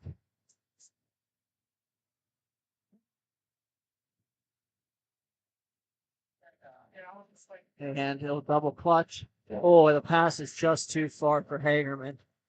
Great recognition of the play to jump in that time, and the Flying Squirrels will have the Storm will have a 3-on-2. And a shot on goal is saved by Tarpanian, and he'll eat it with 6.5 to go. Still have plenty of time here. 5-3 here for the Michigan's Flying Squirrels. And the Storm are looking to make a push. They've had most of the momentum so far this period, so we'll see. Tarpanian's standing on his head right now, though, for him. And we have a couple of penalties behind the play, it looks like. They may have gotten to both of them. Yep, looks like they're both heading there. We'll get coincidentals. I'm sure they're going to have some thoughts when they enter the box as well to each other. Oh, yeah. Got to keep the intensity up for sure. Oh, yeah, that's a part of hockey.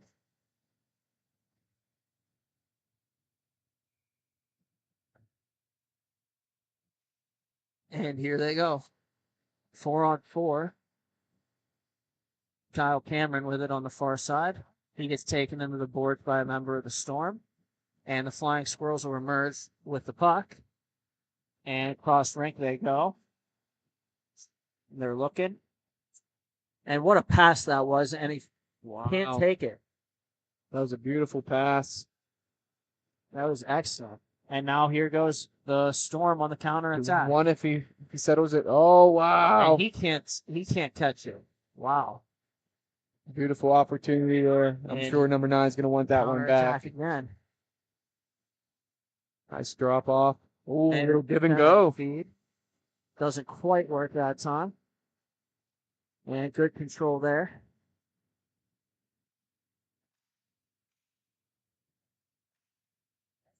And It's going to continue to get even more feisty here. And the Storm had a member of the offense wide open and couldn't get him the puck. And had him in all by himself if they could have made that play. And a shot on goal. And the rebound looks like it's not quite in yet. Or perhaps even pulled off the goal line. Goalie made a veteran move there. Pulling yourself out of the net before you get up. That's what you have to do. Lucky at time, but no worse for wear. That's a smart play. That's what you have to do. Kind of like a catcher buying a strike call that's really out of the zone. Number 22 has it now. He's going to hold on and feed it underneath. It's going to be spiked along there where it'll be picked up by the Storm. And shot on goal. And Hagerman cross bodies with an opposing player, and they'll move up. And here they go. Oh, what a move. And he can't capitalize.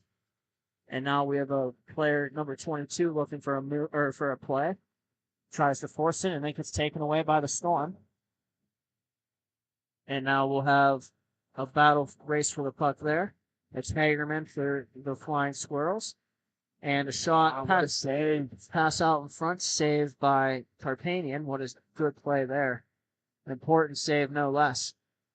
And we couldn't get all of it on it. Of important saves. The puck's loose, scramble for it. And it gets carried away out of harm's way by Cameron. And then it's going to be played over to number 22. He shoots it on goal, save made. And now we'll have Cameron again. He'll shoot it high and wide. And the Flying Squirrels will bring it back. 2:30 remaining in regulation. 5-3, the Flying Squirrels lead it. And taken away by the Storm. They're going to make an effort to come back. Good play. Shot on goal. Is off a stick in front. And now here they go. See if the Flying Squirrels look to kill some of this clock here. They're kind of still running the gun and forcing opportunities. I'm surprised. Expected them to maybe slow it down. 2-goal lead here. Now he's left the defenseman without a stick here. That's Hagerman. It's a good opportunity for the Storm to see if they can capitalize here. They may be looking to pull the goalie here any second. I'm sure the next time they get possession, they will.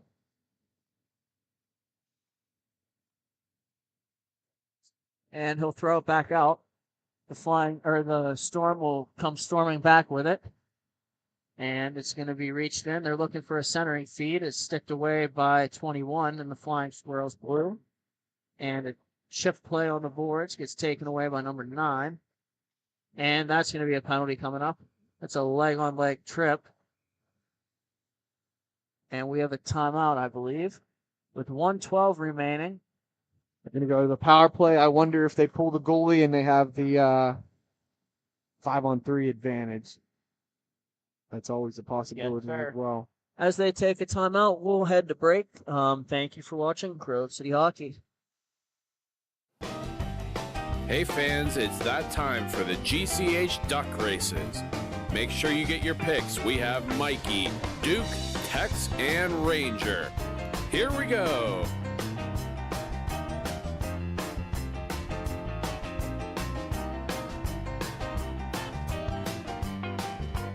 And your winner is Duke. Thank you again to Bonus Accounting for sponsoring the GCH duck races.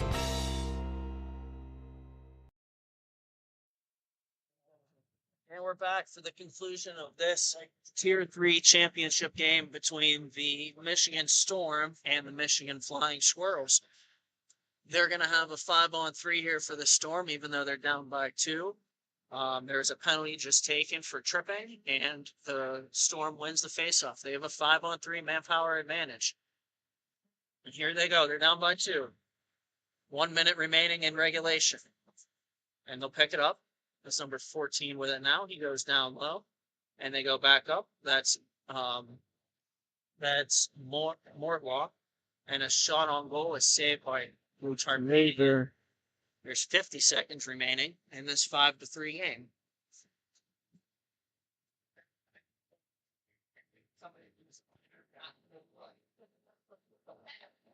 And they're going to shoot it down off the stick and into the mesh with 45 seconds remaining.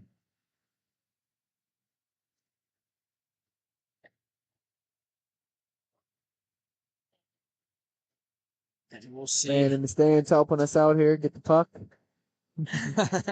Thank you, sir.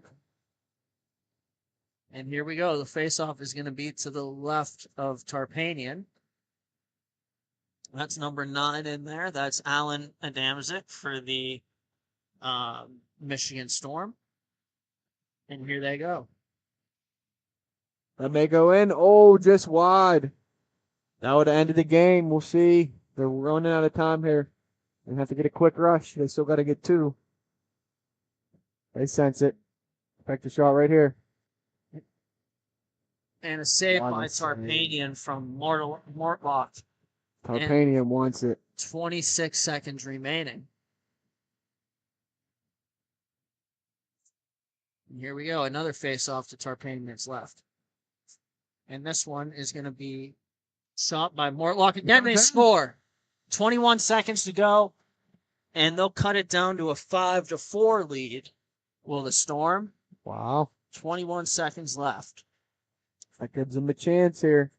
They have 1, maybe 2 more good rushes at this, so let's see what they can do. This face-off here is crucial. And for the Squirrels, you have to win this face-off. Big time win. And with the goalie out, the Storm win it again. And here they go. And get another good look. And just wide wide over the net. 10 seconds to go. And they'll chip it down and get ready to go get it. 5 seconds to go. And they're just going to eat it in the corner and That's allow the ball time game. to expire. That'll give the Flying Squirrels a championship. Congratulations to them here in Tier 3. What a game. The Michigan Flying Squirrels have defeated the Michigan Storm 5-4. I'm Brandon Britton. I'm Tyler Cozen. Thank you for watching Grove City Hockey.